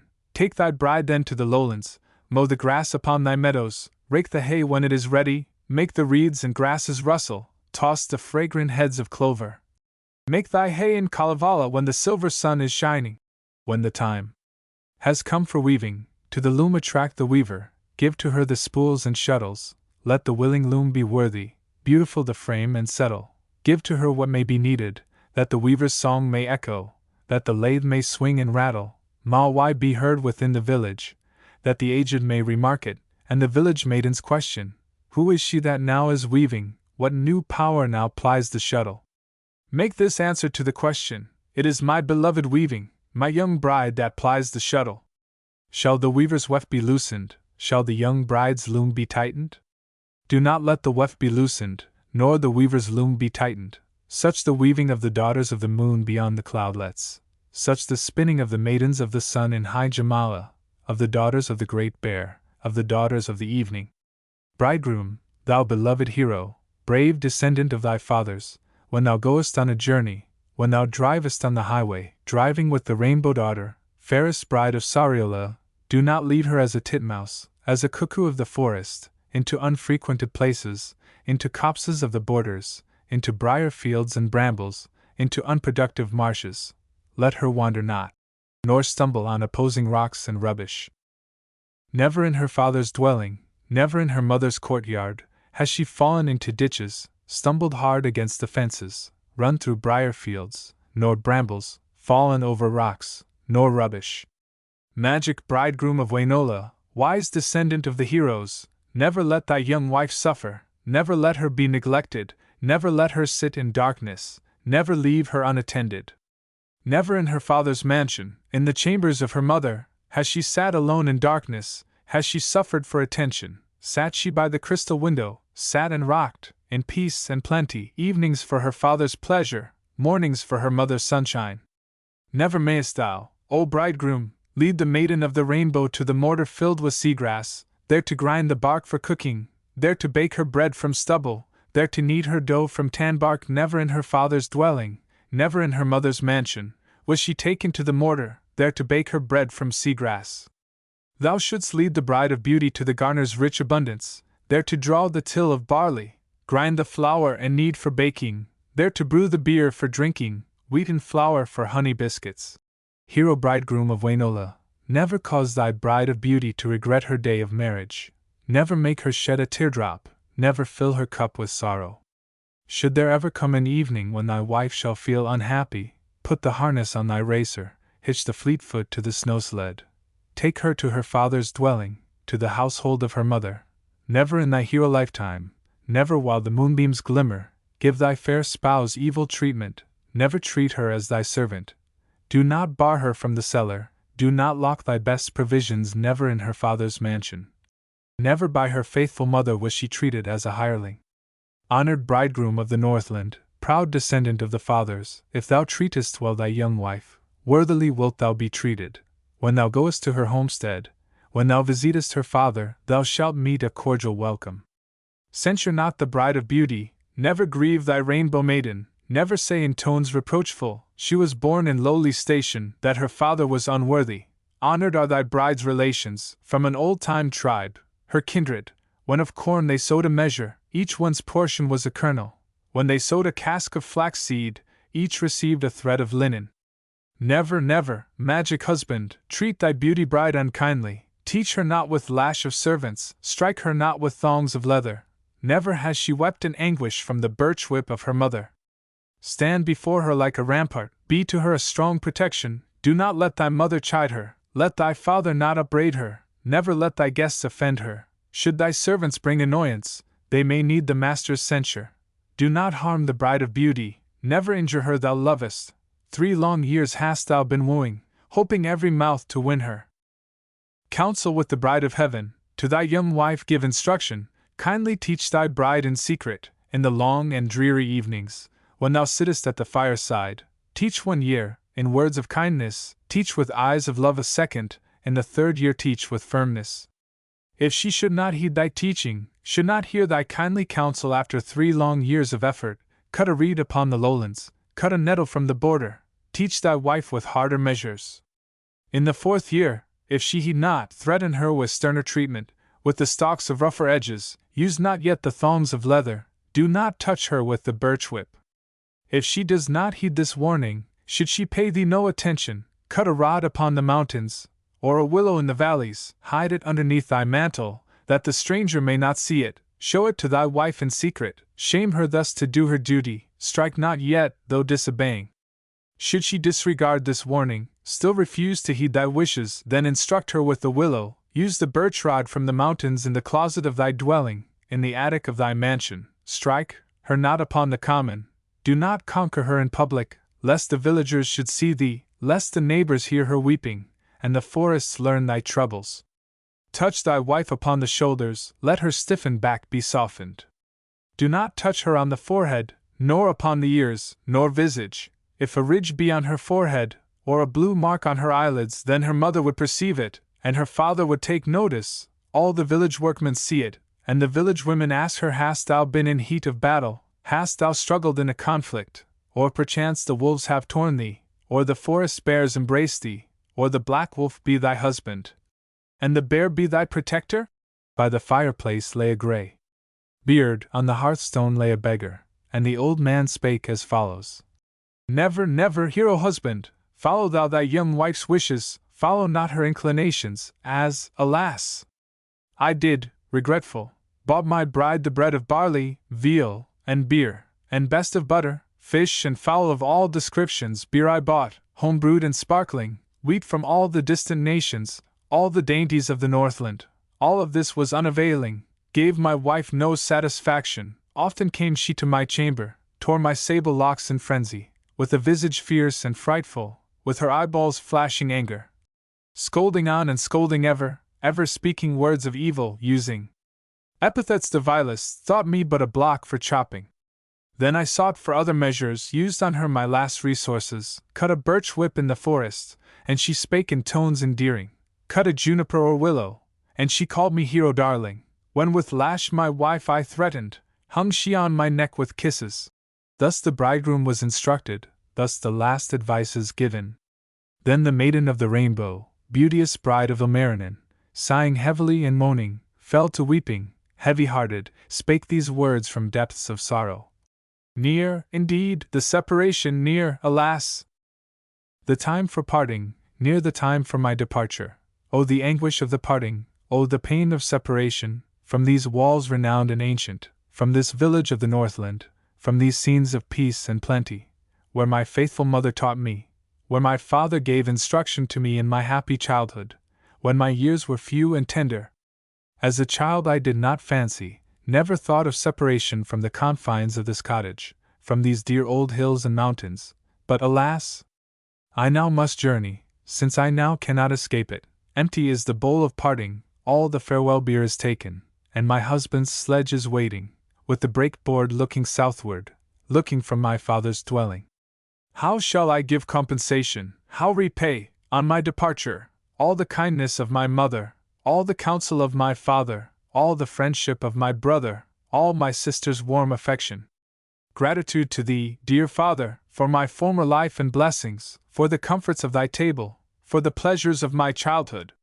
Gratitude to thee, dear mother, for thy tender care and guidance, for my birth and for my culture, nurtured by thy purest life-blood.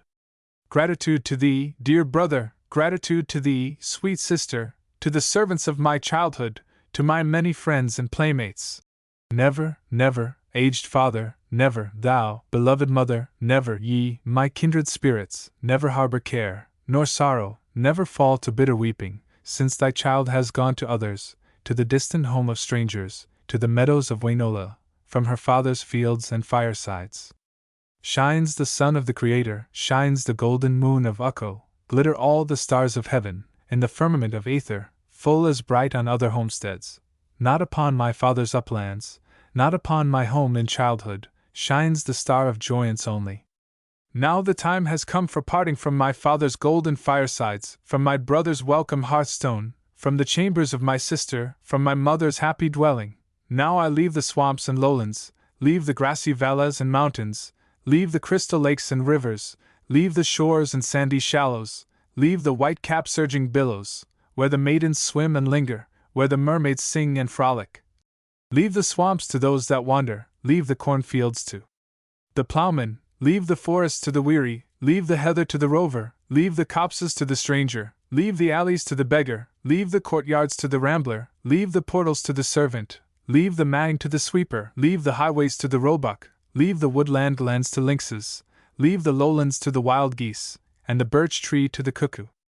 Now I leave these friends of childhood, journey southward with my husband, to the arms of night and winter, o'er the ice-grown seas of Northland.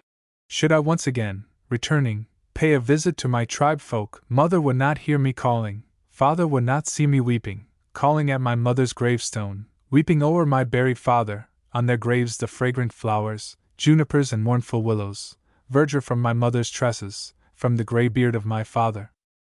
Should I visit Sariola, visit once again these borders, no one here would bid me welcome. Nothing in these hills would greet me, save perchance a few things only, by the fence a clump of osiers, and a landmark at the corner, which in early youth I planted, when a child of little stature.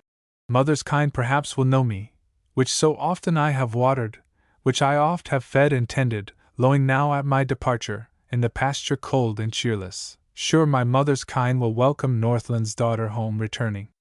Father's steeds may not forget me, steeds that I have often ridden, when a maiden free and happy, neighing now for me departing, in the pasture of my brother, in the stable of my father. Sure my father's steeds will know me, bid Pohaila's daughter welcome. Brother's faithful dogs may know me, that I oft have fed and petted, dogs that I have taught to frolic, that now mourn for me departing, in their kennels in the courtyard, in their kennels cold and cheerless. Sure my brother's dogs will welcome Pohaila's daughter home returning. But the people will not know me, when I come these scenes to visit, though the fords remain as ever, though unchanged remain the rivers, though untouched the flaxen fishnets on the shores await my coming. Fare thou well, my dear old homestead, fare you well, my native bowers. It would give me joy unceasing could I linger here forever. Now farewell, ye halls and portals, leading to my father's mansion. It would give me joy unceasing could I linger here forever. Fare ye well, familiar gardens filled with trees and fragrant flowers. It would give me joy unceasing could I linger here forever. Send to all my farewell greetings, to the fields, and groves, and berries. Greet the meadows with their daisies, greet the borders with their fences, greet the lakelets with their islands, greet the streams with trout disporting, greet the hills with stately pine trees, and the valleys with their birches. Fare ye well, ye streams and lakelets, fertile fields, and shores of ocean, all ye aspens on the mountains, all ye lindens of the valleys, all ye beautiful stone lindens, all ye shade trees by the cottage, all ye junipers and willows, all ye shrubs with berries laden, waving grass and fields of barley, arms of elms, and oaks, and alders, fare ye well, dear scenes of childhood, happiness of days departed. Ending thus, Pohjola's daughter left her native fields and fallows, left the darksome Sariola, with her husband, Ilmarinen, famous son of Kalevala. But the youth remained for singing, this the chorus of the children. Hither came a bird of evil, flew in fleetness from the forest, came to steal away our virgin, came to win the maid of beauty, took away our fairest flower, took our mermaid from the waters, won her with his youth and beauty, with his keys of ancient wisdom. Who will lead us to the sea beach? Who conduct us to the rivers? Now the buckets will be idle, on the hooks will rest the fish poles, now unswept will lie the matting, and unswept the halls of birchwood, copper goblets be unburnished, dark the handles of the pitchers, fare thou well, dear rainbow maiden. Ilmarinen, happy bridegroom, hastened homeward with the daughter of the hostess of Pohjola. With the beauty of the Northland fleetly flew the hero's snow sledge, loudly creaked, and roared, and rattled down the banks of Northland waters, by the side of Honey Inlet, on the back of Sandy Mountain. Stones went rolling from the highway, like the winds the sledge flew onward, on the yoke rang hoops of iron, loud the spotted wood resounded, loudly creaked the bands of willow, all the birchen crossbars trembled, and the copper bells rang music, in the racing of the Fleetfoot, in the courser's gallop homeward, journeyed one day, then a second, journeyed still the third day onward, in one hand the reins of magic, while the other grasped the maiden, one foot resting on the crossbar, and the other in the fur robes.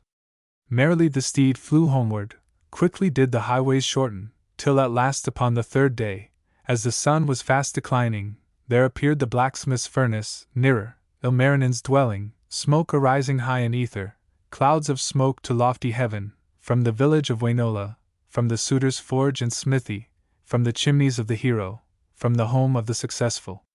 Glossary. Arni. The guardian of hidden treasures. Ahave. The west wind, the father of the swift dogs. Ati. The same as Lemminkainen. Atu. The great god of the waters. Atula. The water castle of Otto and his people. Atulaiset. The inhabitants of Atola. Ainiki. A sister of Adi. I know. Yukahainen's sister. Antiaro. A goddess of the waves. Aiu Lake. The lake into which the firechild falls. Aniki. Ilmarinen's sister. Antiaro. Another name for Wipanen, or Antero Wipunen. Dustaland. The Northland, Pimentala. Itilatar. A doctor of the south wind. Firechild. A synonym of Panu. Frost. The English for Pakkanen. Haulapiore. A lake in Finland. Haltiae, plural Haltiat. The genius of Finnish mythology. Hetiwani. The Finnish name of the Pleiades. Hyasai, original Hyasai. The evil principle, also called Jutas, Lempo, and Piru. Manjatar. The daughter of the pine tree. Horna. A sacred rock in Finland. Ikuturso. An evil giant of the sea. Ilmarinen. The worker of the metals, a brother of Wainamoinen. Ilmatar. Daughter of the air, and mother of Wainamoinen. Ilpatar. Believed to be the daughter of the snowflake, the same as Lauhi. Imatra. A celebrated waterfall near Viborg. Ingerland. The present St. Petersburg. Yamen. A river of Finland. Jordan. Curiously, the river of Palestine. Jukahainen. A celebrated minstrel of Pohjola. Jukeola. The home or dwelling of Yukahainen. Jumala. Originally the heavens, then the god of the heavens, and finally God. Utas. The evil principle, Hyasai Piru, and Lempo are synonyms, Kaitalainen. A son of the god of metals, from his spear came the tongue of the serpent. Kalervio. The father of Kalervo. Kalavie, Kailwainen. The father of heroes, a hero in general. Kaelivela, Kaliva, hero, and La, the place of. The land of heroes. The name of the epic poem of Finland. Kaelivatar, Kaelwadar. Daughter of Kaliva. Kaelivio. The same as Kaliva. Kalu. often used for Kalevala. Kaelma, the god of death. Kamimo, the father of Kimo. Kankahataret, the goddesses of weaving. Kapi, a synonym of Ilmatar, the mother of Wainamoinen. Kappa, a synonym of Osmoder. Karilen, a province of Finland. Karjala, Karjala, the seat of the waterfall. Katrakaski. Katijatar, Katayatar, the daughter of the pine tree.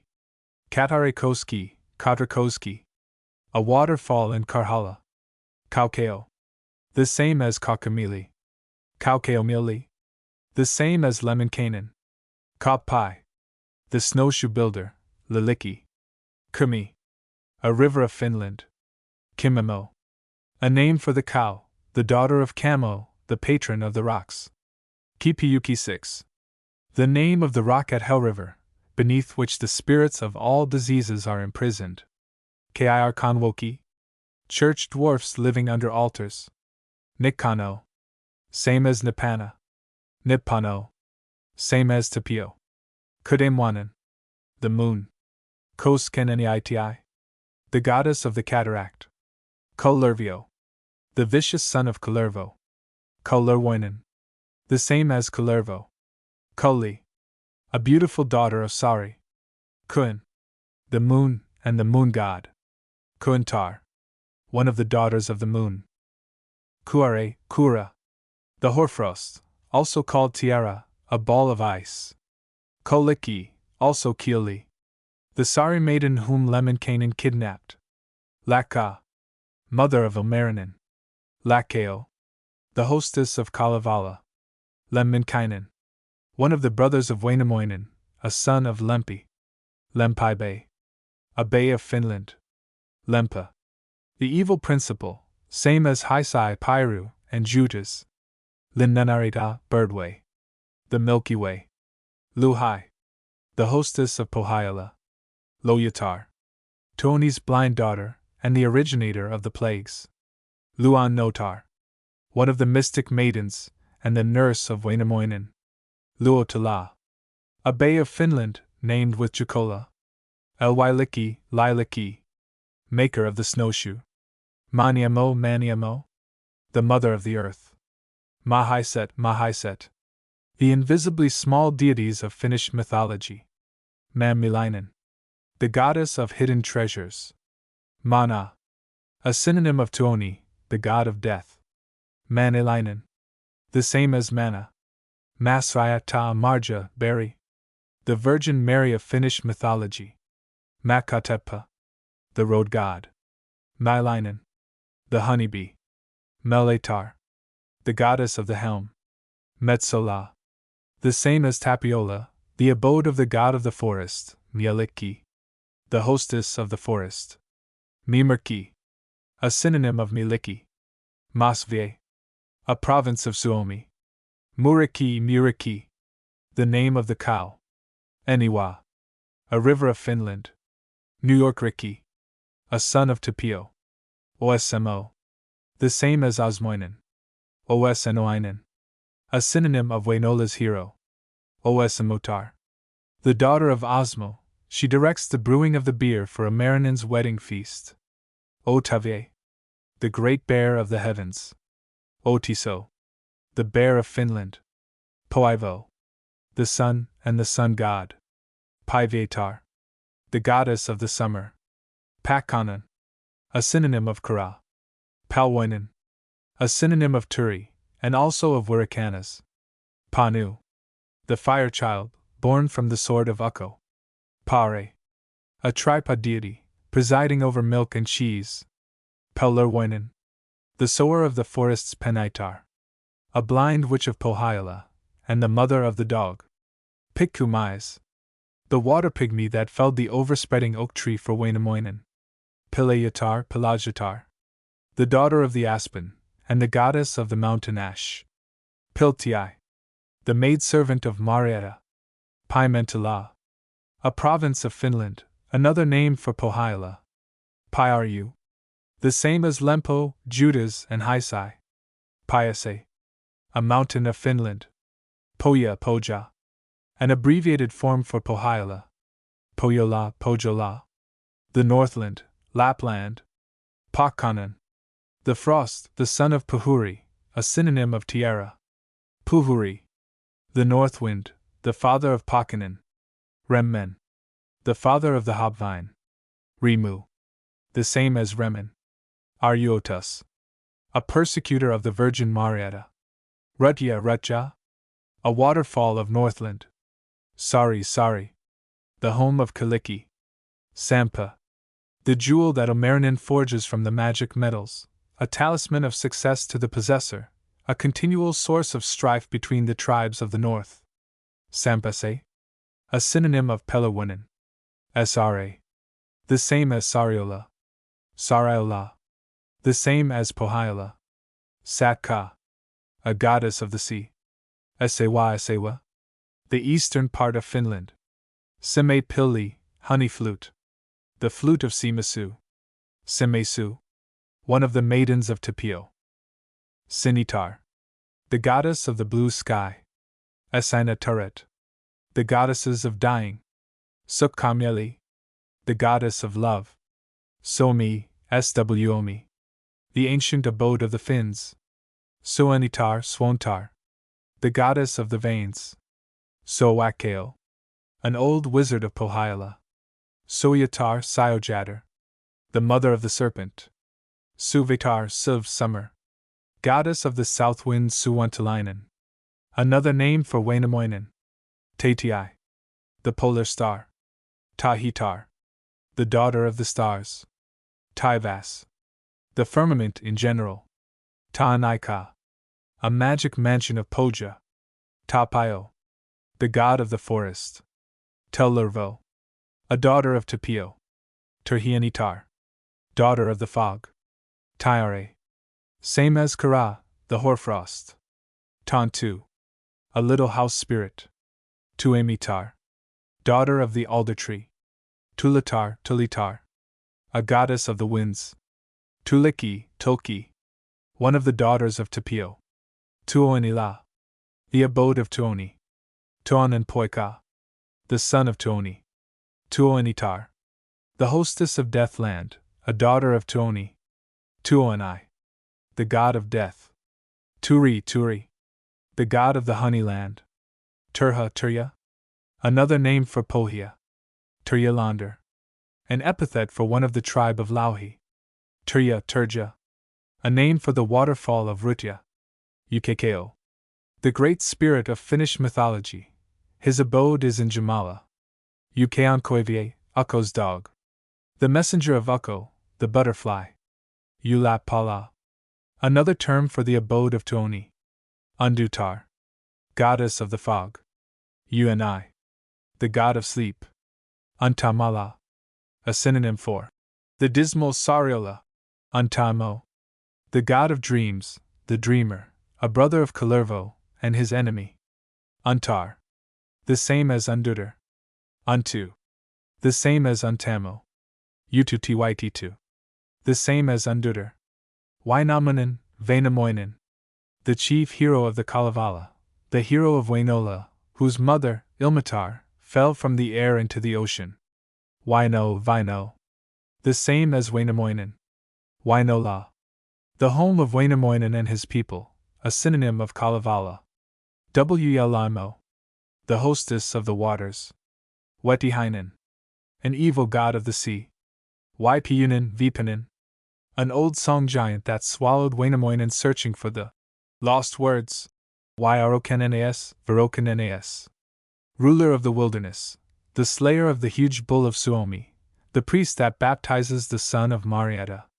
Wyalander, Vojalander. An epithet for Laplander. Wuxen, Voksen. A river in the east of Finland. Wukasai. The same as Waxen. The end.